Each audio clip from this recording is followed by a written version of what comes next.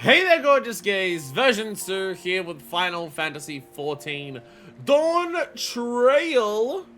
We are back with finishing up 7.25. We didn't quite get around to finishing everything in 7.25 when we were last here. We spent a lot of time on the Occult Crescent last time. The idea, I was always planning on splitting 7.25 into 2 streams. Of just being like, oh, we'll like start Occult, like one side of Occult Crescent, one stream, and then the next stream we'll finish it and stuff like that. We kind of did already finish it. We don't have a Fork Tower to do because it's only on like super fucked up mega hard difficulty, and it's not even part of the story. It's not even required to like unlock any story progress or anything like that. But we didn't like finish anything else that happened in 7.25. So today, it's gonna be a bit of a weirder day, because we don't have, like, we've got major things that are gonna be, like, our main focus of, like, this is what we're doing today, and that's what we'll start with.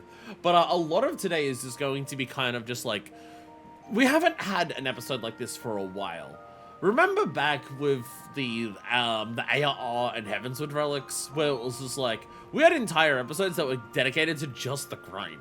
There's like an entire episode where fucking 2 hours of it is just us running Stone Vigil to the light grinds for the fucking ARR relic and stuff like that.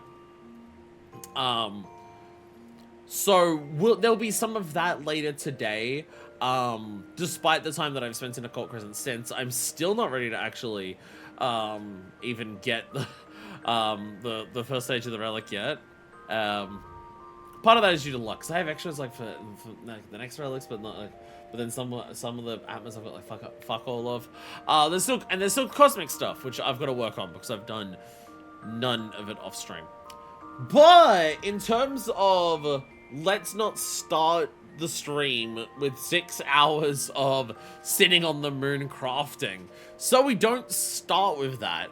Let's start with the exciting things that we have to do in 7.25 that we didn't get around to last time.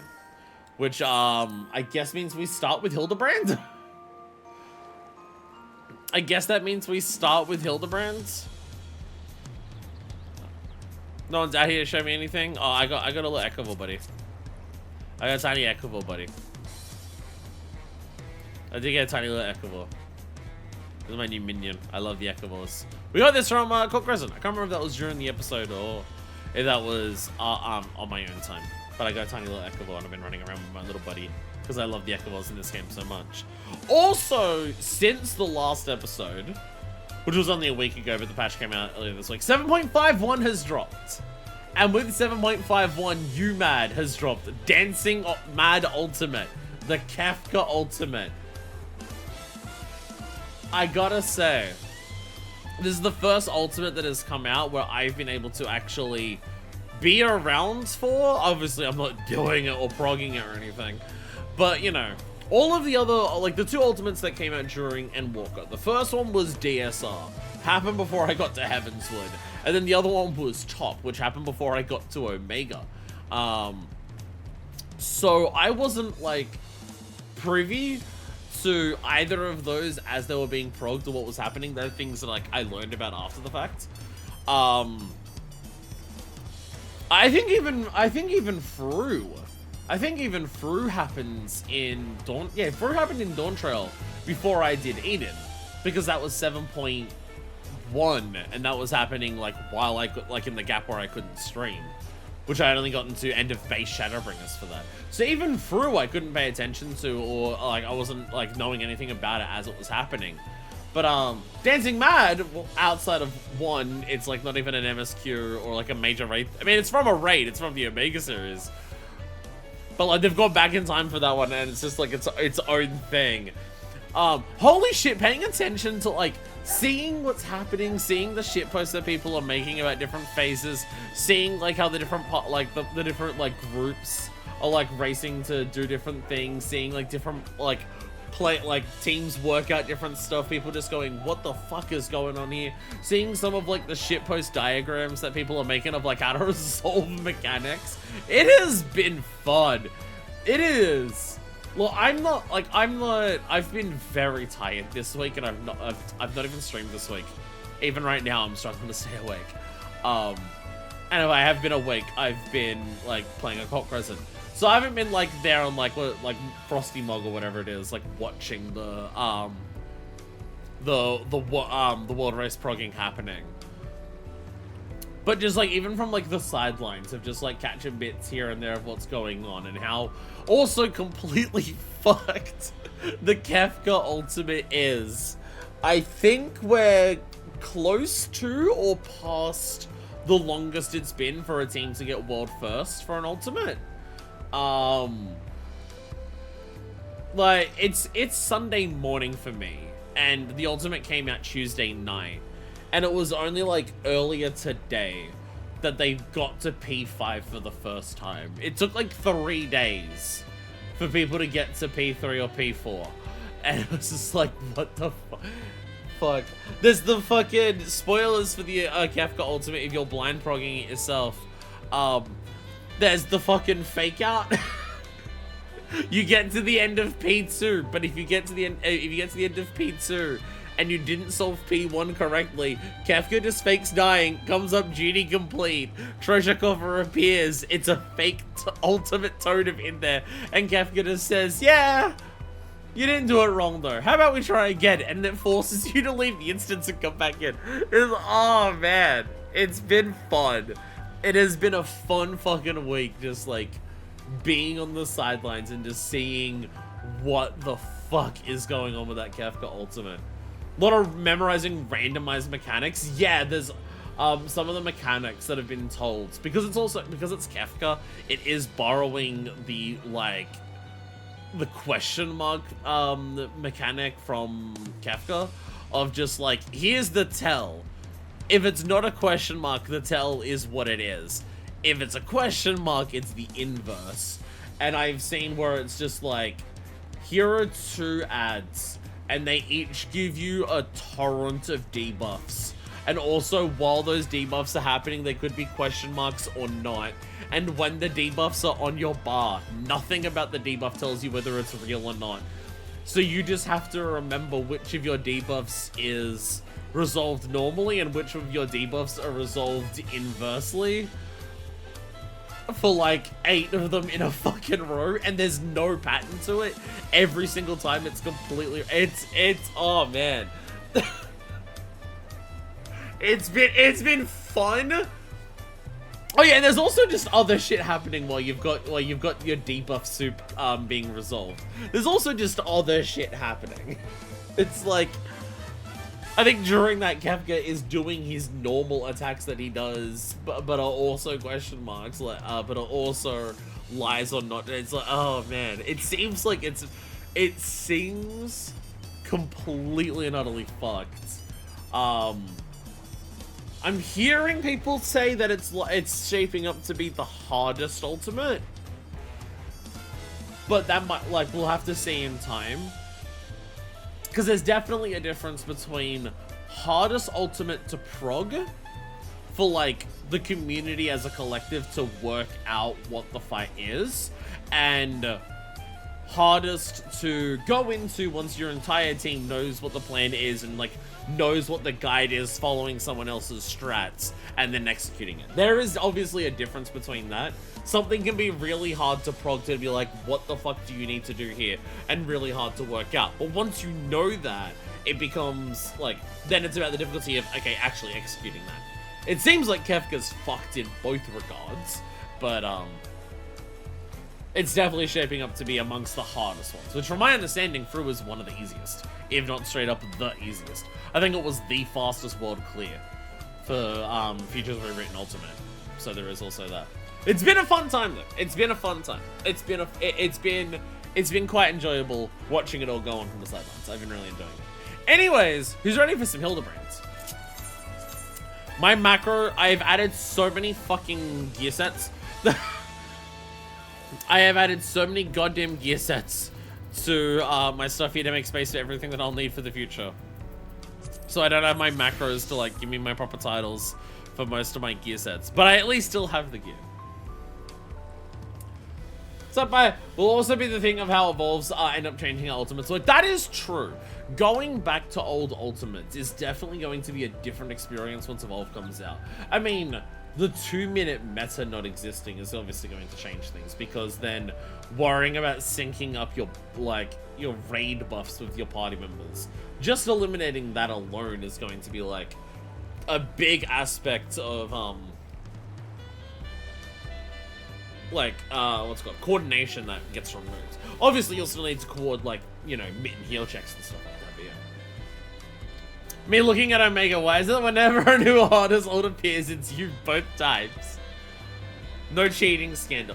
I've not heard any cheating scandals this time, but both of the last ones had cheating scandals from my understanding of who got what first. Where people were using fucking red dot sights in through, and people were using the Hubble Space Telescope to look at Omega. I have heard about those. I also have energy can. Look at my baby energy can. I found half-size energy drink cans. So hopefully I can drink these and they'll be enough to keep me awake, but not so much caffeine that when it wears off it makes me completely nutty crash. Or it'll still be a problem and I'll have a second one of these during today's stream. We'll see how it goes. We'll see how it goes. Anyway, off to Hildy. We're going to Salulu 9. Why did I go up there? Might actually be faster. But we're gonna have a see. We're gonna have a see. Well, I was about to say we're gonna check in with Hildibrand. No, we're not. We're gonna check in with Nashu. Why isn't this me? There we go. Wrong way. Fuck this Aetherite being symmetrical. If I want to run from this Aetherite, I keep having to like actually check the minimap to know where it goes because it's all symmetrical.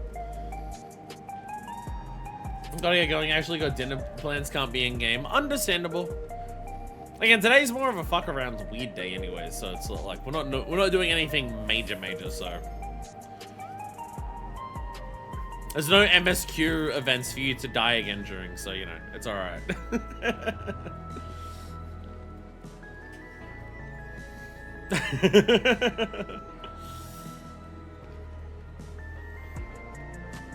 Nashu, hello.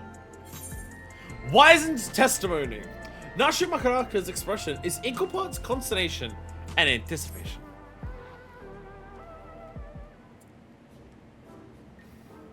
Minnie, here to help again, are you?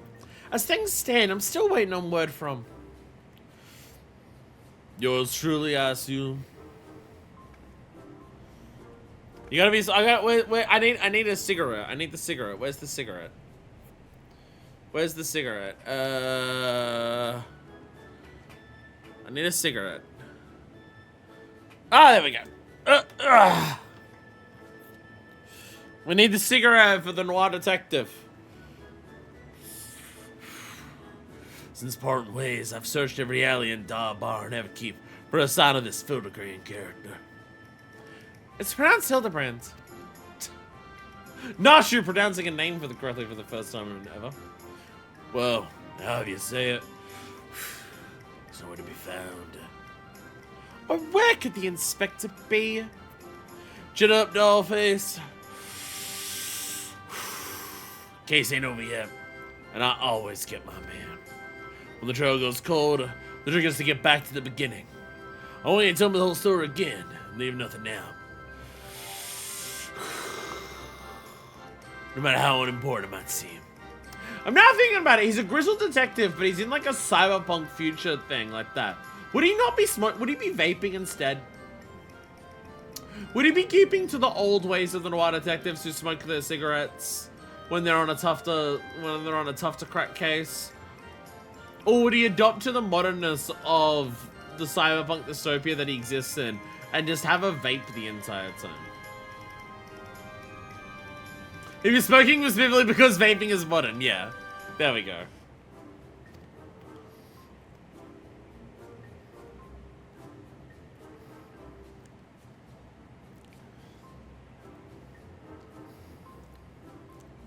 So there was these aliens, right? To release cigars, gotta be good. So that's my opinion when it comes to smoking, right? Smoking's bad for your health. You know, everyone knows that, yada, yada, yada. Cigarettes taste disgusting. Cigarettes taste bad. I don't understand it. Cigarettes just don't taste good. Cigars legitimately taste amazing, though. Good cigars, like, actually taste good, though. So I at least get the cigars. Like, I've definitely partaken in terms of just being like, oh, we're having cigars, and they're like, oh, pretty alright quality ones. Hell yeah, I'll join in for, like, you know, like one, because, you know, it just tastes fucking good.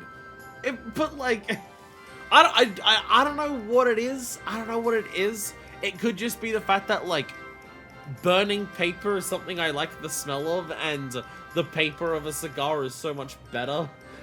Like, when it's, like, the smell of it is so much better when it burns compared to a normal, cigarette.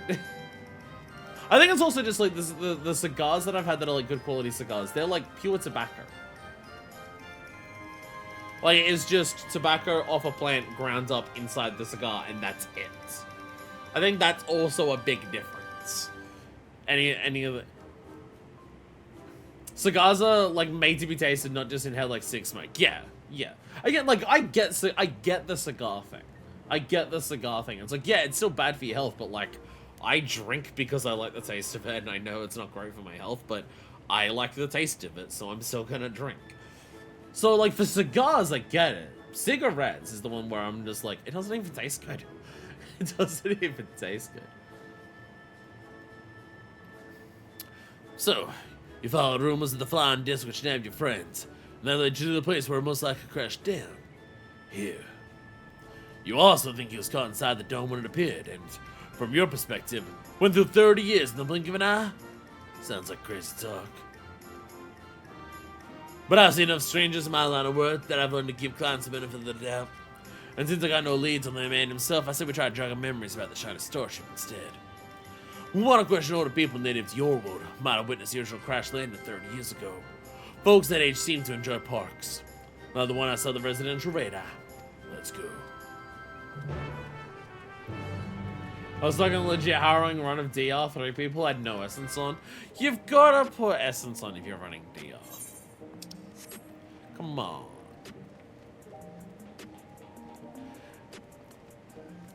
I understand not being like, oh, I'm gonna run in with like perfect action setup. I'm gonna run in with like a pure essence. I understand that for like DR. But if you're at the point where you've unlocked DR, you should know that essences exist. You should at the very least know that essences exist and to use them.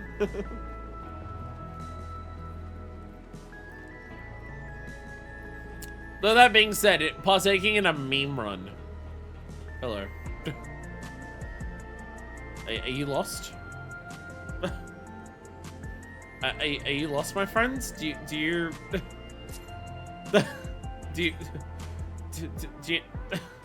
oh, you found them? Oh, you found them. Okay, thank God. I thought you were lost for a second.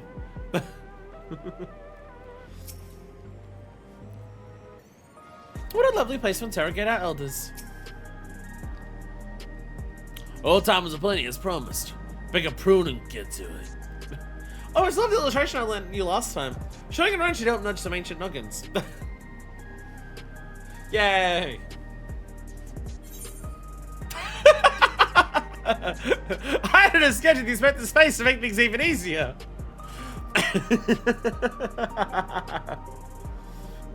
Hell yeah. I have another copy for myself that other mix too. Mind if you and Detective Hardyboard will have to share. Here's this sketch I made of the detective, and here's another one for when you accidentally throw that one out.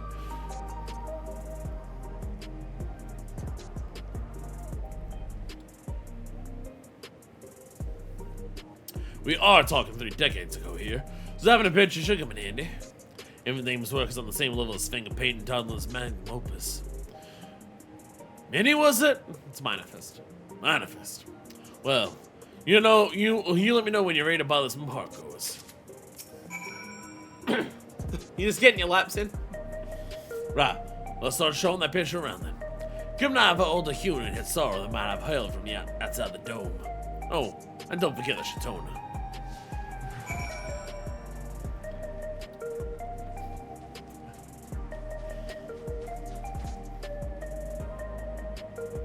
See, they're high on their vape pens. They absolutely put stuff into their vape pens that you're not recommended to by the sellers. Oh, you're being chased. Oh, you're being chased by it. Oh, damn. I bet I made that joke the last time I saw those two. May I help you? An illustration of a starship. Clips from the Fathering of Truth. Picture has been enhanced with a hand-drawn portrait of Inspector Hildibrand.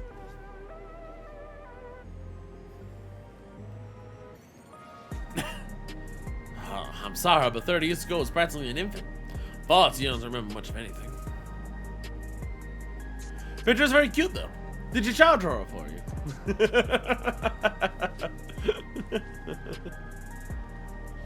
Jade, stop this crazy thing!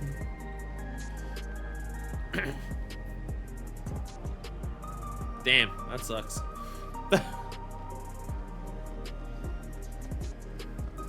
Hello there, elderly Hune woman. What can this old lady do for you? Have you seen any fucking UFOs?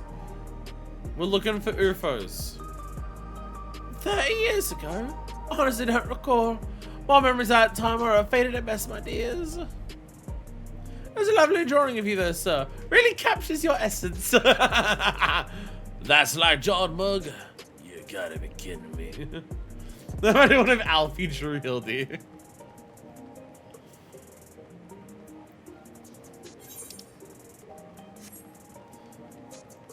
So many stoned people on the grass around here. Probably because it's the only fucking grass in this entire fucking city. Vending machines caught your eye. Yeah, you can buy yourself a coffee and energy drink. Luxuries like that just make you soft. When I'm alone walking through the darkest, dingiest parts of the city, I need something as weathered and weary as I am. I'll stick to my eggs, thanks. Fire your softs? I know, it's the estrogen.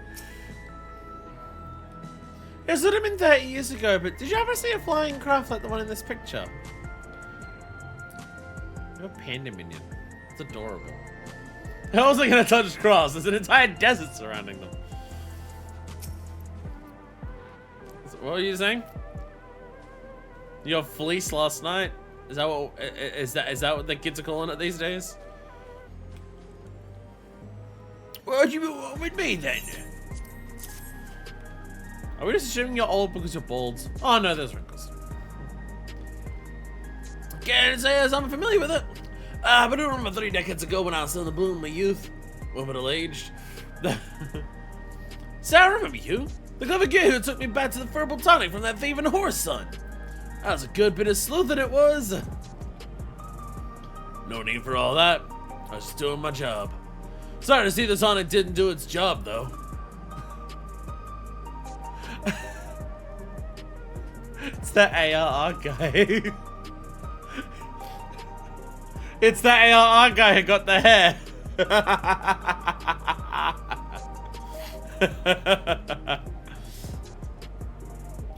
I thought about growing my hair back. It's not the routine. About 40 years of massaging me scalp and basking in the same friggin' room as every morning. Doesn't let me right to start the day without it. 40 years of using Everkeep made product? Oh, that's right. You're Alexandrian, born and bred, same as me. There's no way you could have seen the starship we're after. Sorry to bother you, sir. Well, no, until the bees judging up my eyewitness accounts from so long ago. This is where the grit persistence comes into it. Spanish Stonefell heading towards the 914 radius. I had to guess the age of how long they live, but who knows?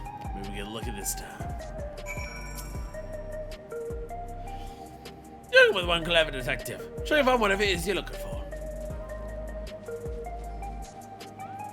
It's one thing that's notable. I've seen people complain about it. Of course it's 14. I've seen people complain about it just being like, I don't like it that the game is making like everyone shards of everything. Like, oh, this person's a shard of this person. And they act so similar and they look so similar and stuff like that. And I've seen people like complain about it happening too much. My reminder is, every single time it's happened, it's been for the purposes of comedy.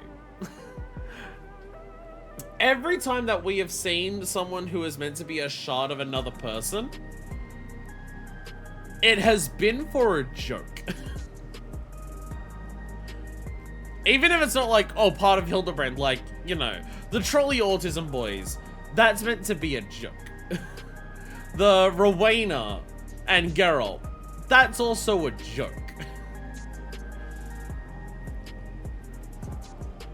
I don't see where you're trapped. Oh, I do see orb over there. Oh, there you are.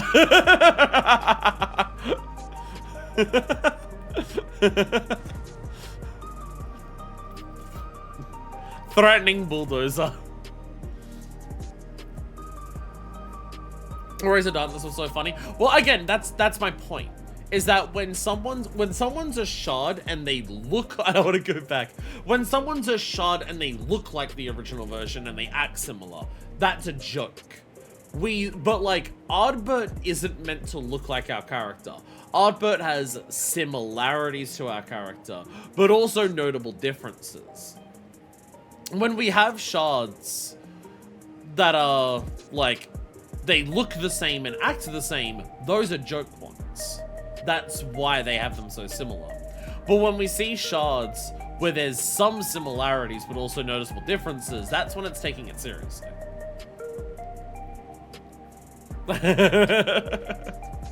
Oh,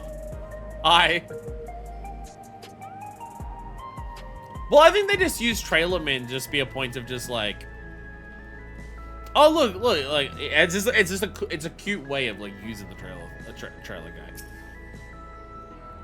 And to be like, your character is a stand-in for the trailer guy. So, oh, looks like trailer guy.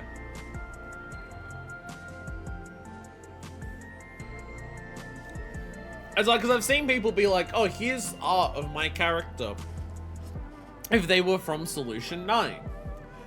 And they're like, it's the same, like, it's the exact same model, they're just wearing different clothes. And I'm just like, that implies that your parents from the source, their shards also had the same kid that happened to look like you.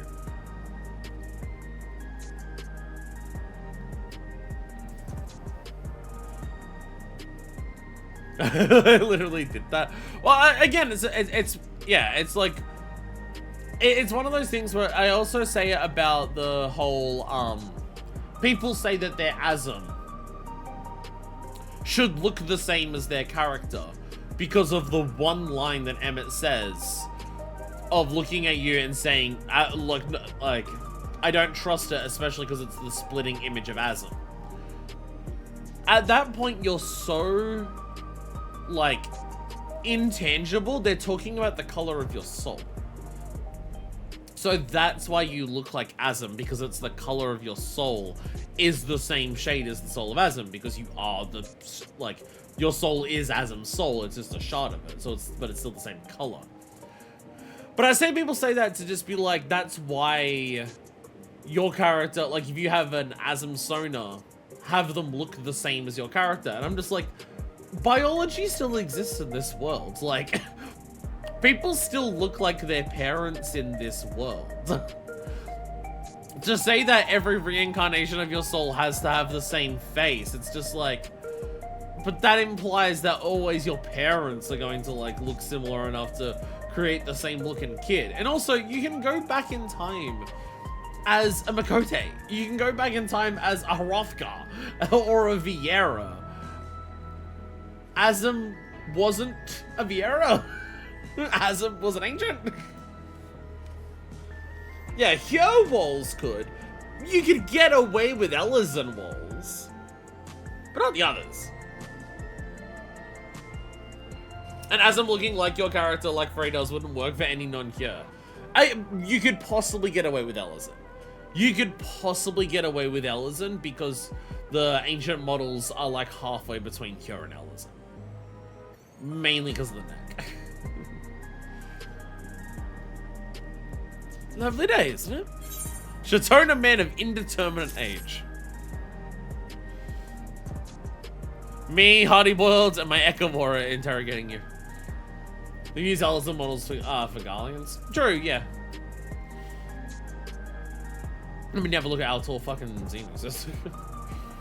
I'm not sure I recognize the man. Hard to tell with such a simple drawing. Forget about the drawing. Forget about the drawing. We're more interested in what you know about the flying disc. Oh yes, the craft I do recall seeing. When I yet felt the sun upon my face, I was living a very different kind of life at the time. It was during a hunt that I spotted it. Flying machines were a rare sight back then, so I remember it well, even now. And you remember where it was headed? It appeared to crash somewhere in Ueyawada, to the north. I was of a mind to seek out the wreckage, but then the dome suddenly appeared, and I had far stranger things to worry about. There, what'd I tell you? Let's find a pound Marshall and share the good news. Back to Ueyawada. I haven't been attracted by a dome. I wonder if I would have found it.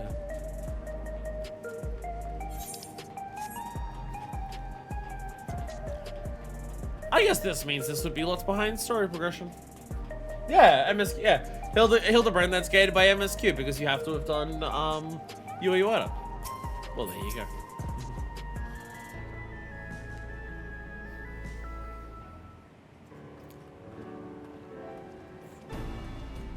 Never escape.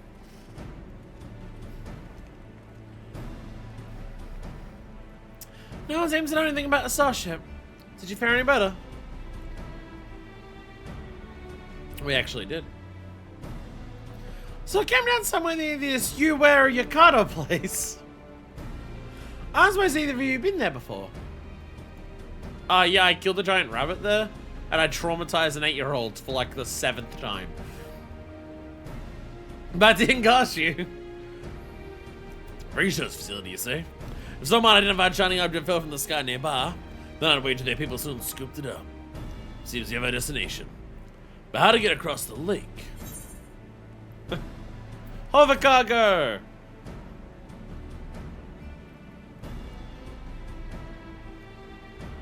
That we could. The road has have a few, and I happen to know one of an accommodating disposition.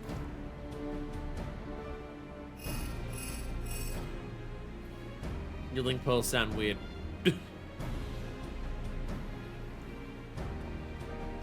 Right, that's our transportation sorted. Yay! What I'm stuck on though is how you've already been to this Ueyawada when I'm only just learning such a place even existed. What's your deal anyway? Agent of Adventure. I'm simply an ardent admirer of Inspector Hildibrand.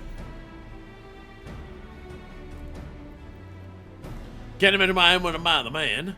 At least from what you two have told me so far. Still, it's clear you're no fresh-faced mook. Let's press on with the investigation. My revolter friend should have a hover cargo waiting for us at the drift towns. I better pack a dose of Nash's delights. Those explosives are yours. Leave them behind. No need to no dizzy dame blowing us up on my watch. Or me for that matter.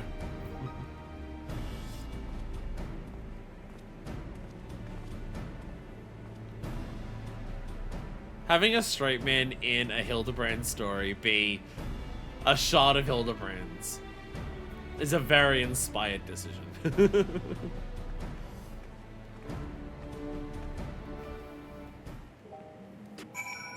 Very, very good. 10 out of 10.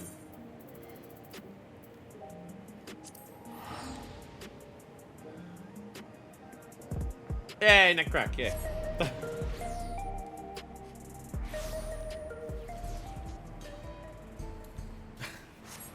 Don't worry about it. Don't worry about it. I'm going to this hotbar looking for a mount. I've had to change my hotbars a little bit because of Occult Crescent. And it's completely fucked with my muscle memory of where my things are on my hotbars.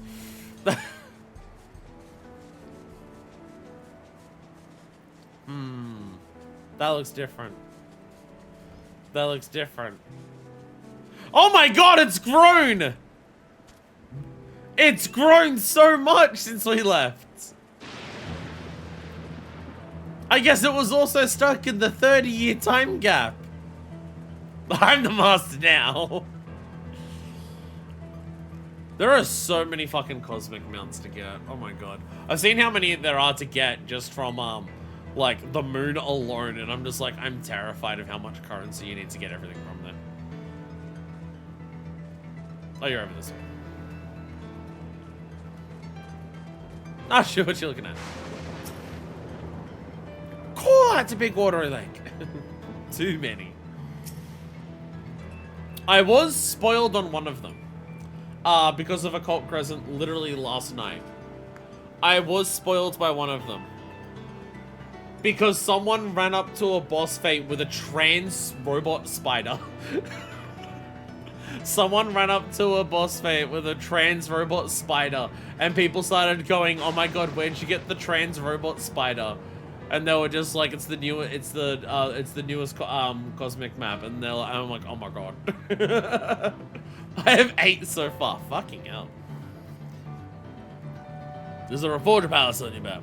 She keeps tabs on the Heritage Found scene. Just be careful when I need information for that for a case to split outside of Everkeep. And a Tommel. I ain't in transport to Yuiwata. Hover car goes ready if you are. Back to Yuiwata! Do we just get to explore this dungeon again? Like on foot? Yeah, we get to do this again! Yeah! We're back to the Resident Evil labs. Let's go! They must like a duck in here. This place is a mess. But I don't see any monsters in the halls at least. Should be safe to split up and have a look around.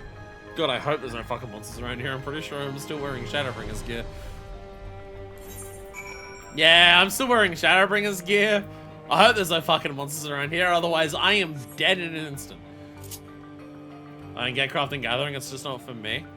I get it when I just want to brain off and just like chill and like, you know, watch a YouTube video while still feeling productive.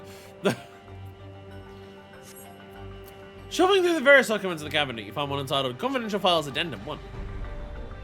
According to associate native to these lands, the unidentified vessel we recovered near Yuiwata had flown into the region not long before the dome manifested. The testimony was corroborated by a thorough examination of the wreckage, which yielded not a single sliver of electrode. The vessel was, without a doubt, manufactured using technology fundamentally unlike our own. This mystery was further compounded by the discovery of a huge survivor within the craft.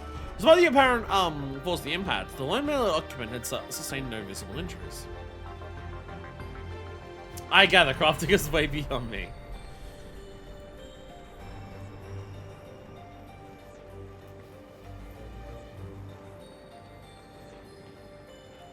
It's fun.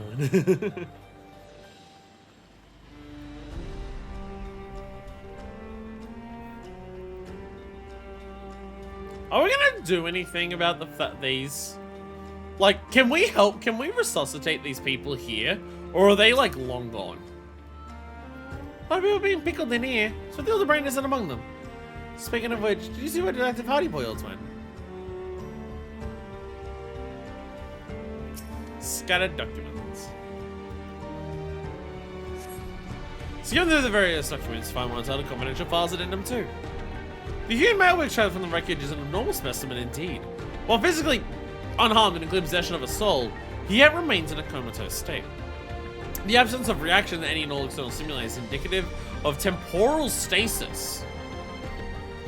Every method we have attempted, be electric shock, a hot bath, or a slap across the face, has failed to awake the subject. Is his remarkable corporeal fortitude a natural quality? Was required with the aid of unknown technology? My enthusiasm for this research knows no bounds. My word, this data! Temporal stasis? Dial up, bye. Temporal stasis, you say? Is he gonna have turned out to have not aged? Because the starship trapped him in time. Spend resources in 2 bars, deep injury ability to raise 2 other bars. Quality and progress. I want to see Zeroja ordering someone to slap Hildibrand. Side studs can't fathom Toon Force. Why the fuck does he not follow the laws of science? He's too cool for science. Alright, so that's the note there that we're gonna read. But where is Hardy Boiled? Where's Hardy Boiled? Hardy Boiled. Oh, we can walk that. That doesn't feel worth it. I was gonna say I can walk all the way down there. That doesn't feel worth it though. That doesn't feel like a great use of my time. I'm gonna guess he's not down there. Doesn't let you go outside. That's convenient. Good. Confidential files and number 3. Cannot understate the incalculable potential I see in our mystery subject. If we could but unlock the secret of his preternatural resilience, then we'd never again need to risk the dangers inherent in the transfer of monstrous souls. While some of my colleagues insist that vivisection's our only recourse, such an extreme measure would mean forsaking the knowledge the men might impart to us regarding his equally intriguing flying vessel. For the time being, we decided to spend all research related to this subject. Specimen will be preserved in biocapsule in Sector 51 and placed under observation in the hopes that he'll one day regain consciousness.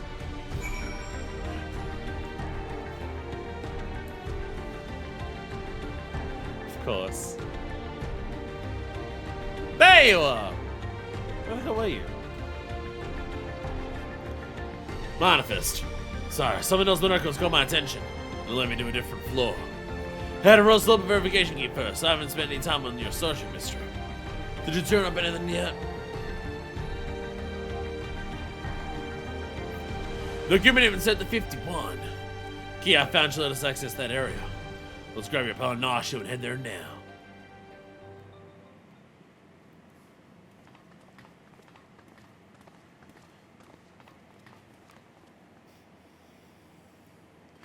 Inspector Hildibrand! There you are!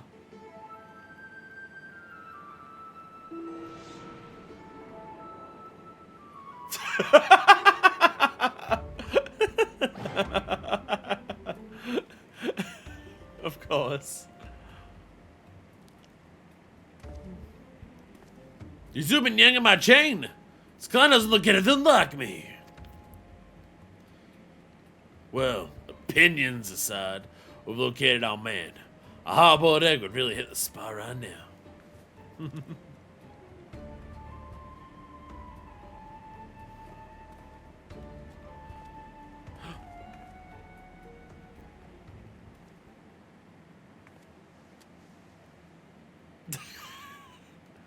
Here, give this to the detective.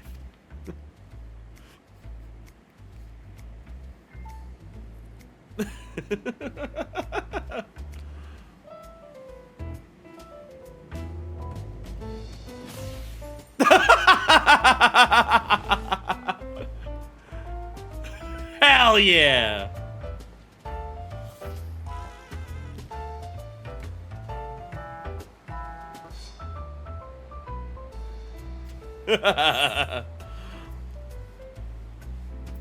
Present. Just for you.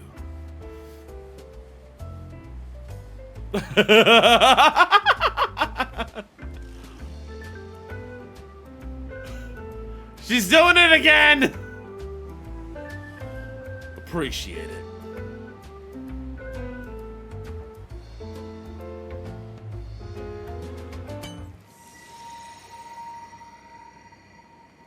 God damn it. Yay! Explosions!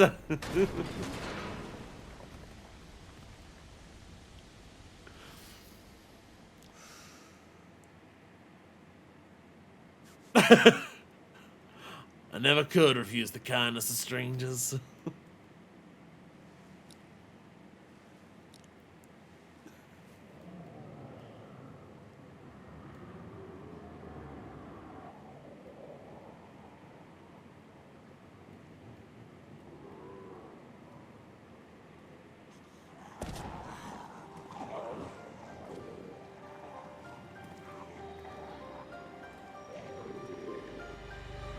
Uh-oh. Oh god, actual zombies!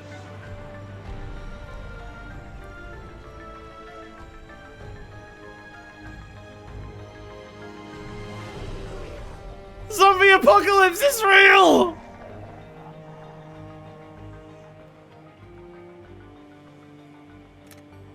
These punks must be feeling lucky. Yo! Yo! My man packing!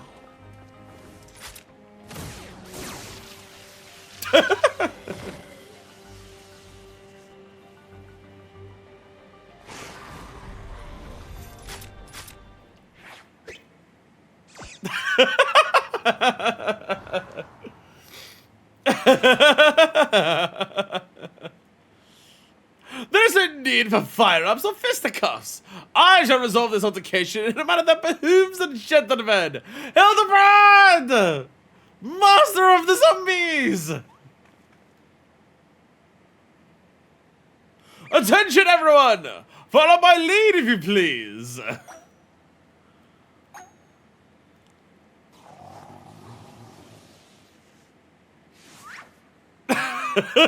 Give me out for a sec. Yeah!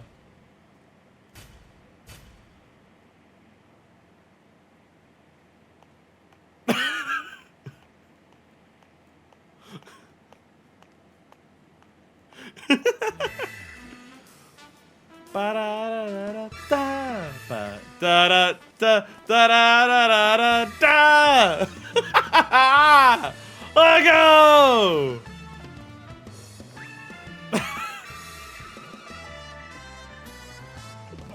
I love bringing back the fact that he rules the zombies as a bit for just like, hey, this Resident Evil inspired place. Well, guess what Hildibrand is? He leads the zombies. Splendid, most splendid! Let us remember to always comport ourselves in a gentlemanly manner.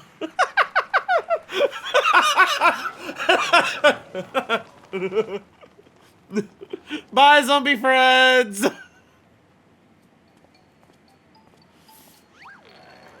I fear I may have overslept a trifle.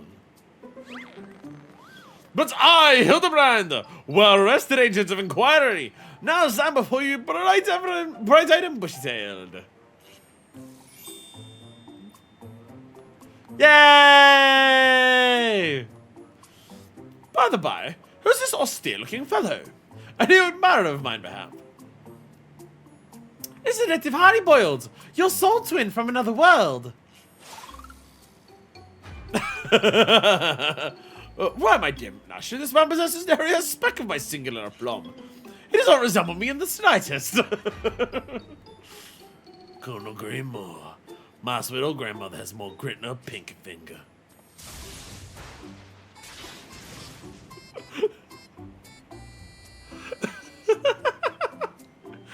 Hildibrand meets himself from another reflection and is immediately just like, fucking hate this cunt. That's odd. Maybe I need new glasses, but some of you seem practically identical. The odd thing here is how you look too damn young for a fellow who's been sleeping for 30 years. Don't get me started on how you charm those shambling corpses. What kind of crime against nature are you? The inspector has a very unique physique for one. And as for the zombies, he's had an excellent rapport with them ever since his brief stint as an undead overlord extraordinaire.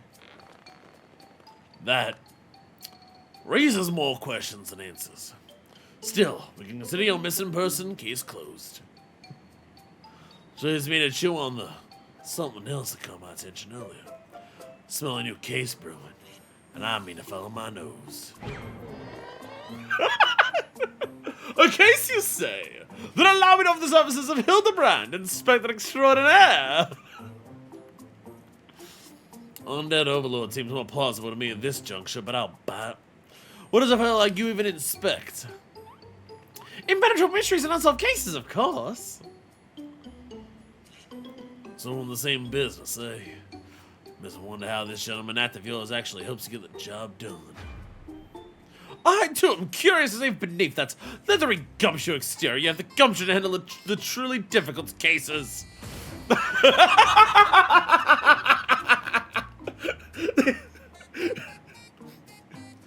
These fucking fighting game intro screens, I love it. The name. She's your assistant. Loyal and steadfast. Yeah, the straight man in a Hildy story being another Hildy is so fucking inspired. I had an assistant once. But now ain't time to reminisce. We have a new case to work on. No, Nashu of this world is dead. Because we just improved your Thuvan chops, Inspector. Let's get out of here and get down to brass tacks.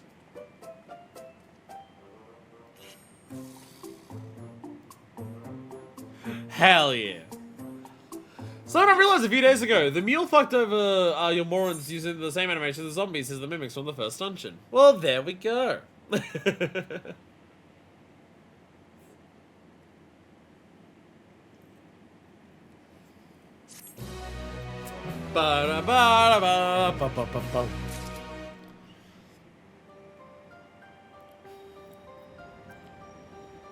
And now he's wearing clothes. Hildibrand, agent of inquiry and expense extraordinaire, is up and full of beans. Nashu, the source of Hildibrand whimsy, she died, so now Hildibrand is hardy boiled. I always have a spare set of things about this close on hand. Okay, how many though? Because he goes through them pretty quickly. The case of the fiendish fugitives. Detective Hardy Boyle's veteran nose has picked up the sense of a new case. No neck crack, sadly. Yeah! What if the posing like that is just like a really good way to stretch your muscles to get ready for inspecting?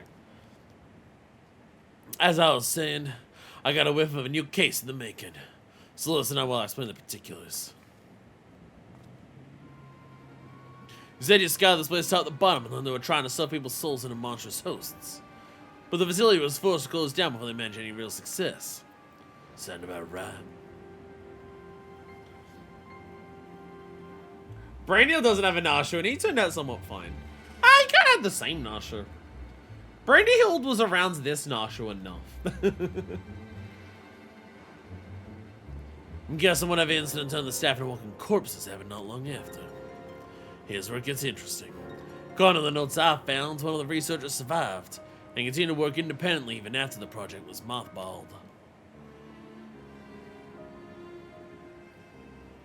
Apparently, he dismissed the Taral Vidral as impossible to control. Instead, chose to pursue his research using less ornery beasts.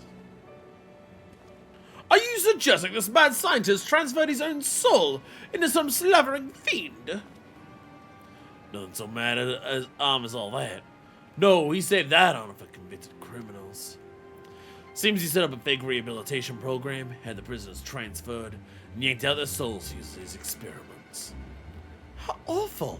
What became of these now criminally minded creatures? That's the million-credit question. I tried down the containment cell mentioned in the notes, but found the cages inside emptier than a barfly's tumbler.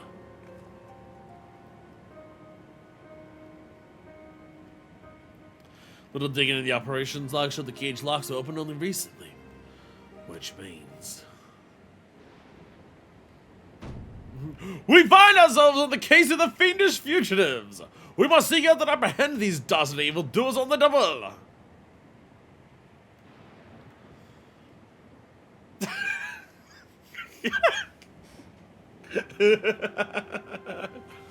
Yes, there's a chance that they're causing trouble.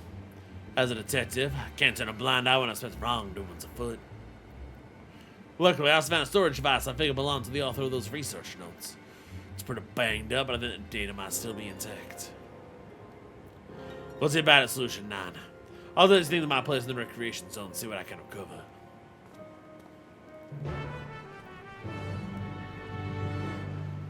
It's the first time they actually say Solution 9's currency. And of course it's credits, because any cyberpunk future dystopia thing, their currency has always got to be in credits. It's always got to be credits.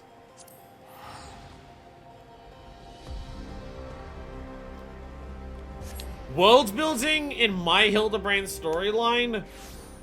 Well, that would be out of character. It's not like they've been doing that since the first Hildibrand.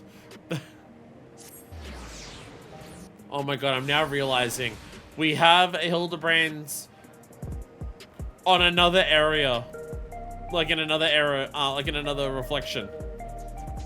And he's immediately dealing with zombies.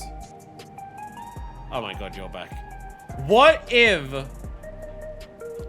the plot this time is someone's mad that Alexandria took over their country, so to get revenge on the country of Alexandria, they are plan on unleashing a zombie horde apocalypse on them.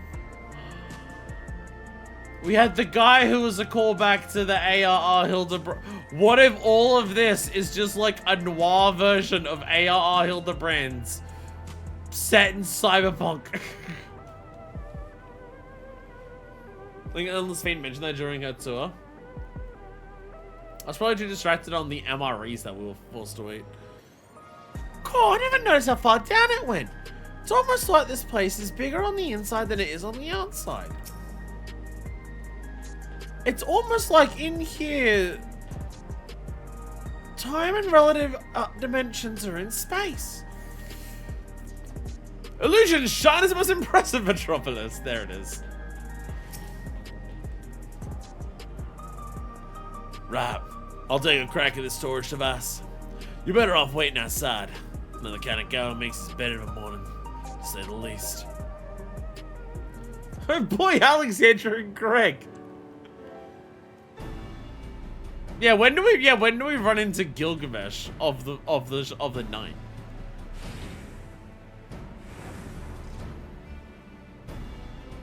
Hey, non-blown up suit.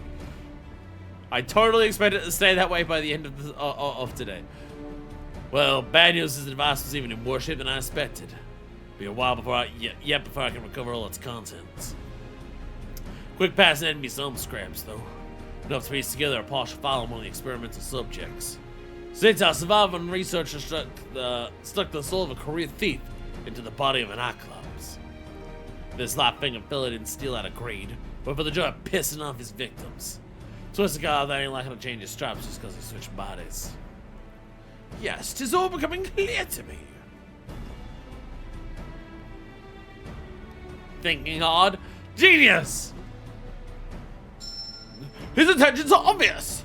Our image escape, he will burgle the most prestigious jewelry store in the city. The soft board of gifts cities I've ever heard. Your instincts are way off, pal.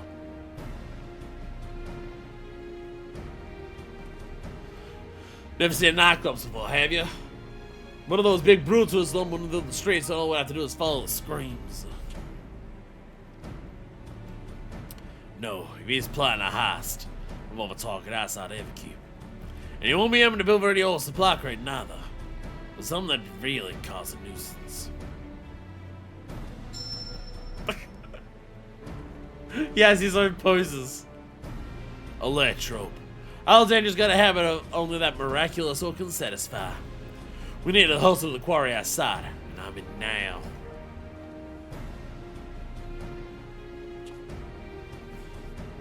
Arrgh! I love how mad Hildy is at alternate Hildy. Alright, Electrope Strike.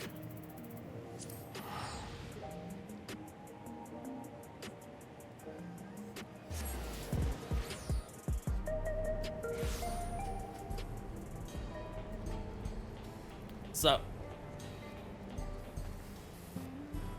Turtle.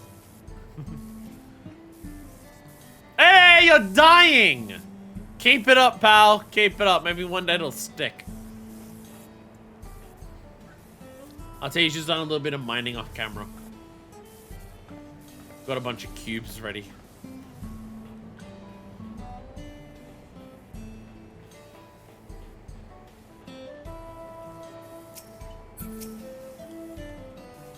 This guy should be able to answer some questions. I say the weather here is rather unruly. How I pied with the crystal clear skies of Ultar. Mate, there's something flying like a cheese with a steady current of lightning energy. Yes, I work here. What's something you needed?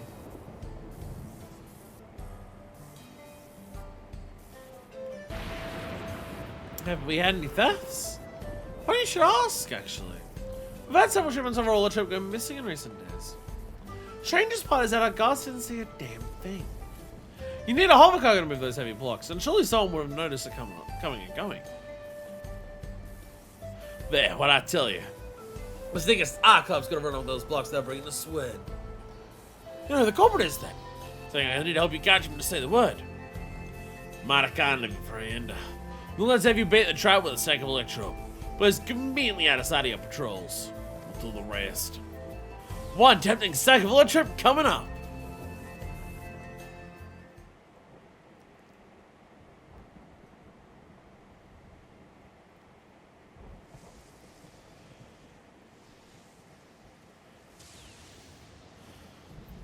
Out of sight patrols, but we are just staring at it, watching it.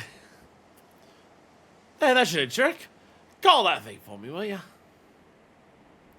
Oh, and do be careful while you're at it.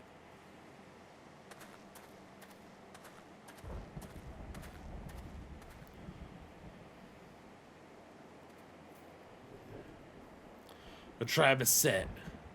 Now we wait. That guy didn't seem suspicious at all.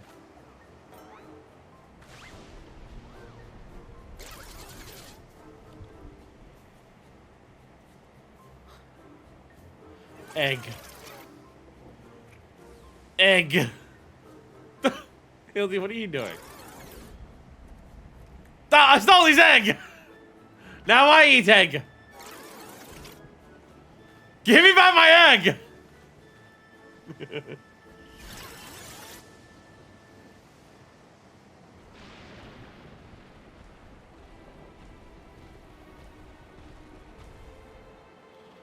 Oh, this is perfect.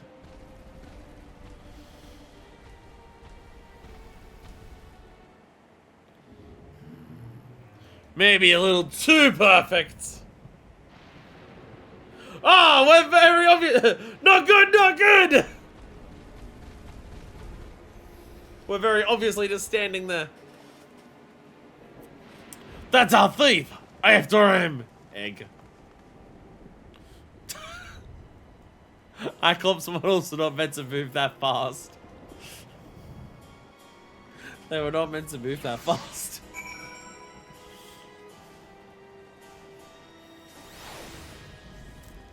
After him!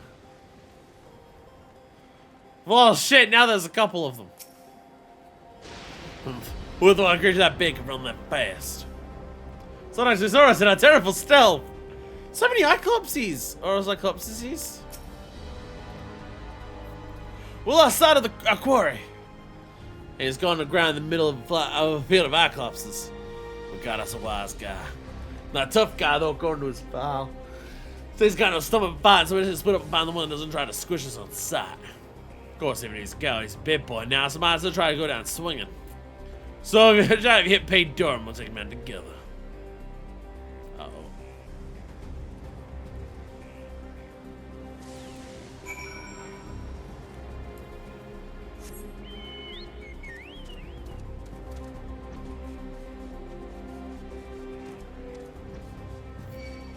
No, don't.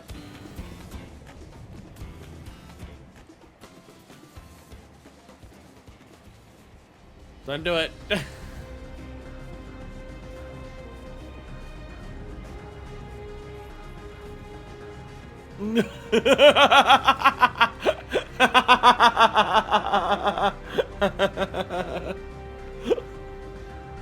Level 98 Cyclops. Me not bad, Cyclops. Cyclops is on top. Ah!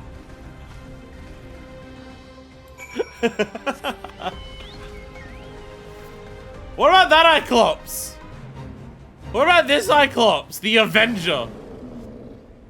One evening not too long ago, Marman and Mono Eye returned from the day's hunt to find the withered husk of his wife and children Splayed across the floor of his lair, their souls stolen. Faced with the decision to either turn the other cheek or seek bloody revenge in the world, he ultimately chose. You seem justified.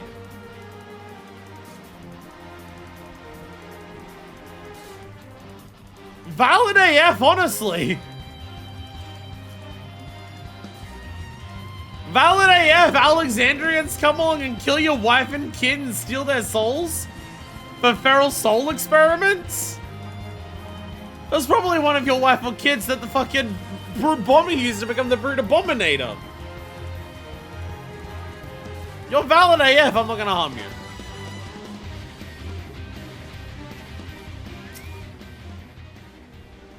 Experiment detective set off a machine that screaming Cyclops. Come on, let's not get left behind.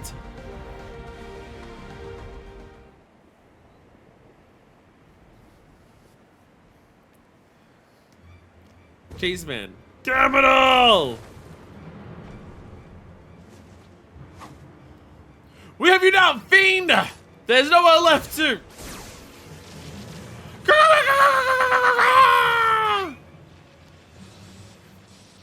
You shot him with a gun! Ow, ow! Let me stabbed by 1,000 tiny needles!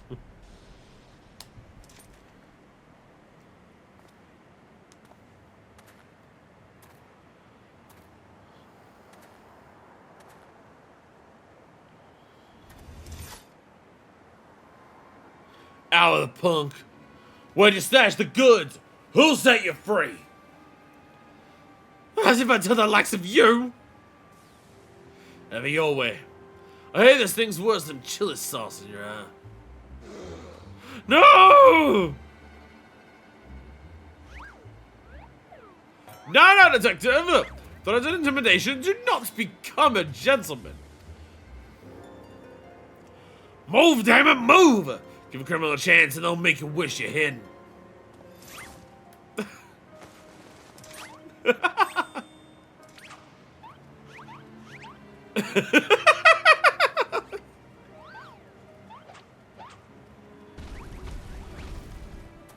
My turn! My turn!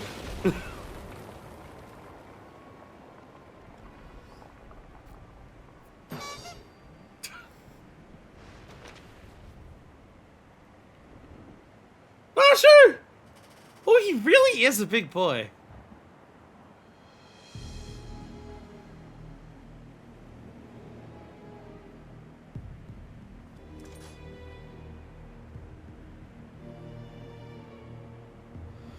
This is my shirt now!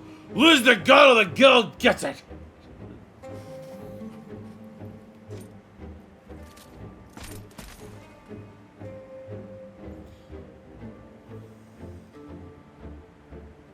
You too! Weapons on the ground. Hey, flashbacks coming in. Ew, was he twitching?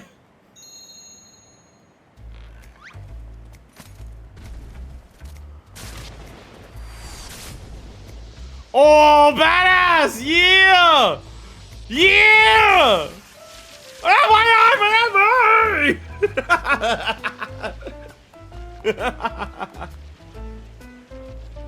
I'm physically unable to not have a weapon equipped.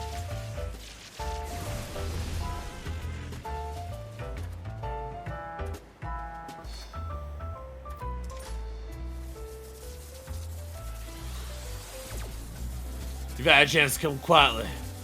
Say goodnight, sunshine.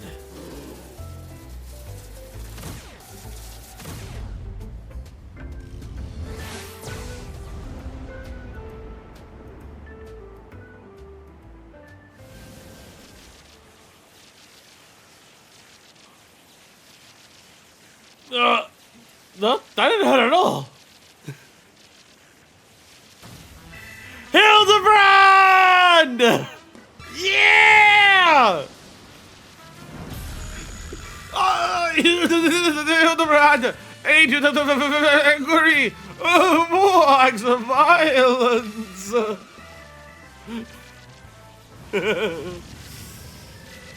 Yeah! Yeah! summon a fucking rainbow lights! Call the inspectors all lit up! You gotta be kidding me. That shot had enough just to head down a Gonfatherium. So bright! Too bright for me to bear! It's too gay! I can't handle it! Ah!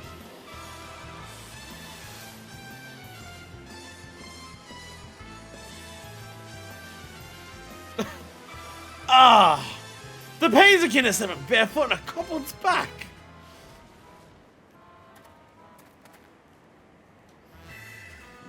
Master Thief, are you certain you aren't willing to speak with us? You shone like a precious jewel. I yield. I'll tell you everything. What the goddamn? How the fuck did that work?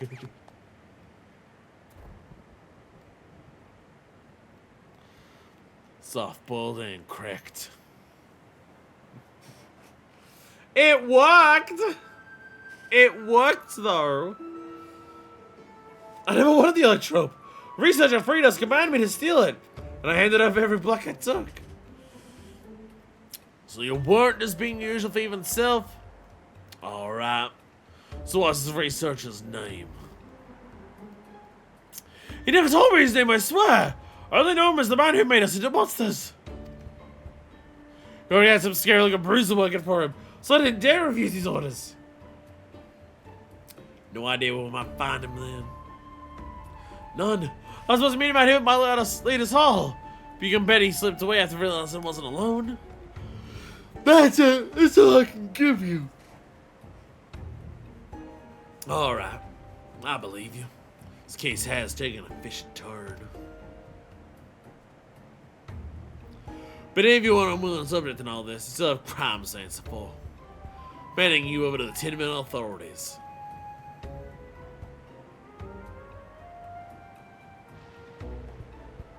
Don't worry. I was wondering how you're a crook in the monster's clothing, so I don't send you to the Arcadion for slaughter.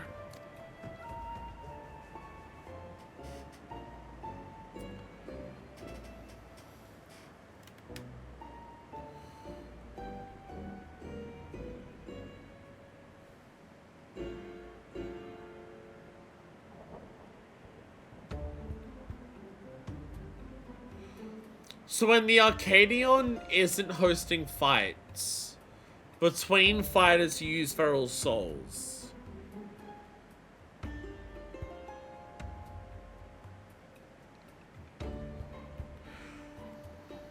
it's straight up blood sports killing shit that they've captured.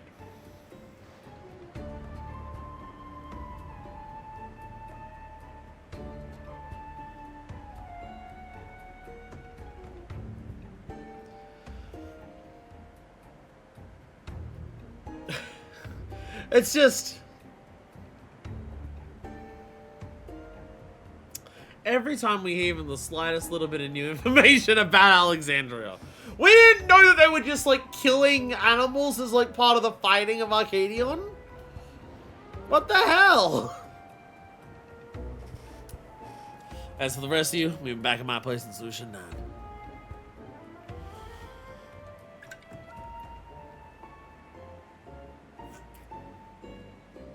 Did I miss the horrors?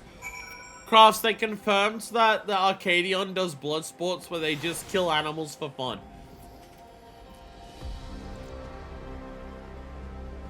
Or that they kidnap wild animals like this to extract their feral souls and kill them. One of the two. I'm going to guess both. I'm gonna guess both.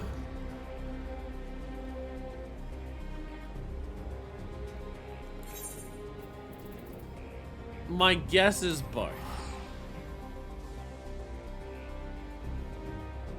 How fun!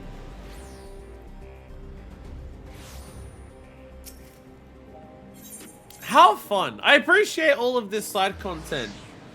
Doing even more to really demonstrate just how absolutely fucked Alexandria is as a place. I sure do hope that the conclusion of the story in the next stream in 7.3 is able to address all of these aspects.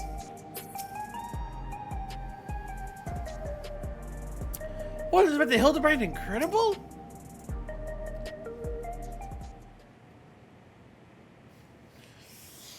Surely Detective Hardyboard must now acknowledge my dazzling investigative skills. In your dreams, pal.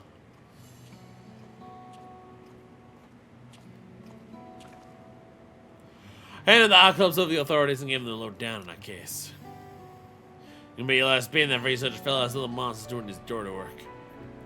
Can't figure out his angle yet, but he's up to no good, that's for no sure.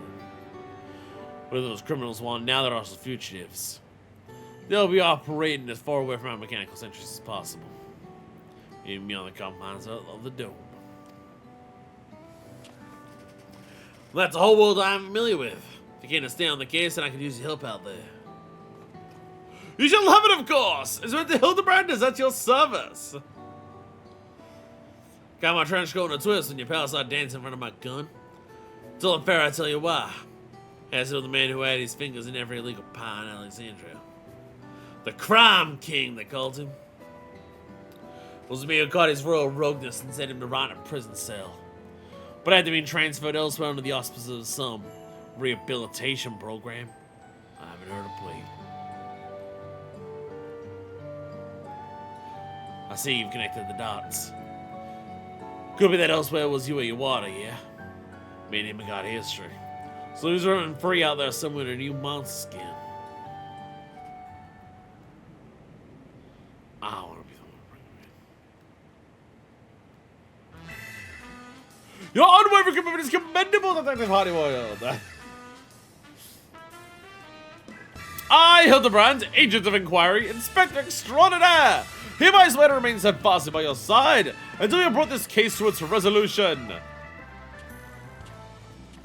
They say as they immediately leave. I don't recall asking that softball dope but no damn thing. Anyhow, I'll get back to bullet scraps today from that box. Drop by next time you're in the neighborhood. Maybe we'll have a new lead for us to follow. Hell yeah! Love Hildebrands. Love Hildebrands. My foot is itchy. I'm scratching the bottom of my foot on my chest, on my table leg. It's very itchy. Itchy, itchy, yeah. Meanwhile, somewhere in Heritage found.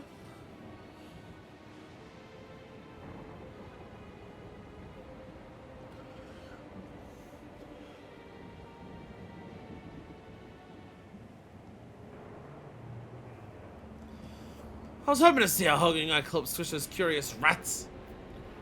Filthy rats! The craven fools surrounded with barely a struggle. But no matter. I'm more than fortunate now to proceed with my plans. Oh, shit. Oopsies. Though.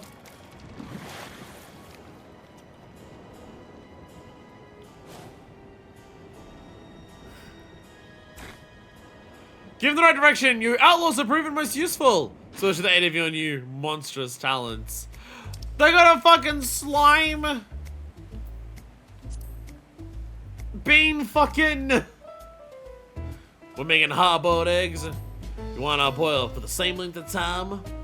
Every time. 12 minutes exactly. And they'll last until soft. And then more they're overcooked. We're out of time today. Seriously, I prepared earlier.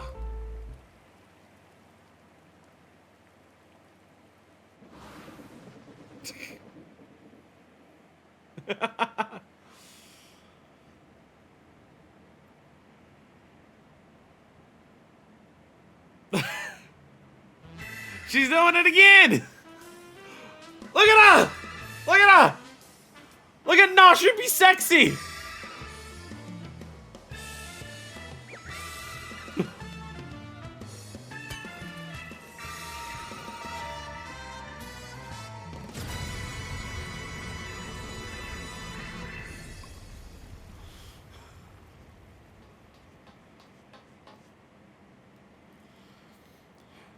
Retro, my X-ray medicine is a ghostly guard trade secrets, and I try to make your own at home. Keep safe and stay tuned for the next episode of Inconceivably Further Hildibrand Adventures. Goblin got eggs.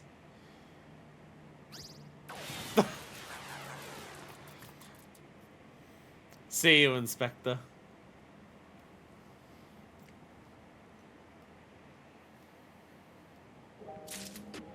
We did it! Hey, Hardy Boys. We did it. I love Hildibrand. Hildibrand good. Hildibrand always funny. I know it's not everyone's cup of tea. I know not everyone is into the Hildy of the brandy. My word for those people is coward. The word I have for that though is coward.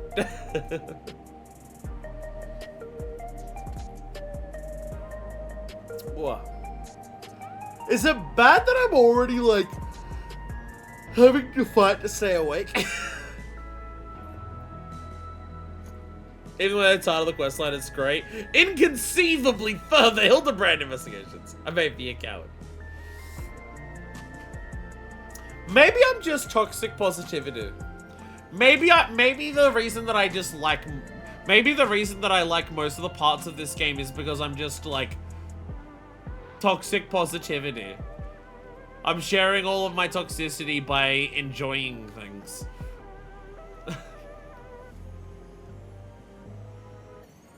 At least I have media literacy. Not as bombastic as Endwalker. Endwalker's the sports gags or something else. Yeah, I mean, yeah, it doesn't. We don't have anything like that yet. But like, Endwalker had the budget to do that because Endwalker didn't include a lot of other gameplay things. Dawntrail at least actually has content in each patch.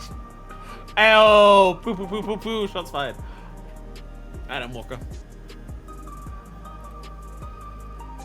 Again, the thing that I really like about Endwalker's Hildibrands is how it's the most meta and self-aware that it gets.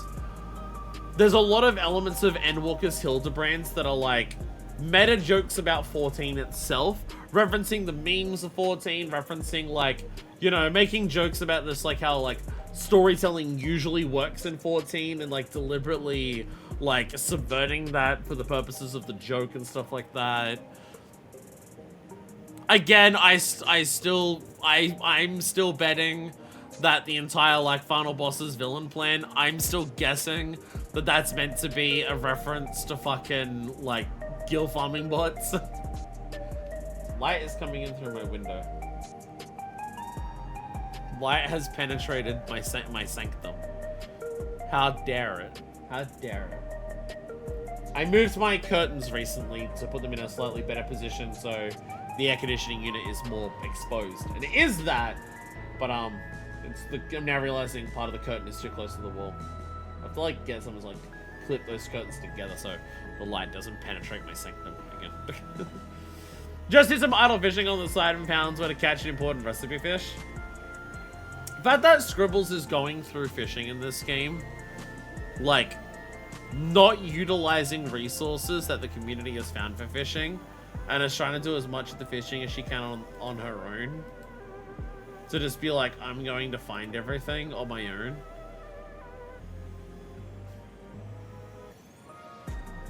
It's what I like to call bonkers.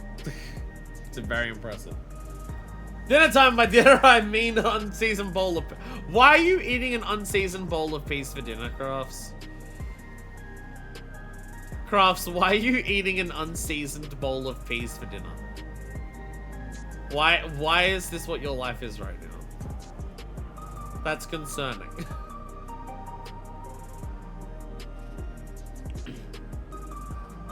Because my stomach is spots fire, I thought we'd established that.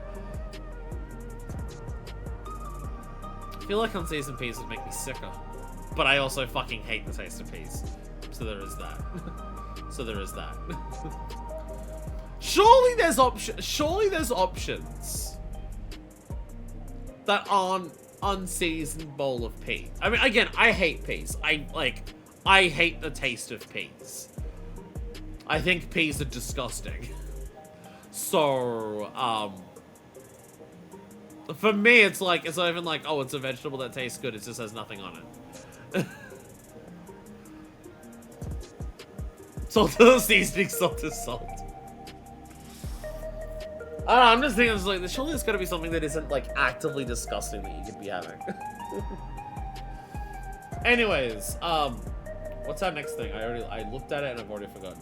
Ah, yes! I can't even have pepper? Oh, jeez. Okay, that is rough. Okay, if you can't have pepper, then yeah, there's probably a lot of other veggies you can't have. We're unlocking Society 2. Where am I going for that? Where do I go? I mean, I'm going to guess I know what both of the societies are that we have left. But we're unlocking the second one today. Yucktail! Oh my god, it's Mamuk. I'm so sorry. Are we going to Mamuk? Oh my god. Yeah, I'm pretty confident I know what the last two are. Not because I've been spoiled or I've heard anything about it, just because knowing what's in Dawntrail, there's two very obvious ones to choose from. Whoever can see it coming. Yonsa, welcome! So, the question will be, is this a gathering? That is not... It's gathering.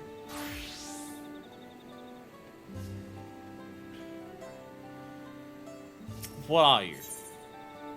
Lands. Oh, this is still a crop. Right, my macros are fucked. Sorry, I forgot my macros are fucked. Right, my macros are fucked. My macros are fucked. My macros don't work at the moment. I forgot about that. Right, I gotta fix my macros. Right, I was like, why isn't this I gotta fix my fucking macros, that's why. 9 out of 11 fishing holes discovered. Time done!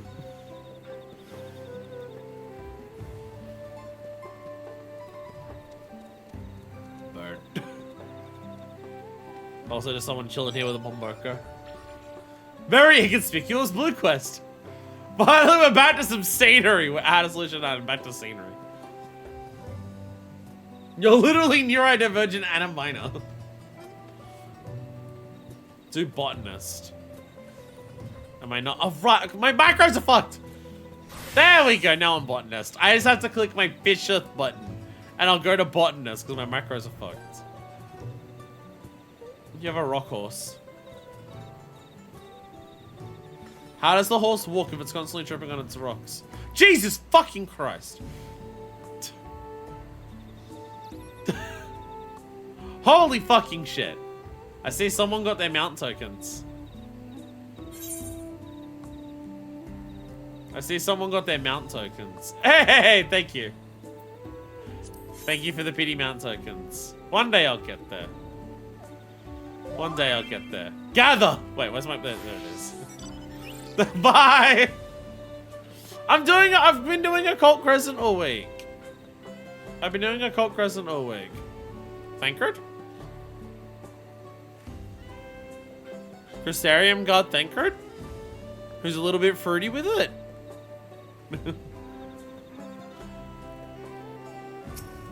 Anyway, Kotoja! Cultivating Hope. We're gonna actually do the thing that... I assume that, like, is this just gonna follow on straight from, like, the actual MSQ? In terms of, like, what if Mamuk grew food that weren't banana, and then now we have banana? A few more weeks and I'll get the first mount token mount. Is this purely because of custom deliveries? Kotoja fidgets anxiously. Manifest, nice to see you. Do you have a moment? This may not come as a surprise, since you personally helped negotiate our import of foreign crops. But a researcher has recently arrived from Charlian. Yeah, this is like directly like continuing the payoff of, hey, we said we were going to do this in MSQ to like help this place. And now it's gonna do that. Got my Alk relic to the first glowy state. There's so many things to do. Kotoja fidgets spinnily. See, this is how I can tell how much more there is to do in Dawntrail compared to Endwalker. This is how I can tell. Because in Endwalker, I was streaming pretty consistently every week. I don't think I missed many weeks, if any at all. And I was keeping up with everything that I needed to do for the various types of content pretty easily. I've had like multiple weeks where I've not streamed 14. So I have had extra like weeks to do the stuff that I've needed to do to get caught up on it. And I'm behind on everything still. That's how I can tell how much more shit there is to do in Dawntrail than there is in Endwalker. So that I'm against collectible spam, I just don't have the time. Yeah, for me it's just like, I could do the collectible spam to work on that, but I need to work on Occult Crescent. And it's like, I haven't like done any of the cosmic stuff because I need to work on Occult Crescent. And it's like, so many things to do. And I'm hoping I can get them all done before Evercode comes out, but you know, we'll see how it goes. We'll see how it goes. I wrote up a list of every stream that I still need to do for Dawntrail today. And put it in the Discord. Hopefully, we will be able to be caught up to do 7.56 on release. That is currently probably where it's leaning towards. 7.56 we should be able to do on release.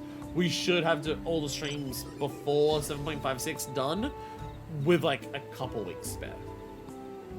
Which we might need those couple weeks spare, depending on how long it takes to do some like societies and deliveries and stuff to actually like finish them. Have you tried Fates for Artma? No, because I'm still like, part of that process of was just like also I'm working on other stuff in Occult Crescent that isn't just the Artma.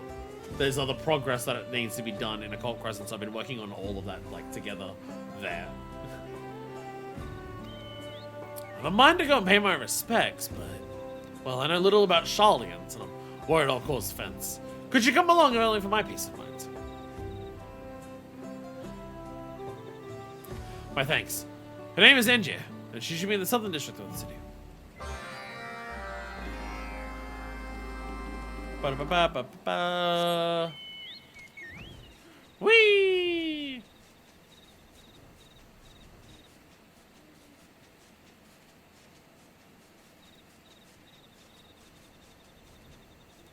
Bakuja.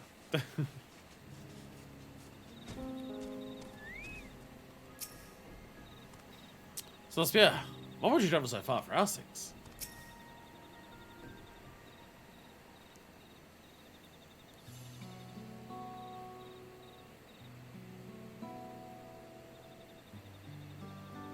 Hard thinking.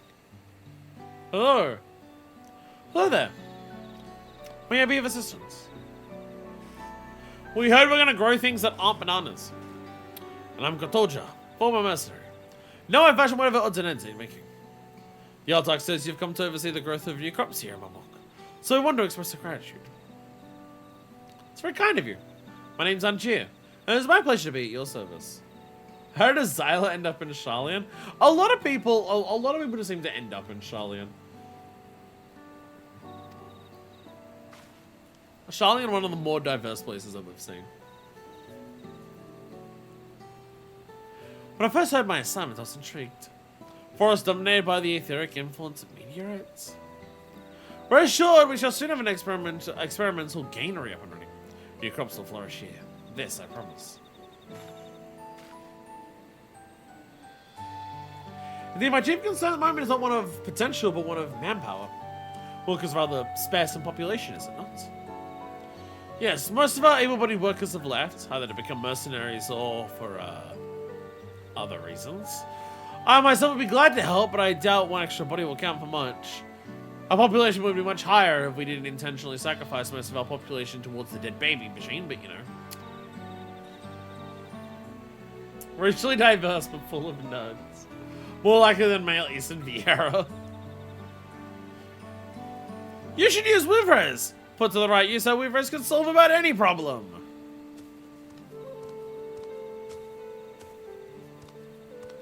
Revolja! How many years has it been? I thought you'd been to Tulia Love for good. When our change was in the air for my book, I had to come and save it myself. Using Wivres sounds like an excellent idea. We could hitch them the plows, have them cart heavy equipment. Let's play Spot the Quest, let's protagonist. Not blue clothing though, so it can't be them. But it's not blue clothing. But it has to be blue clothing for to be the main to be the primary protagonist. All we need now is someone willing to gather extra materials we require. I know, if you gather, it's mostly get on in the years. I'll find an adventurous soul! Need anything more than local mushrooms or the old medicinal herb. Hashtag sexism, hashtag femboy. It's Pride Month, so it fits. I ain't no beast, it's not ore and timber. You? Well, I got my macros right, so I'm finally doing this. I'm an adventurous gatherer. Leave it to me. Then it's settled. You'll well compensated, I promise. Pats boobs fondly. I look forward to working with you, friends. Manifest, Revolcha, both have my things. Think nothing of it. I'll gather what Weaver handles I can find and explain the situation. Sure, they'll be happy to help as well.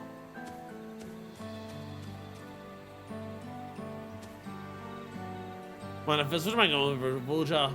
He's a good lad, but he gets ahead of himself sometimes. More than proving your talent for communications, if you're trying to make his point, lend him a hand, would you?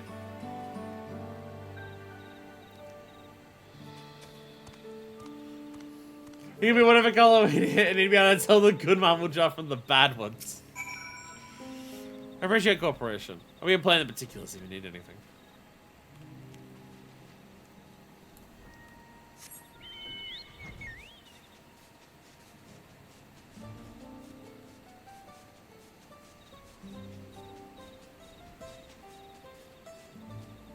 Now realizing how terrified I am with the potential of where is this quest going to end up where we have to come back to each time. Because trying to navigate the city here is confusing. Batman Jars were all stabbed to death by Tumberries. True! True! So the color difference is any Mumble Jar who isn't bleeding red with blood. Remind me why we're here again? Well, we're ready for battle. Don't have much use on a farm. Those random blue ones in the crystal tower. White, which again, I assume they're just clones, right? I gotta assume they're clones. There's some genetic fucked up clones that Allergon had from way back when. Because I don't know any other explanation. My darling has needs! I won't force him to do work he doesn't enjoy. My Wyvern will only do the work as long as there's a whole female Wyvern to fucking plow. And I don't mean the fields. As I've been saying, Wyverns are the answer. I was specifically trained for combat. I reckon they'd help with farming. Combat the ground. Oh, Manifest, perfect timing. Tell them what our one Wyvern is worth at least 10 men on the field, would you? The Glue Jaja's nephews. What do you expect our Wyverns to do exactly? Hoe with their horns? Allah could totally try to perfect Mumble Jar crossbreeding. Exactly, it's my thought process. They've got some fucked up experimentation going on with their cloning and breeding and stuff to do. More like pull heavy plows. That makes far more sense. That's what you need, dumb. We can do it. My mind is now changed. Because I didn't realize that maybe big muscular creatures could move things if they moved at the same time. Believe me, we don't want new crops here in my work. I'm so sick of eating fucking bananas all day. I'm happy to help. I just want to know how Wyvern training for battle could be useful. They can haul equipment. They can haul a sword. They can haul a trowel. I see. Wyvern have the strength for combat. No problems with that. Very well, both of us will be over presently. Tree though. My breast Wyvern only smashes things. Those of you have service, my darling can't smash on the bits. I'm afraid we're at an impasse. How about rock? Wyvern, use rock smash. That sounds well smashing. Leave it to me and my Wyvern. We'll have the garden beds free of obstructions in a blink. That's incredible. You give us more to help just like that. There's one last person I think we need. His name is Kajiljar, and he's a Najul, Jatika banana farmer. We can trust his expertise.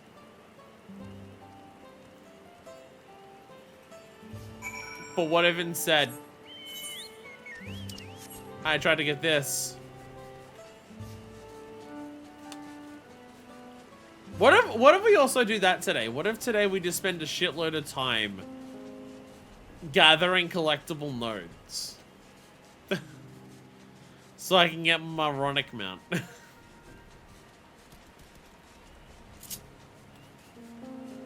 What if that's an entire string?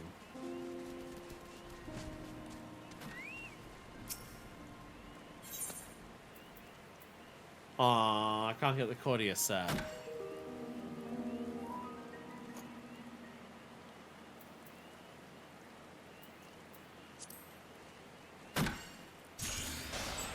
Nice.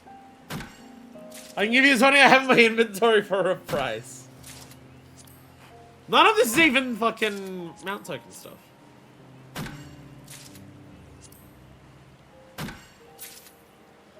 But I gave you some of my mount tokens, so we don't do that on stream. You have to bribe me. You either get boring content, or you give me the fruits of your labor. You say, like, you worry about this. We're going to be doing 90 odd missions in cosmic exploration later today, so so you know, get ready for that. No, I'm not expecting to get that done. I'm not expecting to get that done. Maybe. It's Gajilja. We're best friends in childhood, but well, after until YOLO, we haven't had much contact.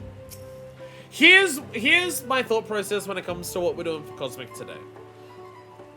The amount of missions that we have to do to unlock the side quests for the moon. Would we likely get that many missions done just upgrading the relic? Or would it be like finish the relic and then multiple pass and then like quite a few pass that would be enough to unlock the missions? Again, I've done literally 0 Cosmic off stream, so I've been doing Occult. I've been doing Occult. And sleeping. I've been also sleeping a lot. So I say, oh, I've been doing Occult Crescent. I've been doing Occult Crescent. I've played Occult Crescent like maybe 3 or 4 days this week. Probably, I think only 3. And even at that time, I've been doing like yesterday was the first time that I actually made it to the end of a lockout of like the 3-hour instance timer. I've been sleeping a lot this week as well. You know, caffeine is at the top of the list of things I cannot ingest. So expect me to dip out sooner rather than later. Understandable.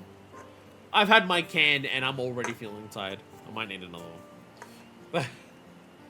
One fishing hole found, one to go. Find this hole?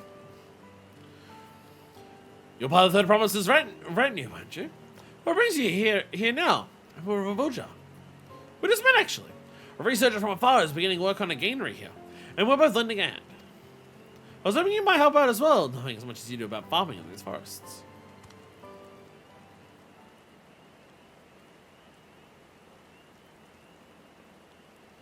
No.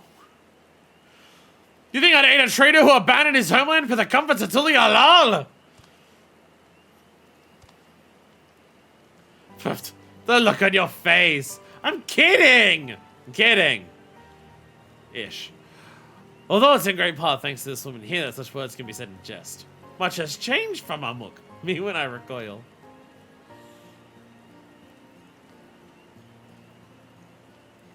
My best friend has finally come home. I'd be a fool to refuse his pleas. Joking aside, your words didn't ring hollow, good Yoja. To many, I was a traitor. It's everything Mamuk once stood for. A traitor to my friends for never writing. It broke my heart to leave, but I couldn't stand the zealotry of blessed siblings. Now that the old teachings have been left in the past, I'll do everything I can for Mamuk's future. Ah, you explicitly, yeah. When they were saying some left for other reasons, the ones who left were just like, I don't want to be part of the baby grinder. I'll pass, thank you. Thank you, Gajilja, for your forgiveness. Hope that you manifest and I can help a new way forward. I'm not gonna get the notes. It's gonna take too much. Hopefully we have enough people to get started. Let's go and ask Angia if she needs anything else. But I totally could though. But I could though. Is it a miner or a botanist one? The botanist one.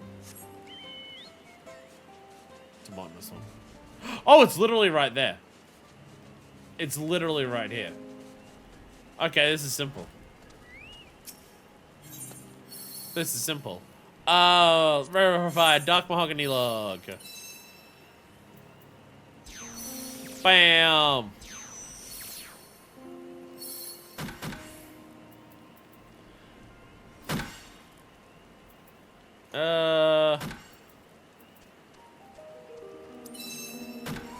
Damn it. Come on, give me the proc. Give me the proc for that one. Yay! There we go. It worked. Wise of the world? No. I'm not wise at all. Boo. Wise of the world? No eureka moments! No eureka moments at all! This is bullshit. I'm telling you, Meticulous is the deceiver. But like...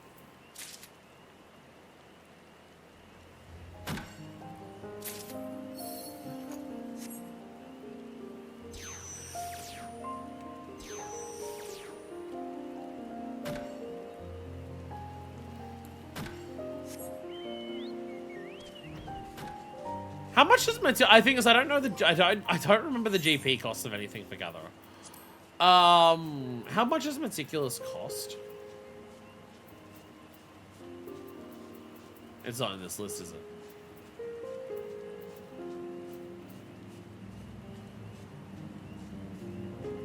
$50. No, it doesn't cost anything. Oh, it costs 100.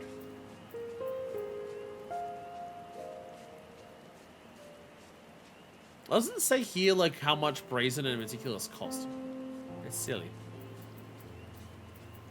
Because I'm just thinking, if I don't use Meticulous and just use Scour with Scrutiny,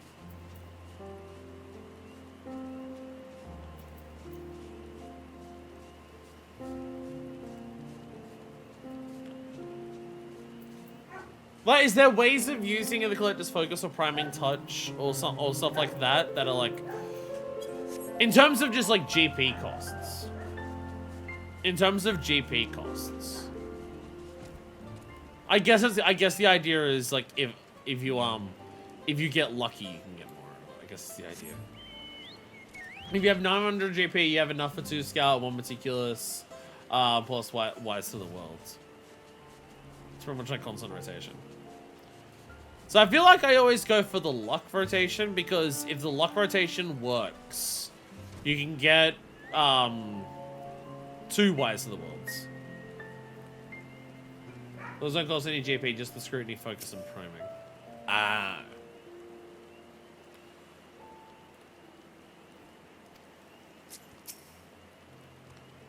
Let me know how I can help. I told you I was hoping the outfit that we've raised the cards and house. That'll be long afterwards. Thank you for your aid in recruiting the others. The handful of Withrose, our worker shortage is now but a trifle. The handlers have their orders, but there's one thing I would yet ask of you. While fertile, the soil needs some additions to better accommodate the seeds and starters I brought with me. I think some charged bark should balance out its acidity nicely. Perhaps you could bring some from the Zuprit's Interfield? But ain't the proper permissions from Ikbrash to gather from the Atoma Horizon. As long as it works done respectfully, you have nothing to fear. We can setting on the base for operations in the meantime, so let me know once you've acquired what we need. Grab extras of these, because we'll need them. Did I not give you the mount token? No, you did. No, you did. You got off the barrel tender and gave it to me. Yeah. You did.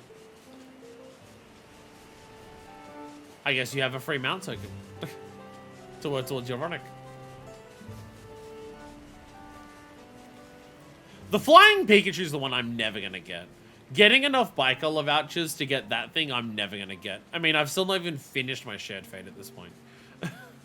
I still haven't even fucking finished Shared Fate, let alone get all of the stuff that I, like, the normal registerable stuff that you can get from Bicolor gemstones, let alone even start working on Bicolor vouchers. Fates are one of the things that I just can't handle in the game. Like, spending a shitload amount of time on. I have zero prospects of ever getting it. But it's a cute flying Pikachu. But it's a cute flying Pikachu. Charbok!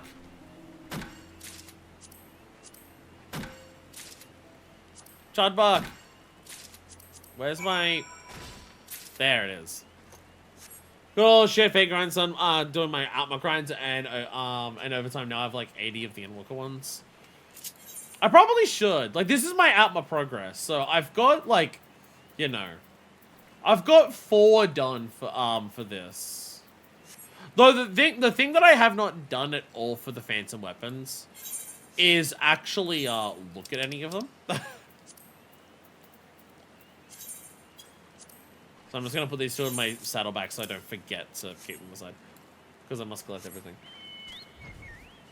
I haven't actually looked at the weapons at all for the Phantom weapons. So I have no idea if there's like what relics I even want. I'll be getting one of them for my job that I'm just gonna like go through Occult Crescent with.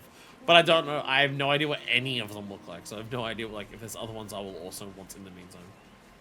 I have not determined or decided this yet. So, how much Atma I should get, while I'm, I haven't decided. There's a shop so you can see them all once you get the first. It just shows you them all. That's not normally a thing for relics.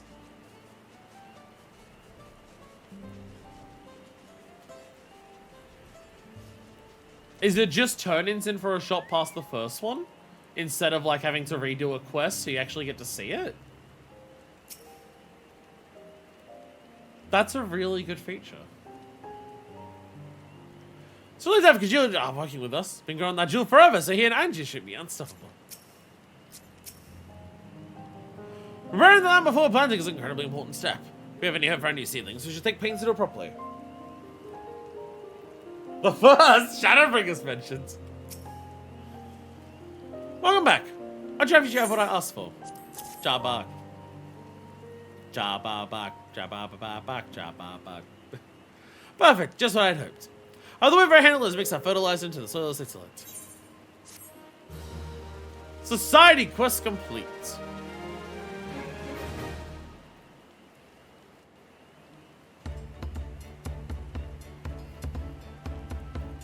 Wivrays! Isn't Wivray the fucking Biker Lavoucher Endwalker mount? I believe it is. I believe it is. I only like 3 left to get it. It looks like. For my Atmas. It is. Oh yeah, and the Fallen Angel Wings. Yeah, Fallen Angel Wings, yeah. Kotsuko, we're ready when you are. Just about, yes. This should be ground finely enough to distribute evenly. We're gonna like grow a whole cool ass farm here.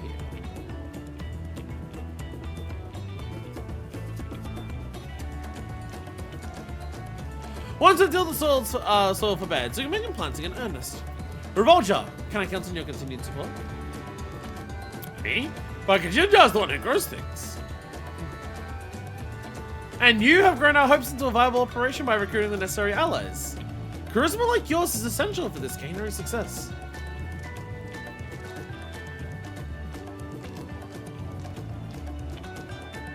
Yeah, you can do it.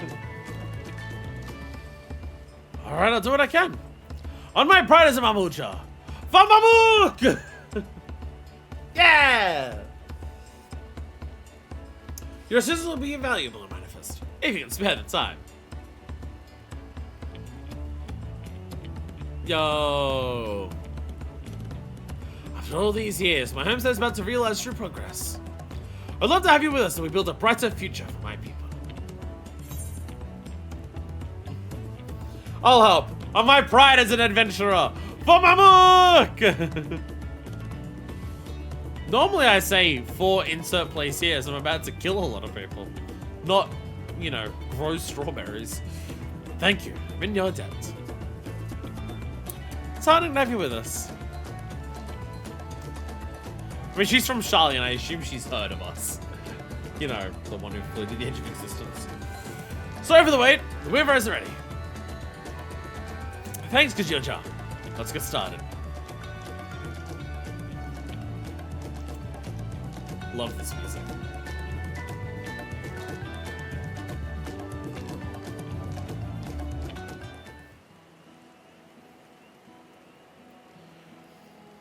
Oh, it's gonna be like a nice big plant thing, like planting thing around the big tree. That's cute. Strike a bargain with the woman who shares our gift.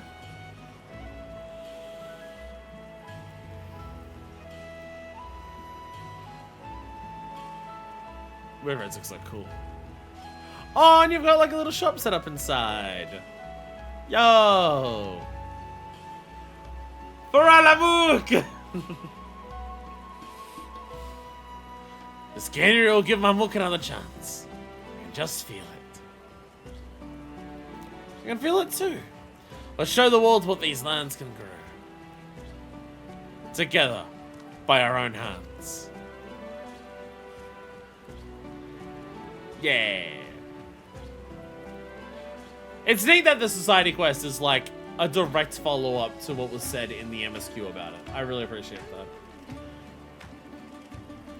Like, some Society Quests are just their own things, like, oh, you might meet them through it, and then just, oh, they do their own thing while you're there, or stuff like that. I feel like as the game's gone on, they try to have the Society Quests, like, respond to the MSQ a lot more directly. You can especially feel that with Endwalker. Like, holy shit, Endwalker. Like, the entirety of Endwalker is that. Like, the Endwalker has the Hippos who are directly dealing with the final days, having struck Thavnair. The Loperates having lost their sense of purpose because, you know, the Exodus no longer needs to happen. And then the Omicrons is just like, what the fuck does Ultima Thule do now that Medion isn't around? And like, the Pelu one's not as much that. You interact with the Pelu in the story, but like, what you're doing with the Pelu doesn't do that. But this is like, explicitly brought up as a major point for Mamuk.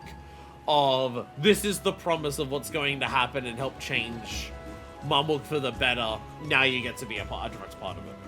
Again, it's the thing that people always talk about when it comes to one of the best strengths of Final Fantasy XIV storytelling. Final Fantasy XIV storytelling is so frequently willing to be like, and after the big story stuff, show the things that happen afterwards. From hopes yet to fully blossom, Mamuk has established a gainery. Hello, Moja, come to love the land that supports them by aiding the farmers of Gokgoma. Yo. And I'm also just a sucker for the society stuff in terms of like what most of the quest lines are. Like, you know. So much of the society stuff, especially since we stopped like the societies just being about fight the bad ones. So much of the society stuff has just been like kind of cheesy, happy, like, yay, things are getting better. You get to like see the impact of your progress by seeing the lands change and stuff like that, like a little area, and you get to like eat your vegetables one. You get to feel your impact on the world by physically seeing it represented. You know, it's in small ways, but you know. I appreciate when I make progress by doing something in the game, and then I get to see that progress happen, as opposed to a bunch of people beat me to the punch, and then I come in and everything's already finished, and I don't get to feel like I take part in it at all.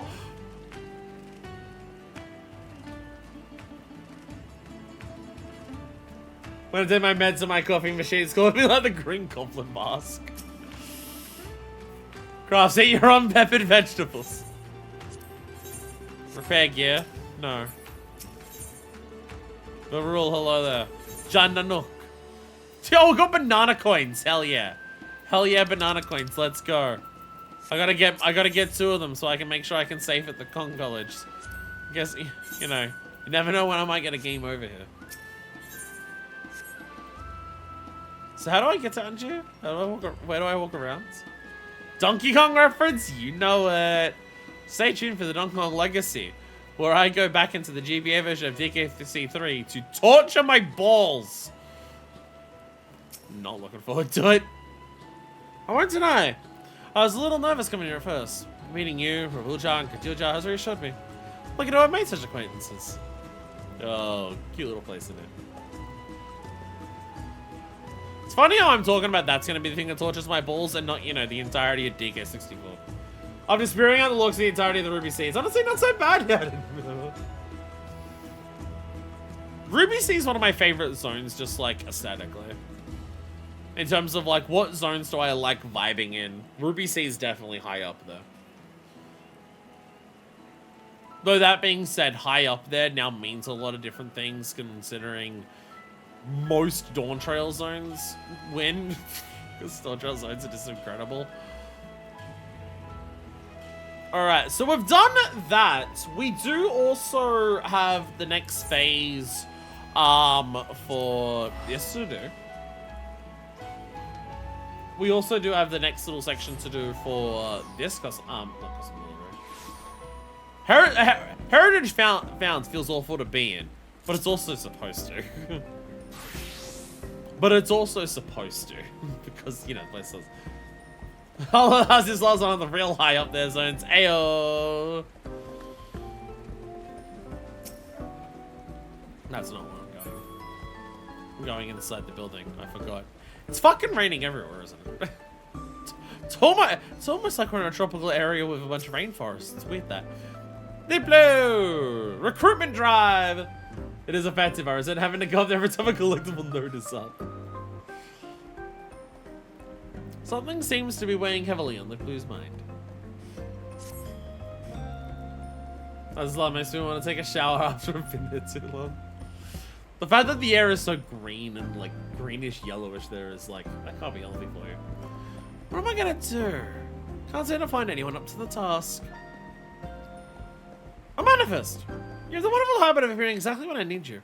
I've got a problem on my hands. Don't worry, the agency's doing just fine. The other chat tours have been a runaway success. The booking says steady. We'll soon recoup all the recent outlays.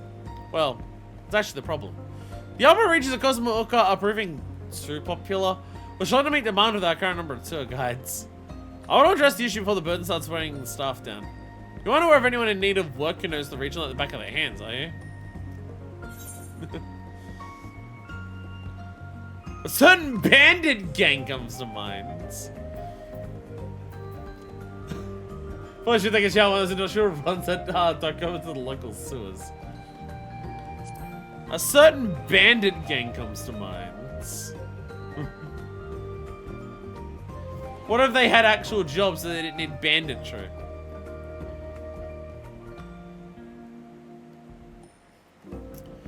You don't mean the bandits who kidnapped Dawn 7 will come out during the Rite of Succession?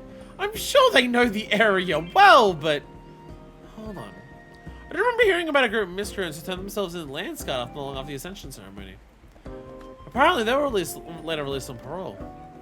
I suppose they're willing to atone for their crimes and genuinely wish to make a fresh start.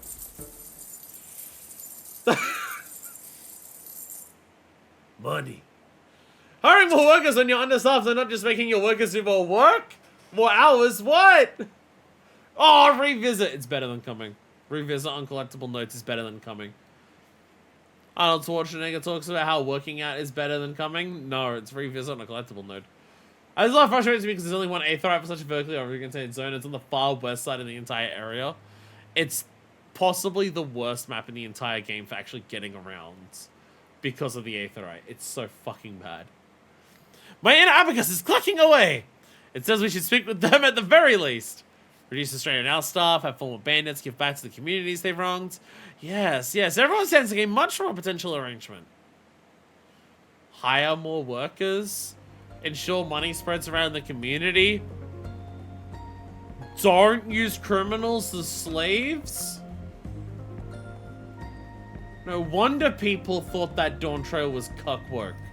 Would you be willing to help track down these bandits? I knew I could count on you. Let's hit many fires and see what we can glean from the locals. Yeah, Sea of Clouds also sucks. Because it has two Aetherites, and they're on the same fucking side. Fuck you, Heavenswood.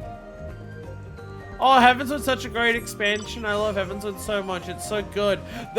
Then why does every zone in Heavenswood fucking suck ass to actually get around? Why is every single zone in Heavenswood just a massive penis fire in terms of actually traversing a goddamn fucking thing in it? Ah. Bring integrate criminals into society instead of throwing them into the meat grinder? Make it so the criminals don't have to rely on crime to actually be able to afford to survive, and giving them a way of actually being able to contribute to society while being afforded the ability to live in it? What? It'll show its surroundings. Let's not put any Aetherites in this. Who the fuck came up? Like, again, I know part of the point. I know there's like the story explanation of the Aethernet in like the Hinterlands was destroyed deliberately by the Sharlians when the Exodus happened to make sure that the Garleans couldn't take advantage of it. I understand that. How the fuck have the goblins there not put an Aetherite there though? How? Who the fuck decided there should be no Aetherites in the entirety of the Hinterlands at all whatsoever? Who the fuck decided that? They all want inside the city.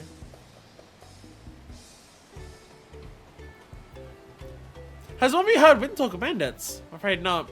It's must have been peaceful of late. Plenty of time to fish. Although I think they catch a scrawny fish in the woods not far from Deceiver's Mantle. I thought I wanted to have crazy hair as bright as Jiggly Shine. I wonder who he was. Have you seen any criminals around? No, but I saw someone with colorful hair. Yoshi P, what did you mean by this? I'm looking for a group of recently pardoned bandits. Does that ring any bells? The rest stop, that's exactly what I've said. The rest stop at the, like, absolutely there should be one there. The rest stop that you go speak to the Slowfix at for like the entirety of like the Alexander questline, absolutely. The fact that like that's not an Aetherite, even have it like, even if you don't want it there during the story to like establish the story, just be like, okay, if you beat 3.0, have a blue quest that's like, we want to build an Aetherite here. Go gather 5 bear asses, bring them here, and we'll build the Aetherite here. Even if you don't want one there during the story purposes to, like, get across how destroyed the Hinterlands is or whatever, have a method of unlocking one at that little rest stop right there. Like, just do it. You can have Aetherites appear in an area later in the expansion. We already know this, because it's exactly how the Society Aetherites work. It's weird, if I punch fortunately, you put an Aetherite outside your cave.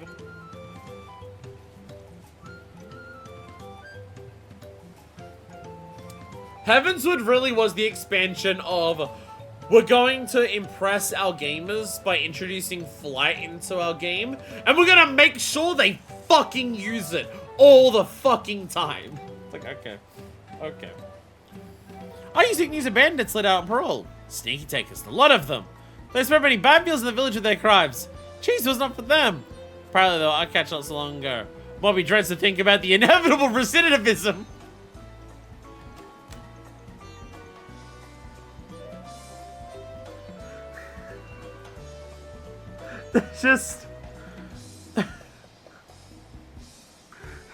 There's just something about a moblin.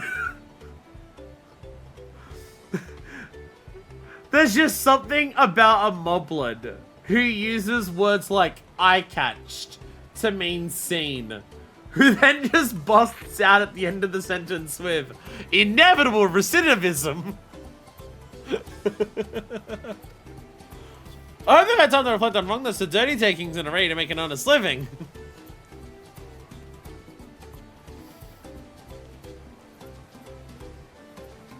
Like Mobbin's not just like, I'm worried about criminals going back times to steely takes. Like, no. Mobbin worried about inevitable recidivism. My goodness, it's you! You came with Dawn 7 Kona seeking information about the bandit that waylaid me. Is there anything I can do with you this time? I really would like to hear their sex talks. There's, I'm sure somewhere on the internet, there's someone's done it. Someone's done it. I'm not brave enough to go into AO3 and search Final Fantasy 14. I'm not brave enough for that.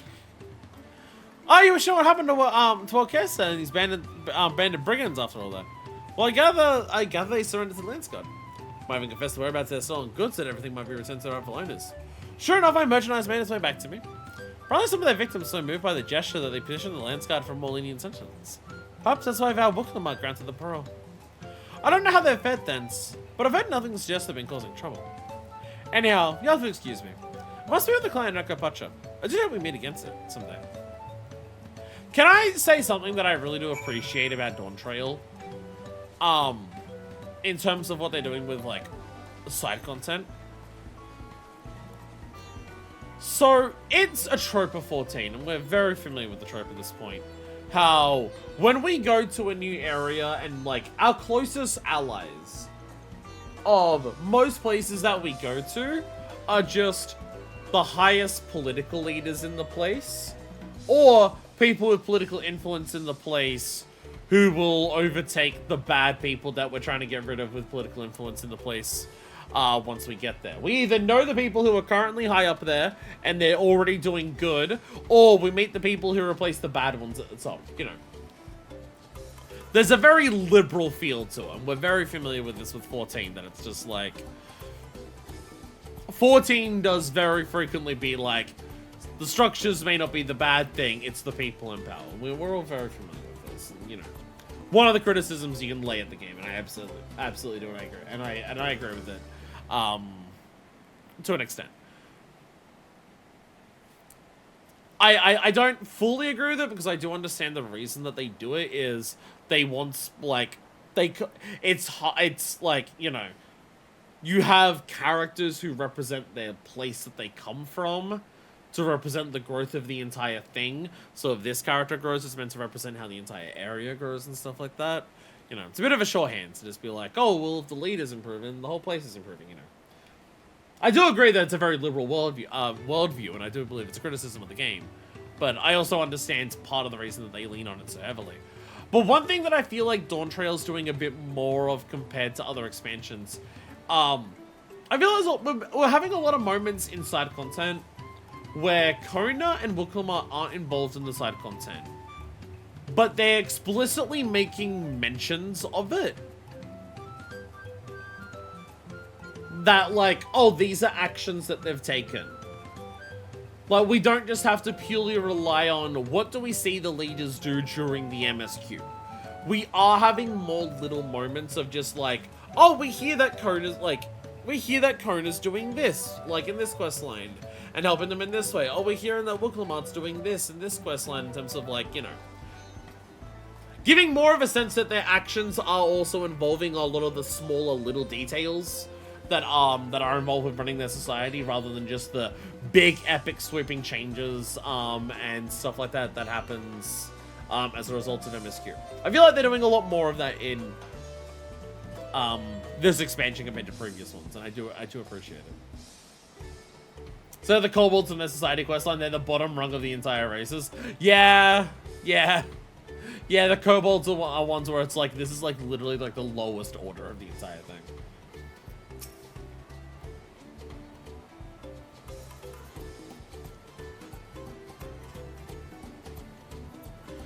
Any news about bandits? So turn themselves in, return the stolen goods, now living in the wilds after being pardoned. What's more, it seems they haven't fallen back into old habits. I was waiting for the woods to the south. That's where the angle spotted Orchestra, right? Hopefully we'll run into them there.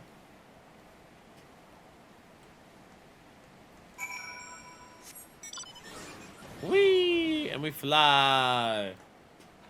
My phone lighting up. Oh. Ming shared a link saying, this is awesome. It's probably not something that is super incredibly important that I need to write, that I need to read exactly right now, then. I think it can wait.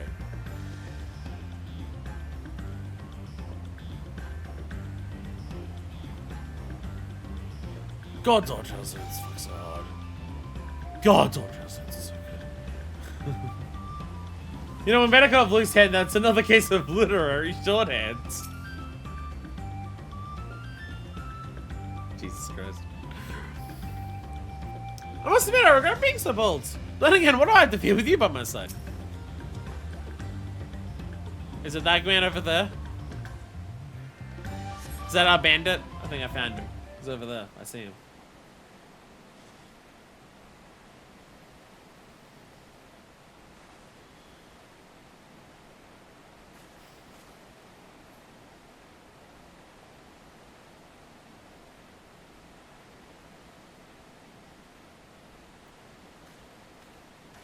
Oh shit!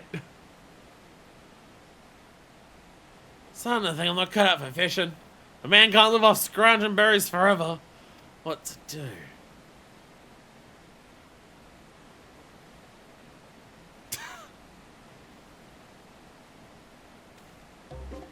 Ah! You thought I sold the devil of a cell sword! That's what I turned myself in! Even gave back what I stole! Put that left behind me for good! What more could you possibly want from me?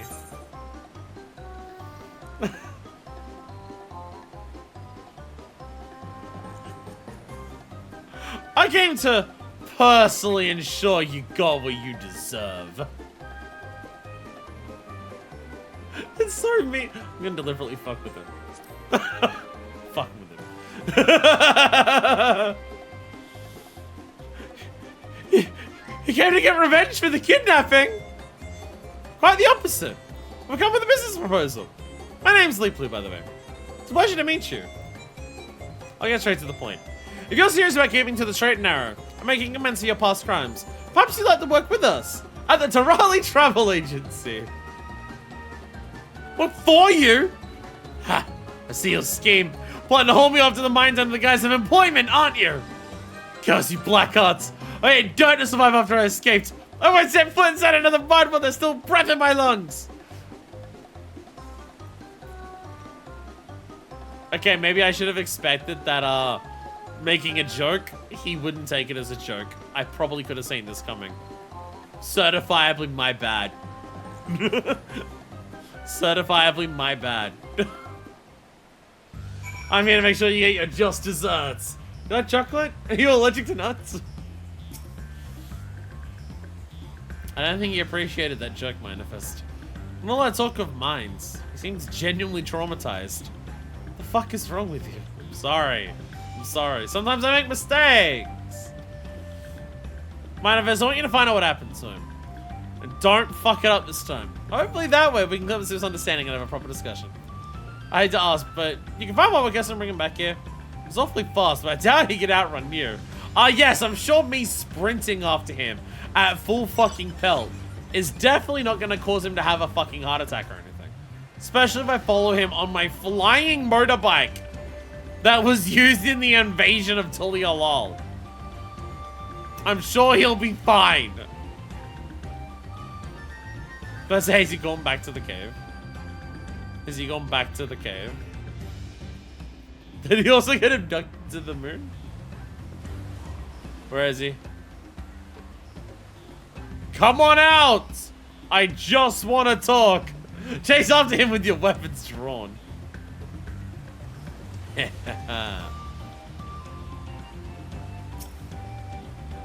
Gonna give this man the scariest thing you'd possibly think of. A job application form.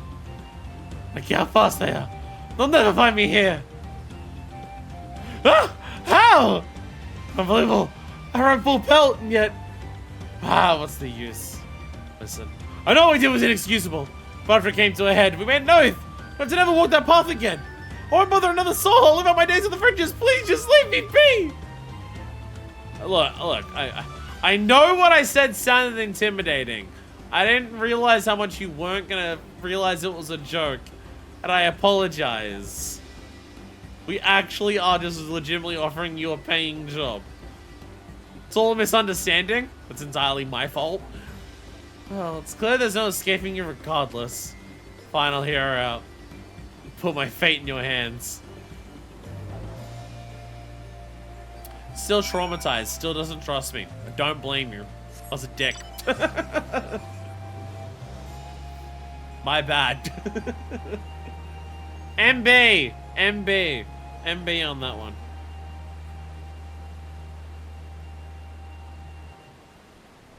There we go. Okay, sir. Don't worry, I'm not going anywhere. So she says she wants to talk and I'm prepared to listen.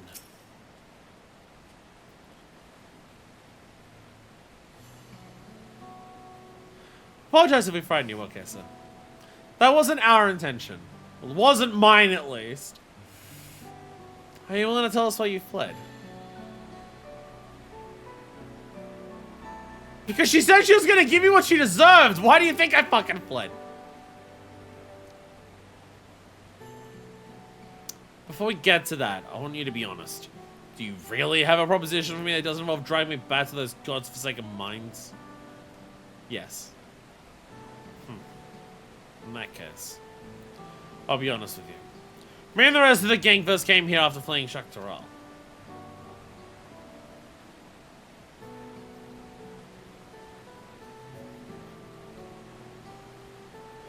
I'm sure I didn't tell you, but Shalodi's been a hotbed of development since they found blue gold beneath the plains.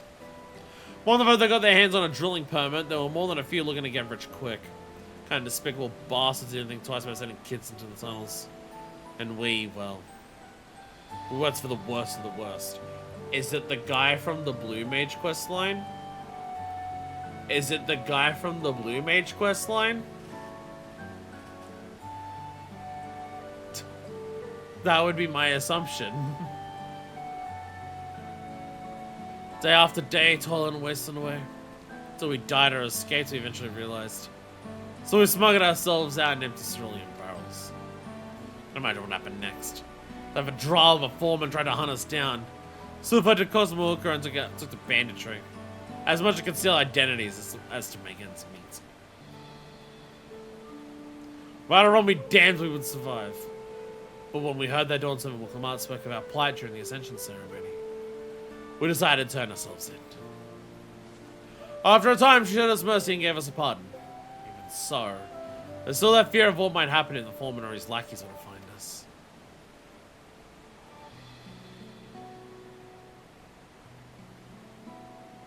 Thank you for sharing your story. It's something the struggles you and your friends have experienced. Let me assure you that I do not wish to bind you with contracts or chains. Only have an opportunity for you and your comrades to provide for yourselves. To make an honest living on your own terms. So how about it? How does working with the Torali Travel Agency sound? It's more than any of us dared hope for. But what if word gets back to the foreman? Someone shows up to haul us away and we drag you into our affairs. I'll need to look into it to be sure, but I also don't think there's much chance of that happening. Thanks to the efforts of the Dustwatch and the Daybreakers, Shaloni's no longer the lawless place it used to be. Besides, I've been working on a plan to help reintegrate former outlaws into society. I'll be sending out the Wing of Reflection to see if they can't support the initiative. I'm sure the Dawn servants will give their blessing.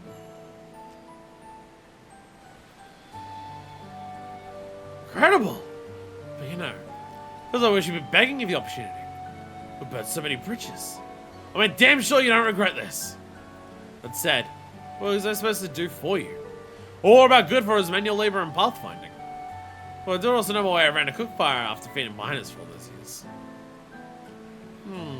This wasn't part of the plan per se, but I think your culinary skills might come in handy. A restaurant on site could be a real earner. As for your comrades, we're looking for individuals with an intimate knowledge of upstream Cosmo Orca, who are also capable of handling themselves. My plan was to employ them as guides and protectors after a thorough assessment and proper training. I'd say it's about time we got back to continue preparations. Okay, so can meet us back at the agency in Duck Pogo once he contacts his friends.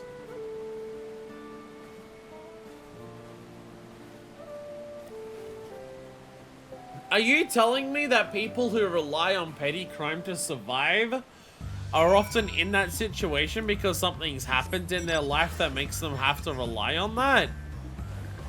And that they didn't just choose that lifestyle because they thought it would be poggers?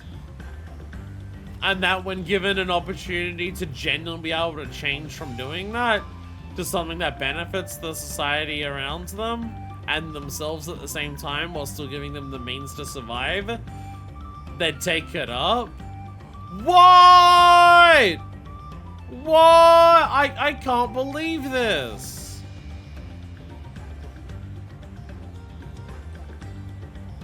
I was told that criminals were heartless scumbags who just did bad things to people because they were evil.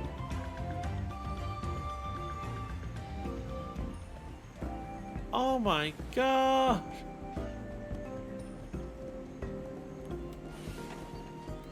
No fucking way. Yo, you actually got some wings? Nice. Yo. Yo. Averil got wings. Oh. Oh. Oh, I didn't realize they did that. I didn't realize the wings, like, changed form and grew when you actually started flying. She drank the Red Bull. Yo! I didn't realize that's what the wings did. That's so cool. I'm gonna, based on the look of this, I'm assuming this is Valley Amanda.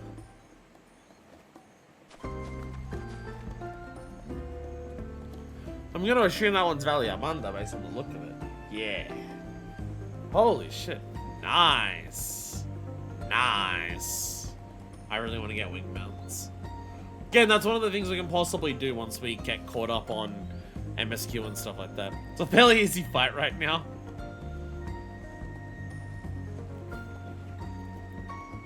Again, DT Extreme is something I'm not even going to worry about until I'm caught up on MSQ. Because, you know, I also have the billion other grinds that I have to do while I'm working on that MSQ.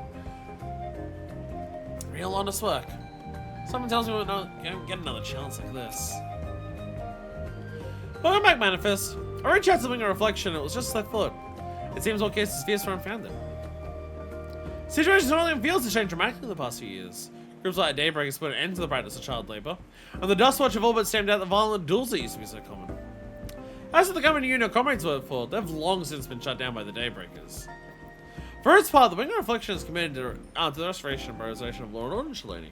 Any new unscrupulous drilling operations are swiftly dealt with. You needn't worry about anyone coming after you. Thank the heavens for that!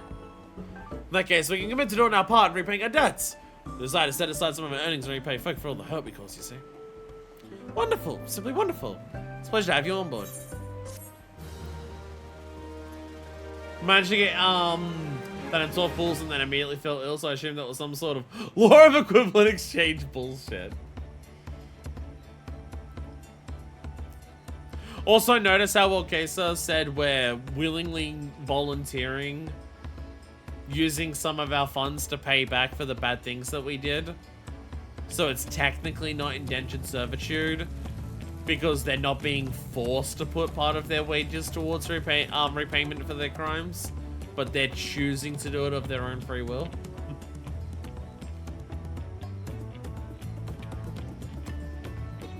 Yo. Food, food, food, food, food. Get wings, but I have to eat unpeppered peas for a week.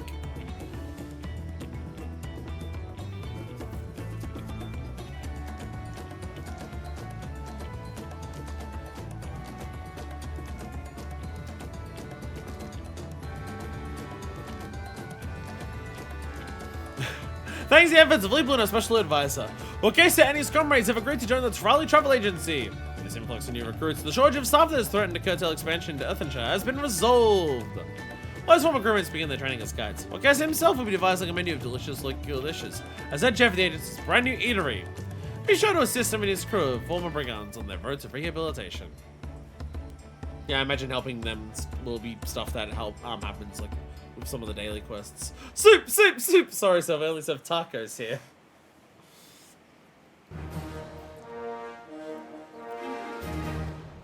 Peli quests are available, and we can do extras today, which I think I have to do to make, to make sure for this next step to have enough to do by next week. I have to do them every day, and I have to do the extras today, I believe. Fellow Proponent 3! Let me double check. 13, okay. You get 180 per day. Yeah, so it requires 7.3 days, so yes. I have to make sure I do these every single day. Can't afford to miss a day, otherwise I can't do the next phase next week. Taco soup.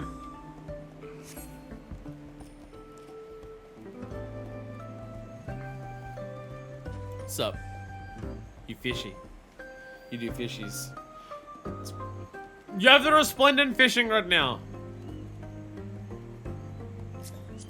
Wait, is that resplendent? No, it's not resplendent. No, it is resplendent. It is resplendent. Resplendent fisher! Jesus Christ. So many fucking fish. So many fucking fish. Yo, look at all the, look at, oh, there's no food here. There was food on the tables in the cutscenes. Where did it all go?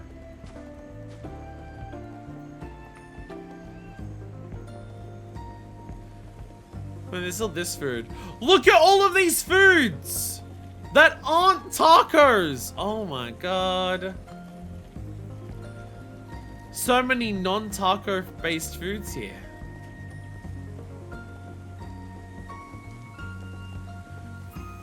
All the ovens that we've got going here. I think we're at a point where you can get resplendent without eating many big fish at this point.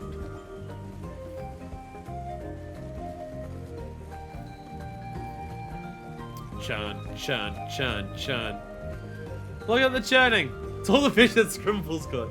Look at the churning! And look at the fine, like, dust of powder that's, like, coming out at the ends.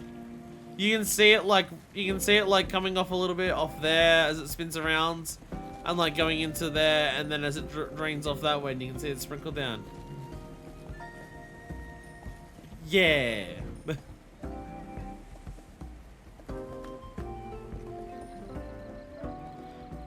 Lugazine's pretty good. They're not eating tacos. Oh my god. Grinding out the matcha because no one told him this is a Mexican restaurant. Grassy rug.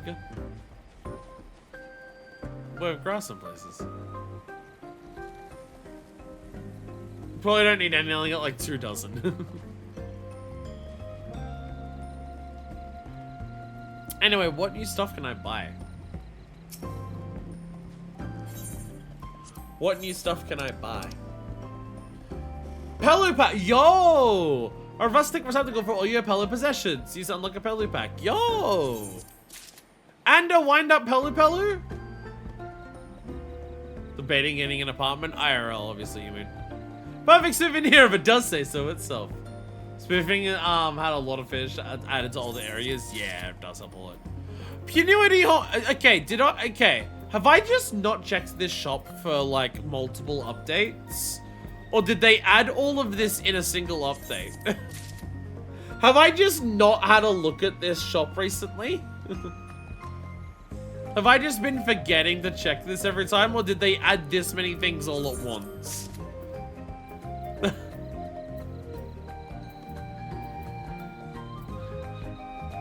Because I assume the Punity Horn would have been the last thing, would have been the last update, because that was when you had the Punities to fly up to Earth and shit.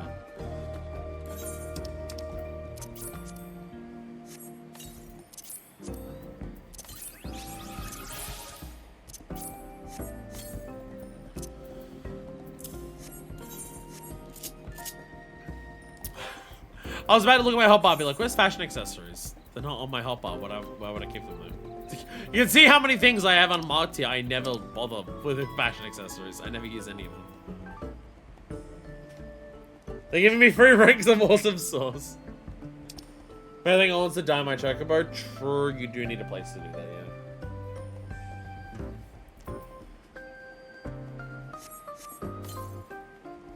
yeah. Yo! Meaning music is trusted, mountains respected, backpackers honored. So I've just been not checking the shop for this. Whoopsies. Whoopsies. Only if they're again, they don't expire like houses do. But my house is cool though. Yo, look at my Pelu pack. Look at all the bullshit that I'm wearing on my back. Yeah. Look at my swords are inside the Pelu pack. My swords are inside the Pelu pack. That's where I keep them. That's where I keep them. What else is there today? Oh, we have a custom delivery, yes. We have custom delivery. We go to, Cheshire Noisy Springs. Went through the farm and homes and I'm convinced none of these people have ever touched a Sims game. I reward jump I've seen become a 10 to me so I could die of burn.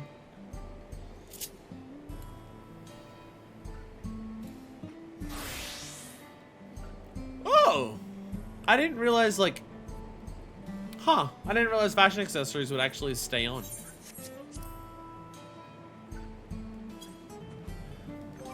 I didn't realize changing jobs that actually stay on. No.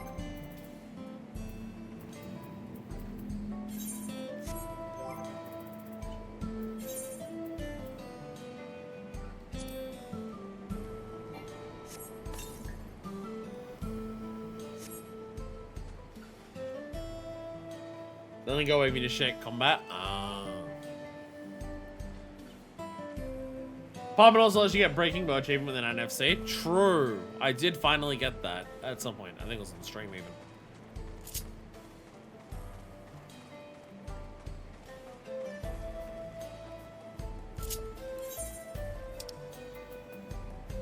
We might get another mount token from this.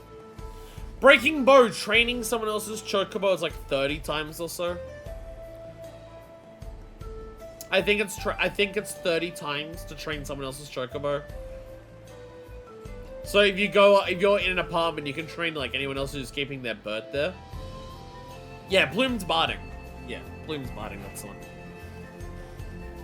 Should get enough from doing this to be able to get another orange script thing. Mount tokens, let's go. The engineers need supplies to complete their tasks. I don't suppose you have any, do you, Manifest? We have the industrial sanitizing fluid. We gotta hand over more of this. I didn't train the runs on Trillium was bound to get sooty. Fortunately, this industrial grade soap makes clean slightly less of a hassle for our engineers.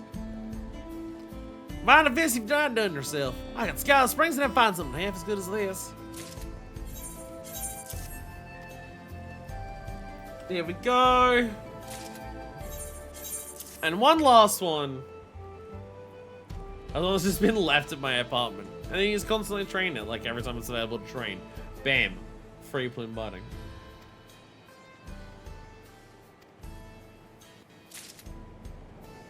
We're right here. I gotta show the boys. They'll be ecstatic. Yeehaw! Definitely what she said. Definitely what she said.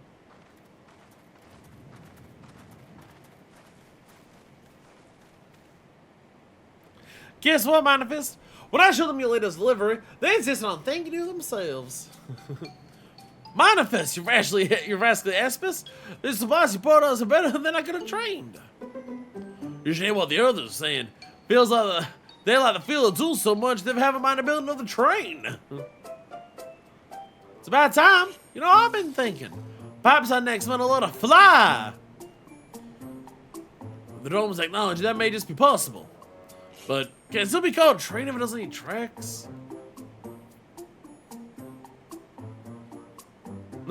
Then again, when it comes to trains, perhaps our dream is too big. If it were me, why I'd recreate the Dawn Blazer, armed to the spokes with weaponry. Why? It's not like you need to shoot the Ronix out of the way anymore.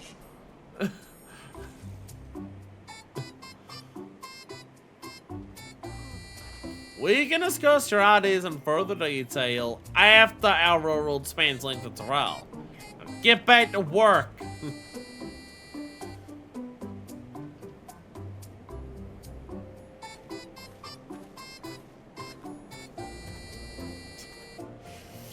Great to see the boys so passionate about their work.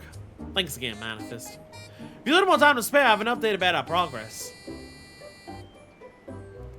And this should be a quest to finish it. Cause that's maximum satisfaction, baby! We're the savior of the railing! I've kept the railing rolling, but she needs to speak with us. Yo! Satisfaction guaranteed, did a wiki! Let's go! Like, oh, I roll your attendant if you want to come down to the stable. You can die a chocobobber. The weight of a train. It weighs as it should. Nita Witchery is excited to tell you the good news. I can't thank you enough, Manifest.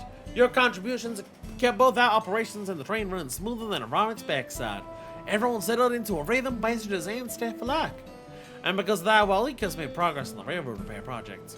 Remember the business proposal he was drafting? He submitted to the Wing of Reflection, and they granted us clearance to begin construction. As a matter of fact, Val Wiggleman helped in the negotiations, and we're going to Alexandria engineers to come and help. They should be arriving any minute. See? Again. It's just little things of just being like, hey, the Dawn servants are getting involved in, like, activities that have to do with, like, the management of, like, you know, the place they're ruling over. Their names get mentioned as being like, and they're also helping out here, like, to make them feel like they're actually, you know, doing more than just dramatic story stuff. I like it. Saying as you know these folks, I reckon you ought to attend. Head to Shalona Station, I'll be there once I've rounded up the others.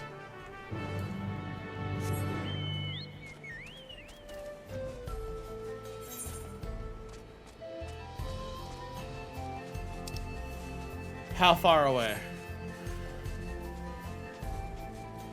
Nah, 45 in-game seconds. No, I won't make it.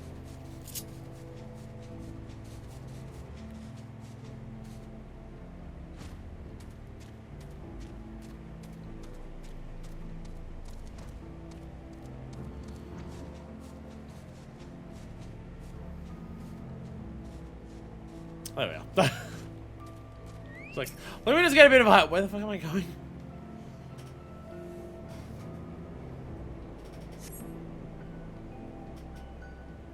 Oh, neck crack. There are more things like civic evidence while we deal with the petulant 12-year-old who throws lightning bolts at us. Where are they? I asked Val Wiggleman to have them wait here after deboarding. Yo!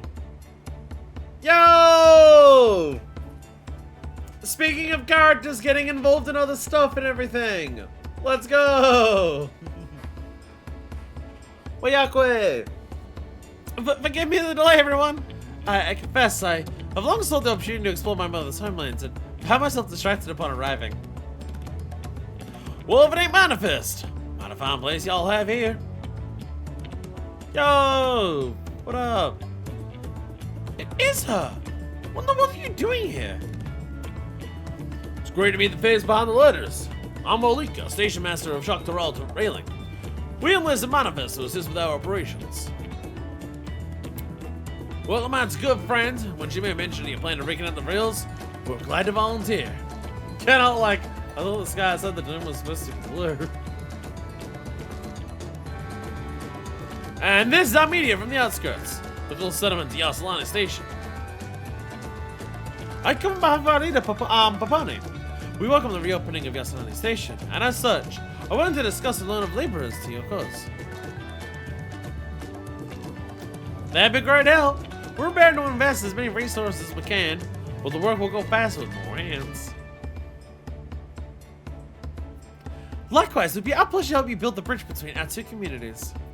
This undertaking will change countless lives to the better. I can't wait to see how it'll bring people together.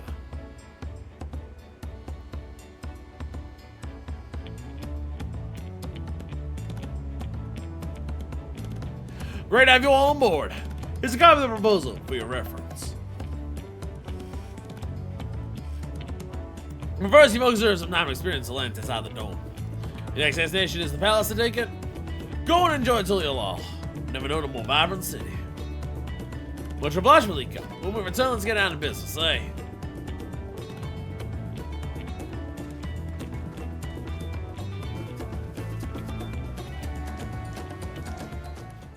What you thinking? Alright, you all go on and head back to work without me, will you? I'll be along later.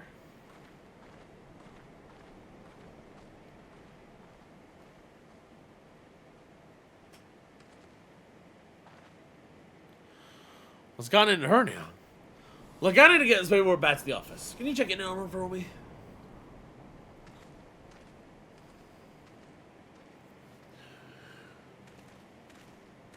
something would be happening.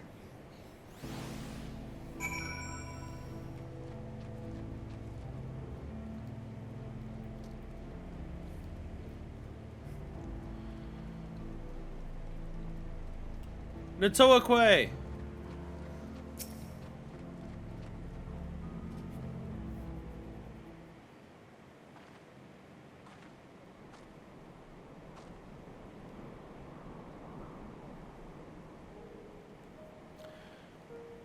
I was gonna be wondering, like, are you still traumatized for when you had to, like, jump off that moving train for your life? Because it was about to run into a wall and blow everything up after, like, what was outbroken? Are you, like, realizing, oh, I'm kind of traumatized by that? Not quite. It's just a lot to care about, you know?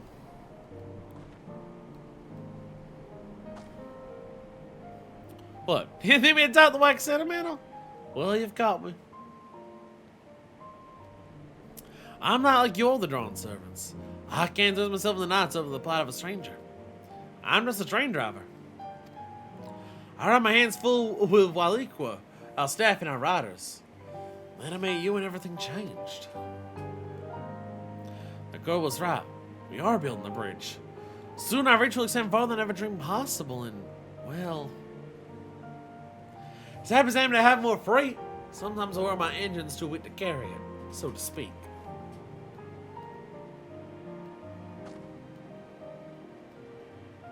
While Lika's port is still in us railroad, and so have I. Of all the many people it brings into our lives, not one of them stranger to me.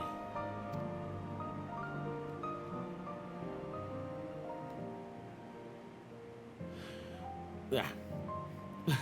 I was trying to read it, and then my vision was going blurry. I'm just like, why can't I read? Because I'm not focused. Because I'm struggling to focus. You think I agreed to drive the Dawnblazer on a lark? It's because you got us timber for new railroad ties. You're my trust with that manifest.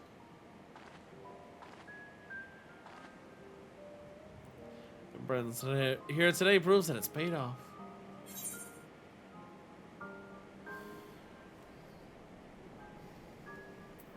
Told me to save a great meal last day.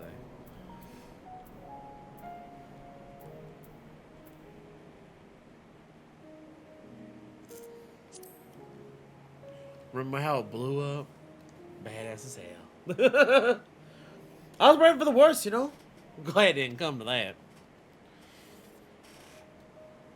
Suppose and fate decided that was my last drive. I would spent my final moments furious at myself and missing what came next. I wouldn't have regretted it, though. Now I've kept all my loved ones safe from harm.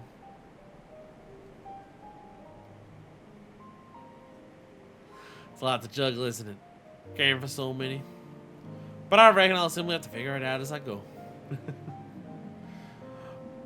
Manifest! In a wick way!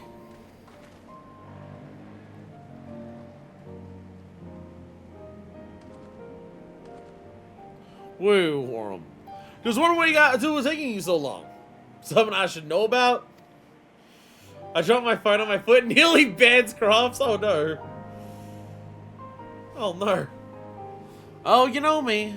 I was giving Manifest one of my usual lectures on the unparalleled superiority of our locomotives. Damn right! Have you told all the improvements we've made with the prototype? Enough chit chat. There's still much to be done when we make this cross trail into reality.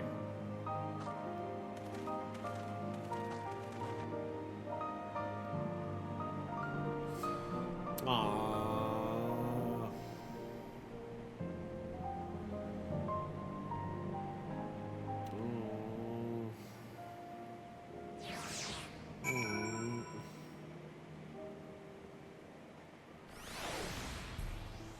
Oh, Nick.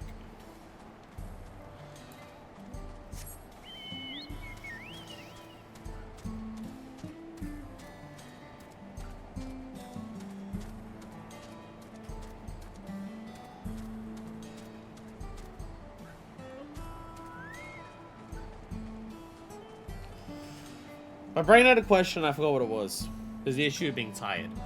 I was gonna ask something. I was wondering something about this. I'm like, then I forgot. I'm like, fuck, what am I thinking of? What am I thinking of? What am I thinking of? I was gonna ask something. Oh, world check. Yeah. If the idea is that like we're building a train that connects these, can you like go to the station and like use that as like a fast travel to go? I'm going to Yasalani Station and like Yasalani. Can you like? Because Yasalani Station on the other side of the dome, like inside the dome, like it looks abandoned. It looks completely abandoned. Is the issue? Listen, Manifest. That conversation was intended for yours only, alright? Don't go blabbing to anyone. Now then, obviously a lot of hustle and bustle ones and repair checks off, so I think I'll keep running operations for the time being. I'd appreciate continued support whenever you have time to provide it. You'll be duly compensated, of course. We may need to suck up on a few things, so you know how to post some repeat commissions. Oh, and before I forget, I'll be learning what ticket booth next, so look, you know the thing I say about being in the public eye, right? Dress me up how you want. Slot me the fuck out so we can increase ticket sales. I have no interest in fashion, but if speaking with customers, I figure I should try more, look more presentable. So if you have any ideas for work uniforms, bring them by.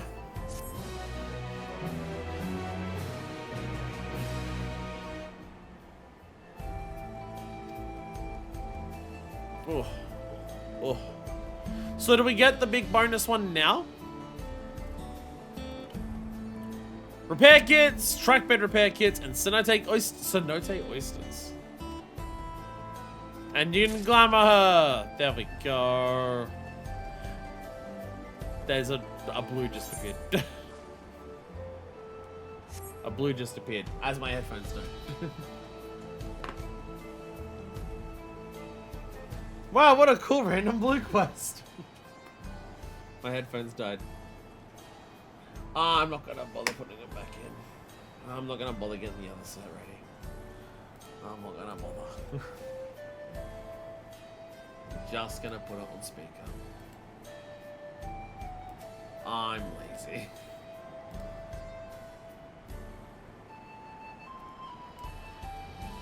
I'm lazy.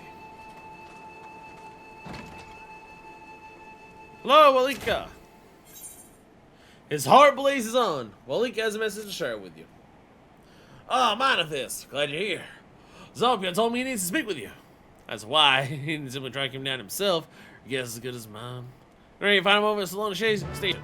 Safe travels.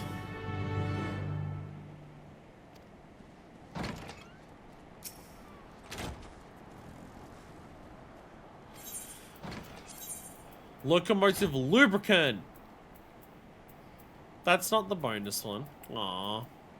I was hoping it would turn into the bonus ones immediately. It has not. That makes me sad. What do I get locomotive lubricant? Pacha.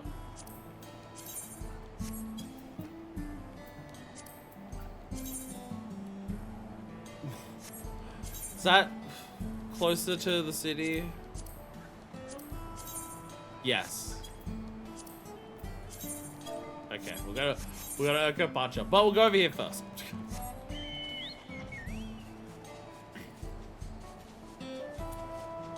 But we did it! A custom delivery finished!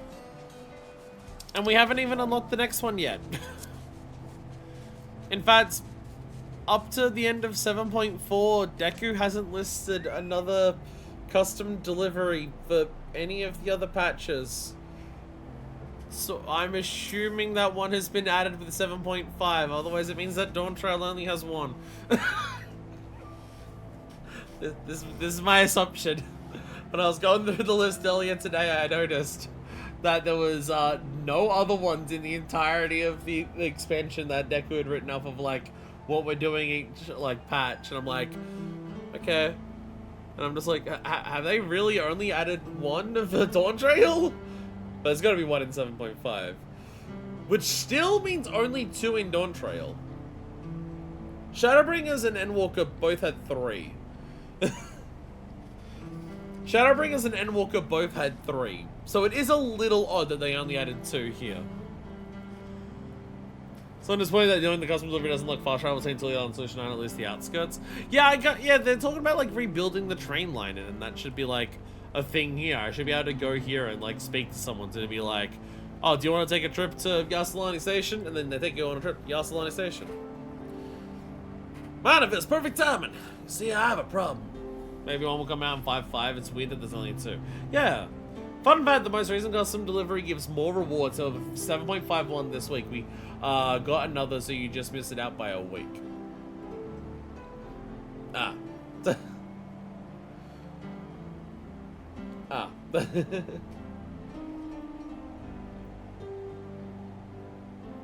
The airship from Yulmore to Crystarium. Yeah, you get the airship from Yulmore to Crystarium.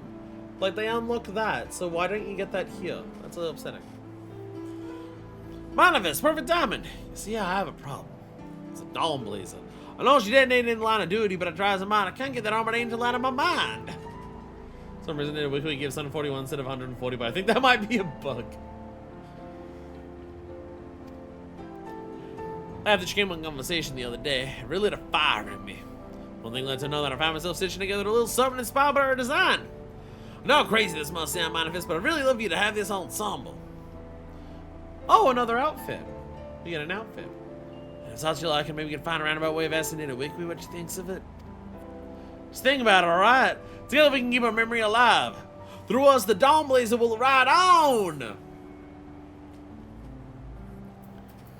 Dawn Blazer attire.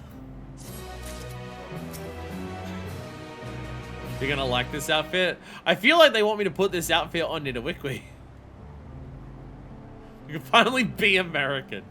Journey Arsalani and back will be a damn sight easier once our two stations be connected. It's not done yet. They made it sound like it was done with the end of the quest, but it's not. What on earth is this hat? Oh my god.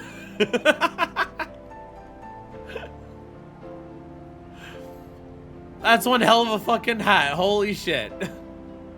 Once again, we've run into the Fenrir issue of Fenrir's eyes are too high on their head for certain hats to work. You can't see her eyes past the hat. We once again run into that issue, but holy shit. It's one hell of a fucking hat. God, wow. Wow, okay. Oh, the dual guns on the front. I really mind if it's holding a small forehead hands. Dual guns on the front. Bam, bam, bam, bam, bam. Jesus.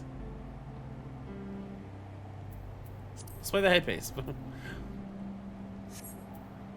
Dawn Blazer gloves. Ooh, those are nice. The fucking fucking Ronicorn, like the Ronic skull on there. My goodness.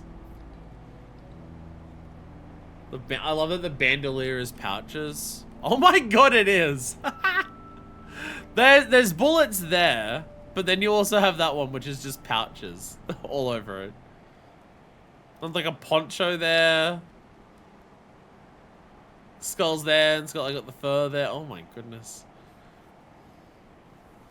Perfect. The new range class is double gunner. It is. I do find it funny how frequently the game puts weapons onto armor that you never use. And especially putting double guns on this when you can't, like, your character will never pull out the guns. Dawn Blazer chaps. Hell yeah. And then Dawn Blazer boots. Just play the hat. That's one hell of a fucking outfit. This is the best glam set in the game. I will never wear most of it.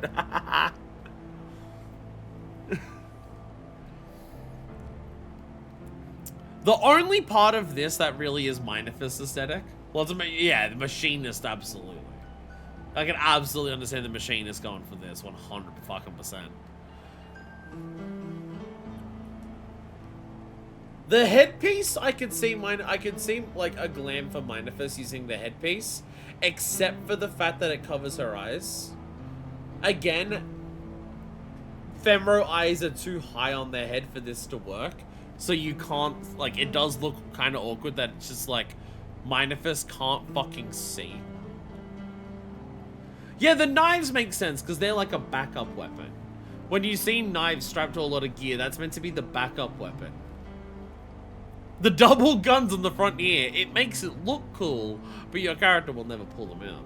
Your character will never start blasting. The gloves could possibly work on a glam depending on how like they join up. Some gloves have like the extra bit that sticks out like this as well. And depending on the top, it either covers that and goes over it, or it disappears and it's like underneath. And that would just depend on like top to top situation of like which one would work well. Might work for Gunbreaker. Gunbreaker runs in with their giant gun sword. They also have pistols as backup weapons. I can see that. I can see that.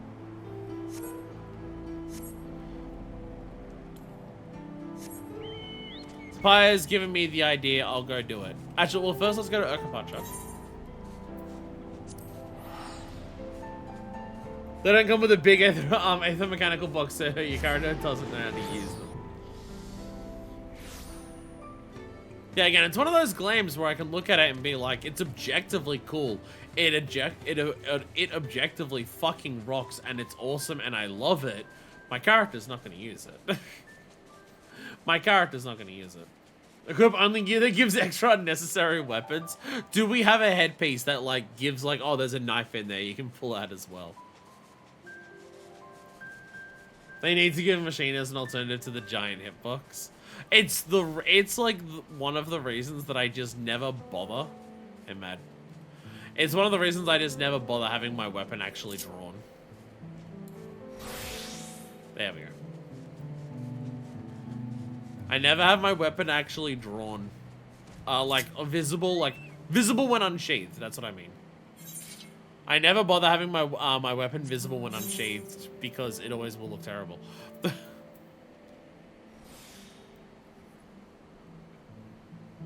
Probably one of the helmets can do that.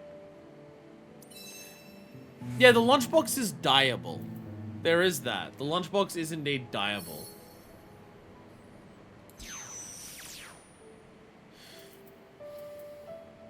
I normally get Eureka moments on damn near every single proc of Wise to the World I do. There it is. Give me some of them. God damn.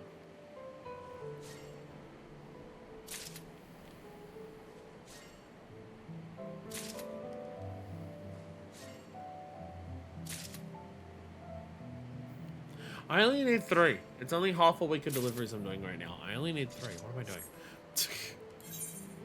I'm trying to get 6. I literally can't use 6.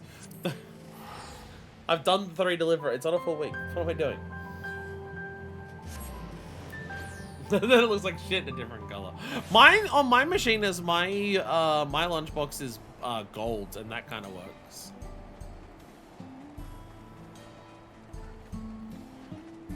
Latoakwe, I can't see you past the giant fucking bird, but hi, how are you today?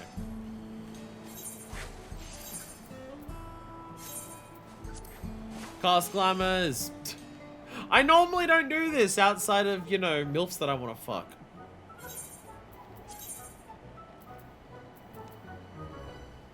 Look, we turned into a bird ass. There we go.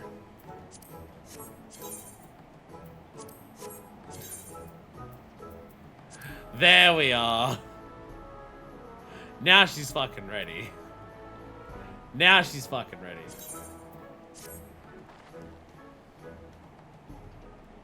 There we go.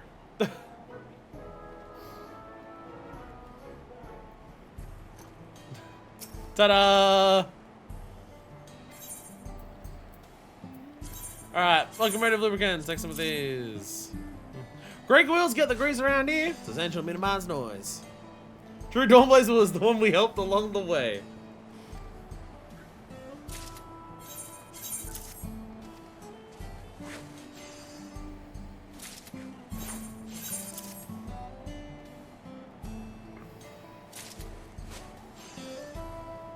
There we go.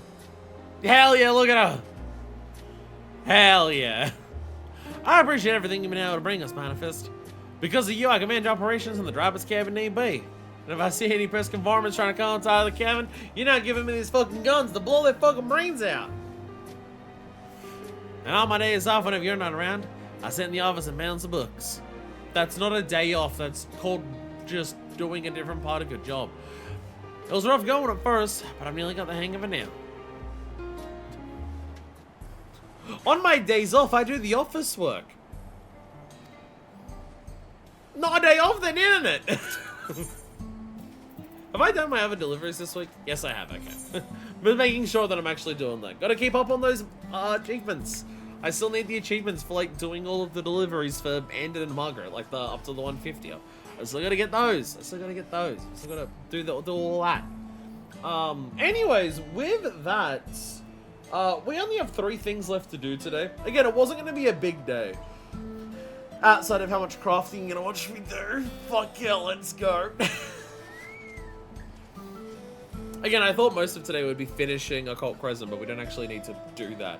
We will be going to Occult Crescent today, because there will be stuff we'll work on. We'll see if we can do enough to get the relic done, but yeah. To be fair, a lot of people's day off means you do the housework instead of the work. To be fair, my day off means I now do the stream work instead of the work. So, you know, I guess there's also that. But before, so yeah. We still have, we're going back to Occult Crescent to show off some things and also possibly work on the relic step. We also have cosmic stuff to do to put in all of the work that I haven't done over there. There's one other thing we need to do today, and that's make it rain. Where are we going for that? I assume it takes us to the gold saucer, but it's usually Limsa that it starts from? Or is make it rain one of the ones that changes every year where it starts? Because it's usually just here it is. Uldar, okay. Because it's usually just, it's here, but you go to the gold saucer for it anyways. But we're going to Uldar, okay. Well, I'll meet you at Uldar. I need to go to the bathroom.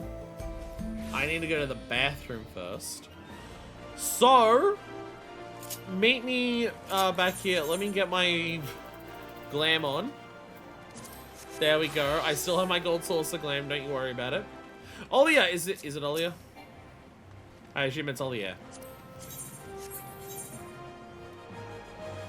You ought to be there. Yes, it is. There we go. So we will talk to him. I'm going to go to the bathroom first, though. And we'll do Make It Rain. Yeah. Or should I say, Ollie, yeah. No, I shouldn't say that. That's dumb. That's terrible. We are back to Sharks with Tits. You can't see that, but that's definitely what they were talking about earlier in chat. Hello, Olia. You ought to be there. But I thought people already had access to the rewards from this event. Olia locks eyes with you in a cordial, yet slightly desperate plea for help. Hello. Why, Mistress is in Whitewind? Fortunately, we should meet again. You've been well, I trust? Would that I'm meeting under more fortunate circumstances. I'm in something of a bind at the moment, but perhaps that is why fate has guided your steps here. Why not borrow your ear for a moment? Oh, the backpack got murdered. It got stabbed to death.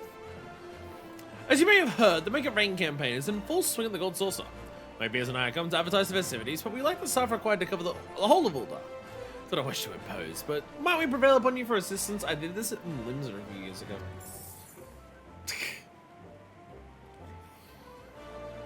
Wonderful! It's a great help to us, truly. Pray meet at the Gold Court. I should give a more detailed account of the circumstances. I believe our collaborators are scheduled to perform there shortly. Gold Court. That is not where the normal seasonal stuff happens.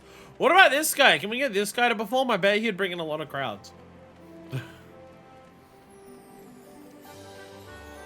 Hello there, well-informed adventurer. Do you love MGP? Then go get it. It's for a limited time only. You've already got people working for you. And you're asking for more?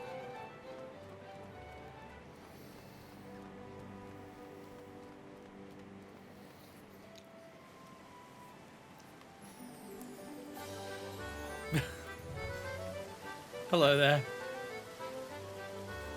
How oddly endearing. That tiny little top hat on my heart can't take it. Look at the onlookers. Look at we have otters in top hats and little suits. Can't fish here. Damn. It's adorable and clever as well. Such sleek, silky fur. But I thought a kika and not quite a rat. What is it? Exactly. Well, it's not quite a mop. It's not quite a puppet. Such striking silken suits. They don't bring you in here for many seasonal events. Again, they're usually outside. There's only a handful that have ever actually like taken you inside to be like, look at how this place is decorated.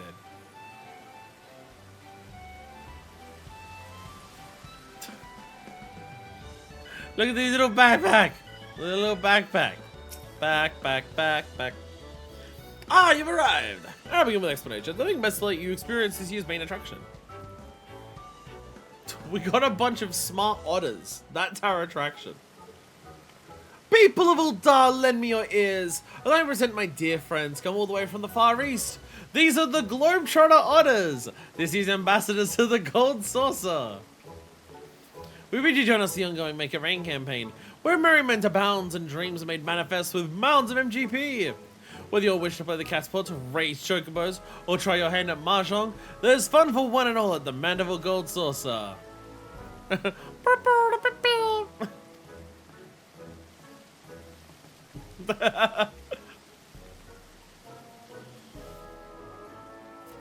Globetrotter Otters, she said. I've not seen that like before. But I feel as though I've been missing out my whole life. Thing is, we know that the otters of the Far East in this universe are incredibly intelligent and smart because you can challenge them to fucking triple triad. And they're pretty good at it too. Have we got to go to some encounter more of those furry little gentlemen? I suppose it has been a while since my last visit. It's really easy to advertise to the people of Eorzea. As we have learned in every seasonal event, the people of Eorzea do literally nothing on a day-to-day basis that enriches or enhances their lives. So anytime a seasonal event happens, the people flip their fucking shit and go, oh my god, eggs exist? I need to spend the next 2 weeks celebrating this fact. The art performer there is Mistress Ajisai. She and her otter companions hail from the Far East nation of Lancashire. I'm told Lord Mandeville owed her people a great debt. Torsia invited her troop to lead our campaign this year. An apt choice, for they dazzle and delight passer-by with their performances. Our promotional efforts here at the Gold Quarter are well and good. We haven't had the hands to cover as much ground as we initially envisioned. As such, I thought it prudent to seek out a trustworthy adventurer who could guide one of the otters around town. Mad Rebel with 2,000 bit. Jesus Christ, Rebel. Holy shit. Thank you. Thank you for the 2,000 bits, Rebel. Now you have a lithium badge. Now you have a lithium badge. No, actually, no. You've gone even further beyond. You've gone even further beyond, Rebel. You now have the beryllium badge. Yo, let's go. Rebel is upgraded to beryllium. One of my favorite things about, like, all of the... Like, my sub badge is terrible. It's just the black flame, but I need to make it look better. But fucking my bit badges... I love my bit badges. Because my bit badges are just atomic models of things going up as it goes up the periodic table. So the bit badge that... well, the first bit badge you see with Rebel is lithium, then it goes up to beryllium. And you can see up there, Crafts has got helium. And the color background matches up with the normal bit badge color that Twitch uses. So the background's just whatever the Twitch background color is for that tier. And then it just gets more and more dots as you go up for more, as you're adding electrons to it.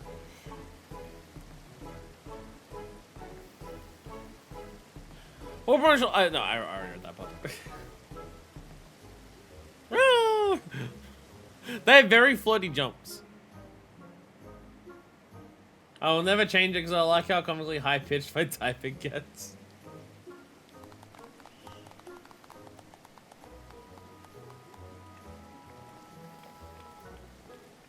Yeah, I gotta make the black flame look better. It's more so just it kind of gets lost. It doesn't have like a nice defined border or anything to it, so it kind of gets lost. Can't really like see it as well.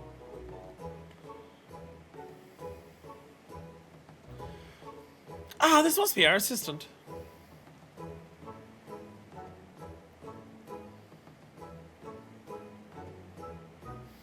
We must have led to meet you, Manifest. I'm Majisai, and this is my friend, Isosuke. Isosuke Bosuke? What's this grand Isosuke? Manifest here is taking you to roam the city. Pip, pip, pip, pip, cheerio. You say you seem a trustworthy sort? That's rather high praise coming from you, and quite rare besides. The gold suit. Class, recognized class. You understand what he's saying? I don't, and I have the echo. I have the echo and I don't understand what he's saying. How do you... Have you got Echo Plus? I forgot. I think my subscription's lapsed to that. So then again, I was distracted by your adorable order.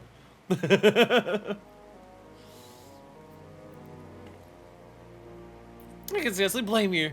Their round little eyes, their fresh and sparkly tails, their damp fuzzy heads. Oh, it's all so wondrous. You see, for generations, my home village has lived in harmony with others. I spent my entire life with them. I'm well accustomed to their speech and mannerisms.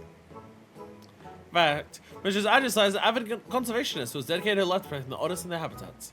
Portion of the proceeds from this year's campaign will go towards ancient otter preservation efforts. Yo, let's go. That they will. Precisely why I wish to bring as many patrons as possible to the saucer.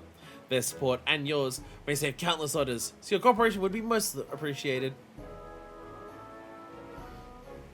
Would you utterly appreciate it? Need a 10k badge? What does the next badge go to? I can't remember what the next... I'm gonna scroll through every badge that like someone has. I didn't realize I could do that.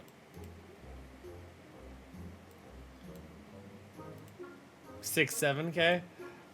I've got, because I think the badges are set like what amounts they are. I think that's set by Twitch.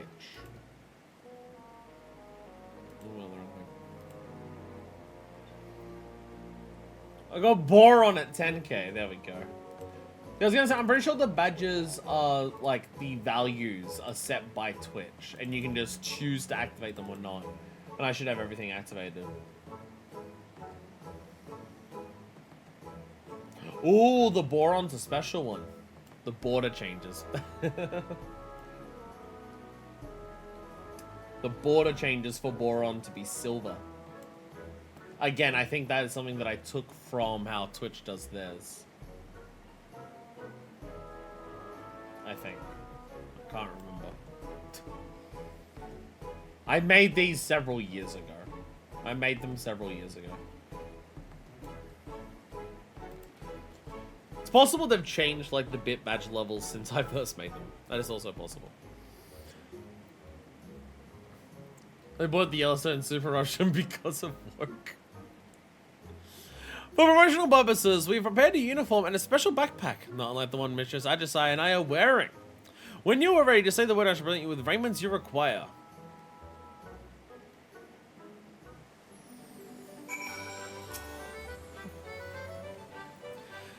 Thanks, Shannon's neighbors were ravaged by conflict between the Empire and the Resistance. My village is no exception. Fate is smart upon us. You see, when Lord Godbert traveled across the Sire in his youth honed his craft, he abided in our village for a time.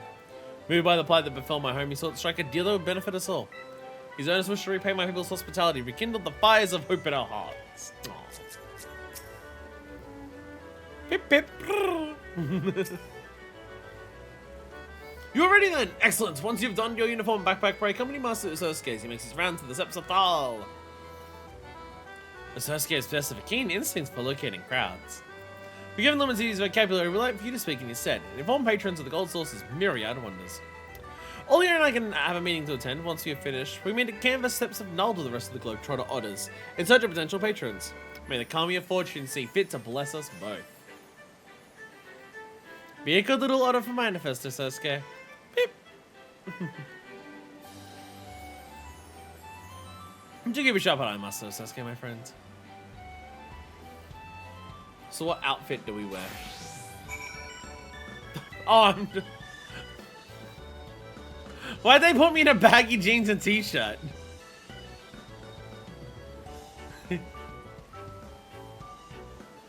Get out of him, boy. We must tell people to wear the Neo tunics, no matter how terrible they are. People must be forced to wear the Neo tunics, despite the fact that they're garbage. Now that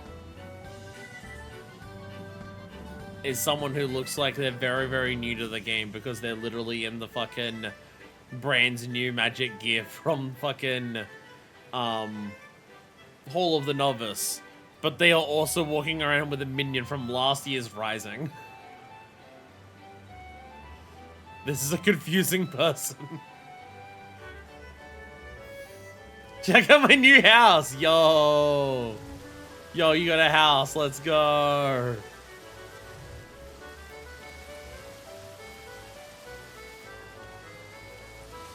If it was an old, that means they bought that minion then probably. Even if Neo Tunics are terrible, the term is great. I have one major thing against the Neo Tunics that makes me fucking hate them. I have something aggressive against the Neo Tunics. They could just be leveling. Sure, I guess, yeah, it's the first time they've done that. Here's what I hate about the Neo Tunics. Why does this awkward fold exist in the back of them? Like, yeah, it makes my tits look great. Yeah, I like, yeah, it makes my tits look great and it looks like a, you know, comfortable clothes while still making my rack look huge. Yeah, why does it have this weird ass fold in the back? Why does it do that? Why? Why does it have to do that? That's not how shirts work. Shirts don't work that way. Shirts don't just have like this crease along the back that just folds up and like lifts up and has this little like lip sitting. Why? It looks so dumb. It looks so stupid. I hate it. I hate it. I hate it. I hate it. I think the jumbo ones don't do it. I think the jumbo ones don't do it, so there is that, but it's just like this particular one. There's like 3 different sizes, and I can't remember if like 1 or 2 of them do it, but this one definitely does. Fucking hate it. Stop. Honestly, solution on this me on modding them is the whole of anything that looks like it physically exists after 1949. I don't want it! What precious little darling you are. Where'd you come from? My mother, look, isn't he sweet? I think he's trying to tell us something. It is weird to be doing this quest where the game forces you to dress like this to advertise to the locals who are still wearing their ARR gear. It is a little odd to force you to wear this to advertise to people like this. I see, so they're having a festival of the Gold Saucer. I have that craze like that. Lalas stay winning. I know Femras do. Sure. Again, it just the crease look. I don't want to wear them because the crease just looks so fucking ridiculous. It looks so bad. I see, so they're having a festival of the Gold Saucer. With more adorable animals like him wondering about. Certainly will. Hey, I was going to get progressively super looking as seasonal events go on.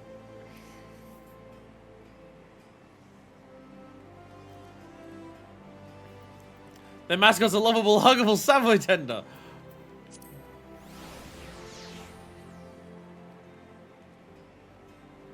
Sounds like a dream come true. I'd have said it all for myself. Can we go to the Gold Saucer, mother dearest? Can we?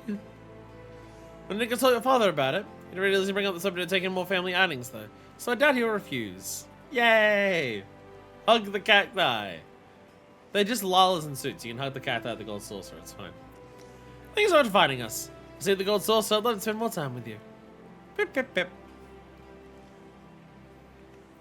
I'll let you figure out who's here for an event or not. Oh, you're wearing Endwalker gear. You're new. Pip, pip. Whee! You skid up very quickly to find people.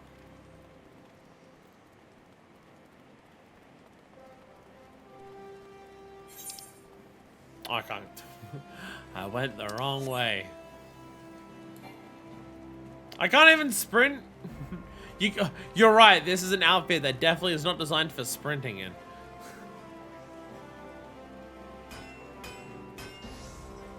AR argues is a Eorzean culture. Well, again, it's just the thing of like, I can understand the idea of, you know, some more of the modern gear, stuff like tomestones existing. I can understand the idea that, you know, Eorzea has been through hell and back and has had like several cultural resets because of calamities and stuff like that. I can understand and agree with the concept of, okay, the modern trends of clothing in Eorzea is going through a form of cultural renaissance, sorry.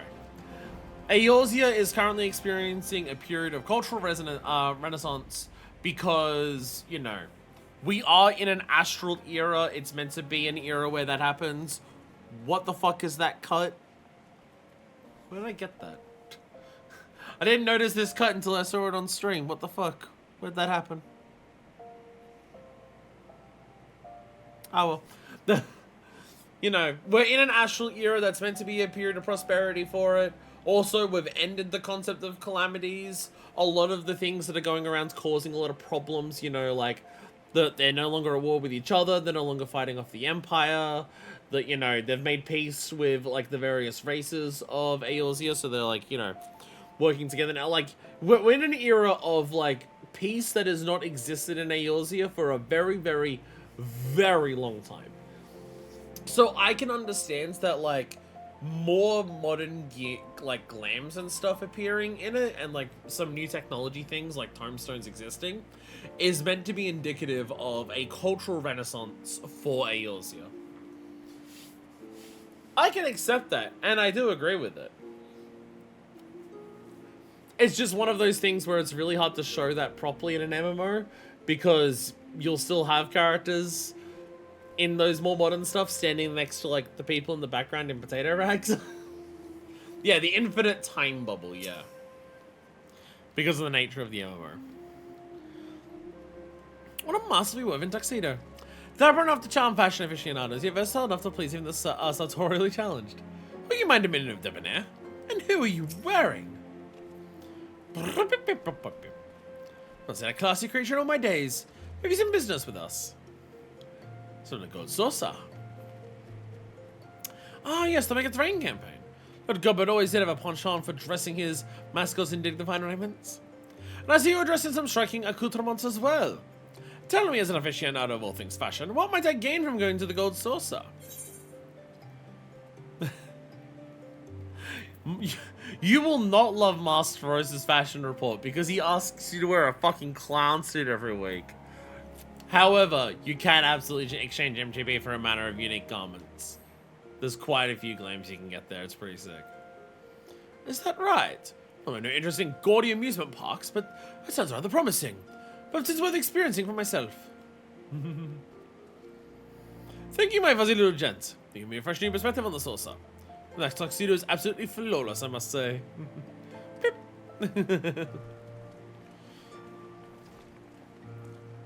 Pip, pip, pip, pip, pip. Says off once more.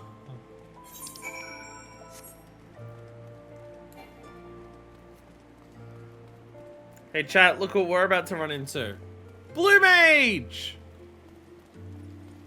Hey, you guys are getting more content in Dawntrail, right? You guys are getting more things for us to do in Dawntrail, right? We'll come back to you and do some more quests. Right. You know what I mean? Tossed in the garbage can? Because Beastmaster's gonna come along? Right. Yeah, I'm sure you'll be fine. I'm sure they'll be fine. Look over here, a new job. Man with a cactuar earring. We're having some very interesting names for characters today. Outfit's awfully familiar.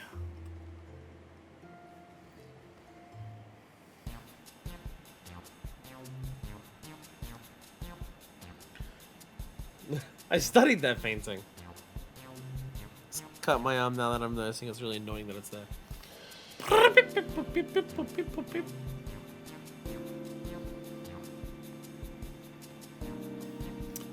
Let me guess, someone's afoot at the gold saucer.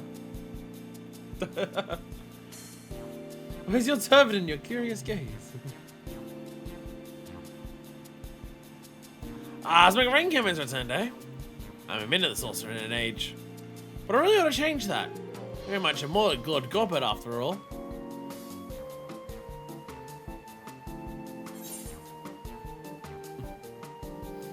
You know Gobert Mandeville personally? I thought I just did that because I helped his son with adventures. 3 of us were Alamean refugees, you see. The average Uldan didn't take so kindly to us, and despite our best efforts, our job prospects were slim to none. But Gobert Mandeville changed all that. Hired the 3 of us and more to help build this gold saucer. Hey, some of the people helped build it.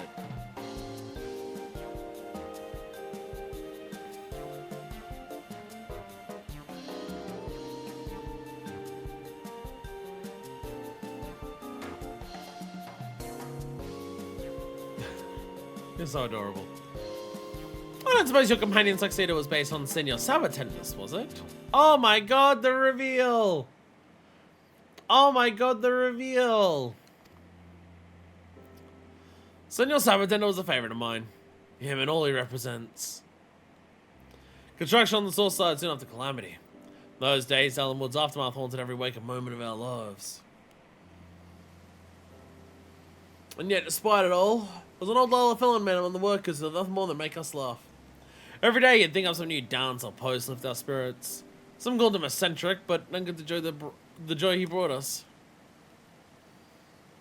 After all was done, the saucer was built. Oh, Gobert sought that man out and dubbed him the first Senor Sabatender. Even now, if it's not the same man in the suit, can't help but grin when he strikes his famous pose.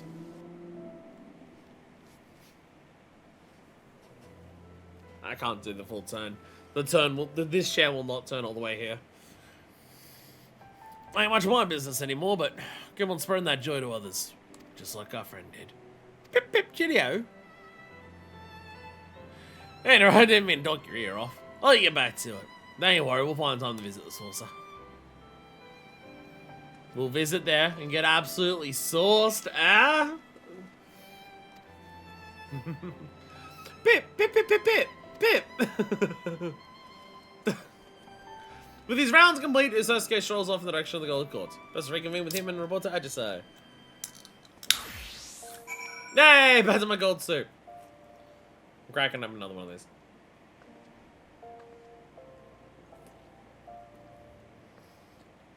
The idea is that during my weekday streams, I'll have one of these. I think it's okay on my longer streams on a weekend, I have to.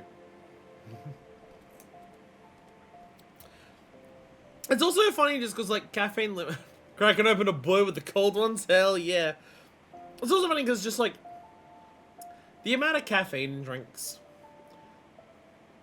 has, like, no form of, like, regulation or, like, anything. In terms of, like, what it should be. Because it says on this, caffeine not recommended for, you know, pussies or whatever. Consume no more than 1 can per day. It says the exact same thing on the big can. Don't have more than 1 of the small cans per day. But also don't have more than 1 of the big cans per day. 2 small cans equal 1 big can. Like, exactly. It's 250 mils to 500 mils. So, like... I don't mean shit.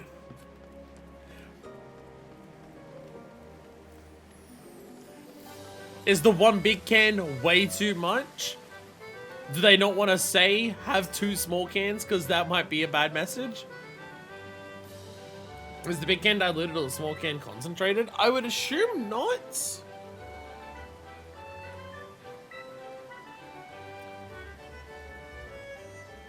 No, because this is 78 mils of caffeine. This is 78. Oh, sorry, not mils. No, not 78 mils of caffeine. That would kill you. This is 78 milligrams of caffeine. Usually, a big can of an energy drink's 160. So it's not any like more or less diluted or concentrated. What about one big can and one small can? Ah, Pi's onto it. There we go. We've worked it out. We've worked out what to do. One big can and one small can. Purr.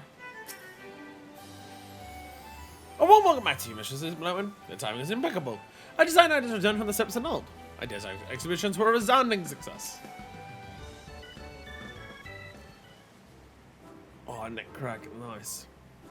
Welcome back, Manifest. I must extend my thanks to you once again for accompanying me, dear Osuke. You want to thank Manifest as... Is something troubling you, Osuke?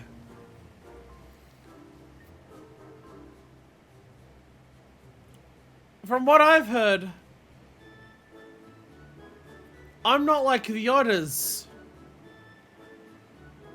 I'm just one of your fakes. I'm a pretender. I'm just wearing the outfit of the senior sabotender.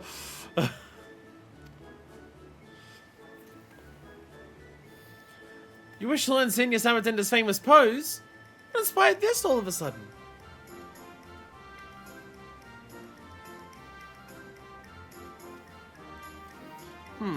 Did all occur during the rounds?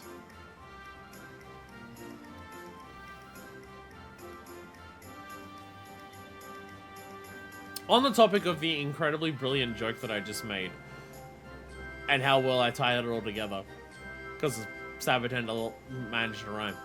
I was at a... Pardon me.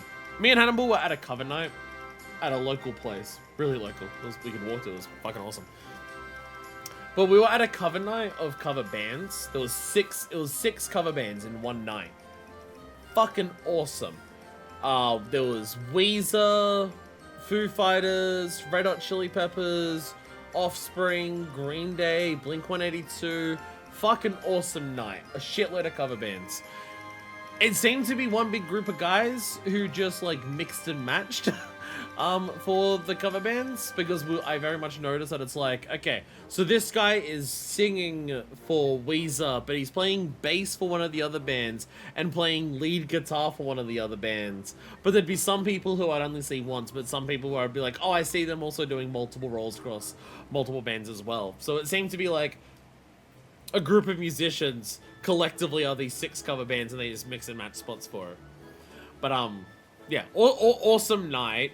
Despite both of us being in our early 30s, me and Hannibal were still 2 of the youngest people there because of the fucking music that was there. Out of all of the songs for the entire night, Pretenders by Foo Fighters was one of the loudest that the crowd got. There was definitely a few songs that the crowd got pretty freaking loud to. But I would say one of the loudest songs of the night for the crowd was Pretenders by Foo Fighters. It was also watching that I realized that I know a lot more Foo Fighters songs than I thought I did. You were supposed to be there. He was just doing a wacky side quest, actually. Ah, so that's the way of it. I imagine Sasuke yearns to uplift others in the self-same spirit of the Senior Sabatender. Make the order, do a Sabatender, do a Katoa pose. And I would desire that. Or they can be feasibly arranged. I shall speak with Lord Goodman and request the tutelage of our current Senior Sabatender. Our patron just thought thanks in parts to his efforts after all. My Sasuke's continued endeavors will be a boon to guests and staff alike. Isn't that wonderful, Sasuke? The other's like, yeah. I never made the discovery that your assistant's manifest. I'm in your debt. Yeah! I love their floaty jumps. Well, then I believe it's high time we made our way to the Gold Saucer. Pray meet us there at your own convenience, Mr. Blackwood. Your reward awaits. Is the reward getting to wear the backpack and not having to wear a top that has a really weird, like, crease in it? Ah, there you are. This is my thanks again for spending time with Master Sosuke. He and his fellow Globetrotter otters took their posing lessons most diligently. The current senior superintendent was quite impressed with the results, just as I'm sure our clientele will be. What's more, I'm pleased to report this year's promotional campaign is proving incredibly profitable. Pays the gold source directly to Uldar, so to speak, and you're an invaluable asset to our success. In recognition of these efforts, Lord Gubba has expressed interest in personally presenting you with your reward. Allow me to take it to him. Impressive. Thank you, Pikachu.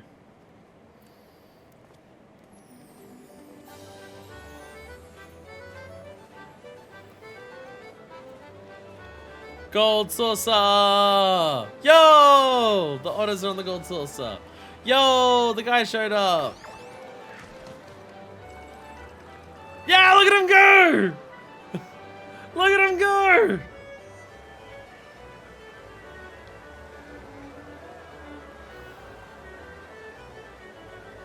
See, these two saw this woman from across the bar and they really dig her vibe. And now she's... Oh, they're going for it! Yo! Yo, it worked! She's into the big strong ones, I guess. We've got the tech for tracking shots now. It's awesome. We can afford... Not only do we have tracking tech shots, we can afford it for seasonal event cutscenes.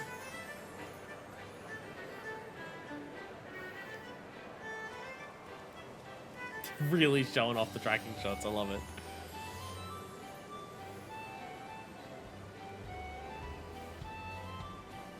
Go back!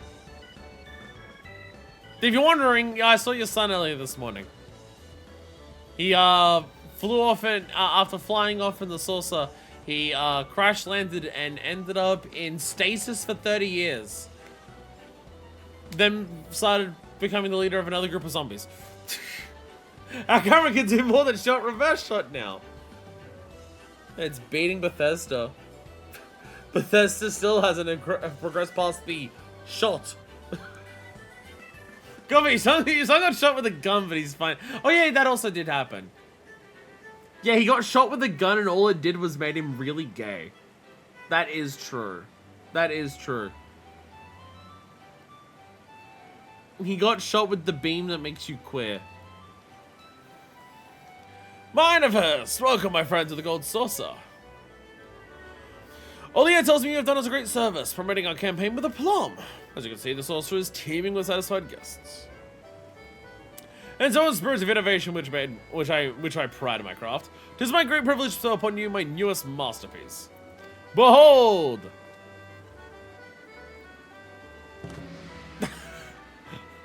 I gave birth to him myself.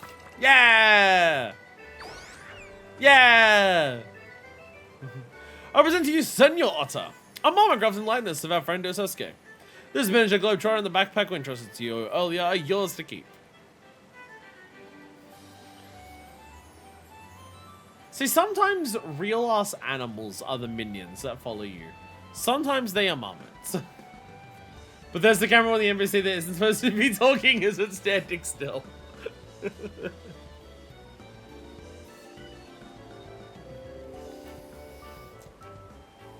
As Olia may have mentioned, I've pledged to invest a percentage of our profits into auto preservation efforts.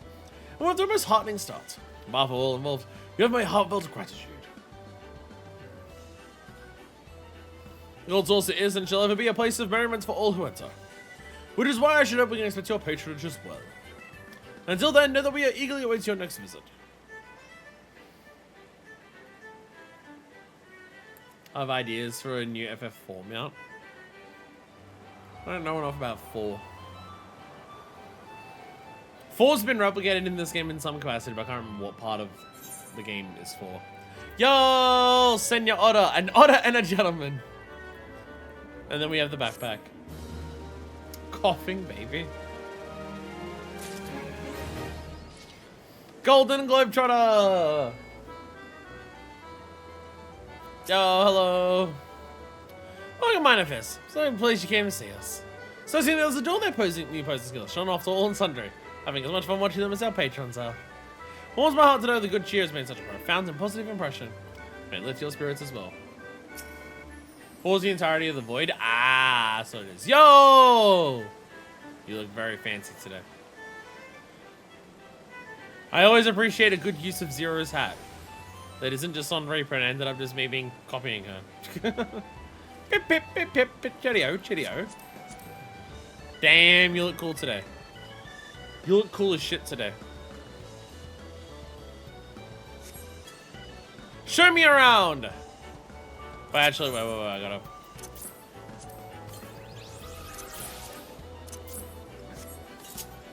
Let me wear my backpack. Backpack. So yes, there was a glitch. There was a glitch when a patch dropped, I think 7.5, where the Black Parasol instead was this, and people just randomly had it in their inventories. But now it's back.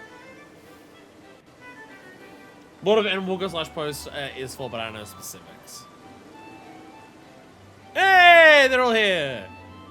Where'd you like to go next, ladies? Why don't you try the festive meals they're serving at the lounge? Retirement gamers can never stay away from the food for long, it seems. Yo, they're all hanging out together. Hell yeah. Alright, onwards we go.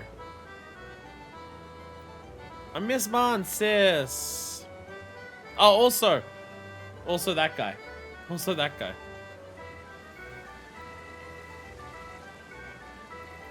Beep, beep.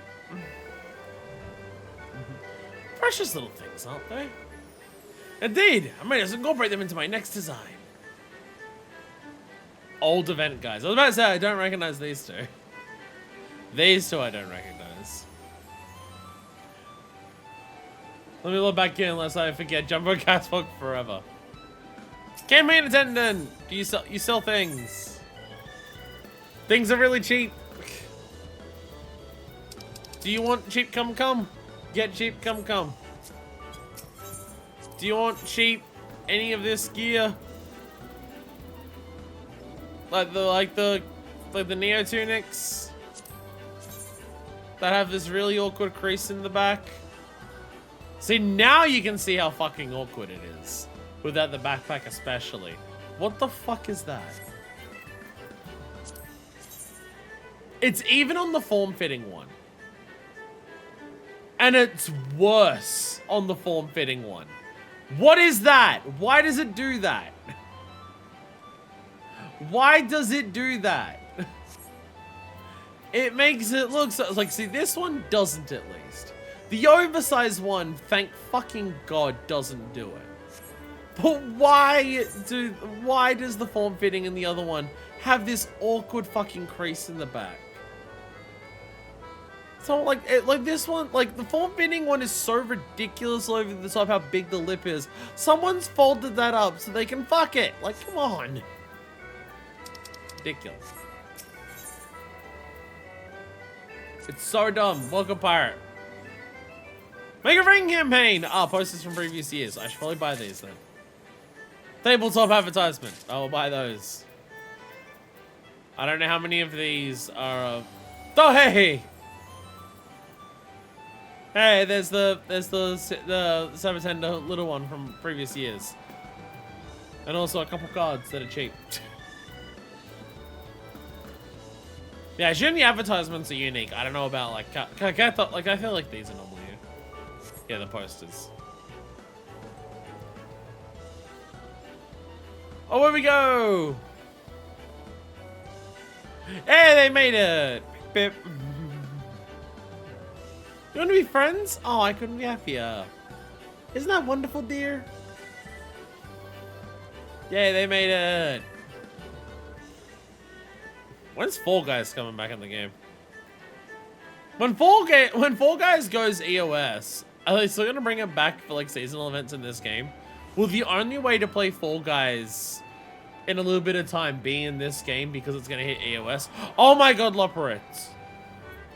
Aren't they just delightful? Oh, it's so kind of you to... Oh, I meant the Yodas. That aside, where's the Yoda-shaped pudding? Pudding way! Pudding way! We have found explicitly Pudding Way. Pudding Way explicitly is here. 14, having Yokai Watch longer than Yokai Watch games? True, that's literally already happened. That's literally already happened. So where do the otters fall in the fluffiness hierarchy? How upset you get over the Pudding Way.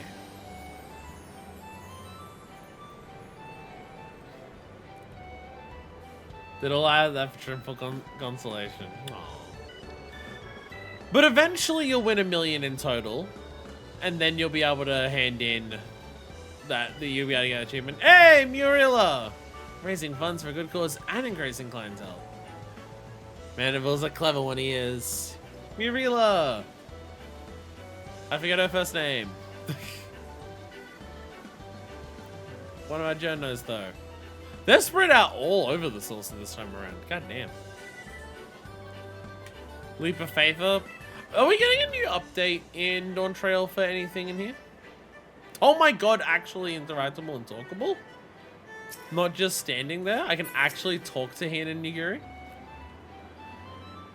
Greetings, Manifest. Lottie and I are journeying across city-states, surveying their ways of life as we go. We not only brief stop at the Gold Saucer, but we did not expect to find the venue team with such a charming bunch of ancient otters. There's no harm in staying a while longer, surely. Manifest, 'tis a relief to find you taking a well-earned respite for once. The Gold Saucer exudes resplendence. One can scarcely find this sort of atmosphere in Doma. Fresh experiences like these make our journey here all the more worthwhile. I should remember the sights well. Crowds, young and old, immersed in the endless festive ambience, shall serve as a useful reference while we rebuild. There's going to be some going to be multiplayer Gold Source updates in DT, we'll just have to wait. There's some stuff in the data mines that could be it, but we'll have to wait and see. Because we got the new shooting map, but that's about it, I think, for Gold Saucer. Sometimes I forget that Ian's like 20.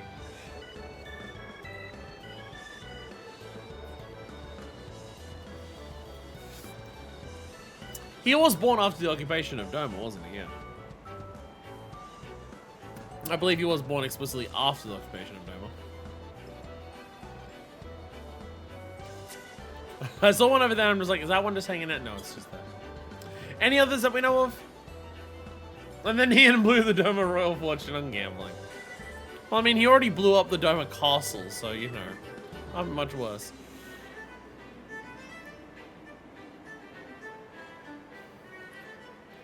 I'm even taller now. Whee! There's gonna be some people standing at Mahjong, isn't there? I don't want to do Mahjong. You can suck Mahjong. No! So the in-games? Yeah. Whoa. Wait, go back. Reinteract. There we go. No. Triple consolation, whoa! They had dialogue and it disappeared. Tried Mahjong once, it was incomprehensible. That's my experience with Mahjong so far as well.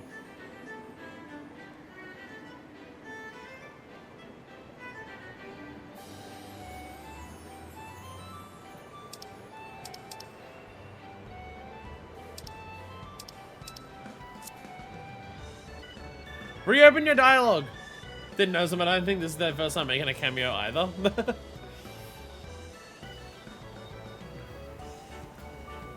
Their dialogue won't repop.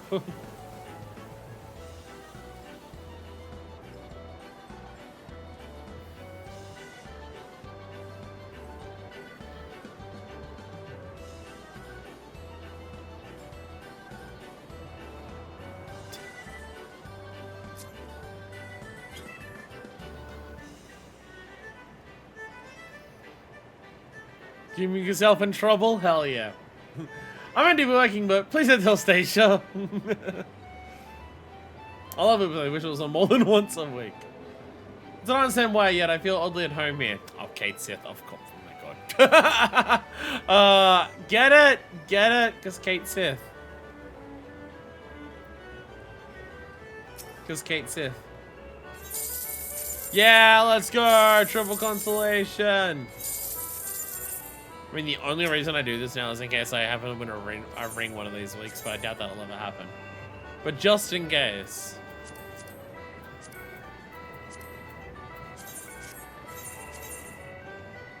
But just in case.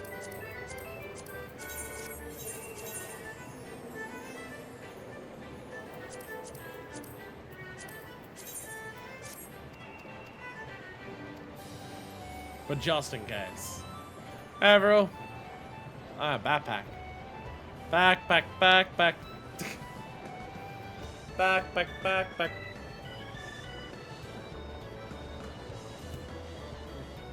You not a fan of my backpack? The gold saucer.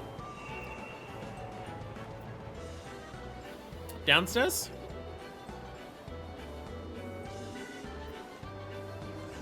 I'm gonna run around here, see if anyone's at Mahjong. Mahjong's not up there. Somebody there is. Oh yeah, they're always here. This is always happening. This is just here. This just happens.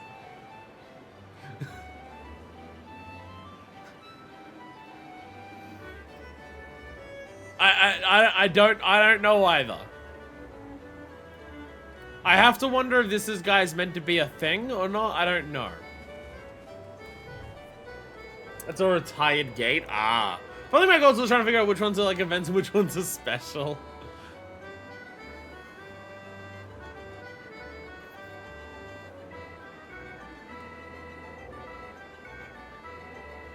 So they're just hanging out. I don't know who they are. There are retired gates. I know, and yet somehow the fucking cliffhanger's still here. There are other things that were like, we should retire this, and then cliffhanger wasn't one of them.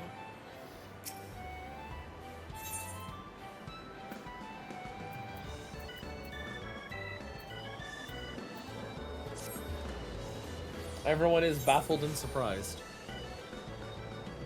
Anyone over by the Mahjong tables?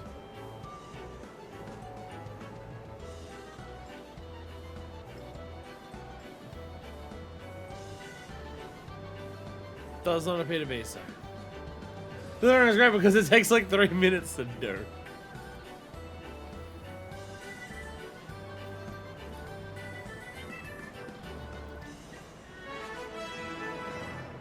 Eagle! Eagle! I'm doing the Scrubs thing. Eagle Raid, welcome! Hello everyone! Hello Omni BB guy! Gotta prep for bed EX. Understandable. Bed EX fucking sucks. I've been trying not to accidentally prog that while I'm streaming. It's not been going well. Eagle, welcome. Eagle, your black. Why does your fat cat have like a little border around it? Eagle's black cat has like a little black border around it, but when I go up to Scribbles or Deku, they don't have one. Final Fantasy 14 Fan Vessel 2016 NA Fat Cat.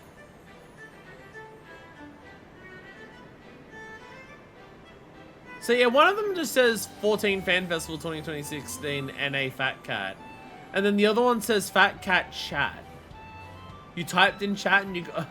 Only internet God knows. So it's so hard to keep up.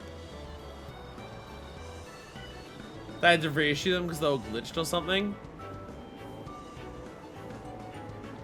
Badge was earned by watching a creator for 60 minutes in the Final Fantasy 14 category during FanFest NA. And then for Deku,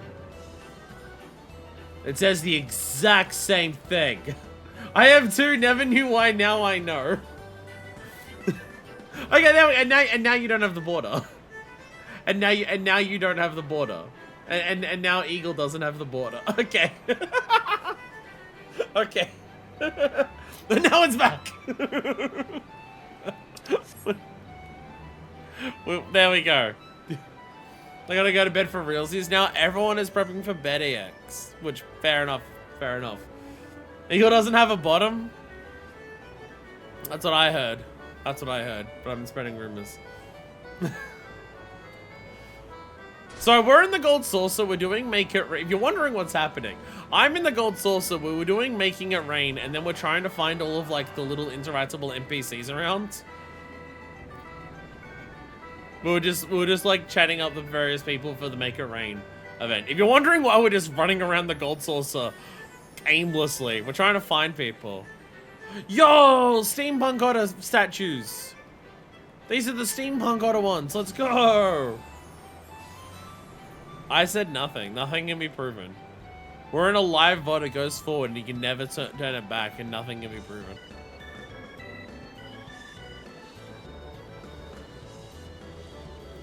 Yeah, we're just seeing things. What I do? I need to do something particular. I got 13 minutes to do it.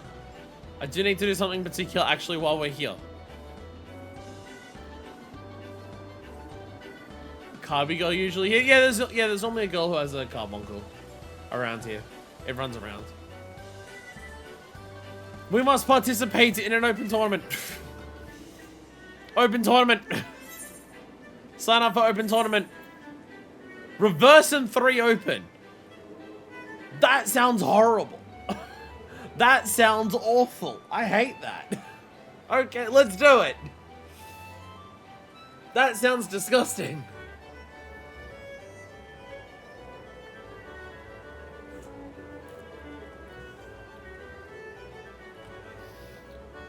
Alright, we're in a draft. We're gonna choose shit cards. Remember, it's reverse. Remember that it's reverse. Choose dog cards. Choose ass cards. Choose butt cards.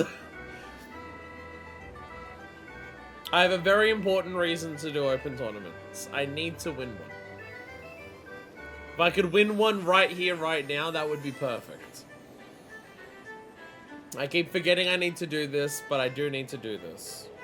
I forget how long it takes for you to auto queue in with NPCs and no one else is around. I think it's a minute or two. It's a minute. 4 people? Oh, I'm fucked. Oh no. Oh no. Oh, there are actually people oh. They could be trash and it might go better than going against the NPCs. Maybe they didn't read the rules and they won't know that it's reverse. Did you read the rules and do you know it's reverse? Please tell me you don't. Please tell me you don't. Vase off? Carry vase people in the Gold Saucer in 4.4. Time my life, repeat the same movements, use my NPCs based on one part of risk card restoration favor in 4.5. Skin change we believe in, find imposter among group of NPCs that has a different glam or emote removed in 5.1. There's... I didn't realize there was... Like, I didn't realize there was any gates removed. I didn't realize there was that many gates removed. Wow, okay. Don't tell them about the reverse. Shh, don't let him know. Don't let him know. Okay, what is the most dog ass out of these? I'm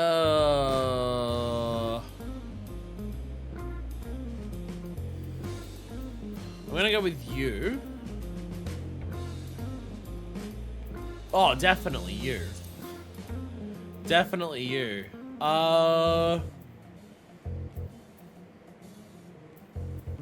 Namazu. There we go.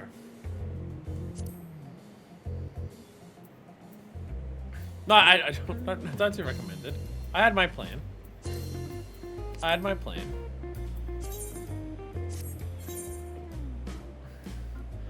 Tatako Suzukoi, please tell me you didn't read the instructions. Please tell me you didn't read the instructions. Chat, can you all queue up for an open tournament at the same time as me and give me the win? Chat, can I leverage my privilege as a streamer? So you can let me all win.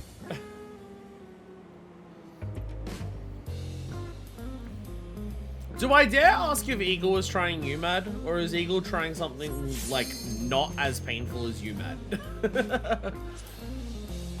Because last time Eagle raided, Eagle was doing raiding, and now that UMAD's out, I'm worried. I'm worried for Eagle trying to prog UMAD, because that has been a nightmare from what I've heard. UMAD has been an interesting experience from what I've heard, so.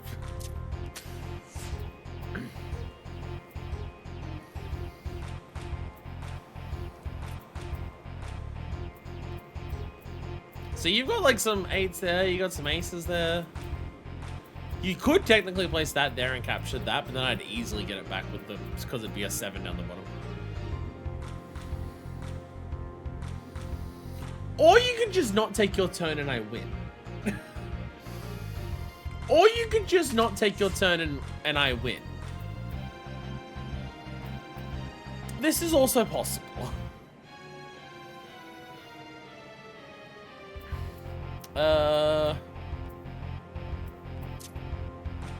Because that's gonna be like captured back really easily.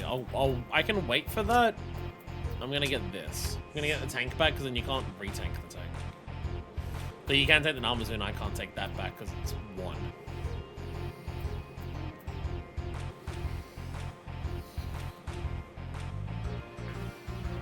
You have Reen and you have Hilda.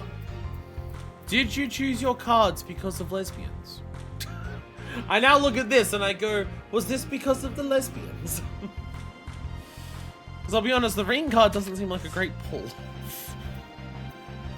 I feel like you could have definitely chosen something a touch better than that.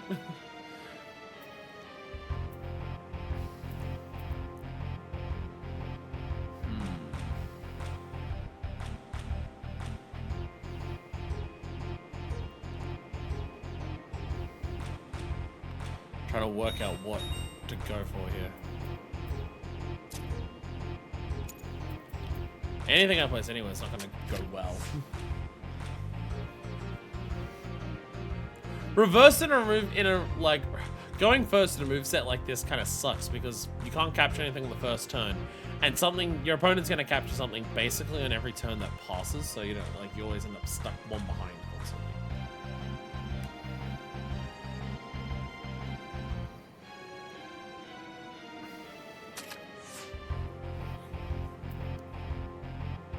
Ah, if I had the numbers, I could have done a double there. That would have been nice.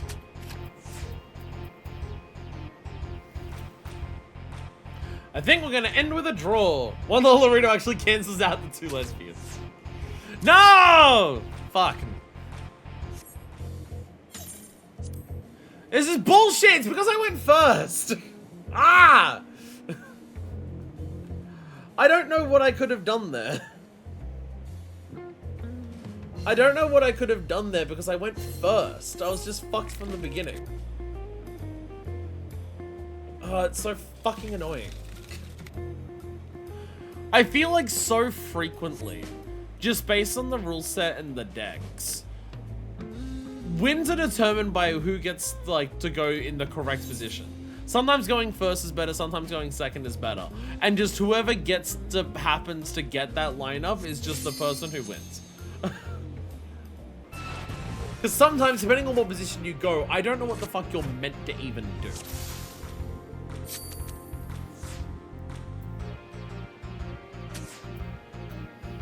Okay. Interesting start. That thing is going to be passed around for the rest of the match. Okay. I'm going to... I'm gonna put this here. We're just gonna pass things back and forth the entire game.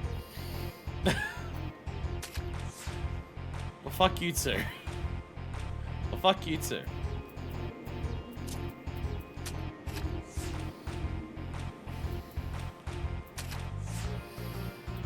Well, that sucked.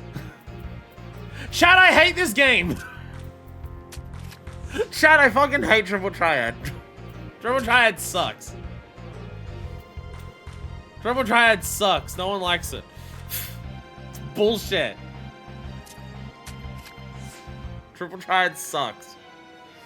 How do you be good at this?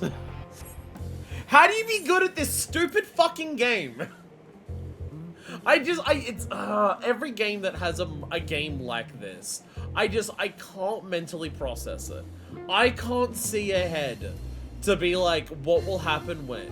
It's the same with fucking in the Shovel Knight King Knight game of like Justice or whatever it's called in that. It's the same fucking thing. It's the same fucking thing. I can't envision ahead of what will happen after different turns to make different things happen. I just can't fucking do it. It's not a skill I have. I can't envision how things will change based on what happens. I can't do it. It's just not something my brain does. And I don't know how the fuck you're meant to. It feels impossible. It feels impossible to be able to do that. But I think that's just a case of, that's just how my brain works. I think only wizards can really understand plus and same, but this isn't any of that. This has none of that, though. Our current moveset doesn't contain either of those. And yet, here we are. And yet, here we are.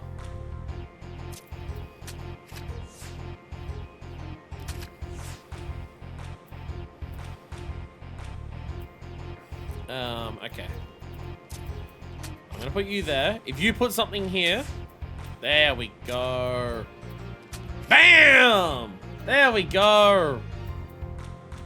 Oh, that's an, and you can only do an 8 on that side. So if I make sure this is a 5 on that side. There we go.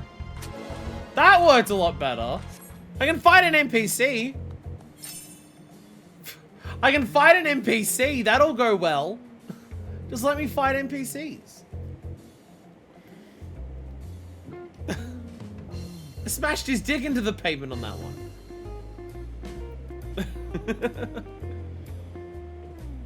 It's still not a... I need to win one of these tournaments is the issue.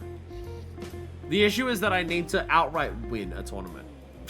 There's achievements for winning like fucking 50 of them, and that's never gonna happen, but... I just need to win one. I just need to win one.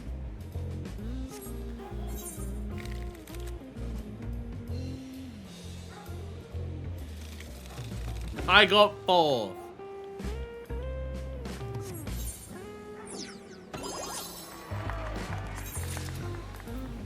Oh yeah, I got 2 silver triad packs. Go, go, go, quick, quick, quick, quick, go, go,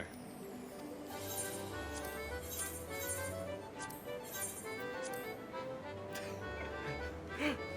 Registrations end in a minute. It's 3:29. Registrations will end at 3:30. So what I'm hoping is that this is so close to the end of it. This is so close to the end that no other humans will be part of it. That's what I'm hoping. Yeah, you don't just get... Yeah, these open... Again, the open tournaments open every 2 hours. But on alternate hours to fishing. I learned last time I did this. Thanks to someone in chat. I think it was Deku. Maybe it's Scribbles. But for the half an hour that they're open, you can try as many times as you want. Okay, there's one other person. There's one other person. I think we're... Oh, did you sign up as well? Okay, the Fopper card there is really terrible. But this is pretty weak overall as well. It just doesn't have any, like, killers of having a 1. No, because you put a 1 and a 4 in a corner there. That can work really well for that.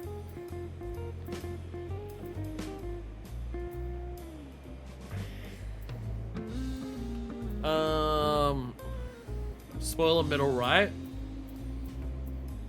Okay. I won't look too closely. I won't look too closely. That's terrible. Most of this is garbage. This is the best side. I just won't look too closely at what those cards are. I don't know what the fuck they are. A 2 and a 5 can work well in. I'm gonna take that. I'm gonna take the Warrior of Light card. Like, I choose between the Warrior of Light or the Warrior of Darkness. No, we're not together. I'm versing a human again. I'm versing a human again. They did the same thing and signed up immediately at the end afterwards. You got into the embassy? Can you throw for me? Why is it my turn first? My turn! Fuck you. I'm doing this. You can't even perceive what I'm doing. You can't even work it out. Don't worry about it. Roswin. Roswin, eh?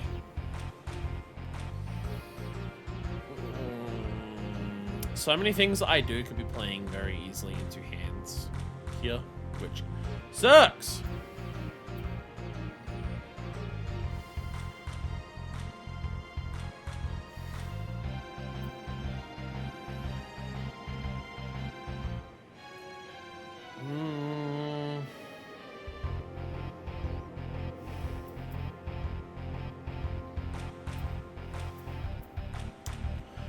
Fucking annoying. I can't think of anything that's good.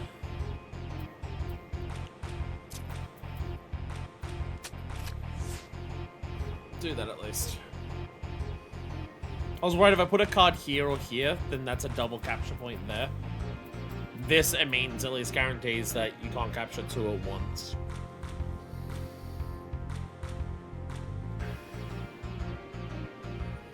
So there's that. At a bare minimum. At a bare minimum.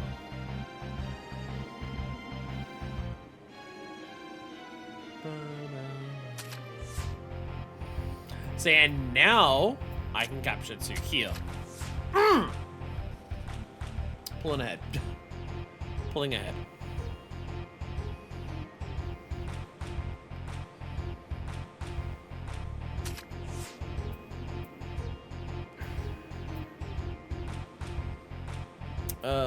Oh, I can't capture anything there. That sucks. Okay, what's the best option for you? We can see everything here, so it's like really hard to do. If I place the 4 down the bottom, you can't capture it, can you? No. I think we're gonna tie.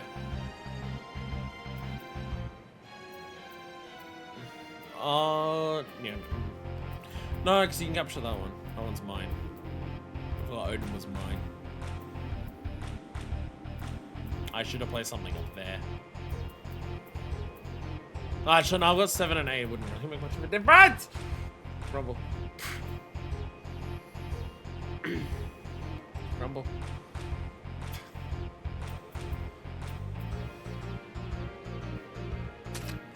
Because I'm just going to capture this back. Just draw. I don't think much could have happened for either of us there.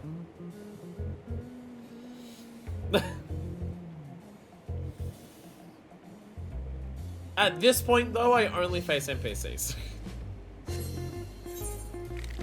At this point, I only face NPCs.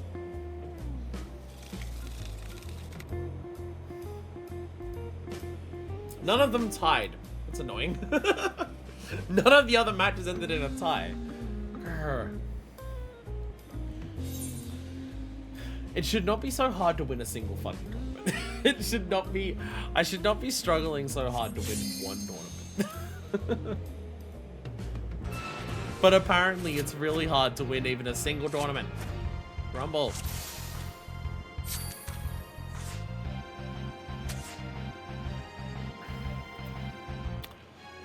That's an annoying start. I don't like that, but I'm gonna do this. Well, fuck you too. Okay, look, all right. If you're gonna be that way, look, if you're gonna be that way, fuck you.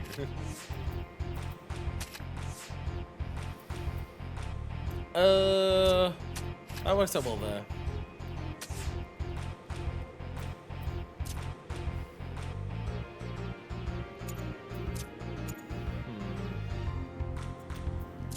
If I captured that, I'm not capturing that at all, am I? Please don't capture both here. Good! There we go. Good. I was just worried about that point there. It's like, if you capture that, then that's a tie.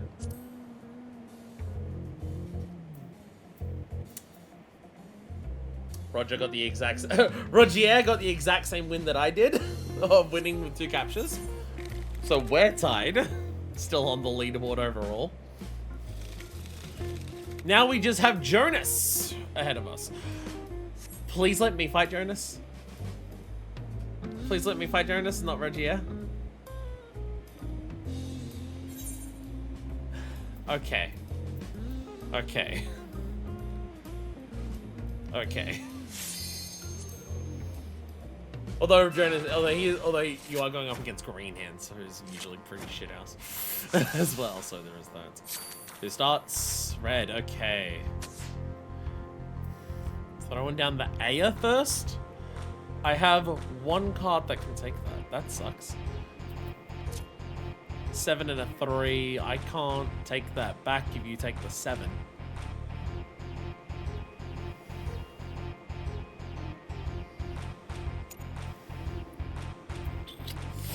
Okay. Let's do some weird shit. Let's do some weird shit then. Let's see what we can do with this. We're relying on capturing a double somewhere here.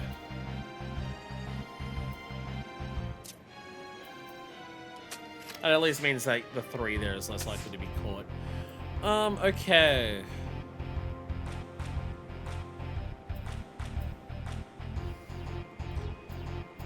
Ace won't catch either. You won't, and you won't catch anything there. And I won by 2 points. Okay. Okay, good.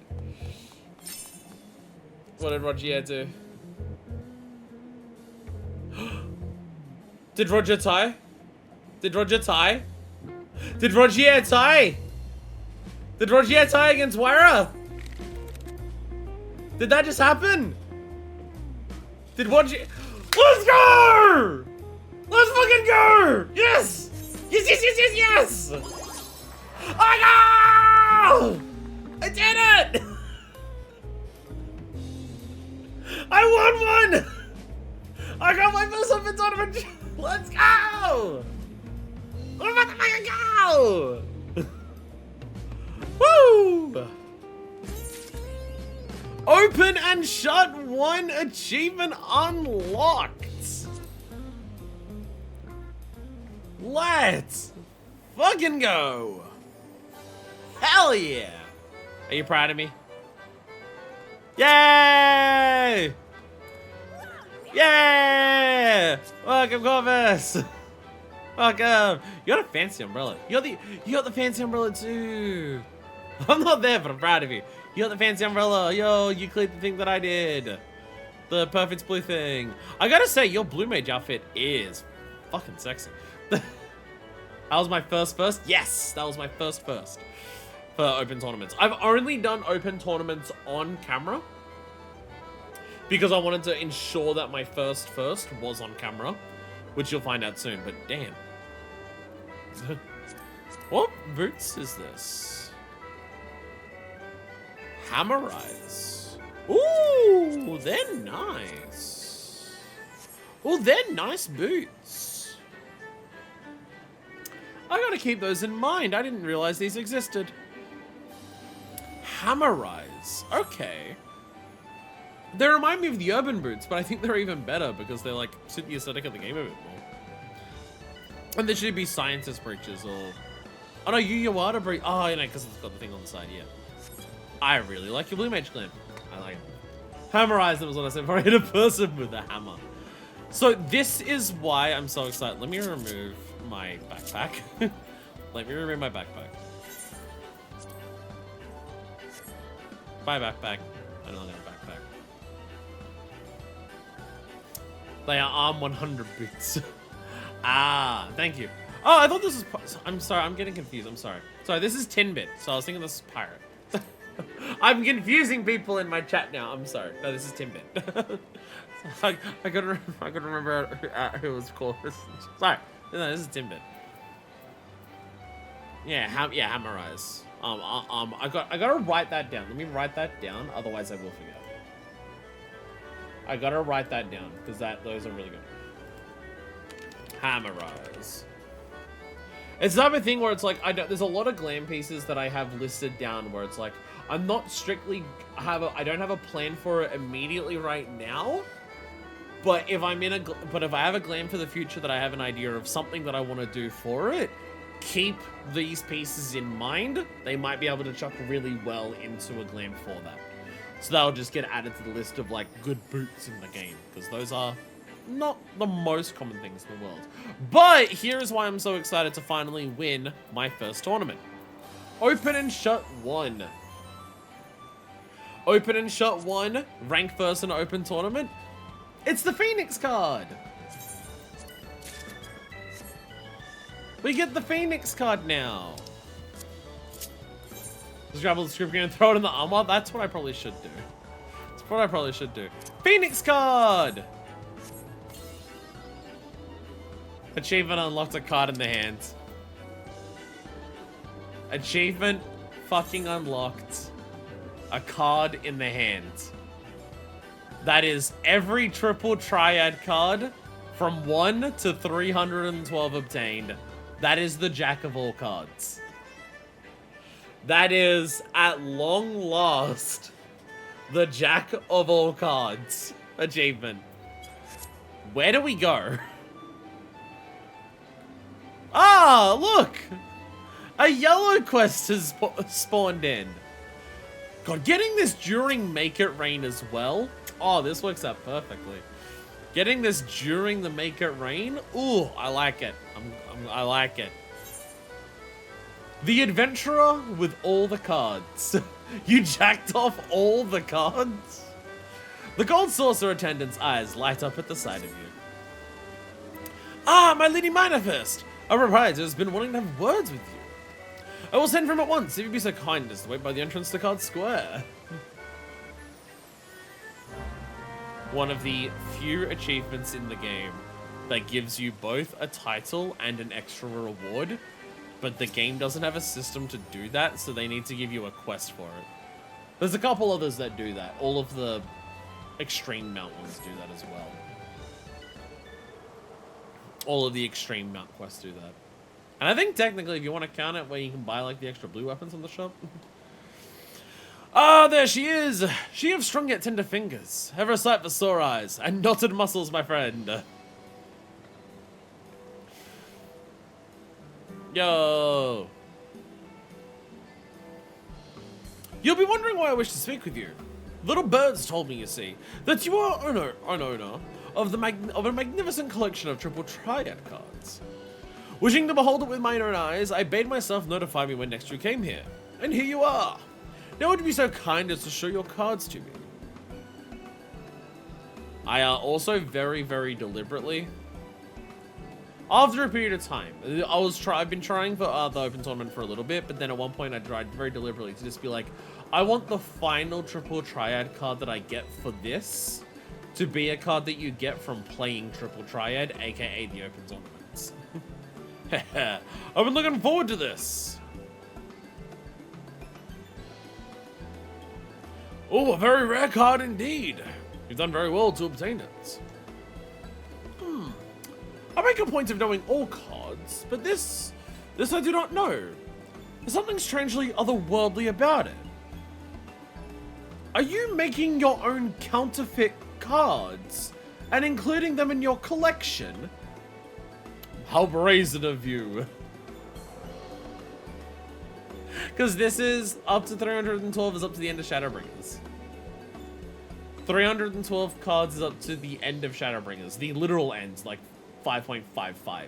The very last card, like card number 312 is the Diablo armament from Bosnia.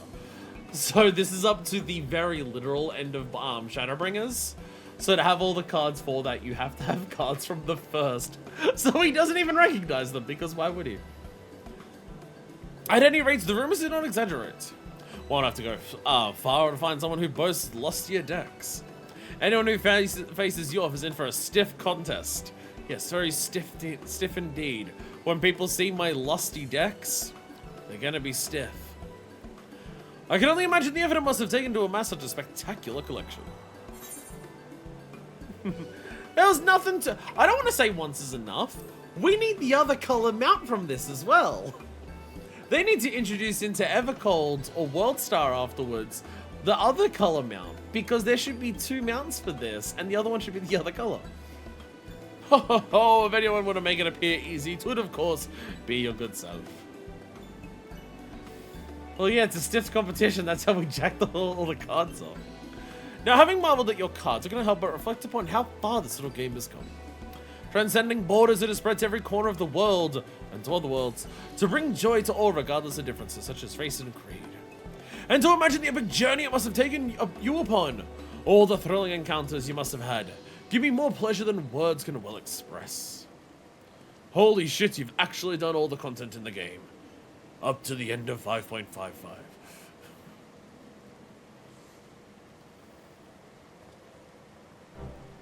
In recognition of your tremendous feat and the love you bear for the game, we should present you with a special prize. An amazing flex mount. I don't think it's like the best flex mount in the game, but it's decently high up there. Consider it but a small token of the great esteem in which we hold you. Riding upon its pleasingly familiar form, may you continue to pursue new horizons in the world of Triple Triad.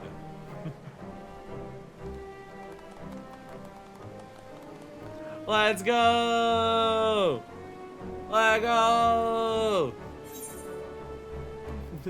Magic's card! Crafted by the realm's foremost goldsmith, this enchanted rideable triple triad card will take you wonder by wonder, over, sideways, and under. Let's go! It has taken quite some time, but we have finally gotten the Magic's card. Yay! That's a Penuti, that's a different thing. Magic's card, that's a hover. You know what, we actually don't...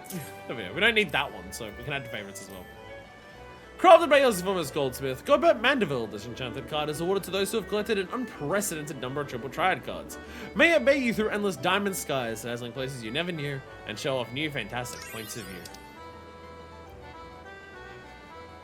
Fancy a game of cards? Ayola. Yo! So you'll notice that this card is red.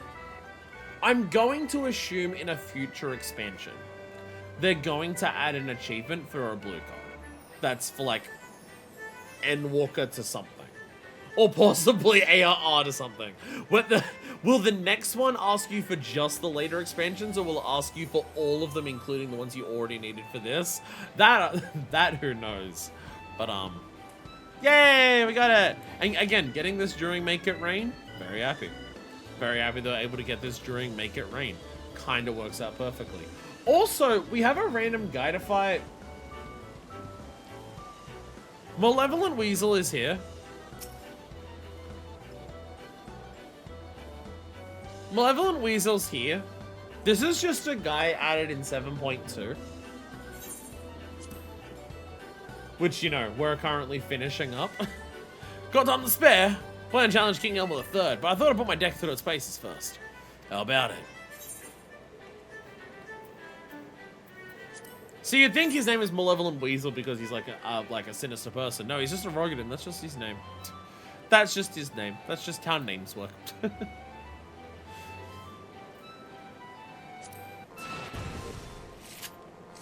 It was last year, Make It Rain. Yeah, he was added for that, and that makes a lot of sense because of what card you get for beating him.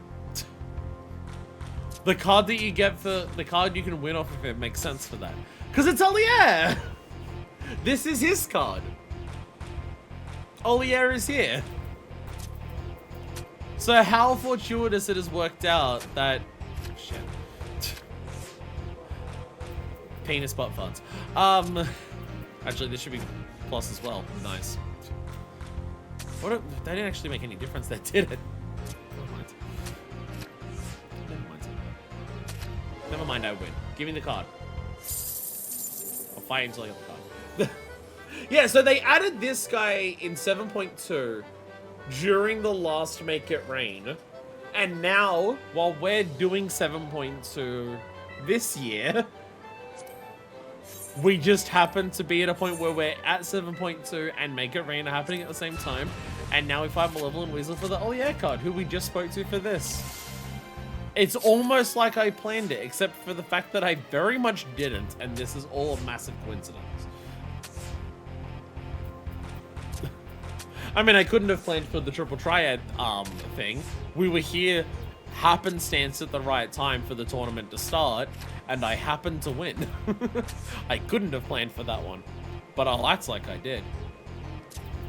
But I'll act like I planned for it. You suck butts. Give me your Ollier card. Give it to me. Come on, maybe give it to me.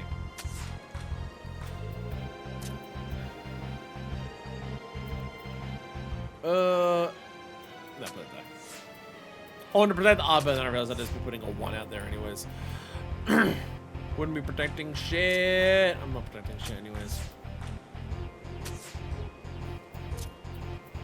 No, never mind. There we go. Yay! Yay! Give me the Ollier card. If you want to know what it's like when I fight an NPC off screen and I'm trying to get the cards off of them, this is what it's like. This is what you do.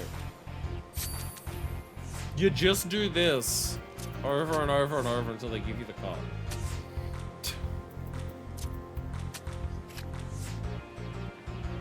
You just keep doing this and eventually nothing good happens. I did not mean for that. I did not mean for that. I'll take it. I didn't mean for that. They didn't help me, but I'll take it. Give me the Ollier card. Yay! Ollier! There we go. Clear this ring for some fine-tuning. Glad I realize it's now rather than mid-match with the king himself. Appreciate your help. Yay! And now I don't have to worry about fighting this guy off stream. Ollier! I really am a wizard. I managed to do it without even noticing I'm doing it. Well, you know what? Fuck it. While we're here, let's also open some Platinum Triad packs. Fuck it. We're balls deep into triple triad right now. Let's open some Platinum Triad packs and see if we get a lightning out of these. Fuck it while we're here. La Brea. Louis Soir. 2 L names. Louis Soir. Alphino and Alice. Ultima weapon is all powerful. Why does my enemy still stand? And Louis Soir. Damn it. Ori Boulder and Cold today. I'm pretty sure I have everything from every pack here. So I don't think these help at all. I'm pretty sure I have everything from these.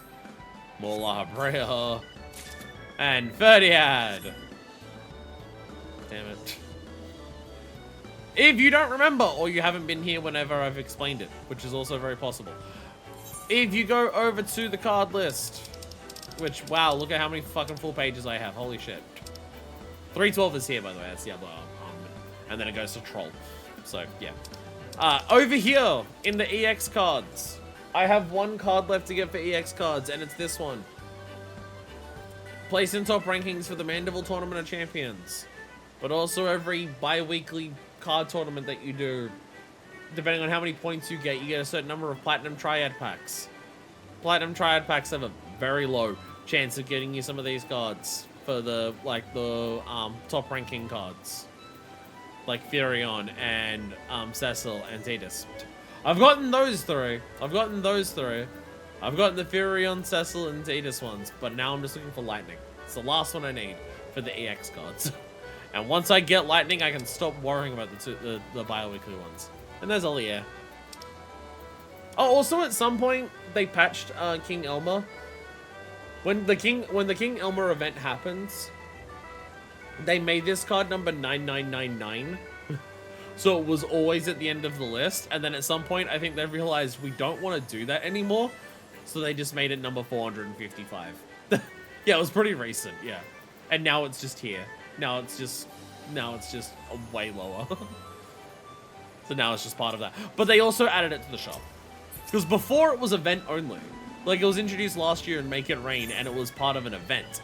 And then it's just like, oh, so if you miss that, like, seasonal event, you just never get all of your cards? That's pretty fucked up. They added it here, thankfully. They have added it to just the normal shop, so it is now here. Yeah. So there is that. Thank fucking God. Before you disappear, what top are you wearing? Been eyeing this. Credendum Corset is striking. I don't think I've ever actually, like, properly paid attention to this piece. I like it. It's not Manifest, but I do like it. Would have been amazing if you got a platinum from the open tournament and that was the lightning. I do have to do this week's tournament. There is a tournament this week. No, Durai Memorial. Never mind, I already got no, never mind, it's next week. Never mind, I already got my cards from this week then. If entries begin at a time, it means that it's next week. Yeah, when it says the next Triple Triad tournament, instead of talking to the open tournament official over there, you speak to this tournament record keeper. So the way I've seen people online be confused about it, and it took me a while to work out how you even do this. When the tournament is open, you talk to her. She'll talk about how there's a tournament. You have to talk to her first and say participate in a tournament. You have to talk to her first. Sign up for it. It'll come up saying tournament entered or something like that. You go to the battle hall. You can either fight the NPCs in the battle hall, which you have to choose specifically tournament match to add points to it, or you can fight people by queuing into matches. If you fight people by queuing into matches and you win, you'll get significantly more points. But obviously, it's harder to win because it's against real people. If you fight NPCs, you get 20 matches for the tournament. And once you do your 20, that's it. That's all the points that you get. If you fight their NPCs, you need to win all 20 matches to be awarded 3 packs. And if you don't win all 20, you have to win, it's only like 12 or so, to get 2 packs of platinum cards. And just depending on the rule set, winning 20 in a row, even against an NPC, can just be difficult, because what if they happen to get a rule set that just like they just lock into, what if it's like the rule set's chaos or just something like that and they just happen to stand to beat you like once. And then the top 20 for your server appear on here. So as you see here, the top 20 appear on the server. So these winners down, so this winner down here, this Falsier Kierst here, so this 20 wins, 20 matches, 20 wins, 16-20. That's the amount of points that you get if you fight NPCs and win all 20 matches. And you need above 1600 to get 3 packets. So anyone you see with higher than 1620 points, they got more points by fighting other humans. But as you can see, like, the amount of points that you get, depending on who you, like, I don't know if anyone's worked out how you get those things, because, like, look at this person here. Jarl Ophir only won 12 matches, and yet got 2,000 points. I don't know if anyone knows what determines how many points you get from fighting human players. I don't know if anyone knows what causes that. Like, Jahane won 19 of their matches, so, you know, good on him. But yeah, Jarl here won 12, and it's like, okay. Also, fucking Lethal Lopunny. Incredible name. Incredible name. Grimlock Smash, edgy name, hell yeah. I'm not on there because I lost like 1 or 2.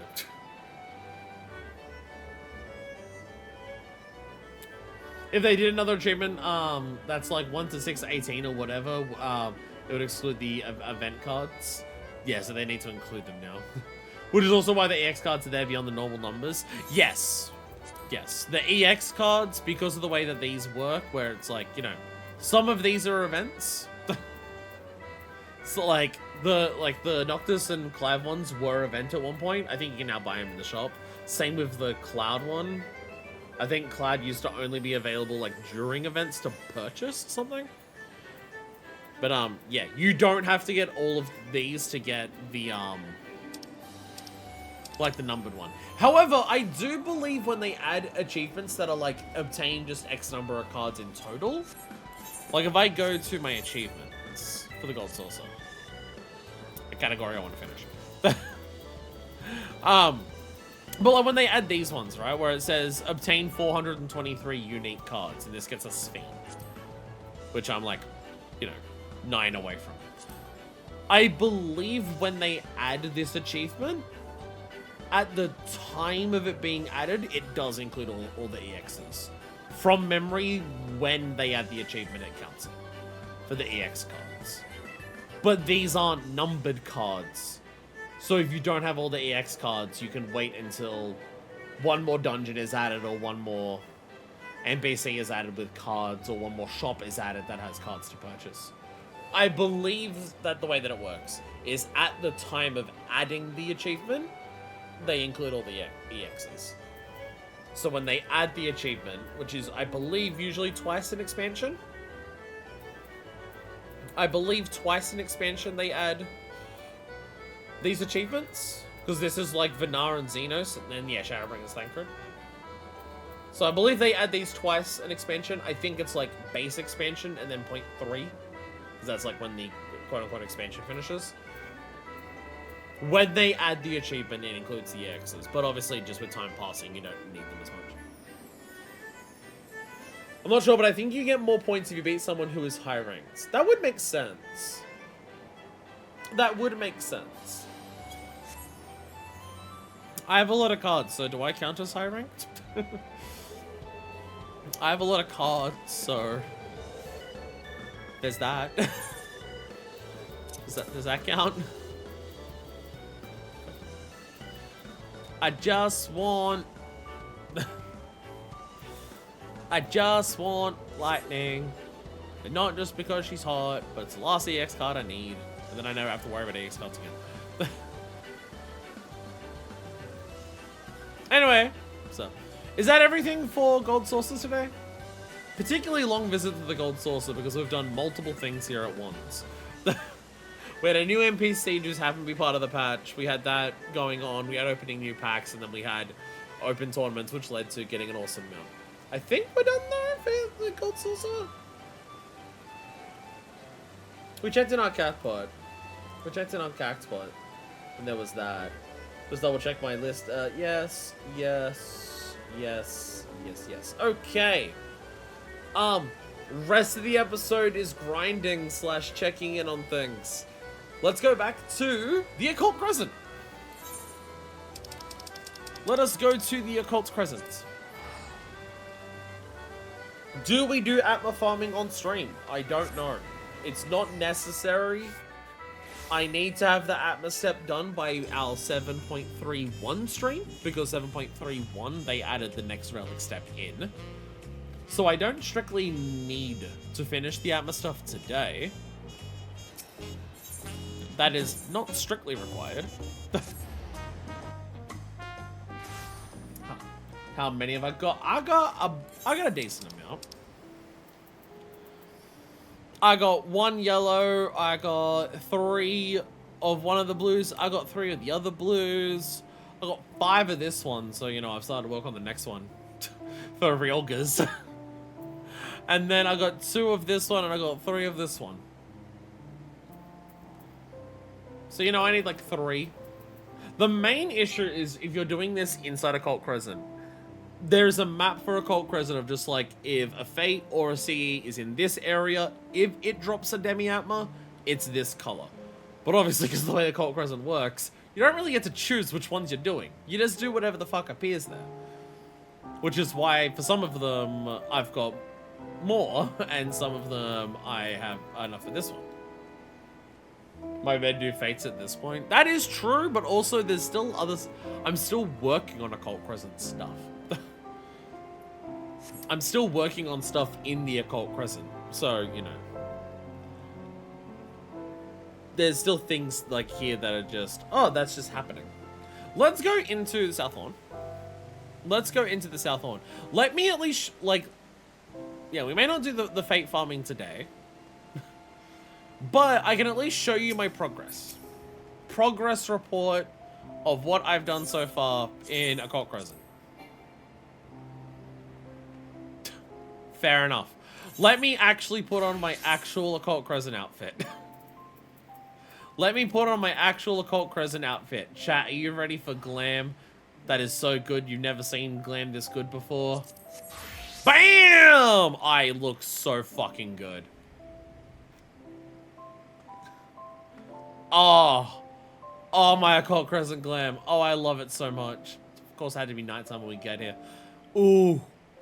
Ooh, I love my Occult Crescent glam so much. Also, I'm warrior. The warrior job sim was calling to me like the Green Goblin mask. I don't want to do paladin for Occult Crescent. I want to do warrior. Paladin has too many OGCDs to worry about to try and then weave all of the phantom job stuff in here.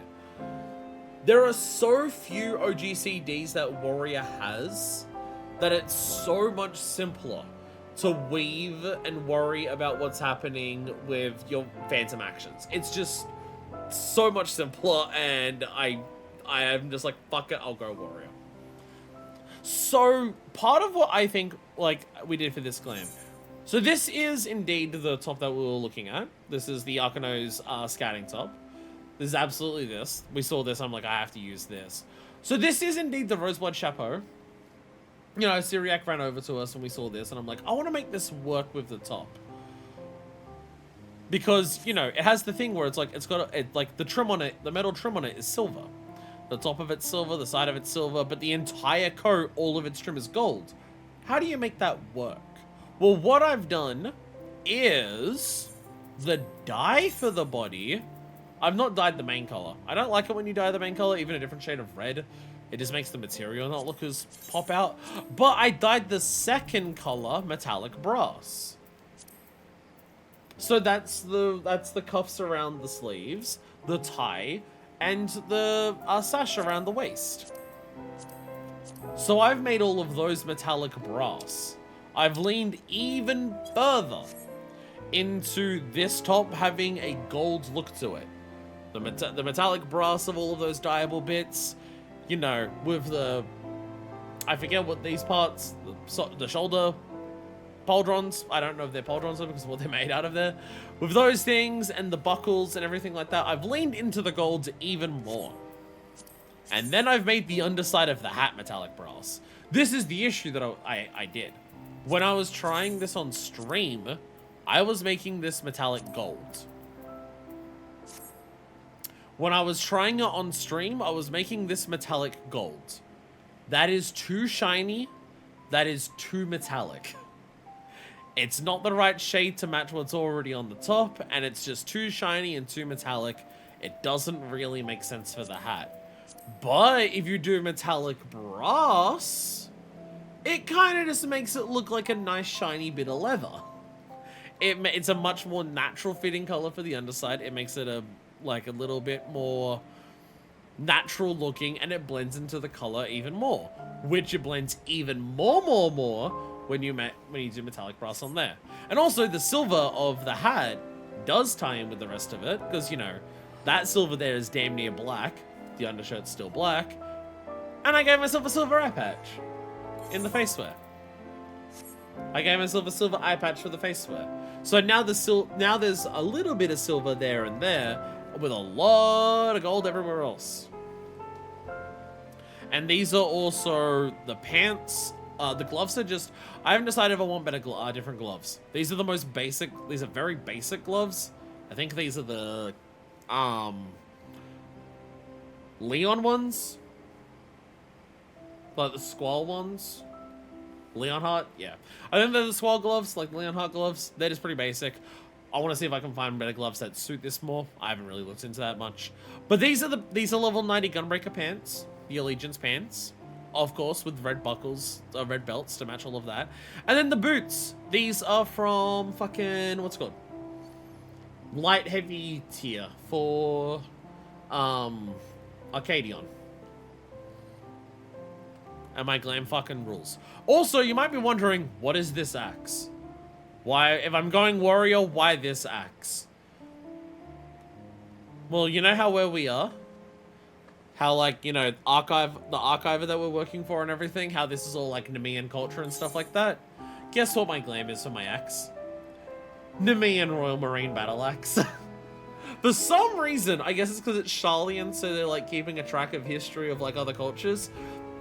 If you go into the Great Google Library, it turns out that, like, every weapon in the Great Google Library is from a different culture across the star. Some of them across different eras. There's, like, Thanarian weapons there, there's Nemean weapons there. Like, there's all different cultural weapons inside the Great Google Library for its weapons. And its axe just so happens to be the Nemean Royal Marine Axe. Remember during the Scholar Quest? The guy who was our teacher for the Scholar Quest wasn't a scholar himself, he was a marauder. And he was, like, inspired by the fact that Nemean Marines as axe wielders fought alongside scholars. So for fighting alongside our scholar buddy here for Archiver, I have a Nemean Marine Axe. It all ties together. I put a lot of thought into my things that is completely unnecessary, but I like doing it. You can't stop me.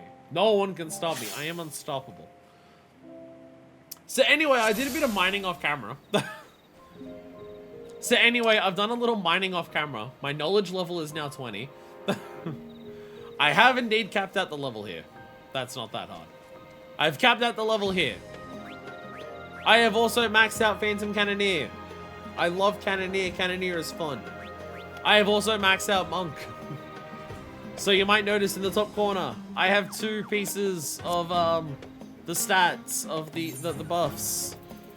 In fact, I think if I go here, it's still in here. If I go to last 5. No, we've got enough achievements today. That's not it. There's an achievement for getting your first one for that. Field operations. Let's go here. It's probably here somewhere. It's probably down here somewhere.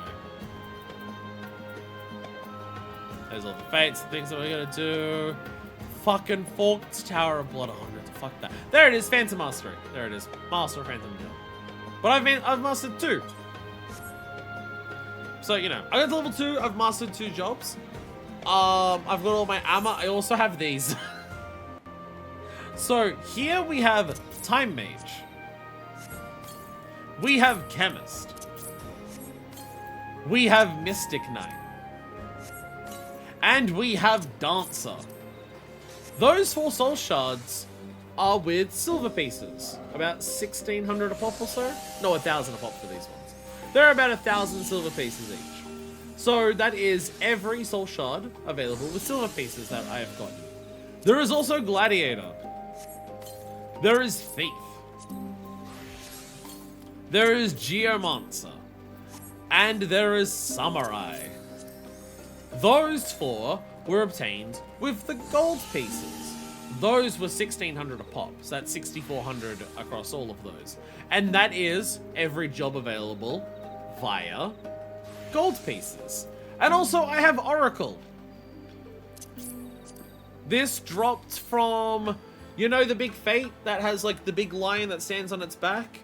And there's like the plus AoE that spins and it counts down with a timer. And it'll spin around and then it will flash red and then it has a timer, and when the timer runs out, that's when the AoE goes off. And also then the orbs go around with that. That thing drops Phantom Oracle. So I also got that. I also got Ranger twice more.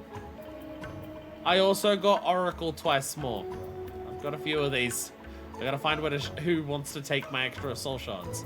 And also all of my extra notices. On my Trade Tortoise and Cloister Demons and Mythic Idols, because I have all of those again.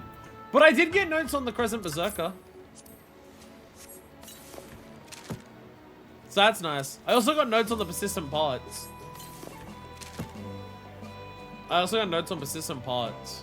So, Pot Fates. Here is a big thing for this zone. Bosses appear, you do them one after the other. If you want to do this optimally, you'd be there. These people are going to be returning to base right now. They just finished the thing. There are going to be people who are returning here to get ready to go up to this and teleport again. As you can see, some people are coming in. And now they'll be teleporting to probably one of these two so they can go down here to fight the praying guy. That is like the entire thing that you do here. I remember someone saying that they changed the structure of this zone so you had to walk to the seas and fates to prevent people from camping in spawn and just teleporting to it.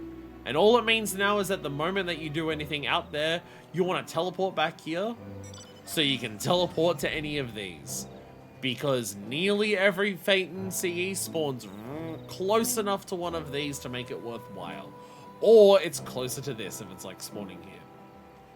So it's even more going back to base than it ever was in Bosnia. So congratulations, you managed to achieve the literal opposite of the intention.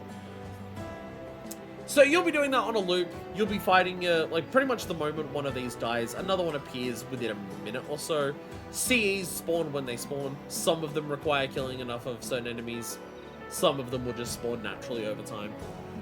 There is a timer every half an hour for pots.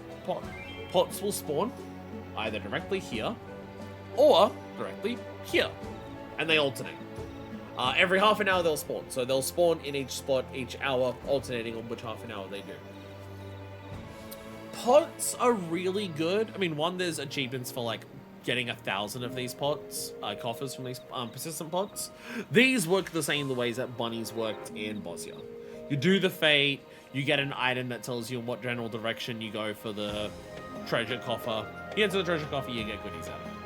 There is achievements for getting 1,000 of them, which is just fucking absurd when you think about the idea that these spawn every half an hour and they want you to do an achievement for getting 1,000 of them.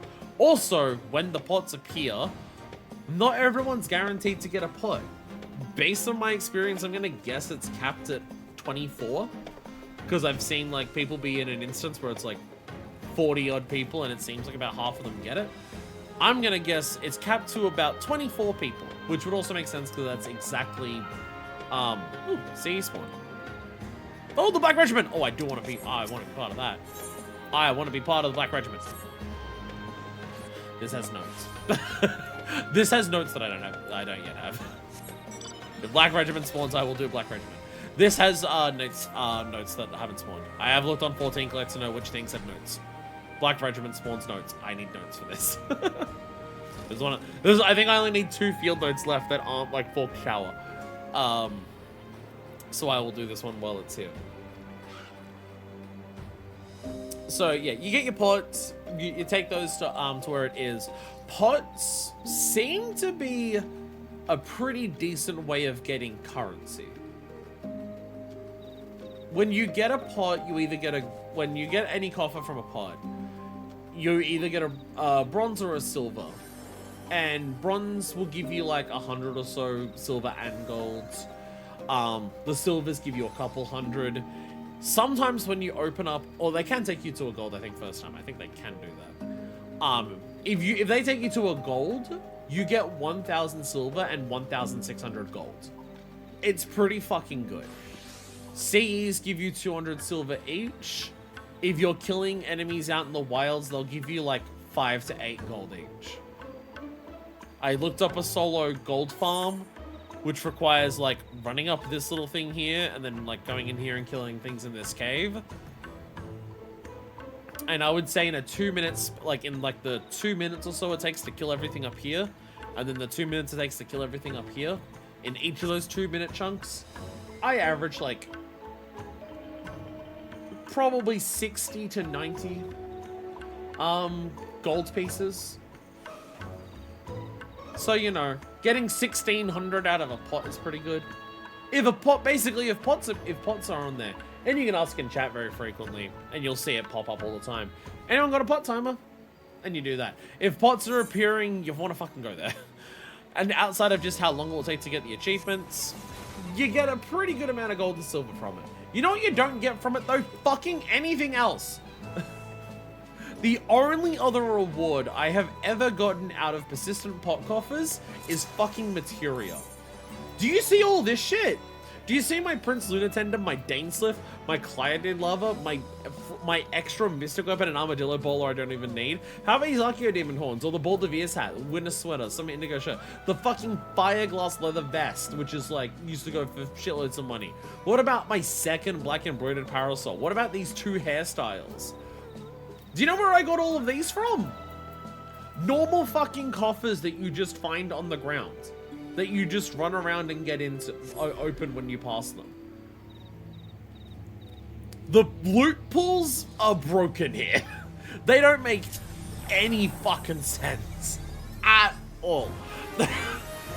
I don't know what the fuck they did, but I am opening up. Look, I'm opening up coffers from pots. They only spawn every half an hour.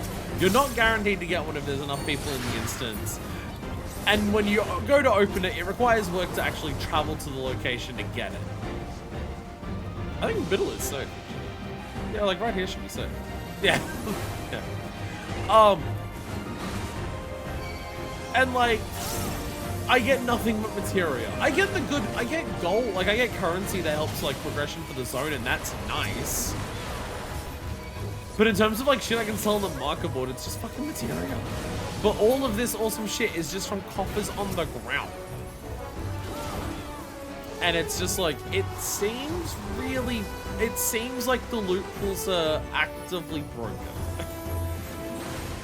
The rewards that you get seem to actively not make sense.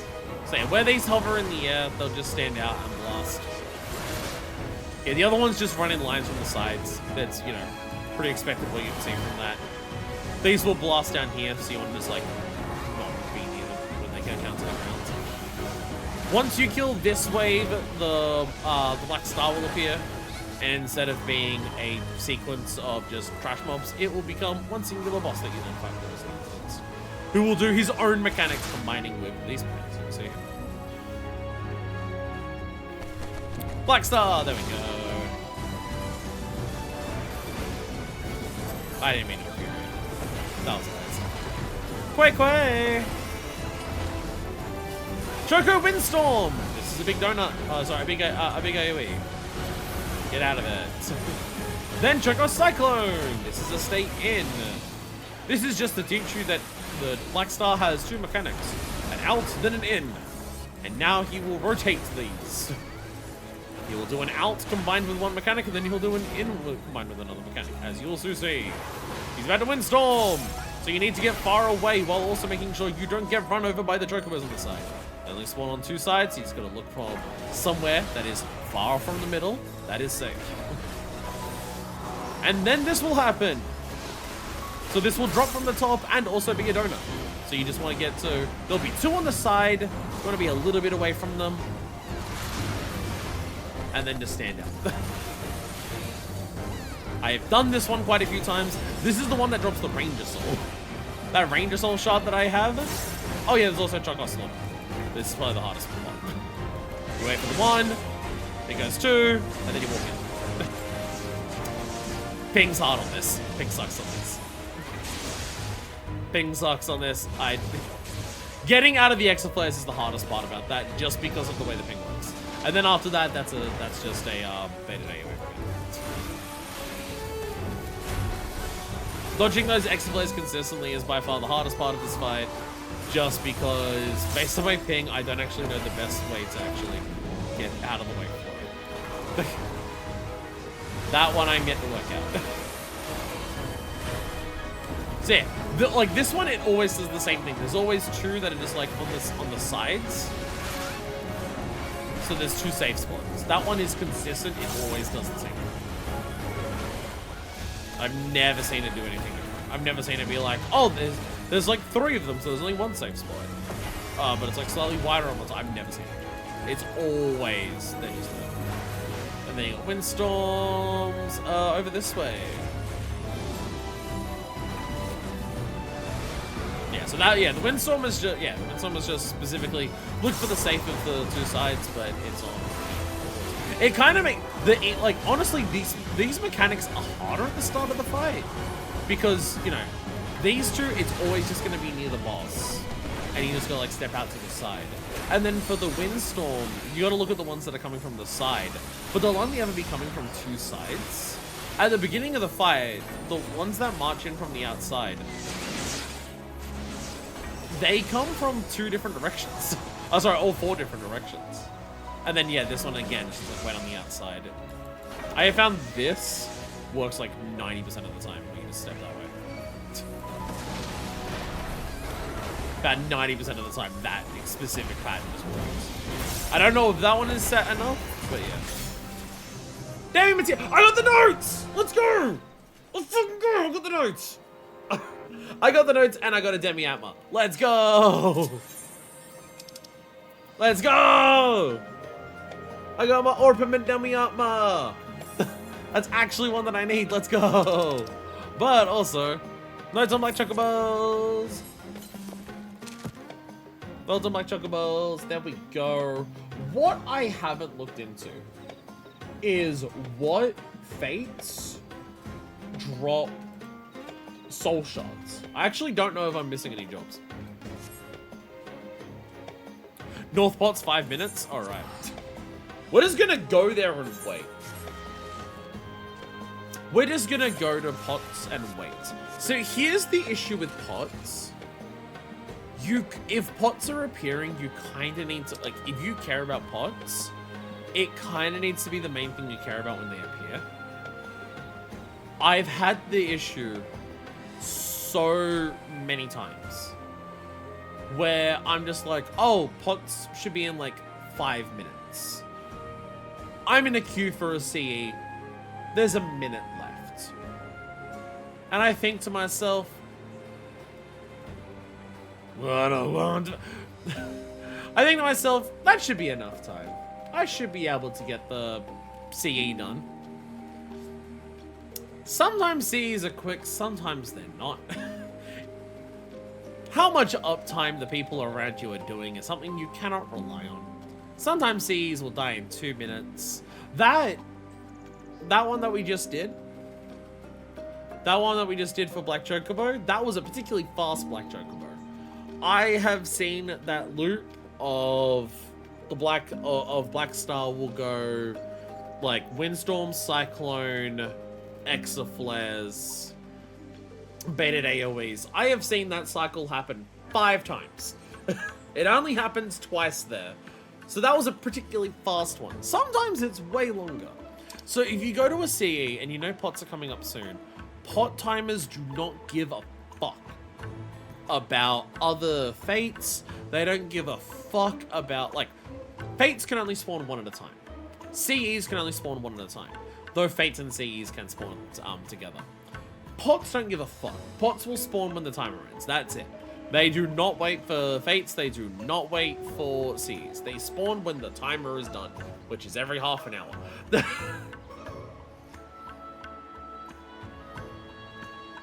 So it's very easy if you're like wanting Pots to just be like, I'm gonna do this CE, and then you get stuck in the CE, and because everyone wants see, this is what I mean.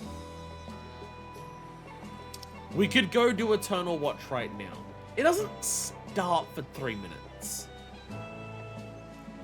This is gonna start right before the Pots spawn. So if we go and do that, we're gonna miss Pots. Because when Pots spawn, people will kill it immediately. People will kill Pots immediately. They will last for a minute and a half for the CE for this. And also, often a CE that spawns close to a Pot timer is gonna take longer to do. Because you won't have the people to rely on killing it quickly. They're gonna be over at Pots.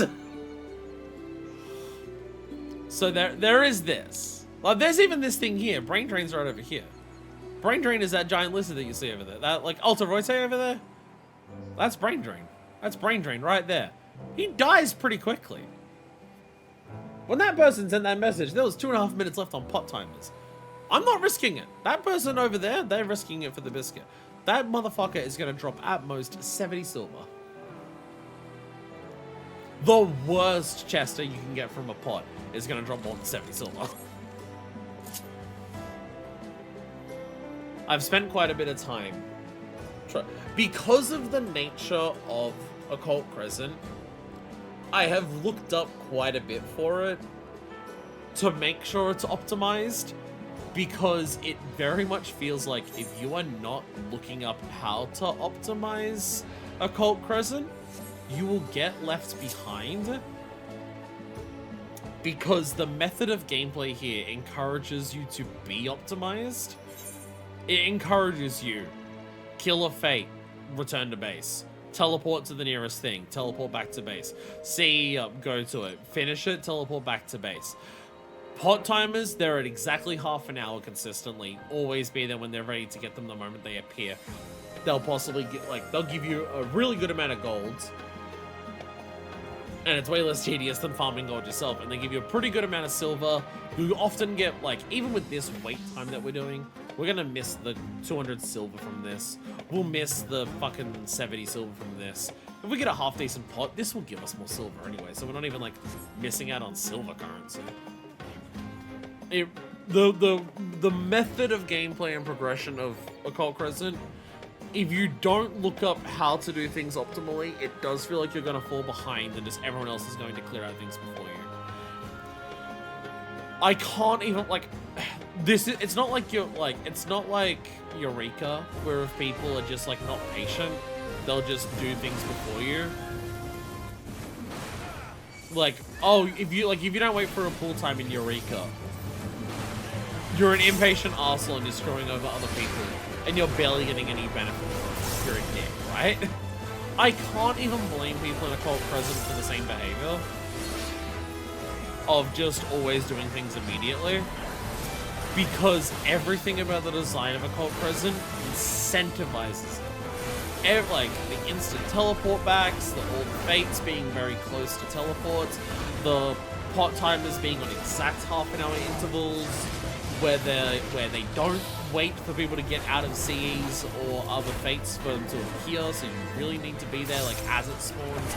I can't blame people for, like, hyper-optimizing the gameplay of this area, and possibly leaving people behind if they're not doing the exact same thing you are, because everything about the structure of this place does it. This is a weird fucking place. I'm enjoying the loop here, right? Give me a play. Yay! I enjoy the gameplay loop of Occult Crescent. I've spent a bit of time here. I quite enjoy the gameplay loop here. While I'm in the loop, I'm enjoying it, and it's a lot of fun. But I gotta admit, the more I learn about this place, the more design decisions that I'm just like, I literally don't know what the fuck you were thinking. Far, far southwest. Alright. We also have maps of where every single pot is. What you do is when you get the pot, you immediately activate it, and it will tell you which direction to go in. And based on which direction to go in, we have color-coded maps that are just like, okay, if it says it's in this direction, it's in one of these spots. Still southwest, still far southwest. Okay, well, it's probably not the horrible one. Far to the west? Okay, it's probably over here then. It's actually, that means I need to go up here. Because again, even what I'm doing right now, you could follow the pot and just go along with what it says in terms of going in the directions. But the longer I take to do that, the longer it's going to take me to get to the next fate, and then I'll miss the next fate. Oh, also you can do this. You can open up these coffers, like the ones you found randomly around. You can open those up without even, like, getting off your mount, which I do quite appreciate. That I personally appreciate. That is nice. Also, this is why I don't mind looking up a guide for these, because this is really fucking strict. Bronze coffer! There we go. Look, it's materia! 100 silver, 160 gold. Well, the 100 silver is worth half of what a CE would have been, but 160 gold is nice because gold's pantheons together. So at least there's that. It was definitely designed. It definitely was. Again, we mentioned this while we were like the first time we did this on stream, we mentioned this exact thing. Occult Crescent does not feel like it was designed with an extremely strong idea of how this place should work and come together in mind. It feels like it was designed by being like, people like this, so just do that. People don't like this, so don't do that. How many more dozens of those to go for the achievement? A lot. You need 1,000 of those pots. Again, they only spawn every half an hour. It's great. It's great, I love it. That one was... The achievements are fucking horrible. The Occult Crescent is the worst achievements in the entire game that don't have the word leave quest in the title. Or a cursed horde, so fucking... And the only achievements in the game that are worse than Occult Crescent achievements are leave quest or a cursed horde. And honestly, it's probably fucking close anyways. It's probably close anyways. Hey, I got your edition 3. Let's go. Let's go. Is this 50 or 100? I forget. 100! This is how much work I've put into, this is how much I've done, by the way. This is how much I've done Occult Crescent in the last week. I'm up to 100 fates. And I'm at 69 nice critical encounters. So, you know, I've done a bit. Expedition traded by the 10-10 base buys extra goodies? Certainly does! I actually already have, some garden relics and a gallant shepherd. I have a shepherd dog. I also have garden relics. That's everything I need for gold. That isn't upgrading my armor. Actually, because I'm gonna miss this, because people are already on the way to it. Even though it is a pretty hot fucking horse. I can actually show that off. Expedition Antiquarian. Hello there, Expedition Antiquarian. Oh, the trader buys my stuff that's extra. Ah, gotcha. So this is my progress in terms of Arcanauts gear, sorry. So used to the French in the game that I'm thinking this should be Arcanauts. But Arcanauts? Probably? I don't know. I have the fending hats. I have the fending body. And I have the fending legs. So 8,000 more silver, and I can get both the arms and the shoes for fending. And I will at least have all of the armor. And then it's just the process of getting all of this. You need 3 silver per piece to upgrade. So 3,600 per piece to upgrade. You'll also need, going over to the gold, the ethereal fixative, you'll need 3 of these per piece to upgrade, which is 4,800. And when you realize how much fucking gold you need to upgrade the Arcanauts gear, this is why I say just hardline focus CEs and fates. Pay attention to the timer so you can do pots when they appear. Because when your pots appear, it is just going to be a lot easier to actually get gold that way, or at least a lot less tedious. You can definitely farm golds quick, like, not, I don't know, quickly is the right word, but you can farm gold and it ain't too much of a hassle solo. If you got a group of people, you could probably fucking smash out the gold. But for me, I'd rather just do the pots. Again, I got 160 from what I just did. It's not much, but if you get a gold coffer from a pot, it gives you 1,600. So that's one of your fixatives that's knocked off the list. But also, over here, you can see, this is all the soul shards. I got all of those. If we go over to the gold piece exchange, this is for a bunch of glam pieces. But there's only these 3. Gallant Shepherd, Garden Relics, and Garden Ruins. So, my only use for gold right now is to buy... My only use for gold right now is buying the fixatives. And I need the fucking however many of those I need for... You know, 4,800 for the 3 of them, and I need that 5 times. Whereas over in the silver, I still need 8,000 silver just to get the armor. And then for each piece of armor that I have, I will need another 3,600, which is nowhere near as bad as 4,800. But for each piece of armor, I'll need 3,600 for the silver here. And also, there's a lot more here. I still need 5,000 for the airship, 600 for the bird, 1,000 for the short hair. I bought the framers kit because it was nice, and then I need another 2,000 for the music. So yeah. And also, just while you're doing all of that, focus on getting your jobs up. If I'm doing solo farming for this like over here of killing floppers for gold, I'm going Phantom Cannoneer, because Phantom Cannoneer is just straight up the best DPS. It also makes your DPS better because one of its shot inflicts weakness to just do even more damage, and then another one of its shot you can either paralyze or blind enemies, and depending on which enemy it is, that is really effective to drop how much damage they do. You can go over here and pull like 15 of the floppers, and as long as you're like paying attention with warrior, kill them and like not die. It's pretty fucking sick. You're just all in a single pull. It worked pretty well. But that's what I've been doing. That's what I've been doing over here in the Occult Crescent. That is what I've been working on here. What was the... Ooh, weather. I never see this. Oh, critical encounter. What do we got? Trial by Claw! That's a neat one. We'll do that one. Close to demon. Oh, there's a bunch of silver. There's a bunch of silver you get for this. Okay. Bam, take all of this. Give me silvers. Not much silver, but I'll, you know, better than being in my inventory.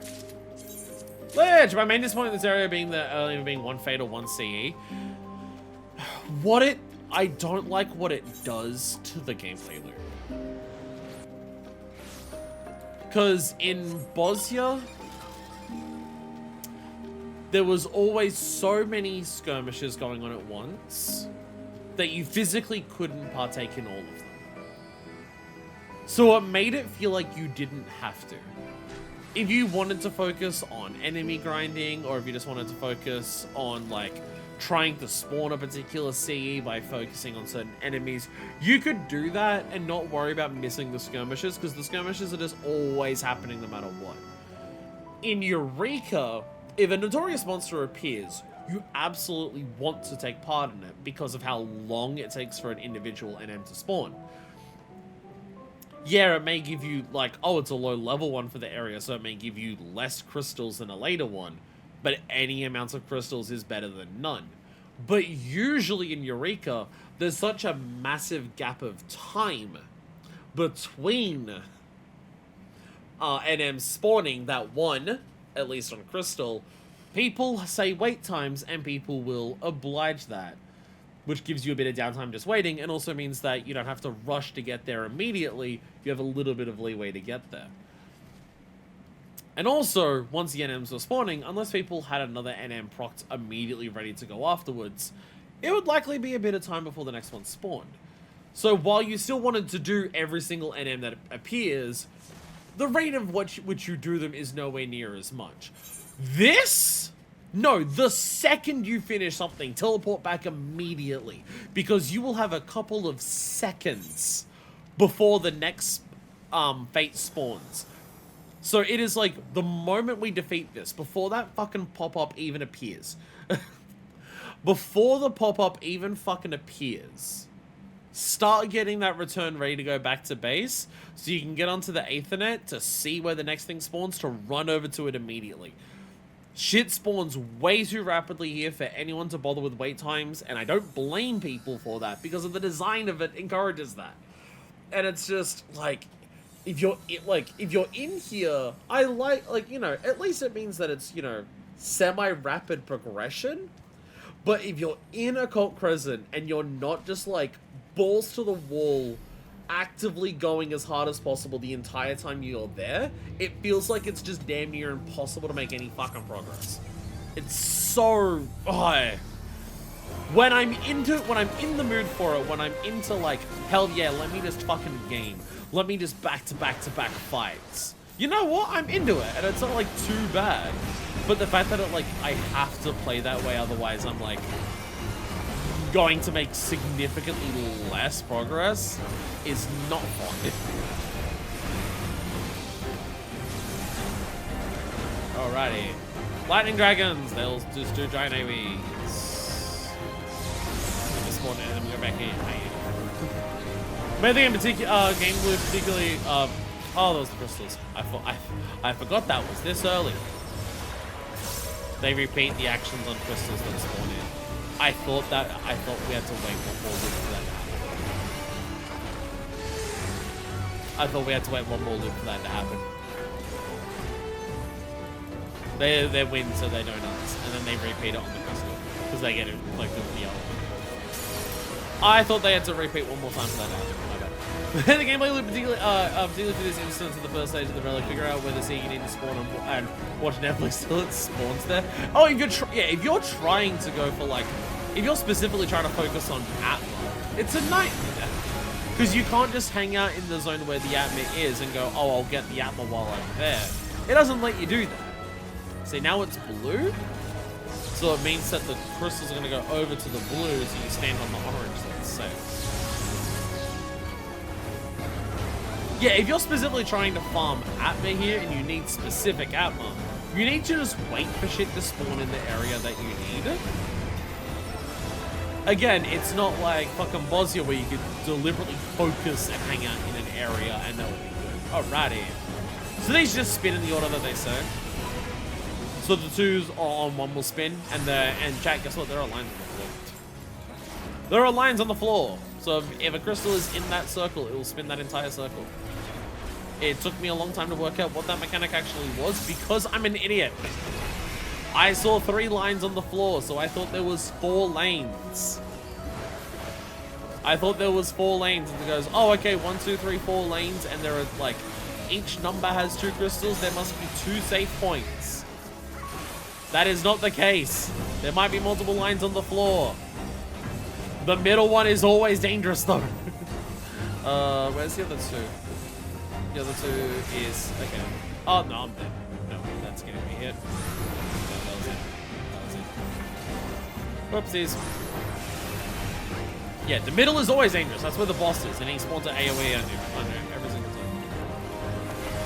Mechanic absolutely still trips me up every now and then. It's just one of the mechanics which Occult Crescent loves doing, where if you can see what the tell is, it's not that hard to work out what you need to do. But the tells are like spread across the entire arena. Or outside the very edges of the entire arena. So it can be a bit hard to work out what you need to do. Alright, and then we'll teleport to orange. So it's a donut, so we go to orange. I think this is coming as a warrior, man. So, okay, so we've got 1's on, okay, so that's on lane 2 and 3, so it's on the outside. 2 is on that, so we go to the very outside.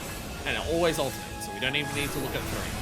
This will go to the outside, because they're on the middle 2, and then the first 2. And then the other one's going to be in the middle, because none of the others will.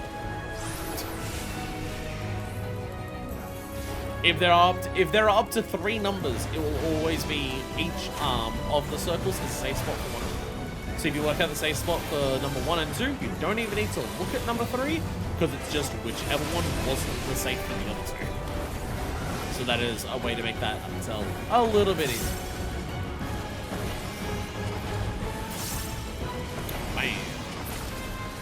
There we go. Ooh! That is the second time I've seen that. This is incredibly rare. I have only ever seen this twice. The thrill, I got battle high. The thrill of combat is enhancing various capabilities. That thing's gonna die before I get there, isn't it? It's like right, oh, actually no. It might be okay. It might be okay. This is a warrior's paradise. Similarly, no reason to play anything other than warrior. It takes all the diversity of the rest of the game and removes it. To be fair, Eureka had the exact same issue. Eureka had literally the same issue. I'll be honest, I don't know how they fix it. Wow. Well. Well, that's a letdown, people. Oh well. Sucks to be them. Eureka had the exact same issue. But it is worse than Occult. So, see, we beat that, so now this is what we do, right? You look between these 2 for the next thing to spawn. Oh, there it is. See what I mean about how little time we have to like get ready for what the next thing to do is? Like I returned pretty immediately. Went up to the thing pretty immediately. Oh, there it is. Fortnite as a whole is big, and then there's Warrior, yeah.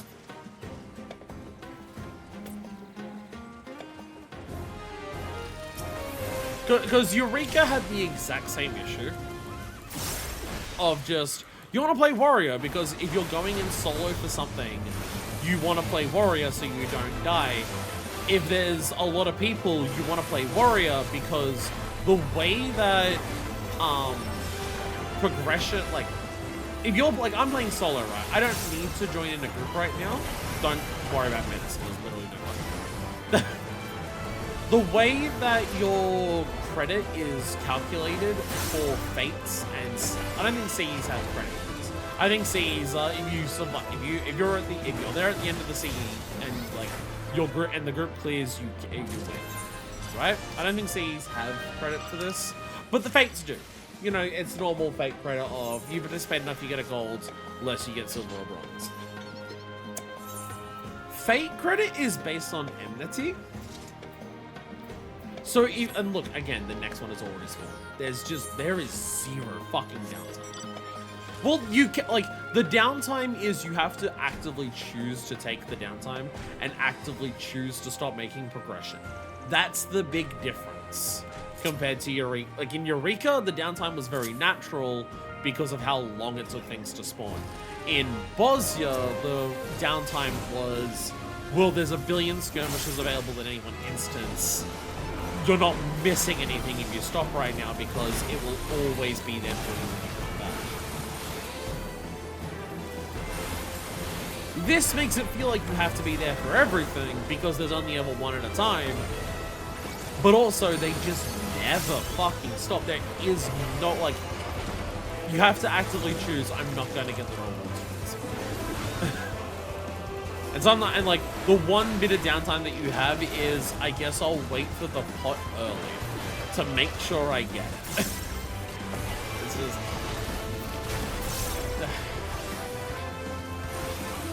But see, like, Eureka, it was Warrior only. Until you got to Pyros and Hydarthos. Because there would be certain Logos actions you may want to choose something else for, right? There we go. With extreme... Oh, fuck. I still hate this one. I still fucking hate this one. I hate the CE. Extreme Prejudice sucks. Fuck this. Fuck this entire fight. Fuck its entire mechanics. I hate this fight. In Pagos and in Pyros and Hydarthos, there was the introduction of Lost Actions. So, you know, you might not want to be Warrior because maybe some Lost Actions aren't allowed on Warrior. So you could choose another job if you wanted to spec into a different build. Bosnia did that from the very start and did a much better job of it. If you can go profane with a healer to just do crazy damage, you can choose like fizz ranged builds and just like, you know, have like a bunch of stats to it. There was a lot of things that you could do there, and tank was one of them. You still had the obvious advantages that a tank has in an open zone like this in terms of, you know, you have more mitigation, you have more health, you have more defense, you're more likely to survive things in general, especially if you're solo. But also, Bosnia had essences. You could turn other jobs into tanks. If you wanted to run around and, like, mass pull mobs, you could turn one of your DPSs into a pseudo tank by just buffing the stats in that direction, and it would work pretty well. There are no stat changes. There is nothing here to do. A tank is a tank and no other job is a tank. In Occult Crescent. And also in Occult Crescent, this is a positive for the system, but because Warrior exists, it damages it. Every job can play every Phantom job. I think that's a good thing. I think every job being able to play every Phantom job is a good thing. people might be able to find weird, cool, interesting combinations that maybe even the devs didn't think of in terms of the way to combine those things. You were very limited in what you were allowed to combine in Bosnia and Eureka, that the wild, crazy, wacky things you would try were the wild, crazy, wacky things the devs said you could. And you get to be like, oh, I'm going to play, I have a main job that I like playing, but it's going to do a lot of different things.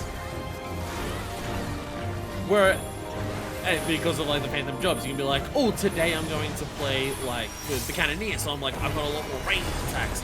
Today I'm going to play with like the Knight, so I've got like, you know, cures and like and mitigations here and there and stuff like that. So you can do that, but also,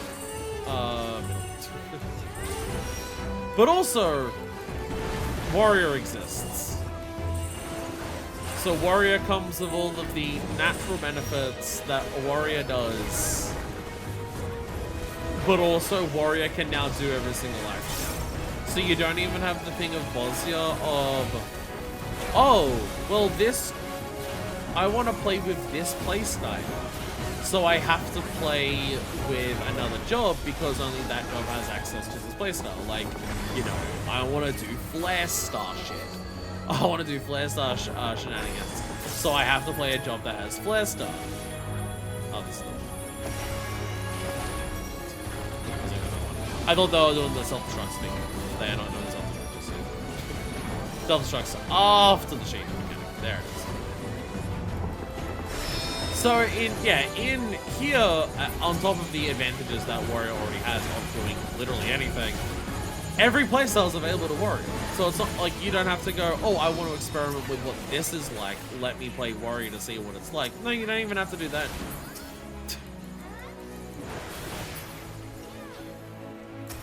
And yeah, as Lich is saying, there's like the amount of downtime that you have in this is next to not fucking existent. The way that this runs, there is no naturally baked in downtime. Like even in Bosnia, there was way more CEs in Bosnia that required actively spawning the CEs.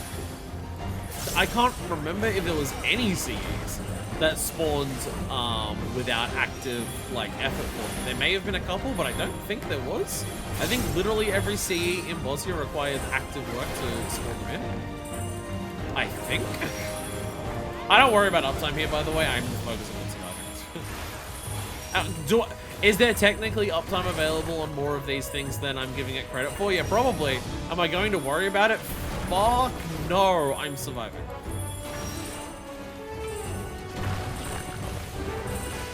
The people who are here just being like, oh, I'm gonna get good uptime on all of these, they're insane. I'll let them do that. I'm going to focus on surviving. I say as I read GCDs. There, I made it through that phase. It's waiting for the CE to gather and that's it. It's just, again, I don't dislike Occult Crescent. I'm having a lot of fun in Occult Crescent. I'm enjoying the fights. You know, I enjoy, like, most of the CEs here are pretty good. This one does my head in, but you know, it's fine. This one does my head in, but you know, I can tolerate it. If it dies soon, this is going to be my first clear without any bones on this. I've never done that before, actually. So now I'm actually, this is really want to play the pussy. That's gonna suck. Yeah, let's go! I've never cleared that without any bones.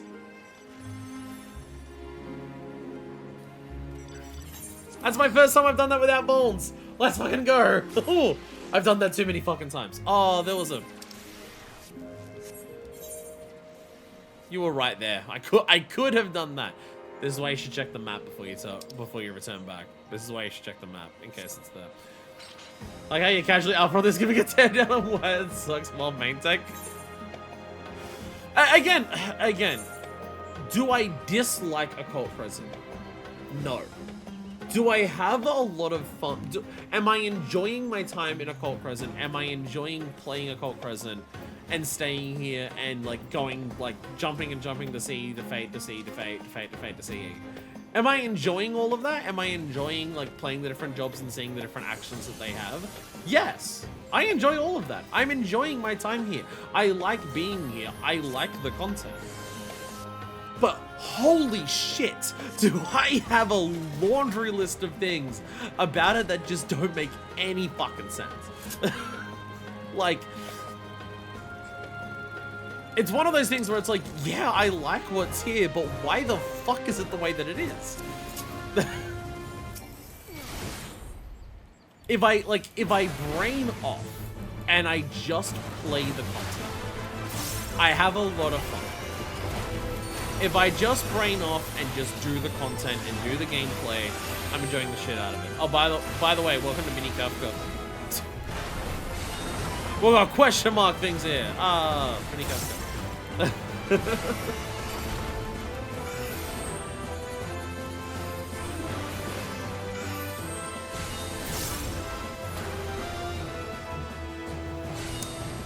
I was hoping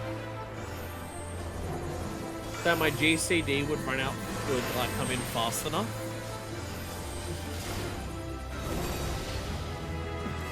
That my attack would force me to look at the boss. It did not do that. Whoops. I thought my GCD would be that I'm just like, I have to worry about flaring FFXIV. This is like something. I thought it would. Oh? Or is it just FFXIV? Which is the one that's the laser? I thought it was flying up. Map. Pots. See, pots are in here.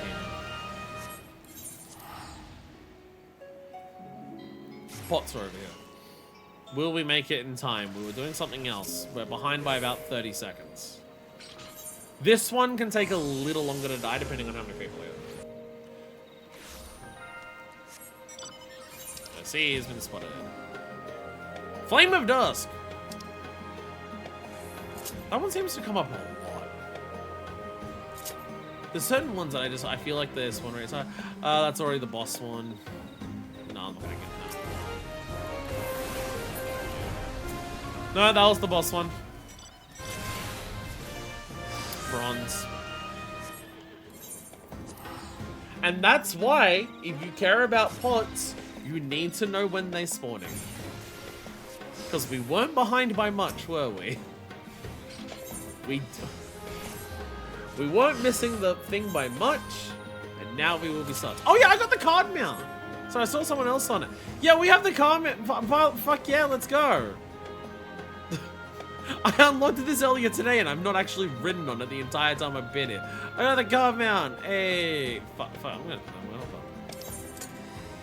put them on my warrior hotbar there and just ride this around some Occult Crescent. Flex, look, I got a card mount from fucking a couple expansions ago. Let's go.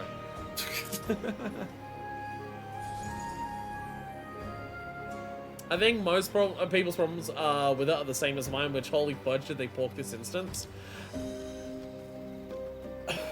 I'll be honest. Again, there's a lot that I'm enjoying about Occult Crescent. There's a lot of gameplay elements I enjoy about Occult Crescent. I do not think the issues mean that it's impossible to have fun here. I'll be honest though. I get the vibe that this zone was designed by someone who doesn't play the game.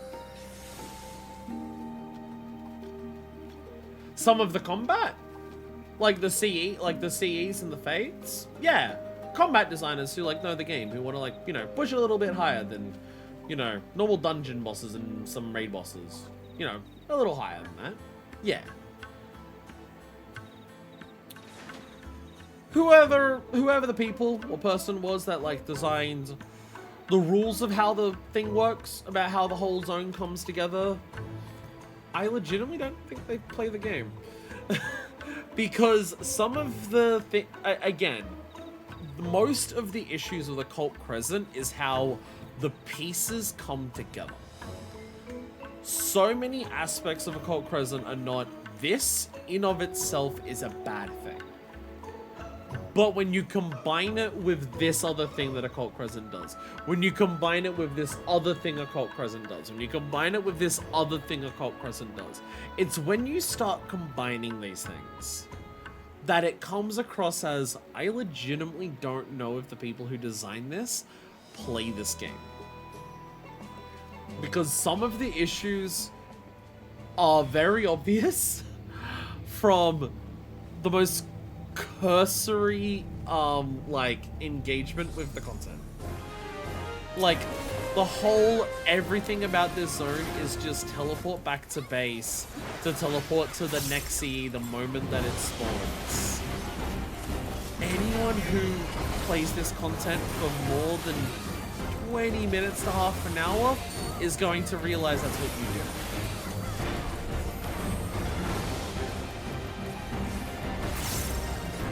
And I don't know how you put this out without realizing that. So this is patterned. Knockback. Into plus. Cardinal plus. Into knockback. Into into donut. So where you jump to first? We're knockbacking from here. And then we're plussing from wherever you spawn next, which is over there. It wasn't Cardinal, so it was just facing the other way. Into knockback. And wherever you spawn next, donut. This one's relatively simple. Basic memory check teaches other mechanical. To be fair, the next thing that it does is also just a memory check. It's slightly more involved. I love doing those ones. I love seeing how many people die.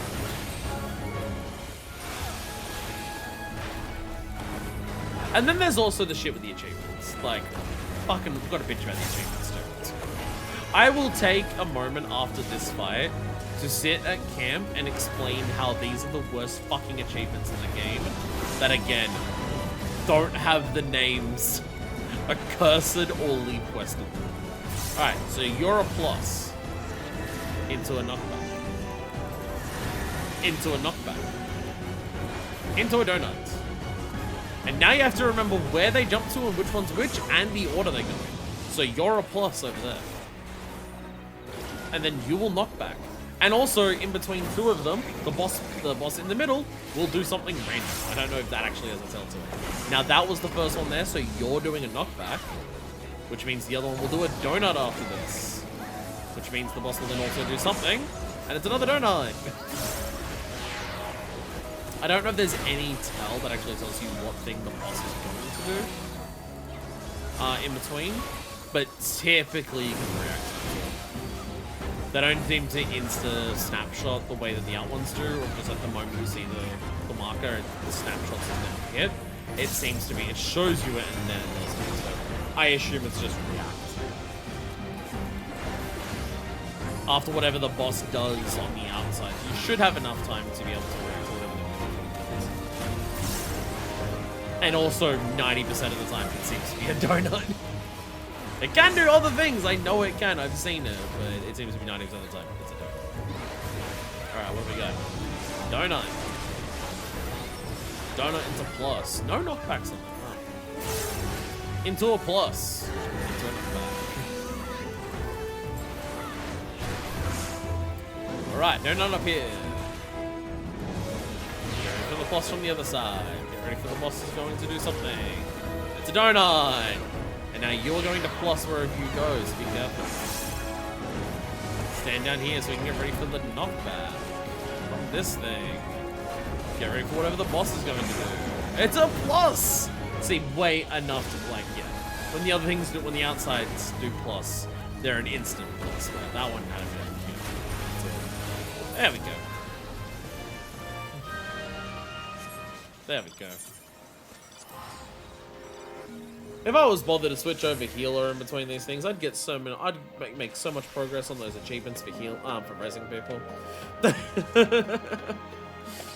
Because holy shit, so many people die to that, and I find it funny because I definitely find it one of the easiest Cs. Like me not getting hit there, I was doing that on the second time that I did it. Phantom Canvas. To be fair, I haven't actually... I just unlocked all of these jobs. I haven't actually looked at what any of them fucking do yet, have I? I haven't actually looked at what they all do. We should do that as part of As part of today, we should actually look at what all the different Phantom jobs do in terms of their jobs, as opposed to me just bitching about Occult Crescent and why it's poorly put together. Seems to be the general thing that it seems like they never had enough people to saturate this instance in testing to give it a full queue. But even in typing that, it would give a thought experiment of, wait a sec, something's off if you had played the game. Exactly. Well, yeah, a lot of the issues do come from how many people are in the instances. How quickly you need to return to base to jump to the next boss, otherwise it will die. How quickly you need to, like, how much you need to prepare for the pots because people will just, like, camp them all the time and stuff like that. Absolutely. Absolutely. The issues will still exist, but the issues might be not as bad when they're less populated zones. The issues will still exist because the issues are baked into the design on a fundamental level, but they might be less of a problem. But still, if you're going to put every Fate and CE within like 50 arms of an Aethernet, and you're only going to have one of them spawn at a time, and you're going to give people an instant return to base button, what do you think will happen? What do you think that turns the zone into? And again, it's one of those things where I feel like they didn't realize it was going to happen, and yet it very obviously is what it happens. Between the Phantom record, between the surveys, right? Where you go around the map and you find a survey point to add to your record book. Cool system. I wish they were a bit more hidden. I wish some of them were a bit more hidden. I think I have all of them, and only some, and like some require diving into a bit dangerous areas. I wish they were a bit more hidden, but that's just, you know, me wanting a bit more of my hidden packages to find. But between that and also just the treasure chests, which the way that the treasure chests work, they don't just respawn on their own. Treasure chests only respawn on combat. So like every time you kill an overworld mob, every time you do a Fate, every time you do a CE, every time you do one of those things, there's like a chance. Oh god, okay, Company of Stone, let's go. There's a chance for the treasure chest to appear, to respawn. Depending on whether it's a bronze or a silver, the odds change. Depending on whether it's like an overworld mob or a Fate or a CE, the odds change. But that's the only way they respawn. You can apparently leave, like you can get every treasure chest, leave Occult Crescent, and not come back for a week, and nothing will respawn. Apparently the only thing that respawns treasure chests is combat, no matter how long you wait. So, with that in mind, the idea is, okay, between combat, as you're going towards the next thing to do, you want to be actively exploring. You want to go, oh, I know some treasure, like, say I'm here, right? And the next thing that spawns is here. It feels like what they wanted you to do is, oh, okay, I'm going from here to here. It's a 3-minute wait time. It doesn't take 3 minutes for me to get here. Let me, while I'm going through here, either explore for the first time to see where the chests are, or, once you learn it and start getting a bit more familiar with it, I know where some chests spawn here. On the way there, let me check this little nook and cranny here, let me check this little alleyway here. I know some things will spawn here. Let me check if they've respawned while I'm running from one to the other. Oh, this one is now here, and it's like, the next C is like down here. Okay, let me check the pathways along there, duck into little side corners if that's where it is. That's what it feels like they wanted you to do. Because treasure chests are just respawning when you fight stuff and only when you fight stuff, it feels like they want you to be searching for treasure chests in between fights. It feels like that's why the CEs have as much time as they do for them to spawn. They're 3-minute wait times, a lot of them. You don't need 3 minutes to get from any teleports to them. You need 3 minutes to huff it on foot while checking for little secrets. But that's not what anyone does. Because you're always incentivized to return back to base after every single thing you do to just teleport to the next nearest thing to get to it. Because of the way that the Fates work, with them only ever being one at a time. And it's just... again, the more I think about this place, the more I just realize, why the fuck does it work the way that it does? There's just so many things about it that just do not come together to give off what it feels like they wanted it to be. There's just so much stuff here that it's just like, this surely cannot be the intention. The way that we play it now, the way that it's optimal to do things, the way that you approach it, surely that was not what the plan was.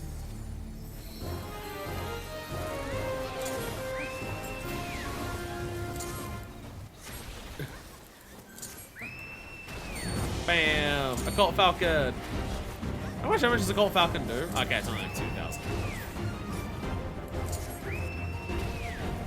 This is Ranger. So I have Occult Falcon and it does this. Again, potency's lies, so you have to test it, but it's only 2,000. It's a stun. I think it's meant to be, it's like holy, where it just like, it's an AoE that stuns everything. I imagine there are a number of phantom actions that are meant to be, where do you use this? In the Forked Tower. I imagine quite a lot of them are Forked Tower intended. Wait, okay. This way.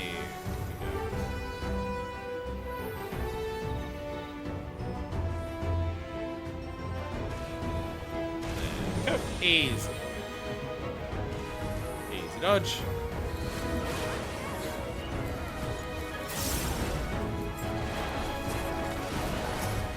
Again, there's a lot to this zone that I actively do.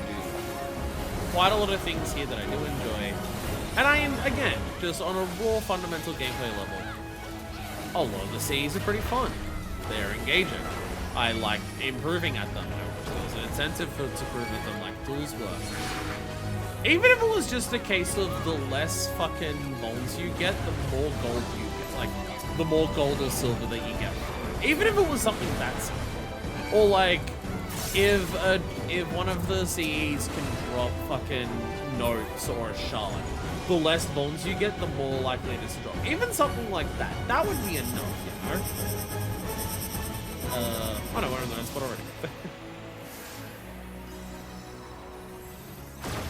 already. Like, I appreciate the Vuln permanent mechanic aspect of Bosnia, because, you know, get good at a fight, fuck you. But it doesn't have, like, the intense, like, reward system that shit had. Are we at the X's yet? There's an Extra stage, and that's the one thing that I'm, like, not confident with. I'm pretty sure I know what to do, but I'm not, like, 100% of what to do. I think I know what to do, but I'm not 100%.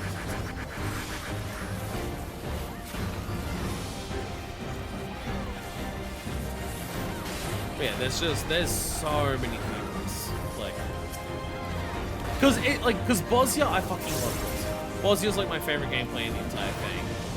Some people don't like the vibes of war. Some people don't like the vibes of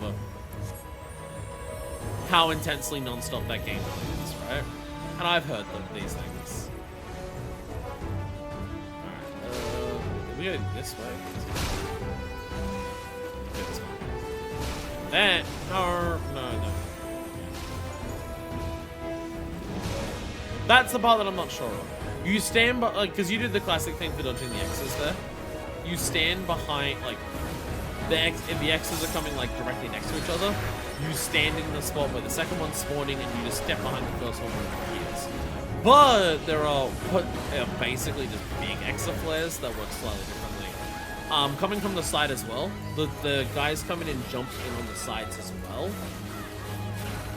And I haven't worked out when you step into the safe for the Exa flares, which direction you have to move to be safe from the guys coming from the side.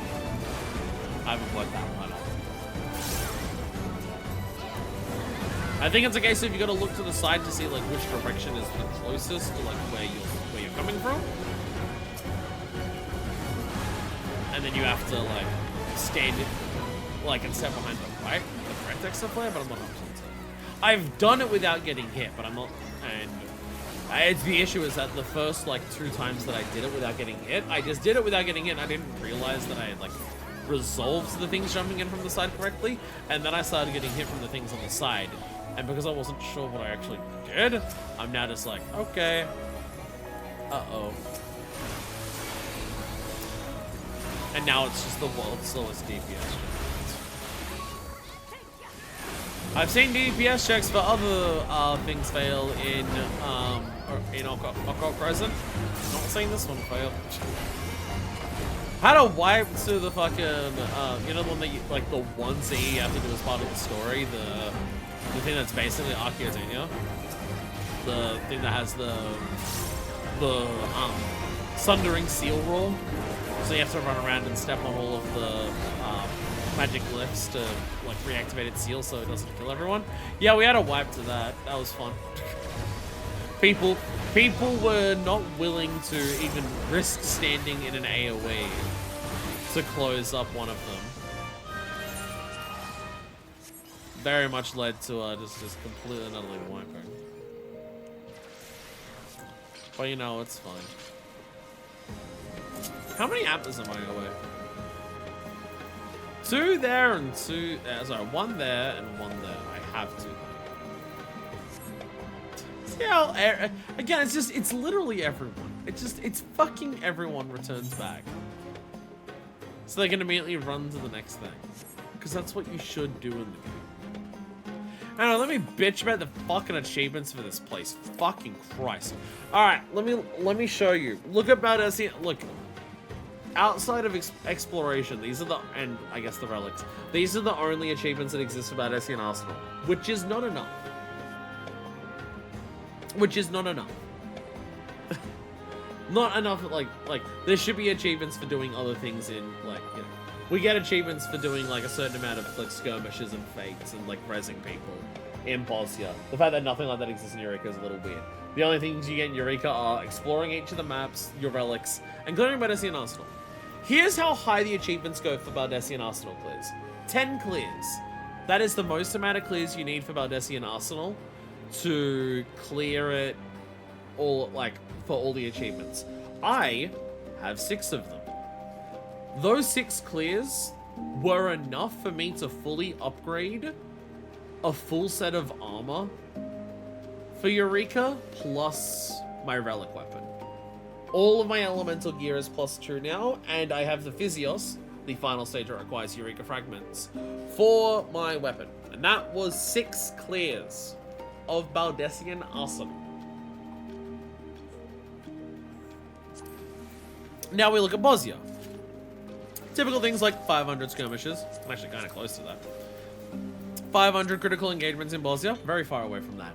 Again, they just spawn a lot less frequently in Bosnia because they actively require work. All of the duel achievements, which is nice. Clearing Castrum Lacus Latour 50 times. Castrum Lacus Latour appears when you got a lot of people in the instance and you do stuff. You queue into it. I've never seen it wipe. Well, no, I've seen it wipe when like 2 or 3 people join at the start of it. You need enough people to like get through that first phase. To get through the first fight, not just die instantly. But like, you know, if you have a full party, or even like, you know, 1 or 2 less, I'm not seeing Castrum Lacus like fail at wiping. Clear it 50 times. That is a lot. That's a lot. But you know, it's basically a large scale CE. I kinda get it. Get all of your fragments appraised. You can get so many fucking fragments there. You can get to 1,000 fragments really easy. Like, you will fight, like, if you fight normal random trash in the zone that drops fragments, they'll be dropping a fragment, like, every fucking mob, maybe every 2 or 3 mobs, right? Resurrect people 500 times. I'm never playing healer, so I don't get that. I've gotten other people to 1k fragments. Yeah, it's very easy. Clear Delibum Regine 50 times. This is an instance that you hard queue into and then have to wait 10 minutes nowadays, which is silly. But, you know, you hard queue into this, you choose it. You don't need to do any setup. You don't need to do anything. You just shove it in PF. Say, I'm running Delibrum. Who wants to join? Clear it 50 times. Okay. Here's Delibrum Savage, the really hard shit. Delibrum Savage. This is the equivalent of Eureka. Eureka's Bardessian Arsenal, even to the point where the first time you clear it, you get a mount. And it asks you to clear it 10 times total. I believe 10 clears is exactly enough to fully upgrade armor for max haste for it as well. I believe each time you clear it, you get like there's a drop that's guaranteed once per time you clear it, and 10 of those will upgrade your full sets, where it's like 2 are required per piece. But you can get a drop that guarantees upgrading a piece in 1 step. I could be wrong about that. I can't remember exactly how it works. But 10 clears for the achievement, right? And then you got your duels. And then you got Dalriada, like Castrum and Hildibrand before it, 50 clears. And then there's also the 10 Sons of Valor, Fortune Soccer. Which, you know, getting a shitload of metal. And just like, you know, over time, you'll get that if you work on the other ones and all your lost actions. Okay, that's fair. 500 fates on the Occult Crescent. Southhorn specifically, by the way. By the by.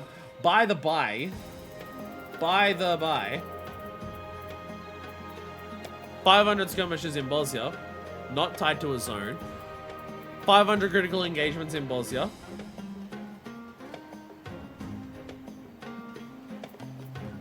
No, not tied to a zone. Go down to here, 500 fates on the South Horn. That's specific.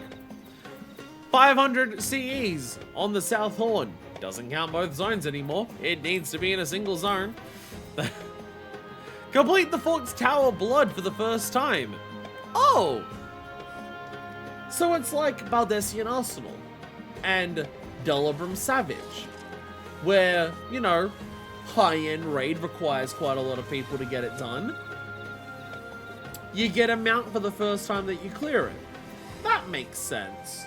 So I guess there's also achievements for 5 and 10. Why is the second achievement clearing it 10 times? Both Bardessian Arsenal and Hildibrand Savage, their second achievement is for clearing it 5 times. Hildibrand's even gives you a title for that. Okay. Oh! 50? Okay. That's as many clears as Castrum and Dalriada. Things that just naturally happen in the zone that people just choose to opt into when it appears. Whereas here you need certain items and weather effects to then queue into it. But also as many as Dalriada, a thing that you can just actively choose to queue into outside. So you don't even need any setup. Why would they ask you to go? Fuck you 100. Who did this? And why do they hate people who play this game? Who the fuck did this? This is double the clears of the normal raids in Bosnia that are scaled to be, yeah, they're hard and they're going to put a couple people on the floor, but, you know, once people know what they're doing, which, like, you can do by playing it and not, like, needing a guide or like, a shot caller, you're going to be clearing it each time you do it. You're going to get the fucking clear. It's double those. It's 10 times the amount of clears that they want for people for Bardessian Arsenal or Hildibrand Savage. 100? What the fuck? Master of Phantom Job, 5 Phantom Jobs, 10 Phantom Jobs. You know what? That's similar to getting all the medals. That's fine. Resurrecting players, 500 times on the South Horn again. Can't be across the 2 zones. Fuck you, do it all in 1 zone. Fuck you, do it in the next zone when it comes out. Okay, treasure coffers. 10, 100, 1000. That's a lot. But you could hard focus this if you want to.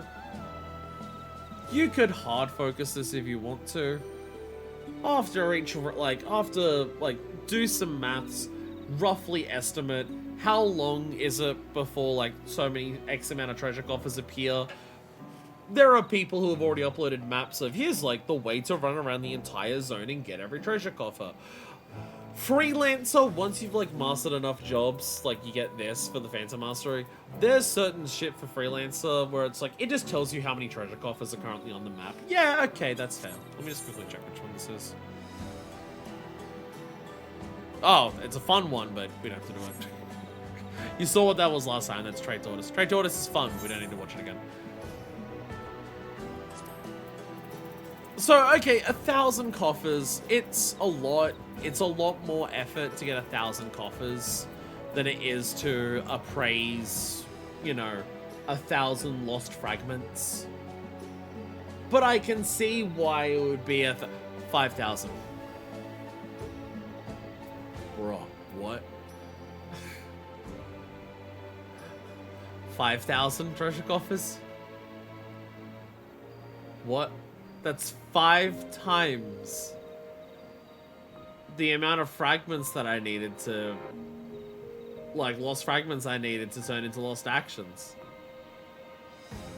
5 points, by the way. It's worth 5 fucking points. You know how many, like, for tower 100 times, Lose, that's worth 20. It's worth fucking 5. Okay.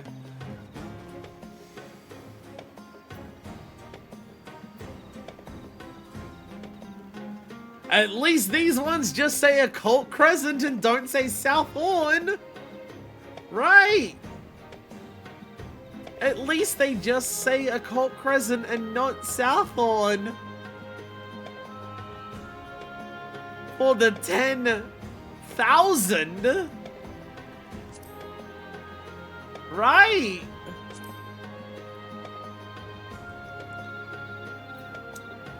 Ten treasure coffers by persistent pots. Okay. Yeah, I already have that. That makes sense for a base start line achievement. 50? Okay, I see what we're doing. We're going 10, 50, 100. Bit of a grind, but you know, MMO players, they like a bit of a grind. Why did it jump to 200? Why is it still only worth 5 points? Why do I still not have a title? Alright, that's the last one for that one. No, it's not. 2,000.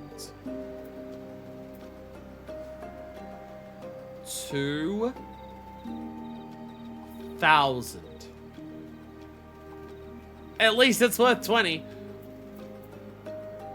This is literally 1,000 hours. Again, persistent pots spawn once every 30 minutes. Persistent pots spawn every 30 minutes. This is literally 1,000 hours. This is literally 1,000 hours.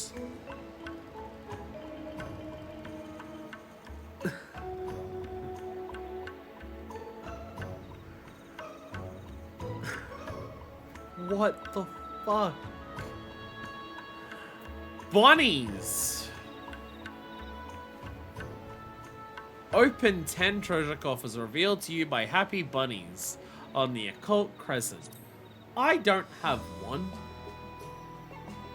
These are the things where if you get a carrot, you get a fortune carrot, you find somewhere on the map where a nibbled carrot is. You use your fortune carrot on the nibbled carrot, a happy bunny will appear and give you a treasure coffer. That's probably going to contain nothing but fucking materia and wizened silver or gold or fucking whatever. I have not. You get fortune carrots from coffers, by the way. So I'm at 56 coffers in total. I have not found a single carrot yet. I have not found one carrot yet.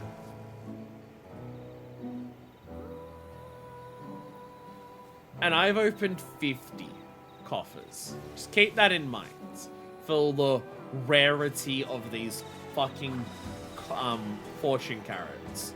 They're tradable on the market board, by the way. When I checked, they were going for 3.5 million each. They were going for 3.5 million each.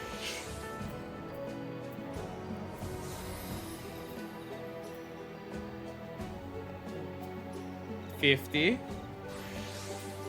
$200. Why do I recognize these numbers? 1,000. 2,000.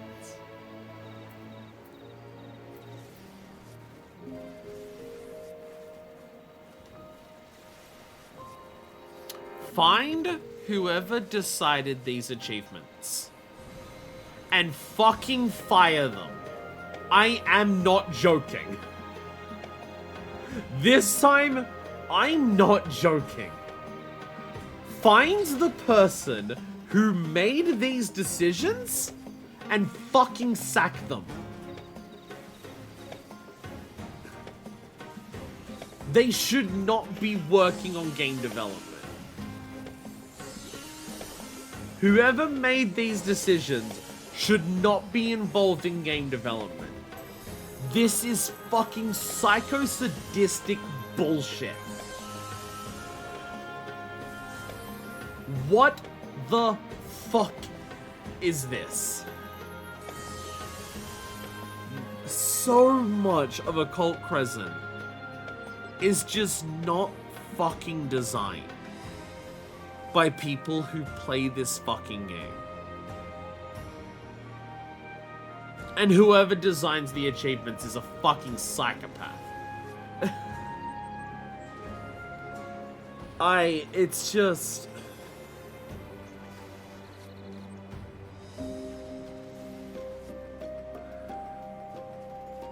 Now, the top rarest achievements in the game, they're going to stay that way forever.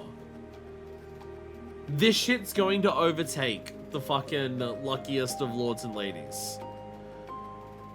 This shit's gonna overtake luckiest of lords and ladies achievements.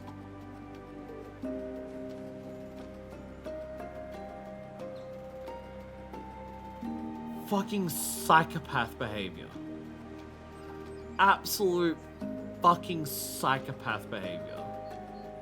I mean, at least if you get the achievements for 2,000 coffers and 2,000 coffers by bunnies, if you get the 2,000 pot and 2,000 those, at least that's, you know, 40% of your progress towards this one. At least there's that. Right?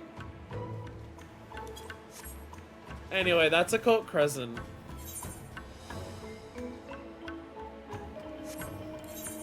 That's Occult Crescent. I'm having fun here, and I'm enjoying it, and I think I will for quite some time to come. My main focus right... What's spawned? From times bygone, I don't think I need anything particular from that one. My main focus here right now, working on achievements. It's also just a nice way to, like, you know... I have capped my mnemonics this week exclusively here, I think. It's a nice way to get a bunch of this shit here. It's a nice way to get a bunch of, like, tomes. It's nice to do that while I'm also just working on this. I'm enjoying my time here. I'm gonna work on relics here. I'm gonna work on, like, leveling different jobs here and stuff like that. I'm enjoying it. I like it. But every time I think about it, and every time something happens that reminds me of how the entire thing is put together, And some of the decisions that come together to make this piece of content,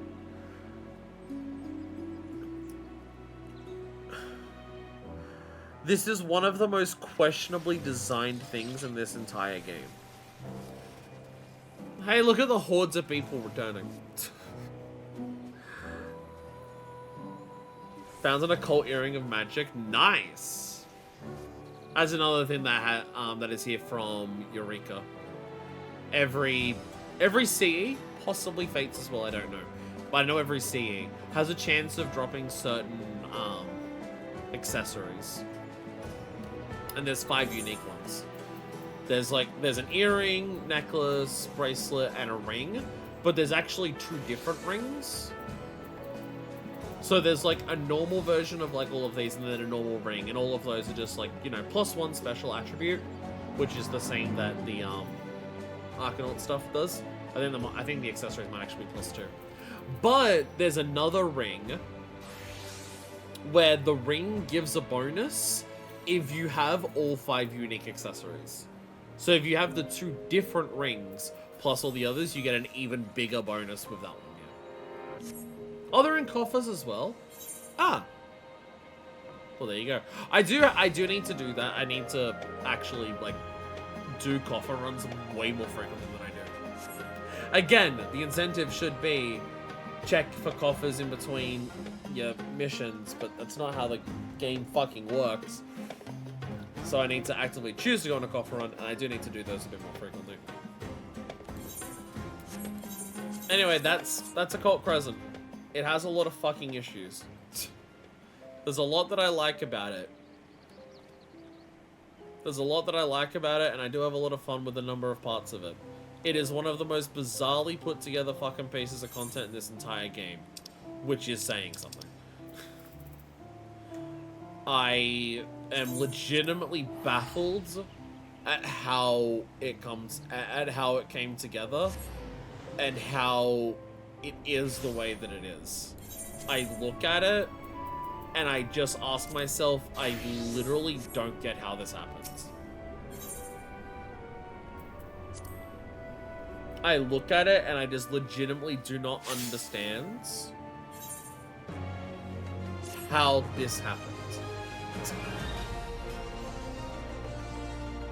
Earrings, bracelets, and necklaces from specific CEs or chests. One ring is only from pots and one ring is only from bunnies. There we go. So that's the end.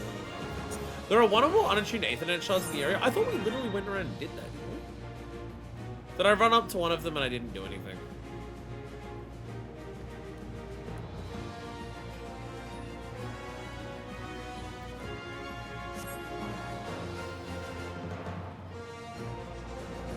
Is that a mech ops? Is a mech ops about to happen?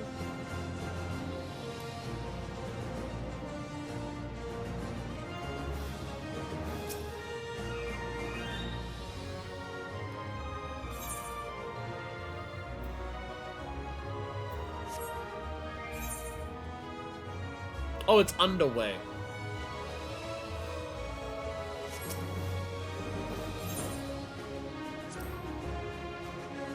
I don't have 1,000 credits on me. Whoops. Do I have enough to take a spin? I can't remember if I saved it for stream or not.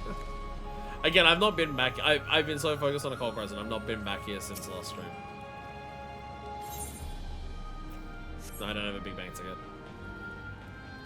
Again, I should come here each day, because there is the daily stuff, and the daily stuff does give you 1,000 limit credits. I should be doing this each day. It's just, you know, Occult Crescent's kind of taking up a lot of my time. I'm kind of been focusing on Occult Crescent instead. What I should probably do is come here first, make the progress that I need to do here, and then Occult Crescent for the rest of, like, my spare time that I have.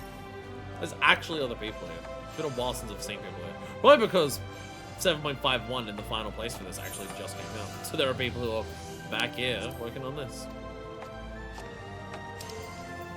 Alright, Cosmic Research check here, yeah. There we go. New gun progress in Cosmic Armor is as follows. Alright, so we're gonna do stuff for Cosmic Armor. So let's go to stellar missions. There are none of those. We did spare parts. So let's go to alloy inspection. Due to supporting Mech Ops, credit rewards are increased. Remaining bonuses 15 out of 20. Well, there you go. I also get bonuses because I did all that. Alrighty. Let's remember how to do crafting.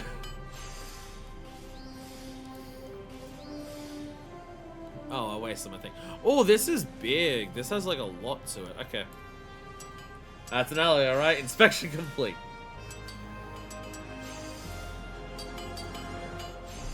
Bam. Ooh, big one.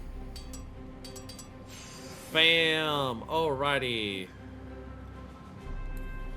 Let's do a little bit more of this. Good? Do I just chuck that into Biogots immediately? 2,000 for... yep, I do. It'd be like 99, 98%, but like that should be fine, right? If that isn't enough, then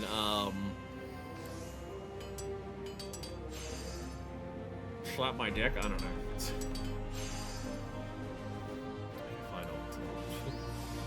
Fine, I'll do that one.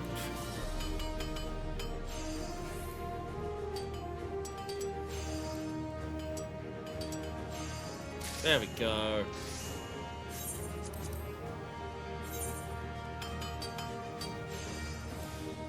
Wee.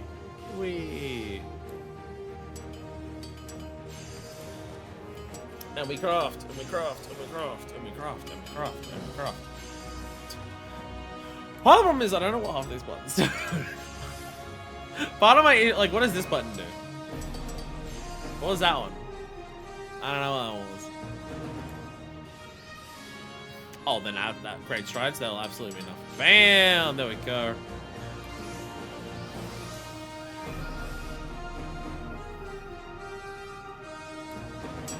How much will that get us? That'll be fine. There we go.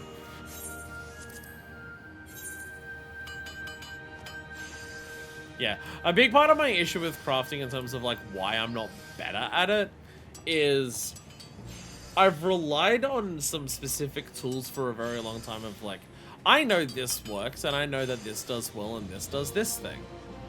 That I've not taken the time to pay attention to some of the other options that I have to see how good they are.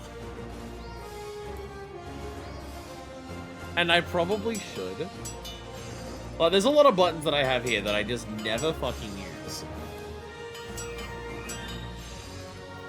And I probably should.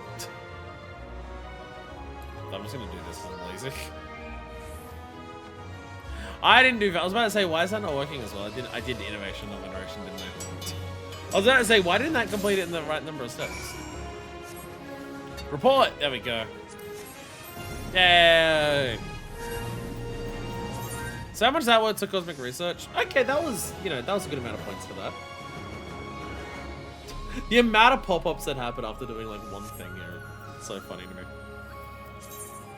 All right, mass-produced necessities. Oh, okay. Okay, interesting. It's an inversion. Okay.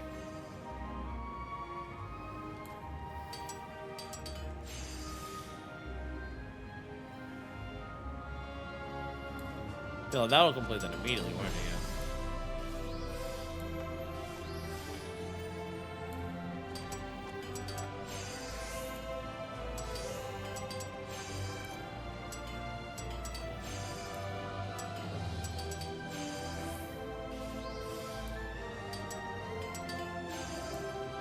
Ah, the excellent art. Fuck that.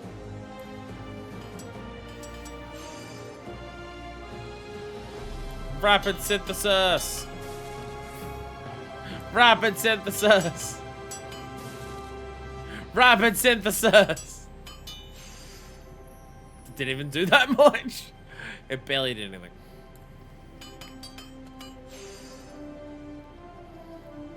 Okay. Okay. Chuck a mend.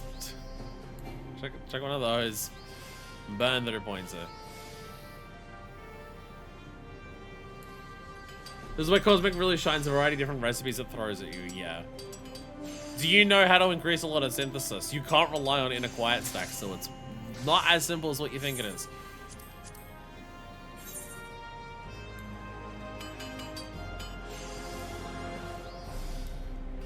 So we have muscle memory, so what we actually want to do is the big one, because it gives us 1 massive boost. There we go.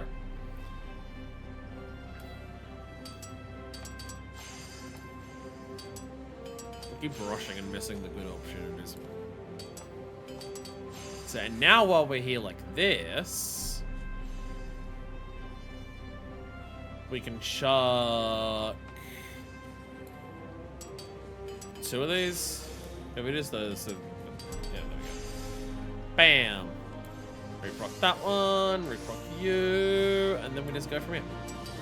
I made specific macros fanning these kind of high progress, low quality recipes. Yeah, I'm definitely sure you could make like a bunch of macros that would take advantage of like how to do all of this very well. It's just not stuff that like I trust myself. More so being able to recognize like which one would be useful where.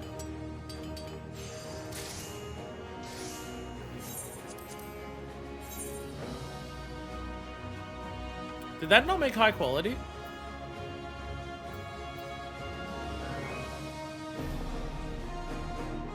Oh, no, it did. No, it did. But I said, did that not come out high quality somehow? No, it did. It's fine.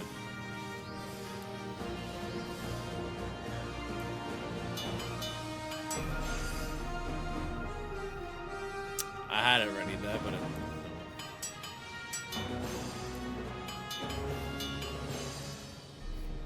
It's faster. I'm just going to do this. Because then I'm just going to chuck a mend on it. And while the mend is there, we still have the 2 manipulations. We can do this very comfortably. And now, careful. Good enough that we can do carefuls.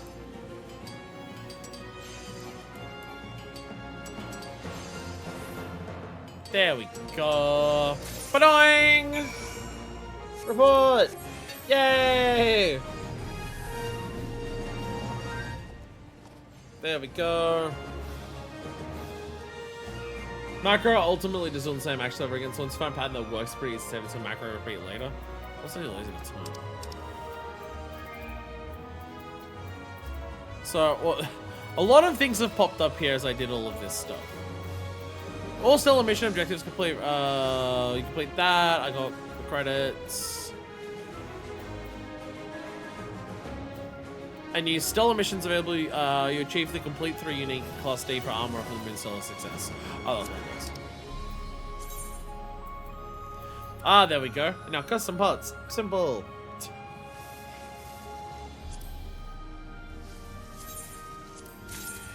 Might as well more worth it on PC than console. Yeah.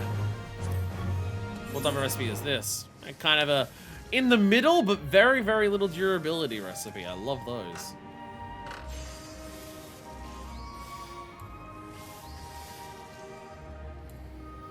Just scroll down the mission when you see the full description. I like that surprise.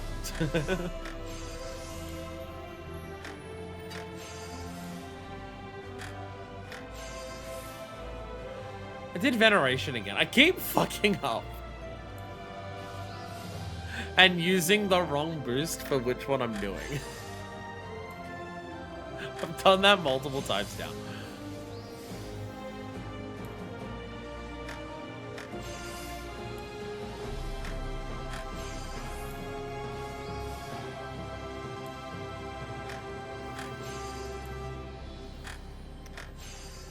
Keep rapidly skipping past that.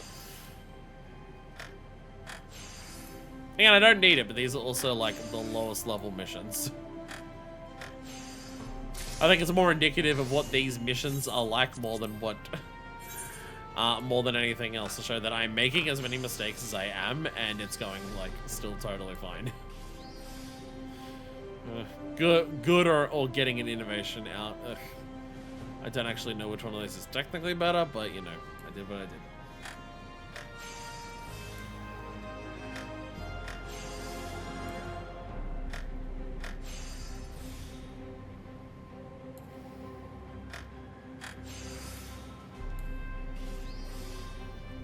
Oh, with the good as well? Okay. Unnecessary, but I'll take it.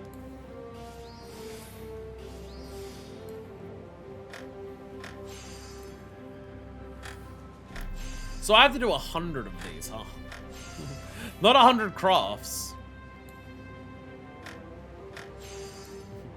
Not 100 crafts, 100 missions in total, huh?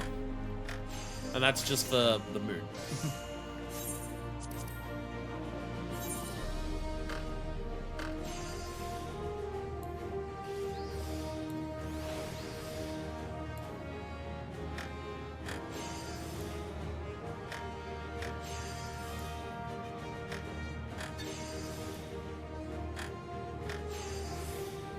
Good, I'll chalk it on that.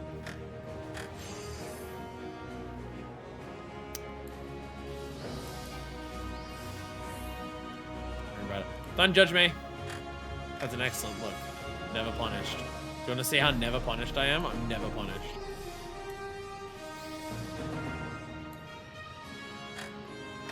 Ooh, mech ups.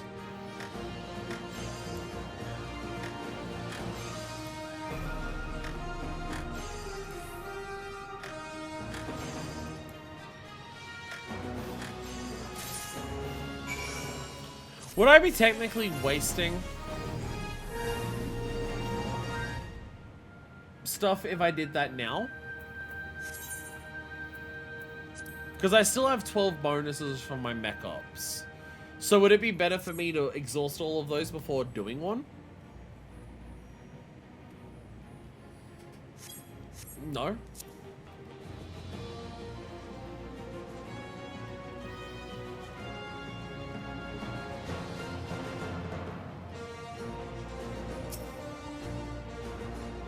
It'd be chill.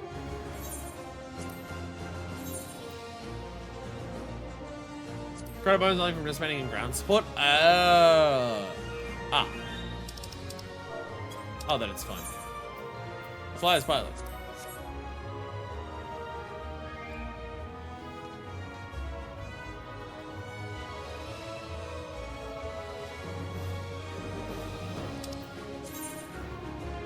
Ooh. I'm nearly at the level for that. Nearly at the level for armor.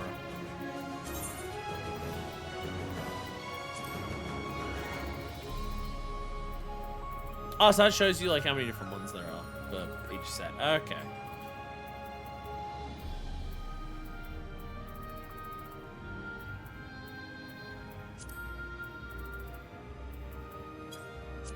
Dear God, there's a lot.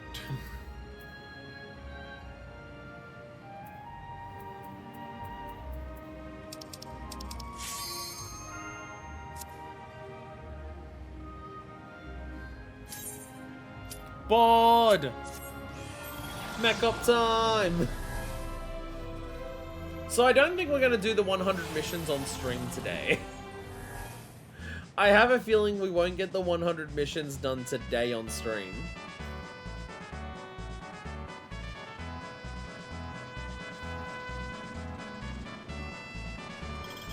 Does it have to be, wait, I've not actually asked this.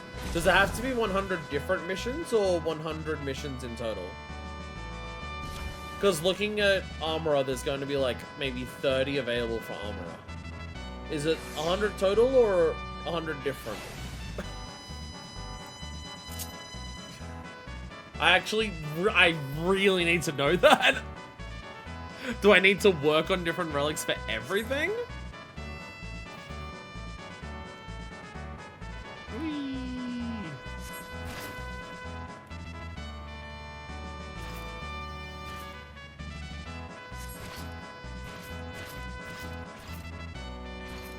Look at me go.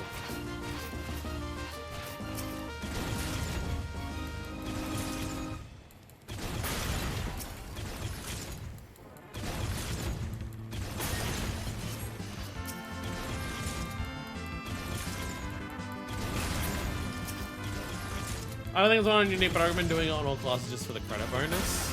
Well, I'm also thinking about just like working on a relic.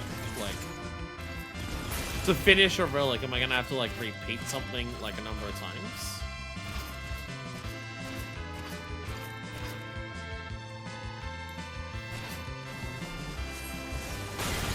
Yay! I lined that up well.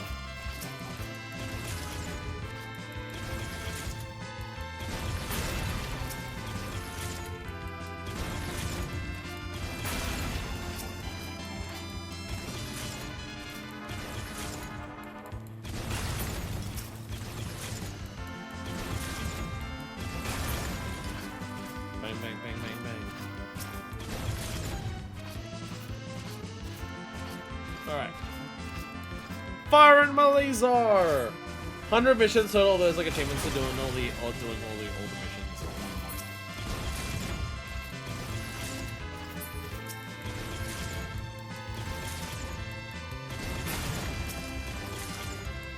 Bang, bang, bang.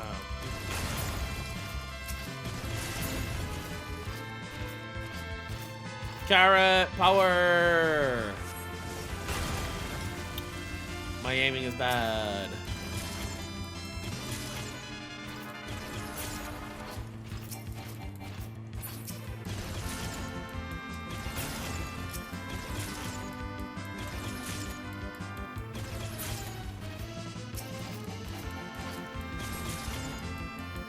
Probably finish upgrading one tool first before going on to the other jobs.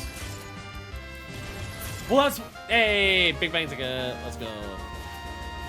That's the thing that I'm, like, curious about. When I'm going through the tool, like, to upgrade the tool, I'm gonna likely have to repeat some missions multiple times, right?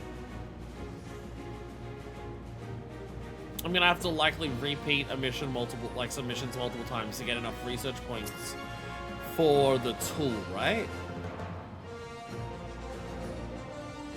So that would like, how much is that counting towards all the missions I need for the like side quests?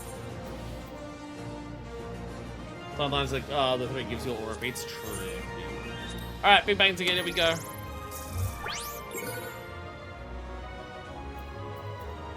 This has echoes in the distance. It has the micro rover though.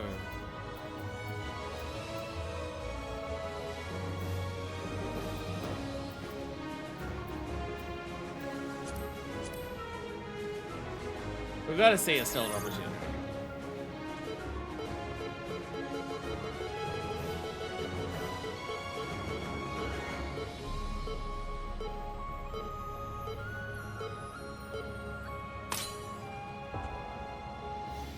Crumble!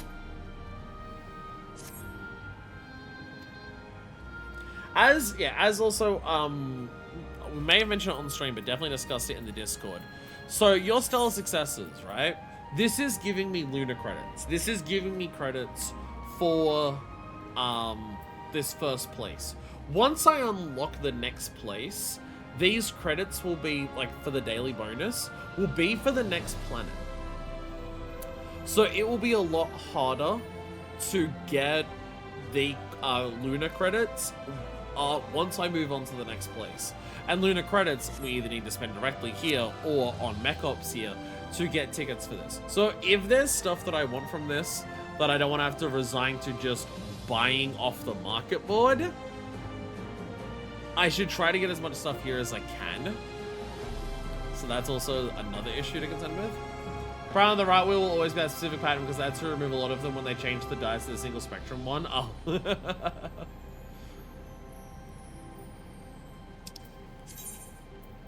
There's also this to go through, like, right before we finish the planet.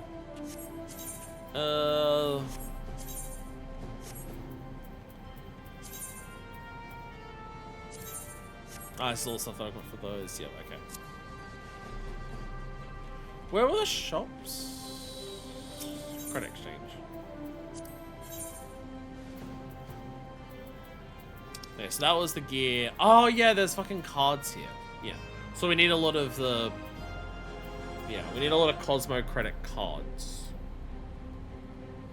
These are the credits you get from everywhere. And that will slowly work towards this. This will unlock the further we go, I believe, as well.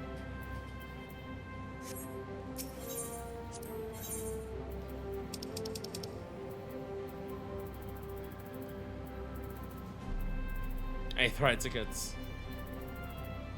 Whispering Willow's NPC guide in the area, and there are similar NPCs later in areas. Yeah. Is there a shop for Luna credits? I forget.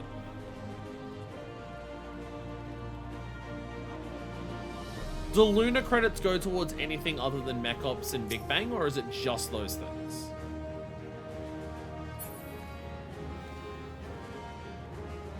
Just mech and gambling. Okay. Never have to worry about it for anything else. Yeah.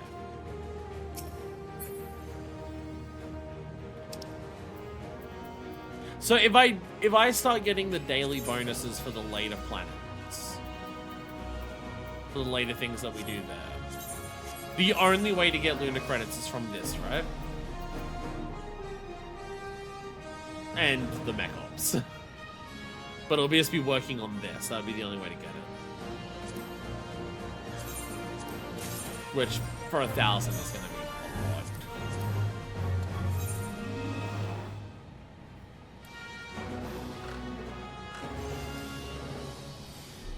Oh, and excellent. I'll use that now. Before I get my innovation.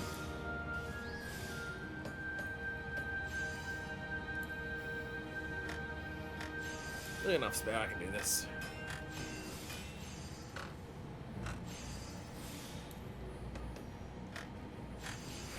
Red alerts and stellar success for critical missions give Luna credits. The critical missions, they're the weather dependent ones, right? Was it? I don't think I've seen any of those yet. Like, I don't think I've actually had any happen yet in game.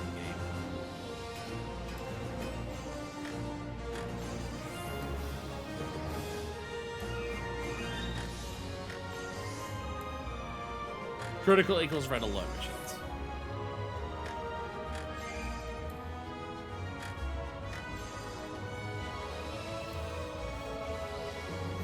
Generation right now without me noticing.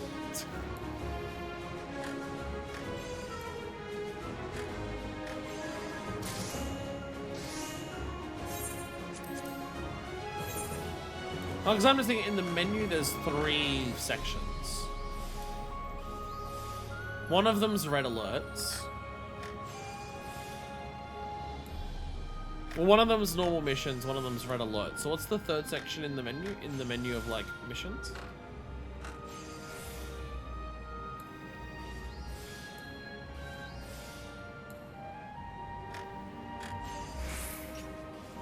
Timed off. Okay, yeah, so yeah. They are just, yeah. So there are timed weather missions. They're just called a different thing. Okay. Okay.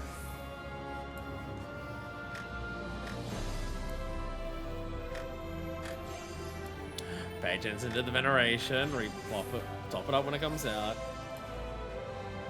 And sequential missions. I assume sequential missions will come up with a pop-up saying you can do this. There'll be a thing on screen saying you now have access to the blah blah blah.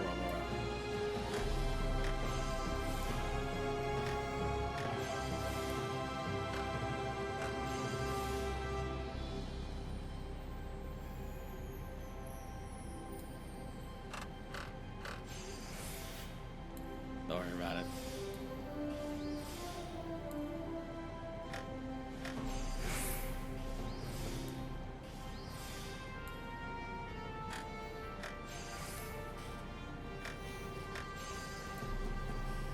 I know this stuff isn't timed.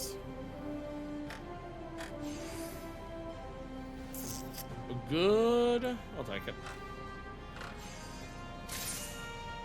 Thank God. I know this stuff isn't timed, but there is the red alert stuff that is timed. There we go. Cosmic research ready to go.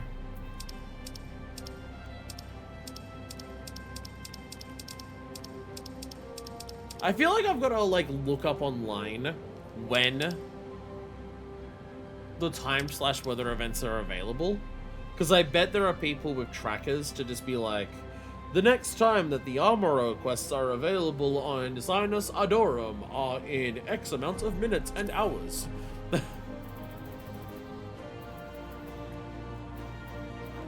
I imagine that would exist. But also, Cosmic Research went up. Report to headquarters for debriefing.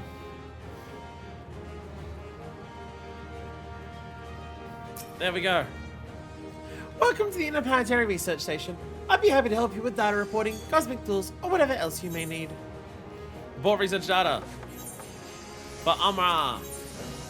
Report N1 armor data and have your cosmic racing hammer prototype V.1 enhanced. Will be lost. With your help, the N1 armor data is now complete. Alright. Let me sure to try your newly enhanced cosmic tool. Yay! Now it's V0.2.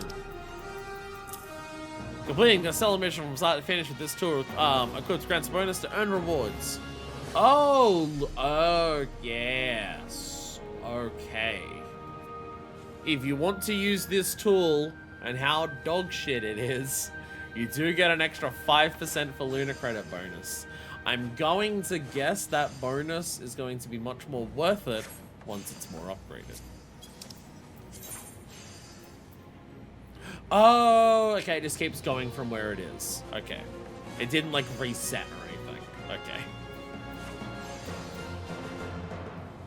It didn't reset to something else. Okay, I see. I still like you having a lot of Class D ones available. And the Class C ones also still give progress towards the same thing as the one on it.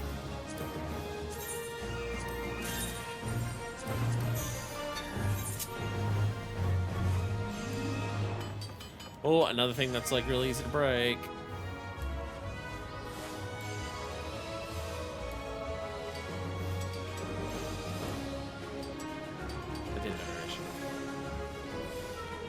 Read the mission. There's so many words for the missions, though. There's so many words. There's so many words. I was gonna finish that nice and easy.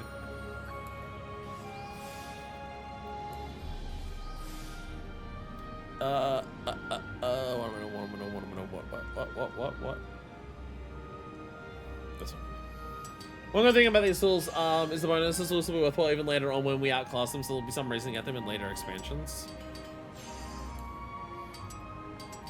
Again, in terms of like the actual gameplay progress for people who like their crafting and gathering, for those people, there does seem to be a lot more well-considered aspects to this content than the Occult fucking Crescent.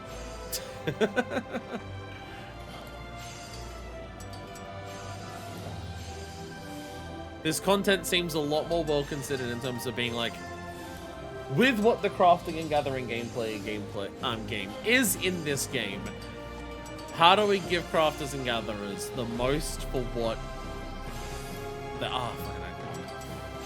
how can we give them the most juice? And it does seem well thought out in that regard.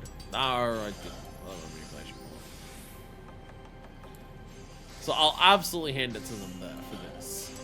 It's just, you know, for the casual player who wants to get involved in crafting and gathering content to participate in the space content. Oh, fuck you, you fell behind. Bye. Go die forever. Is still just a horrible fucking feeling. Look, I hit a good. I hit a good that time and I didn't waste it. Oh my god, I did it. And look, innovation dropped and I re-upped it immediately. Oh, I think I just wasted a good. Don't worry about it.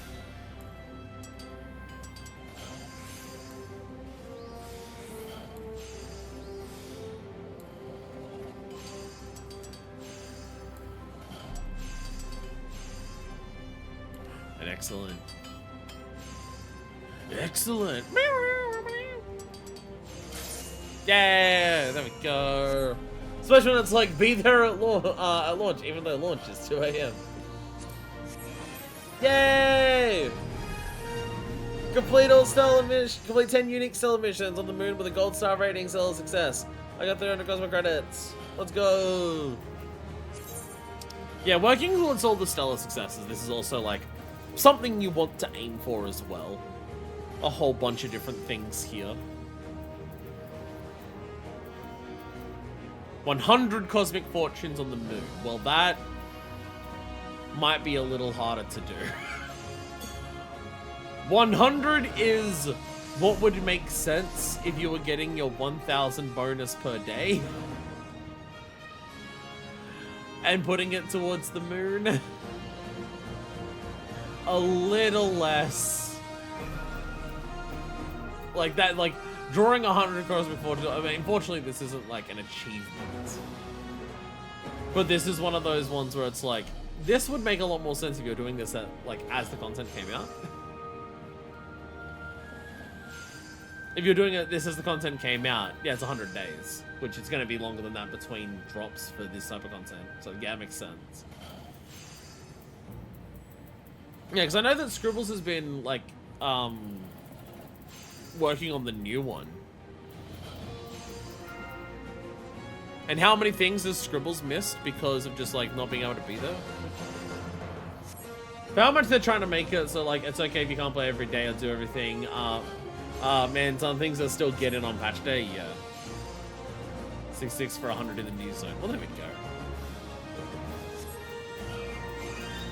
So that's, I've only just hit 10.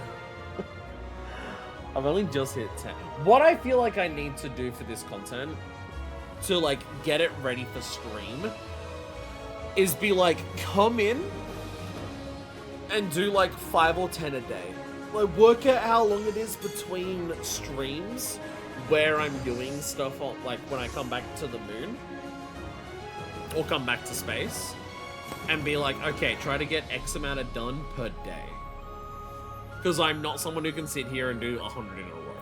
That's just not who I am. So, what are the things here? Yeah. Complete 50, 500. Oh, so there's, like, yeah, complete 100 unique on the moon.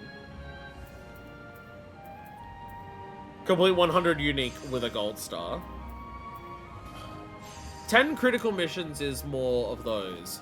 30 critical... Okay, so critical missions.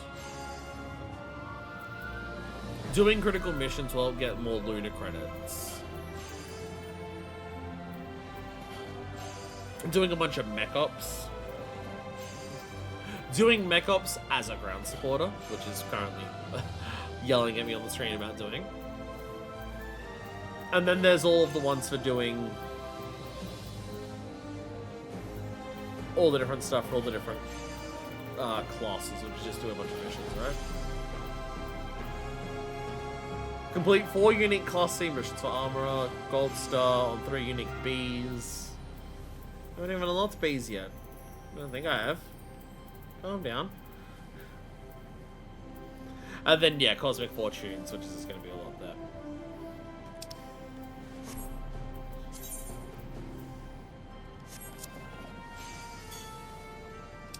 Alright, oh, what the boop. So now all of those ones are the same there. So now we can try some of these ones. I'm gonna read all these words. Starship shafts. The new starship we have under construction is the linchpin of our plans to explore the cosmos. We require artisans to manufacture the hardware that will serve as primary element of exterior cladding, as well as creating a surplus for repair purposes. As a vessel destined to navigate stellar currents, it must be steady enough to withstand the most turbulent aether fluctuations, and the resilient alloy you provide will further be processed into hull plating and other parts as dictated by the starship unique specifications. And you want me to read that for all of each one we do? All of the ones that we do? That'll be a lot. Moon missions are honestly the hardest ones compared to later planets. Did they scale them down because people said they were too hard?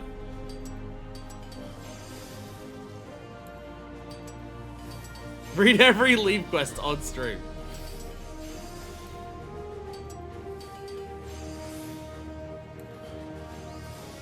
I haven't even finished reading all of the frickin' Bosnia once on stream.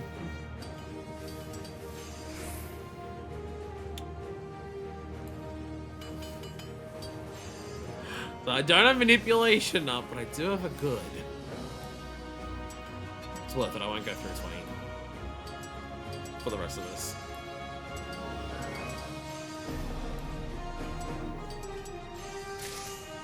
There we go.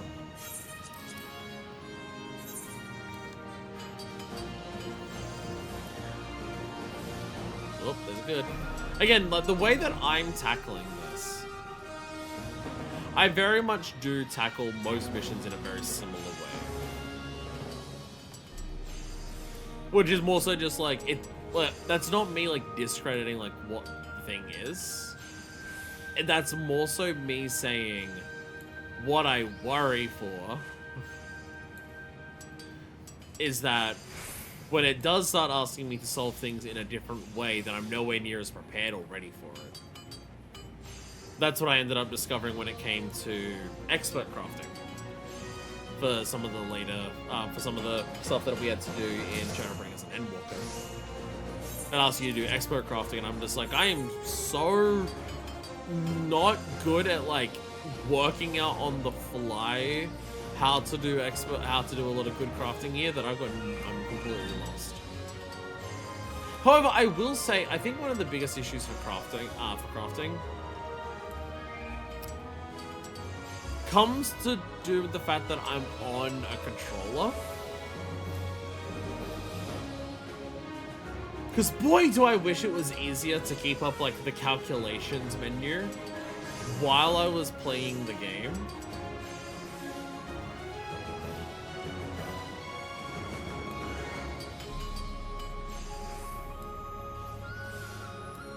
But I am denied this luxury.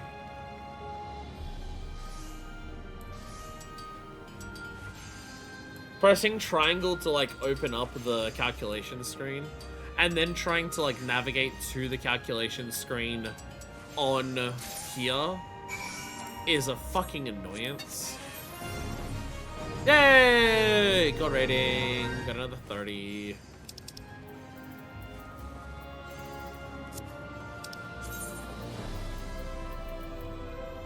Culinary tools! The Latin tools carry out their work. There must be tools in repair. We must create these. It's more so when I do this, right? I go into here. When I press triangle, one, I have to either like if I go to move the mouse somewhere else, like on first pressing triangle, right? Like I press triangle to get rid of this, right? Like I'm on. It starts on this screen. I have to like press triangle to open this. If I just like back out or like press the pad to go to somewhere else, like sometimes it's gonna go to this mission and I'm like, oh, I can't see what I'm working on, so I gotta press tab to get over to here, and then I gotta like press circle to like go to the quit, and then press circle again to get out of that. So then when I'm pressing these buttons, it's not highlighting an action, taking up half of the fucking screen. And if I want to flick between the progress and the quality bars, then I gotta scroll all around. If I want to scroll down this menu to see what's further down, I gotta drag it down. Like, it's just like, it's not easy to just keep that window up and glance at it while doing things on a controller. To bring it up and leave it up to just stay there, it just requires way more button presses than it needs to. Because on a keyboard, you can just click, you just go back to clicking on your things like that. You want to see the progress, you just click the, like, you want to see the difference between progress and quality, you just go over and you just click it. Where on here, you gotta press so many buttons to access any of that. This is really annoying. So when I'm doing most of my crafting, I'm not like calculating stuff in terms of being like, oh, this will do this and this will work this well, so therefore I only have to do this. It's a case of, no, I'm fucking mentally just being like, eh, that feels like it should be alright. I'm not doing much more than that. Collectibles, huh? This feels too easy.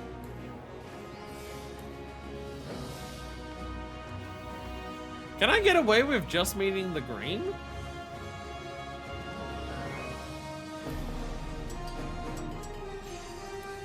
Man.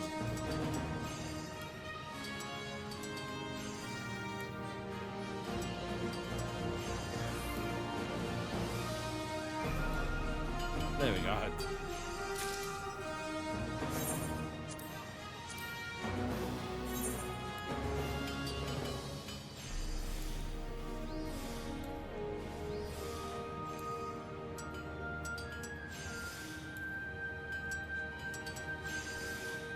Oh, there we go. Got it good.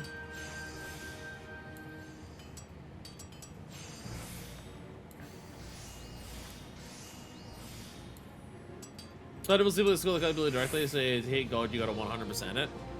Then why does it have the green at the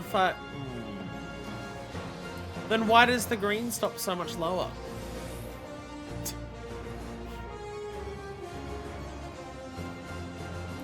I've been deceived.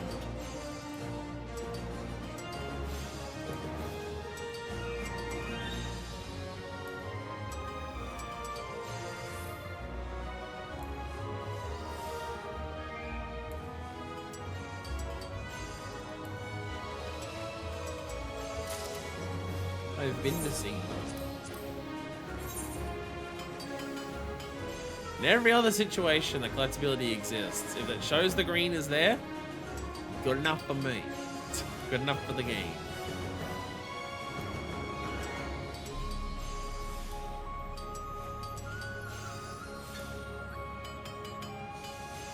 But instead, the game has decided to fuck me in the arsehole.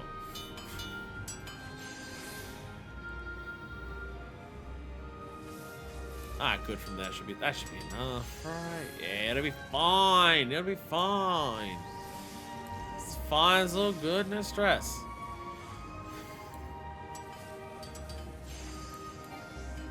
Doing all good over here.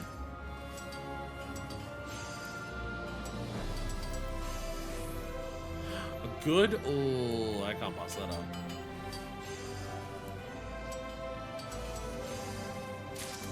Ta-da! Silver star rating.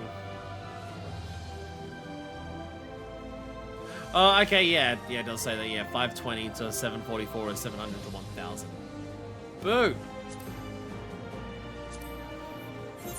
Boo! Then it's just the same thing. Then it's just then it ain't a collectible, isn't it? that ain't collectability scoring. That's just fucking. Actually, no, I guess it means you're like required to really hit the cap, because typically the way that I did the wrong thing. Because typically the way that it works is actually the other way around, isn't it? You can't rely on. What am I trying to say and how am I trying to say it? Slow down my words first. You can't rely on the percentage going in your favor to give you the high quality. It still works the way the collectability works, where it's like directly how well you do is directly how well you do. You can't rely on percentages to tip it in your favor and not do as well. That's what I'm trying to say. And doing very poorly at it, may I say. Nope, don't do that one. That was not enough, no.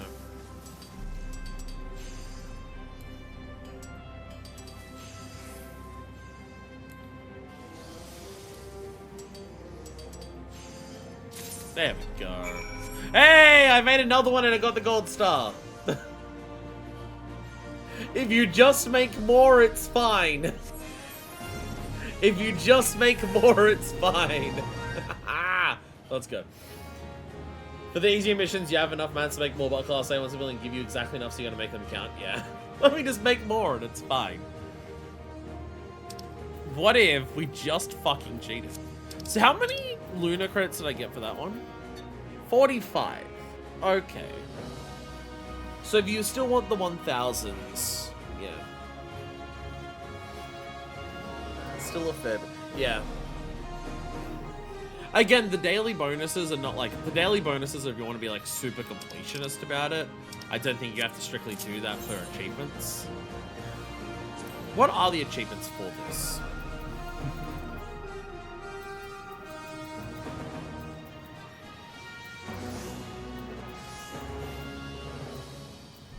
Crafting and cosmic class score, 500,000. Starlighter, Starfinder, high mobility vacuum suit for getting 500,000 in both. A piece of furniture. Huh. How frequently is furniture a fucking reward? But this, I don't know what this is. Because these just say cosmic class score of 500,000. Well, this says 500 tool mastery points. Was just added as a post-final relic grind? Oh, so, okay, so when it says tool mastery, you have to, like, use the final step of the relic. It's like cosmic class, but it's specifically using the final stage of the relic kind of thing. Okay. So even if it's just like, oh, I got all of these points like fucking 2 stars ago, there's still something to work for even if you get all the relics. Okay. And yeah, okay, yeah, so I haven't done that yet. Look at the point scoring endgame, yeah.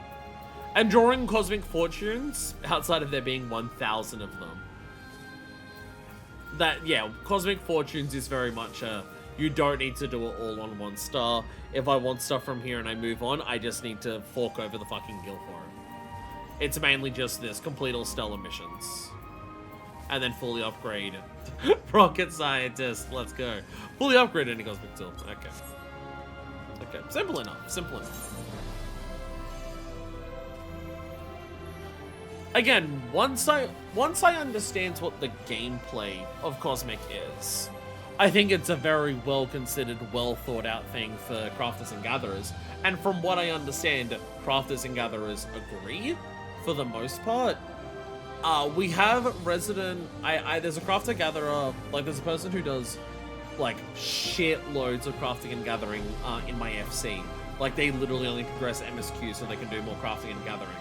They don't progress MSQ unless it gives them access to more crafting and gathering. Like, they're that serious about it. They've had what their opinion on this is. I really like it. I really enjoy what it is.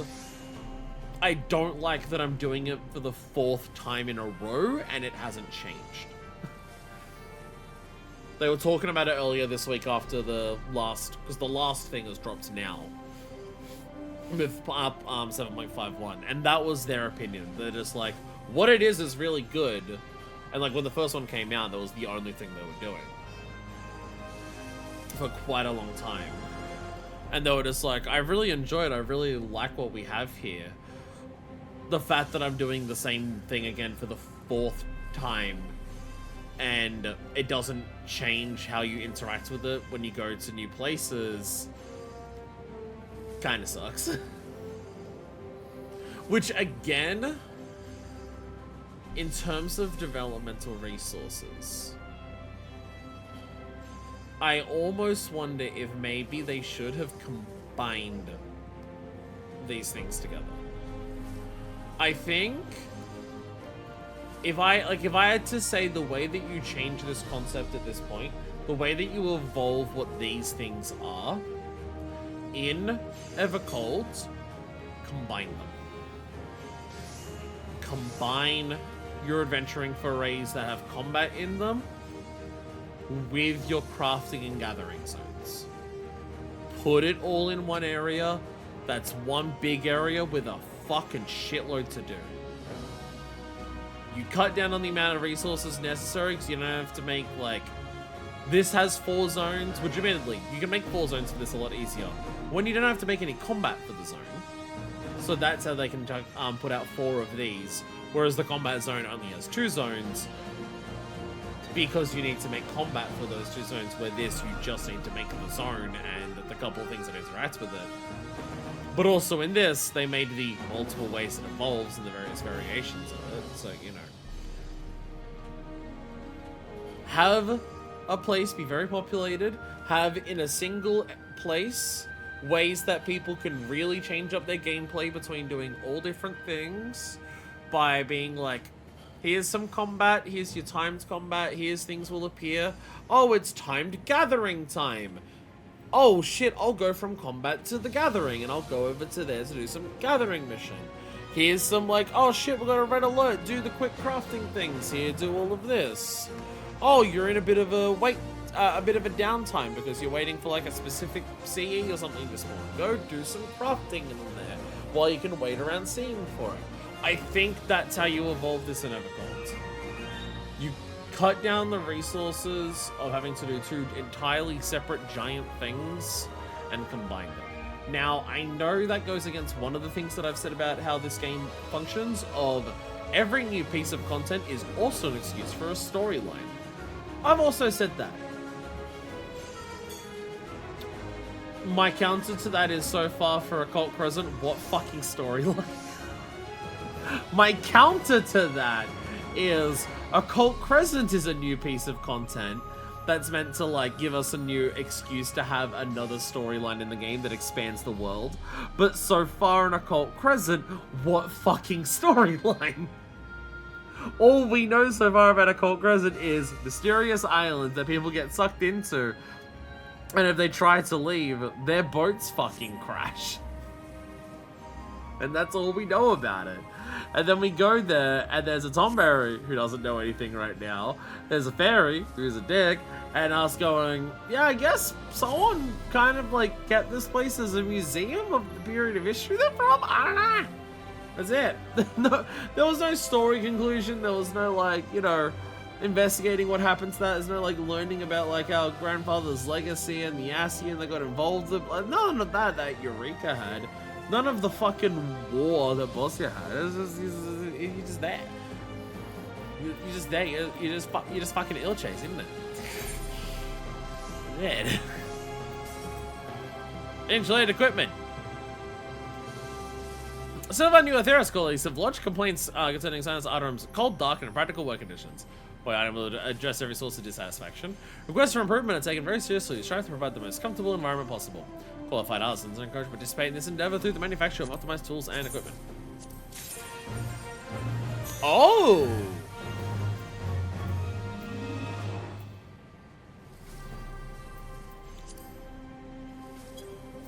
I have to make the materials for... Oh, okay. That's fun.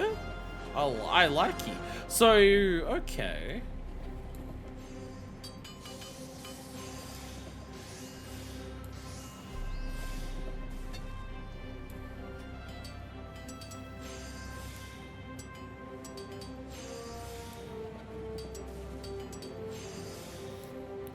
Trying to see what my current things are based up there, and it's a bit undersized. And excellent. Would Bioguts or the other one give me more right now?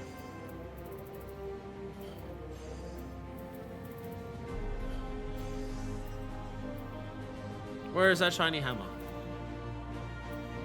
Oh, Bioguts give me 4,000 on it, so we'll go for that. We'll go for that.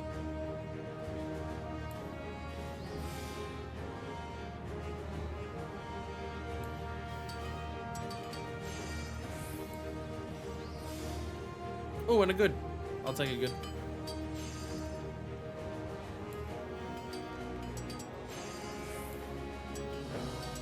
Because if we're making these materials, making them high quality will make crafting the next thing easier, right?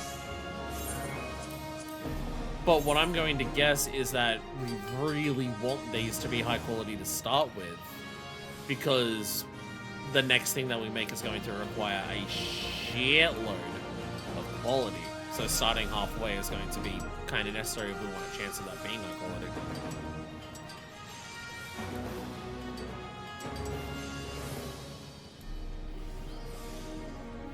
Ooh, and a good.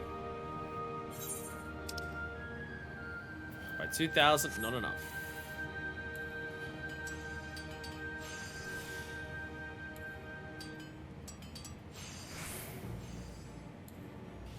Manipulation ran out at kind of a perfect time. Venerate. An excellent. Oh my god. Quality going off the chain here. Only real crafting downside is no trial synthesis, but the missions are free, so it's not a big loss if you fail. Yeah.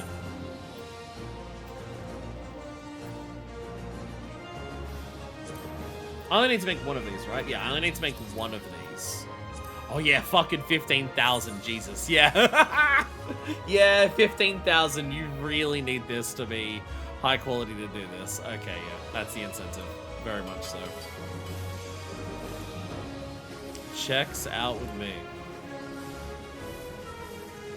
That being said, we have so much durability on this that we can afford to spend a bit more on doing some big combos.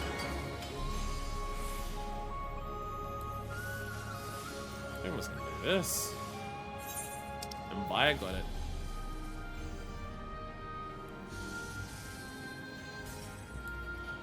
Patience. No. No. Never mind. Never mind. I thought it'd be enough, but I'm just like, no, it's not.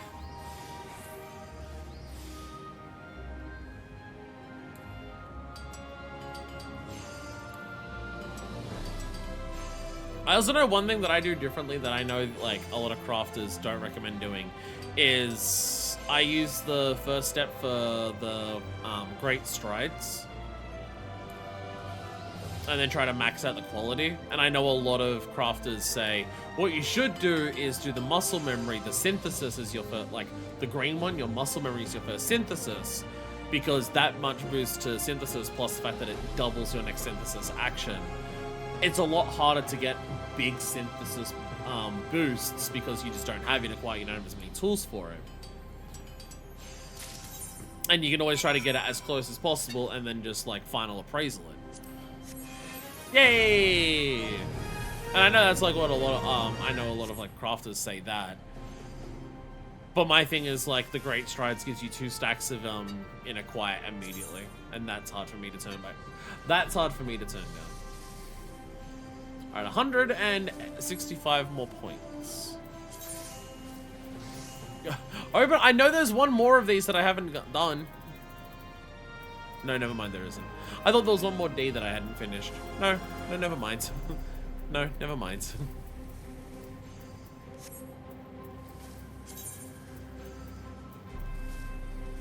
We need heavy plating. We need heavy plating.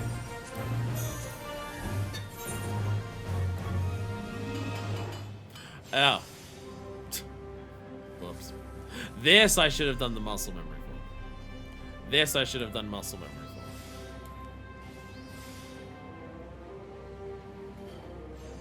This is going to suck.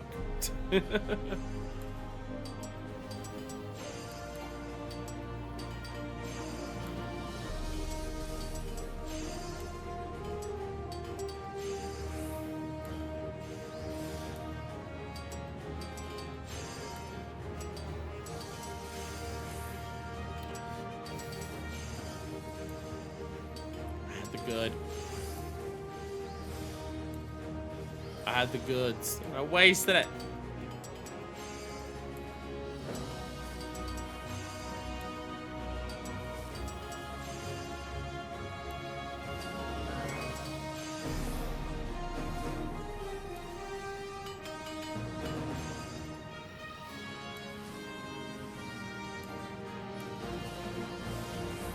I'm gonna be real lazy now. To the groundwork. I found out at the beginning. It's fine. Don't worry about it. We'll fix it this. We'll fix it that way. Okay, now we do the muscle memory. Oh, good. I'll take that immediately then. That should be a big boost to that. Boom. Okay. Get our quality up. Quality is now up. And now we go from here.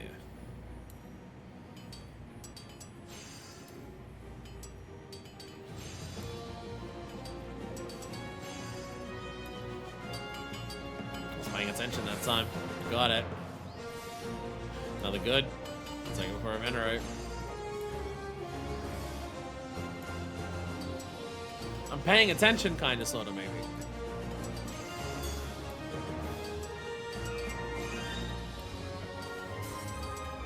I have this fear that because Dawntrail's grinds for its relics, both on the crafter and combat side of things, seem to be, comparative to some previous ones, some real ass fucking grinds. People said it was too easy in the previous things, and they turned around and said, "I'll give you easy." Rapid. Oh my god, that actually worked. These are some real ass grinds where it's like, you want to do a bunch of shit and do a bunch of shit. And that's good, don't get me wrong. But as someone who is doing these, not as they come out, but is doing them well and truly after the fact, where I'm trying to like make a certain amount of progress per week to be ready for like the next episode, I worry these might be too much. Like, I fear I might need to be like, I'm not streaming 14 this weekend because I haven't made enough progress to do the next thing. I mean, we'll definitely hit that with like the 7.5 patch, looking at how it all plans out and everything like that.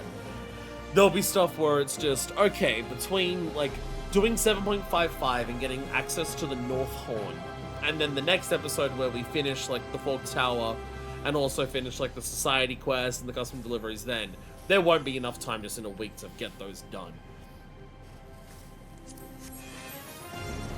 Yay! Later planets only need 50 missions for quests.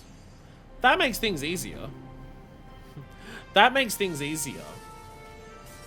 That's still gonna take me a very long time, though. That's still gonna take me a very long time. Oh, I got 100 points. I got 100 points towards Cosmic Armor for doing the, for doing these things. Because that gave me 25 points for finishing it. But then I did, complete 4 unique Class C missions, and I got it. Yay! Hey, and there's Class B. Still nothing there. Oh! Requirements for Class A missions are specific. I can't read what all one of them is, but hey, there's that. Oh!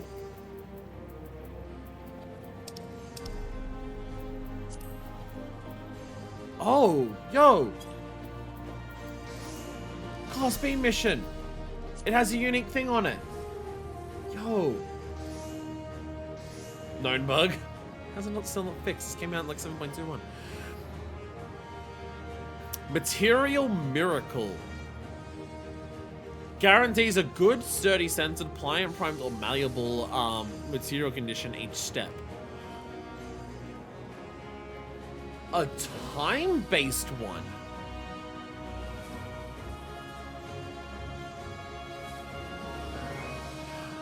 That's interesting. That's interesting. Ooh.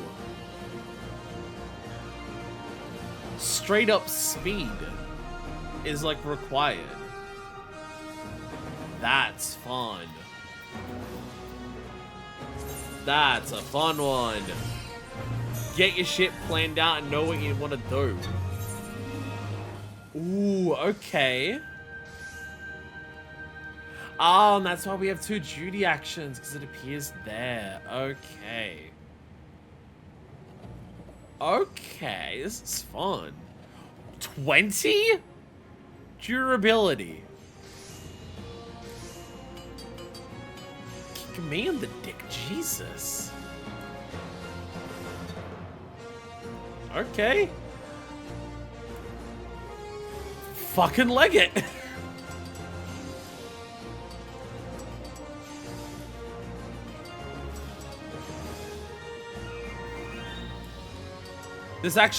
This isn't even expert crafting, but actually has all of the other things still there. Okay. I forget what they all are, but you know. It's been a hot minute since I've done that. Well, this 3,000, that's not enough.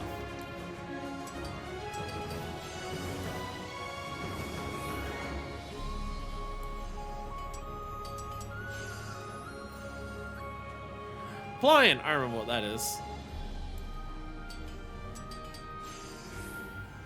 Malleable.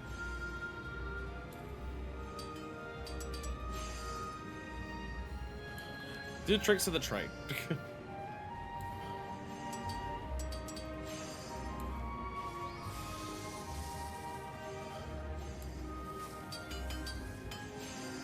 Bam, let's go.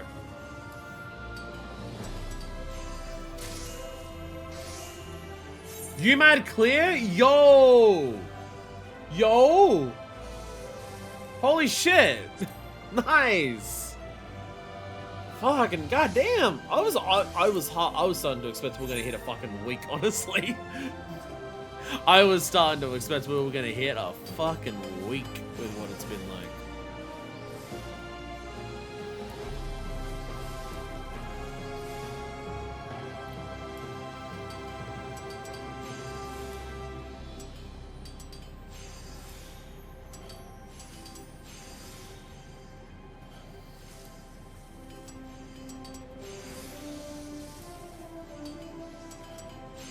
Client-centered. Centered. Okay, you can't be using no centered.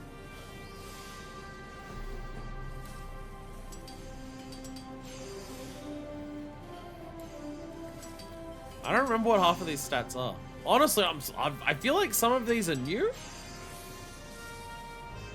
Would I be correct in saying that?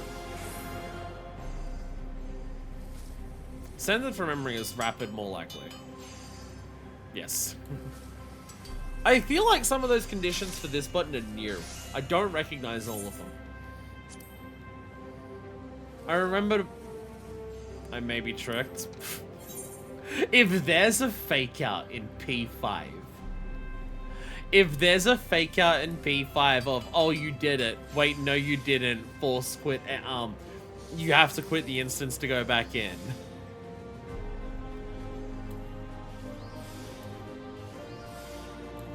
That would be the funniest fucking shit as well. Oh, God, could you imagine that? Imagine how fucking devious that would be.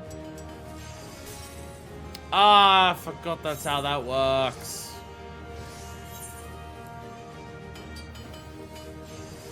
The way that manipulation works is that it restores 5 durability on each step that you do. And now I'm completely fucked with this one. Fuck. The way that manipulation works is that it takes, it restores 5 durability after each action you take. The way that it works, though, is that it restores that durability after. So, if you do what I just did, and you burn that durability down to 0 from the action that you use, and then it restores it, it doesn't count.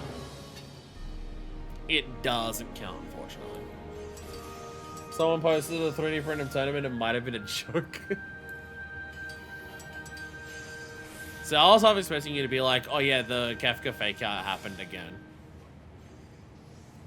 That's what I was expecting. Hello, Mix! I've been going so late that you're able to actually be here. Welcome to the stream. I'm in crafting hell. No, I'm in crafting space. I'm enjoying my crafting here, as I'm trying to finish a stage of a relic entirely on stream, and that's not working out too well. It's 11 AM right here, right now. Fucking Christ, it's 7 PM for me. I didn't realize I did that late already. I actually did, because I started like super late today, actually, yeah. Yeah, I started really late today, so yeah, it's fucking nearly 7 PM for me. Space. The final space. Yay! Centralized light plating. That one gave me 50. Was that Odaya? Oh my god, it is. Odaya! Why are you a cat? Wait a minute. I recognize it was Odaya because of the outfit you were. When the fuck did you become a cat girl? When the fuck did you become a cat girl? What the fuck? Odaya was in my FC. She's not in my current FC, though we are still in the same link shell and Discord server. Our FC that we were in once again exploded.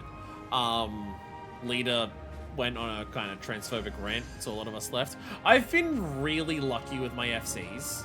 I'm in like my 4th one now, right? I'm in my 4th FC, right? Which that does sound bad. However, I would like to point out that a lot of the people who are in my current FC are people from previous ones. In fact, there's still several people who are still there from the first FC I was in. We've been really lucky in the sense that when the FC blows up, it's always been one person's fault, very obviously. One person has been a dick. No, there was one because after the first FC we left. We were in one FC and the founder was a piece of shit, as it turned out.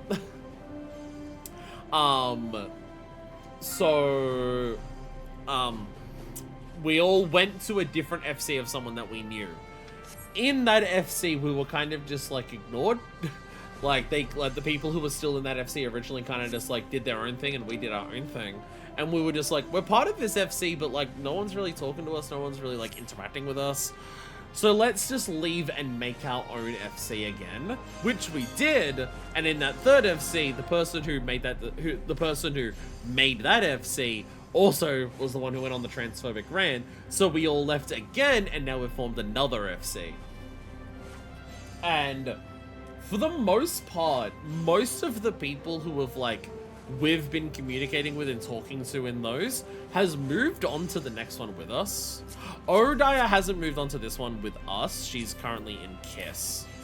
She's in this one, the Kindred Spirits one. She's also our resident Sprout, even though she's not a Sprout anymore. She had more playtime than me when she lost her Sprout than I did, which is holy shit. You saw how much playtime I had when I lost my Sprout? She had more. Absolutely ridiculous. But she's moved to a different FC because she's always doing crafting shit, but she especially loves taking care of submarines and stuff like that. So while we get our new FC up to scratch to be able to do that stuff, because, you know, you make a new FC, you have to wait 30 days to even be able to buy a house. You need enough ranking to be able to get access to a house. You need enough ranking to get access to different things in a house. So while we're working on all of that and all of that time's passing, she's in a different FC with other people that we know. And just working on their submarine stuff instead. I wouldn't be surprised if she stays there though, because she probably doesn't have to put all on the work to get another one back up. But, you know, whatever. But why is she a cat girl now? She's been an Aura ever since I've known her. I recognized it was her because I recognized the outfit. She always wears this outfit. And then all of a sudden she's a cat girl. I'm like, what the fuck? Confusing, but hey. My first FC exploded back in 2018. Me and some others from that formed a new FC, and we're still going to this day. Depressed queer people. Hell yeah.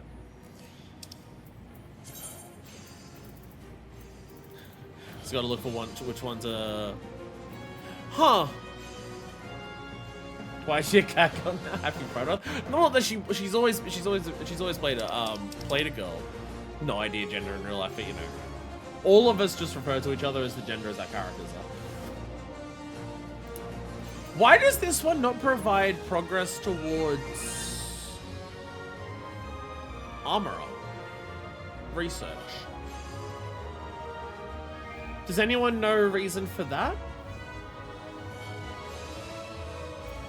All of the others are giving points of just this will get you armor things, but this one's not. Does this one? I need to be. It gives data you don't have unlocked yet. Okay, so it's armor 2. It just doesn't show me because I don't know. Okay. If I did that mission, I don't remember because most have been too long for that. Because what I'd be worried about is I do it now and I lose the data and I don't get it back. Like when I have unlocked that data. I'm playing both sides. I'm saying data and then data. You never know. You're not sure which one I'm gonna go with. Good. Bam.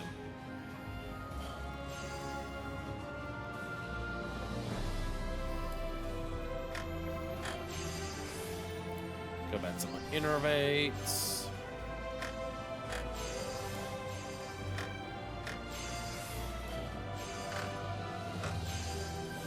I have access to this now.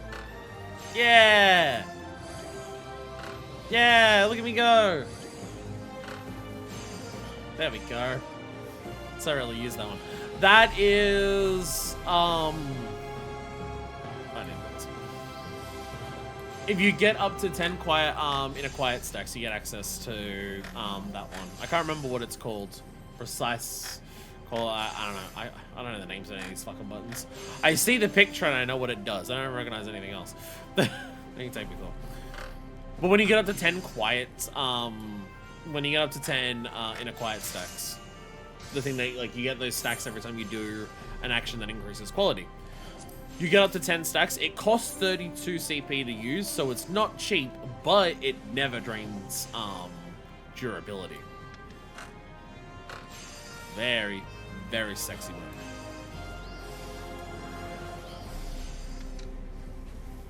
There's also a button somewhere here. It's this one over here that has the two hands making a love heart. I'm pretty sure that's the level 100 skill over here. I don't remember what it does. I don't think I've ever used it. I probably should. I should probably learn what it does. Yeah, number of. Would it be worth interrupting the combo for that? Maybe. There's also this 32 button. That increases progress and quality at the same time together. The only one that doesn't. Train Perfection's a godsend. I probably should be using it. Probably. Probably. Oh well. I was gonna create stress this fucking. There's so many. Look, I'm flexing all the different ways that you can complete this shit. There's so many ways to max out all of your stats. And I just take the most basic bitch method every single time of just being like, super careful, use the fucking prudent stuff. I've done so little explaining of what most of my buttons do. I've done so little explaining of what most of the buttons do. If you don't know what crafting is, you're just seeing me press buttons and numbers happen. It's very much, I don't remember enough about what the buttons do and how they work to explain it. All I know is that I know in my brain when I press it what it does.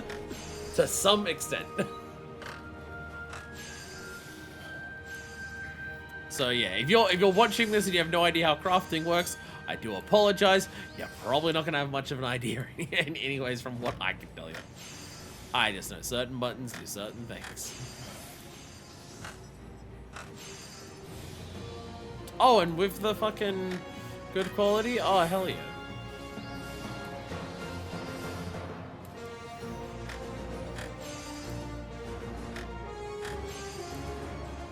Use the good there.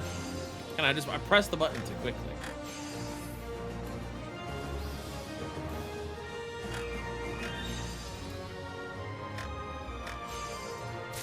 There we go. It's another gold star though.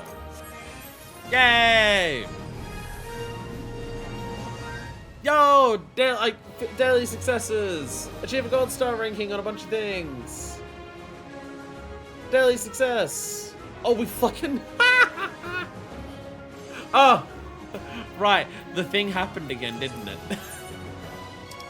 I'm pretty sure this happens last week as well.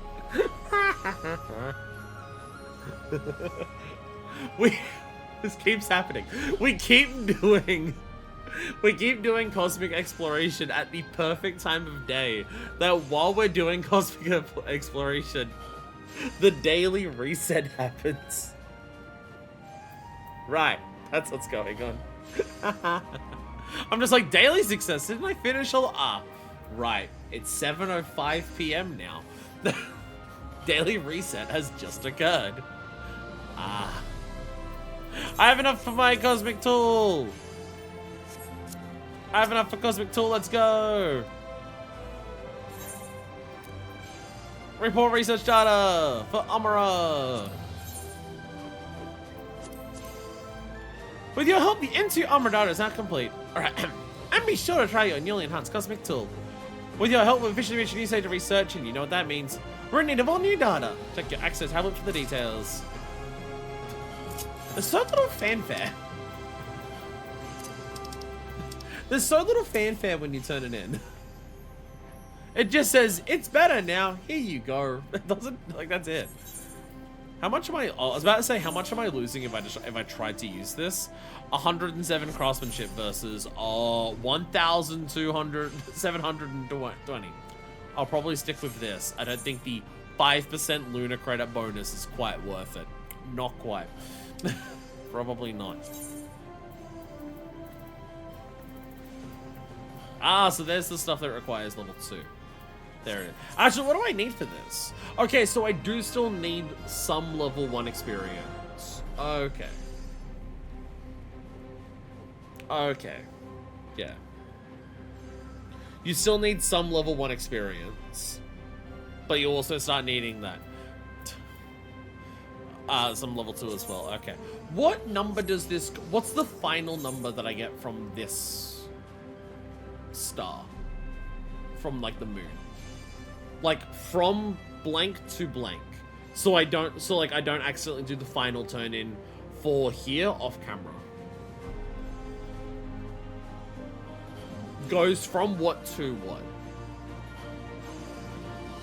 Because if you just tell me, like, oh, it finishes at this number, like if it goes to V 1.0, okay, how many numbers does it go up until 1.0? I won't actually.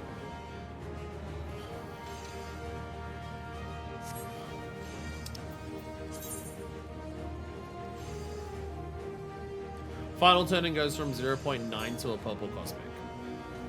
So if I get 0.9, don't turn in the next step. Oh my god, I'm only at 0.3. Oh, this is gonna take forever.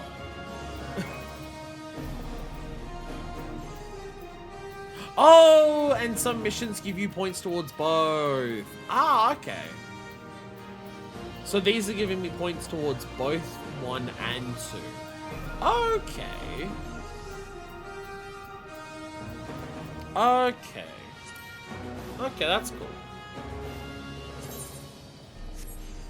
4 more missions before I want to do a grand old.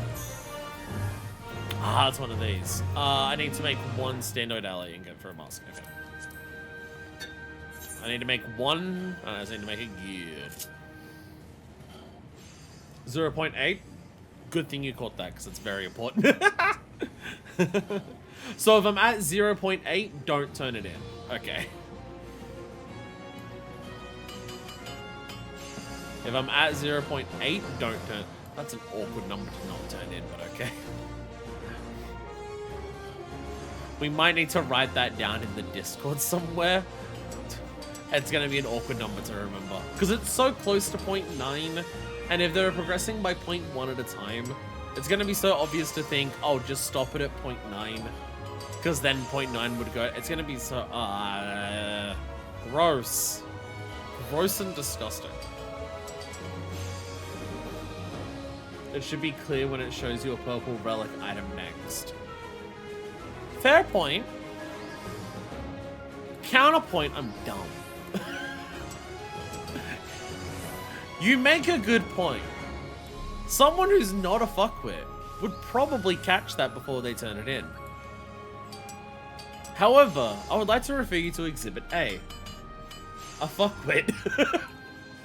I'd like to point you towards someone who is very viable to make that exact mistake and not notice. Ah, then this goes to a collectible. Wait. I got it. And then this goes to a collectible. Oh, and because it's a collectible, it doesn't start as high for perfect turn-ins. That is a thing. I forgot about that. Is that a thing? Do collectibles not start as high quality for all perfects?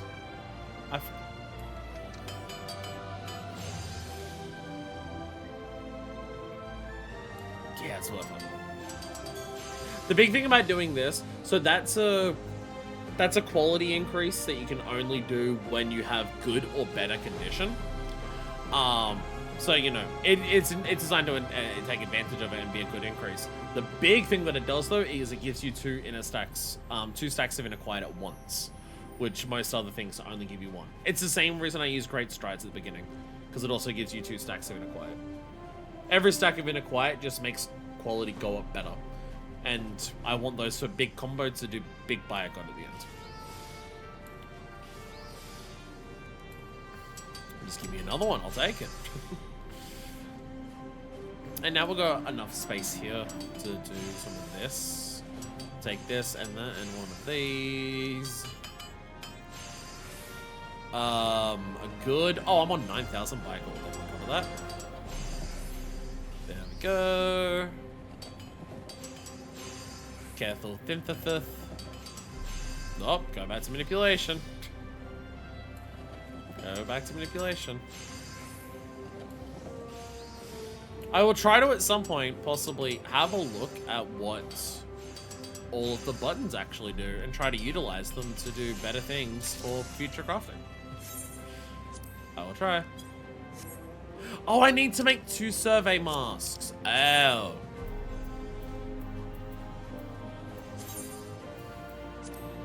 Oh.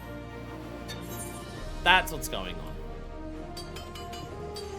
Oh, okay, you need to make 2 of the base, because you need to make 2 of the... Oh, okay. I was wondering why it was only 2 crafts.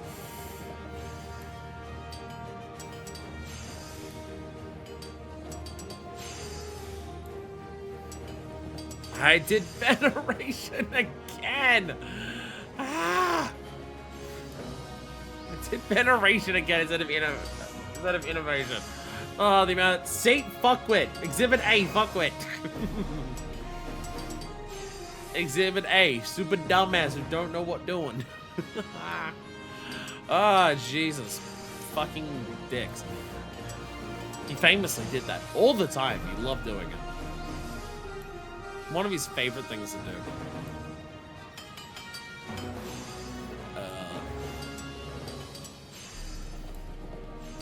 So if I use that again, it will kill it. So we're just gonna chuck on a Master's Mend.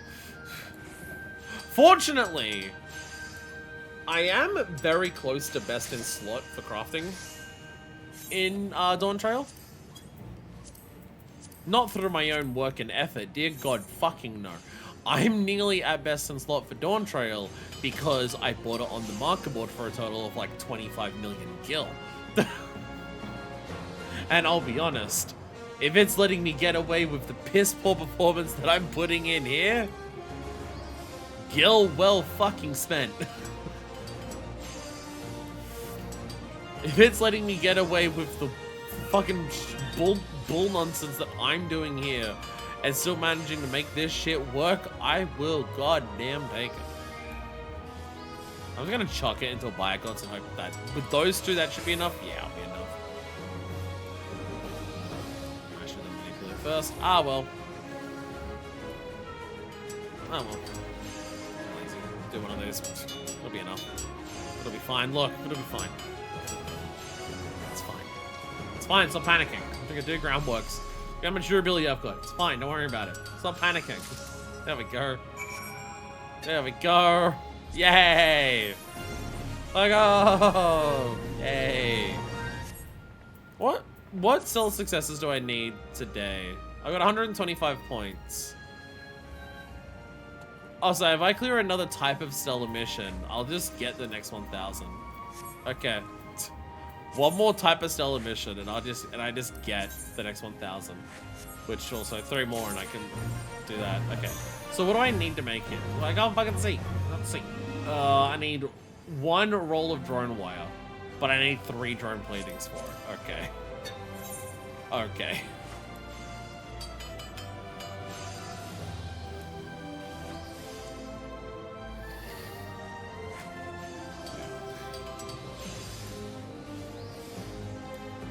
It'll be fine.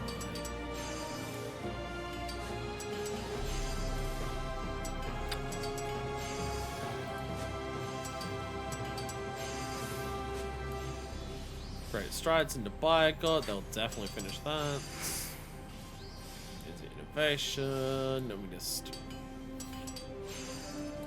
What's that one? Prudent synthesis. It does say the actual names here when I use it.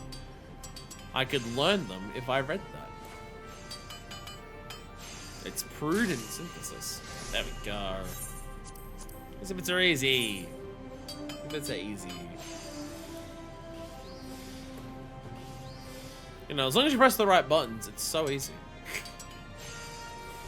Did you know the video game is easier when you press the correct buttons? I will say there is a certain kind of zen to doing something like this.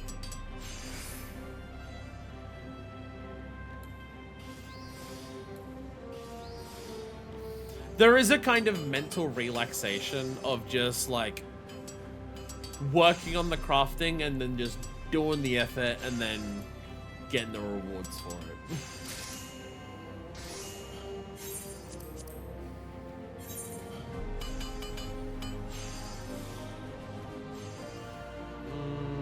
Without the manipulation, yeah, it's two stacks. A mech up. We're gonna finish this in time to hand it in.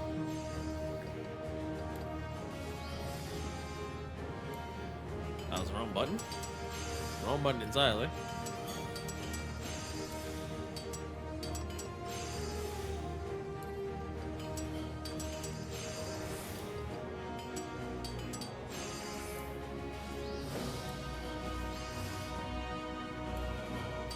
I'm gonna miss the mech off. Oh. I was saving up all of this money so I could get the currency for the mech off.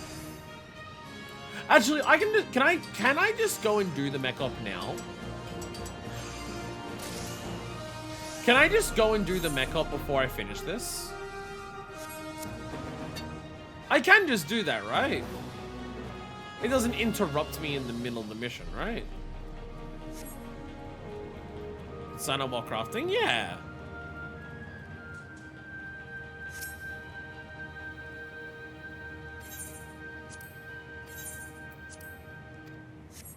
It will abandon the mission though. Oh shit. Oh. If you get picked. I will get picked. Alright. Go, go, go. Turbocraft.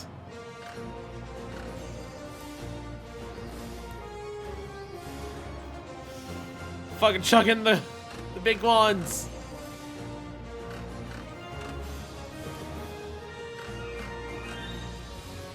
Go hard and go home.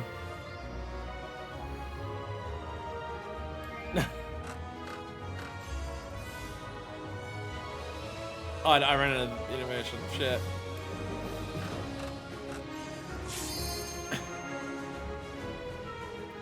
Tricks of the trade. I need the things back. Wait.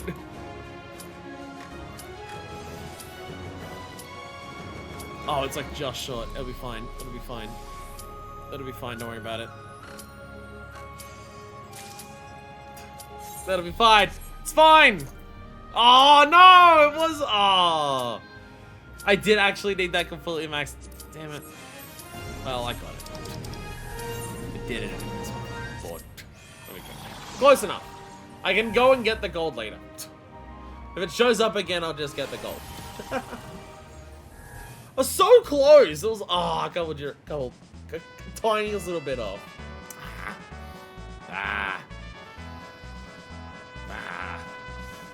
That's right. I did the 3 different things, so I got another 1,000 credits for another mech, anyways.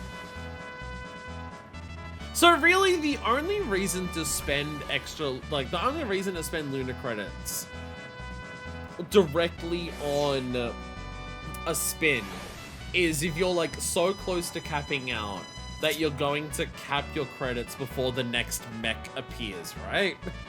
Is there any other reason to spend 1,000 directly on it? Or I guess if you don't want to do the mech op. If you're just like sick of mech ops, I guess.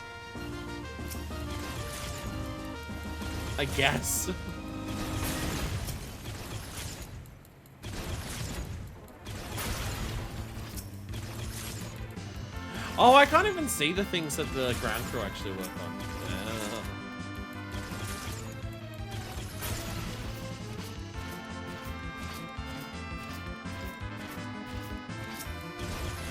Oh, man. You spend so many that you have to spend them on rolls, yeah. Boom! Turret destroyed.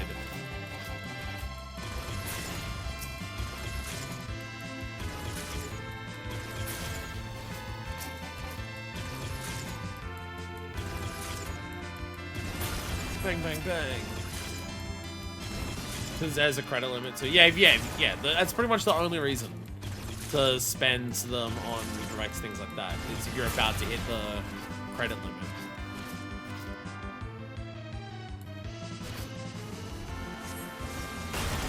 Oh, someone hit that one. I assume when this content is current.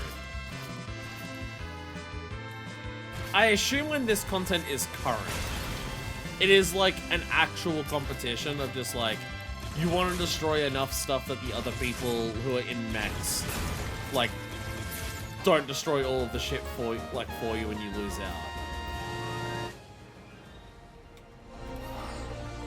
I would assume so.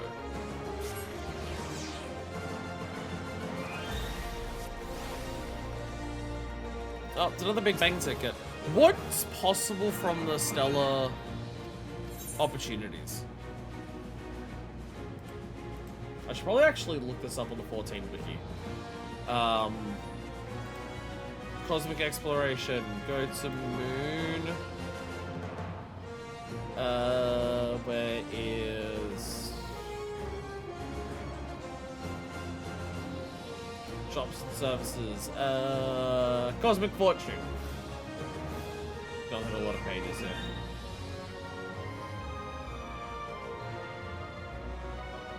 Okay, list of rewards from all zones. Okay. So opportunities is the same stuff with a better distribution. Oh, I thought some stuff was unique to it. Oh, okay. So looking on this, the stuff that's on Sinus Adora, there's some furniture, there's personal perfection emote, which is visage capture. Oh, that's the selfie.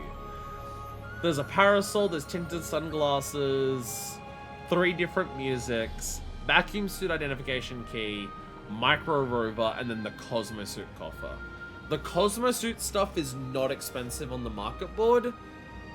Again, I assume the gear that I'm wearing is a mixture of the coffers from all of the different, like, locations. That's my guess, and none of it was expensive. So I'm going to assume the stuff from the coffers is not that bad. Well, like, I can the coffer as a whole is sellable on Universal, is like on the market board. So yeah, like the Cosmosuit coffer is 260,000 on the market board. So the glam ain't that much. How much is the market rover on Universalis? 90k. Okay, not that much either. What about the vacuum suit identification key? How much is that one? That one's 725,000. So yeah, if you can get the mount's going to be the one that goes for the most. But the other things are definitely possible, yeah. I won't delay moving on to the next planet to try and make sure I get enough here from those rewards. Seems like they don't sell for the ridiculous amounts. Draw a Big Bang Fortune. I'll save all the Big Bang Fortunes for off-stream. Yo, okay, there we go. There's the vacuum suit identification. We have 2 opportunities for tinted sunnies as well. We'll take this one then. Yeah, I won't. If I get Big Bang tickets off stream, I'll save them for on camera because it's fun. All right, come on, Carrot. Come on, I haven't gotten a carrot yet. Give me a carrot now. Do it, do it, do it, do it. Streamer luck, let's go. Streamer luck, let's fucking go. That's not streamer luck. What an explosive outcome! You have more shiny tickets burning a black hole in your pocket. Come and see me for another big bang. I got a Cosmo lamp. I love lamp. Quote box, put a picture of a moth here saying that.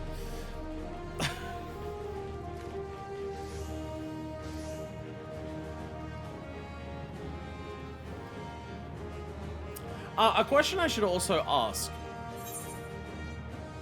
Whereabouts does, when you do all the when you do enough missions to have the side quest open up, does it open up somewhere in this hub?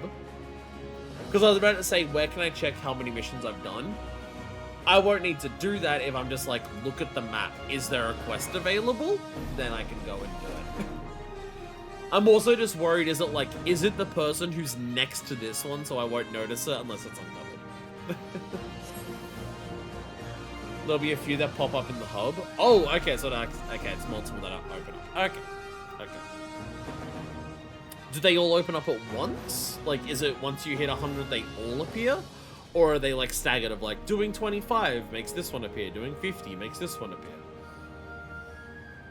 Or is it just a big fuck you at once? You get the amount, they're all there.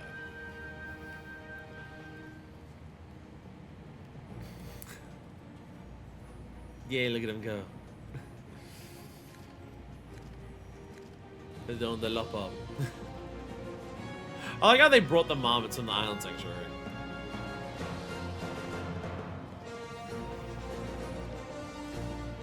Cosmic research. Phasing way. So how much cosmic research am I working on for that? Oh, I still need a lot for level 2. I still need a lot for level 2. Is there still successes that give me level 2 points for Armorer? I believe I saw some, but I don't remember some. Not there, no. Only Armorer bonus here is for rank 1, and that's on unique bees.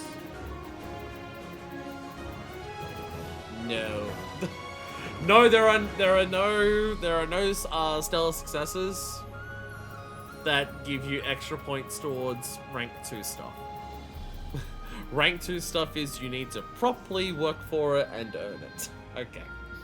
Okay. That's fine. That's fine. I can handle that, I guess. Okay.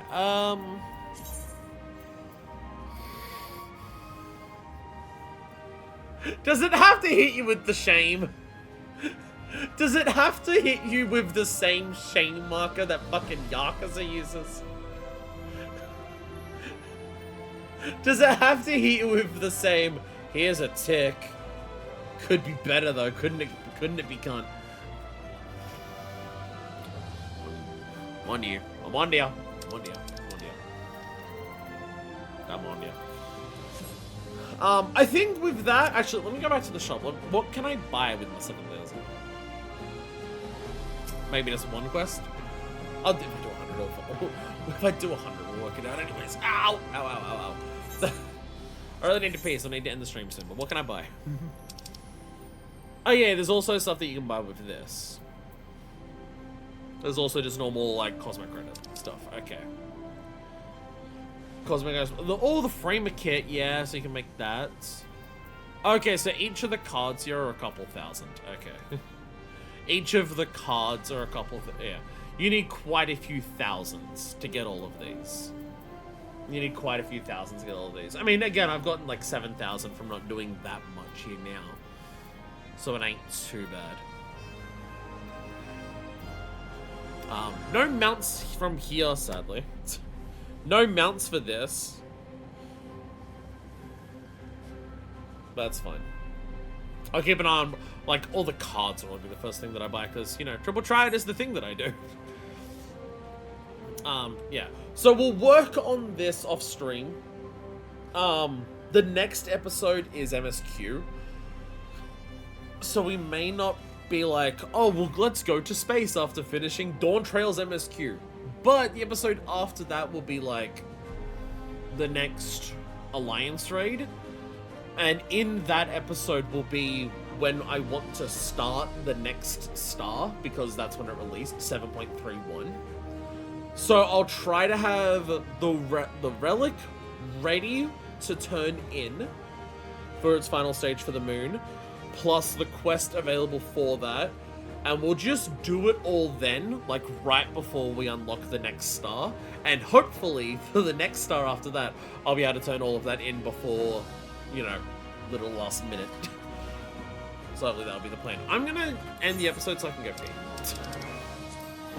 I need to go to the bathroom, but we're so close to the end of the episode that it's not worth me going and then coming back to end the episode.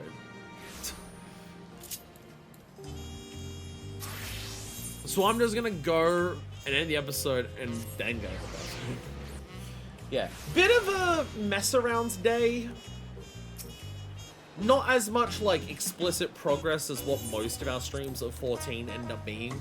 Most of our streams of 14 are pretty explicit. Let's work on this. We finished it. Let's go. Where today was just like, we did some Hildy. We unlocked another society. We made progress in another society. We did finish a custom delivery. And I showed off some more of my progress on the various relic stuff. But yeah. We needed to have another episode to finish 2.5 anyways, just because of, you know, because of Hildy and the new society quest. And, you know, unlike most prior expansions, the relic stuff in there seems to be much longer to do compared to usual. Like, even for Bosnia, I was coming back most weeks saying, here's the next step ready and done. Even for Bosnia, it was pretty, like, consistent. Here, I've just done it. I guess Eureka may have been longer, but, like, a lot of that was also just because I didn't want to do Eureka. until I actually got to, like, instances where there's a lot of people. Anyways, I'm out of here. Next episode is 7.3. Which we now need to remind ourselves, because it hasn't been the case since we did Shadowbringers. Point 3 is the big one. Point 3 wasn't the big one back in Endwalker because of the way the Endwalker's post-game MSQ went. This is the end of Dawntrail. Next episode is the end of the core of Dawntrail, because then after that it's going to be building towards Evercold. Next episode's the end of Dawntrail. Get ready for that. Thank you all so much for watching. And until I come back from all of my grinds in the future, this is version 2, signing out.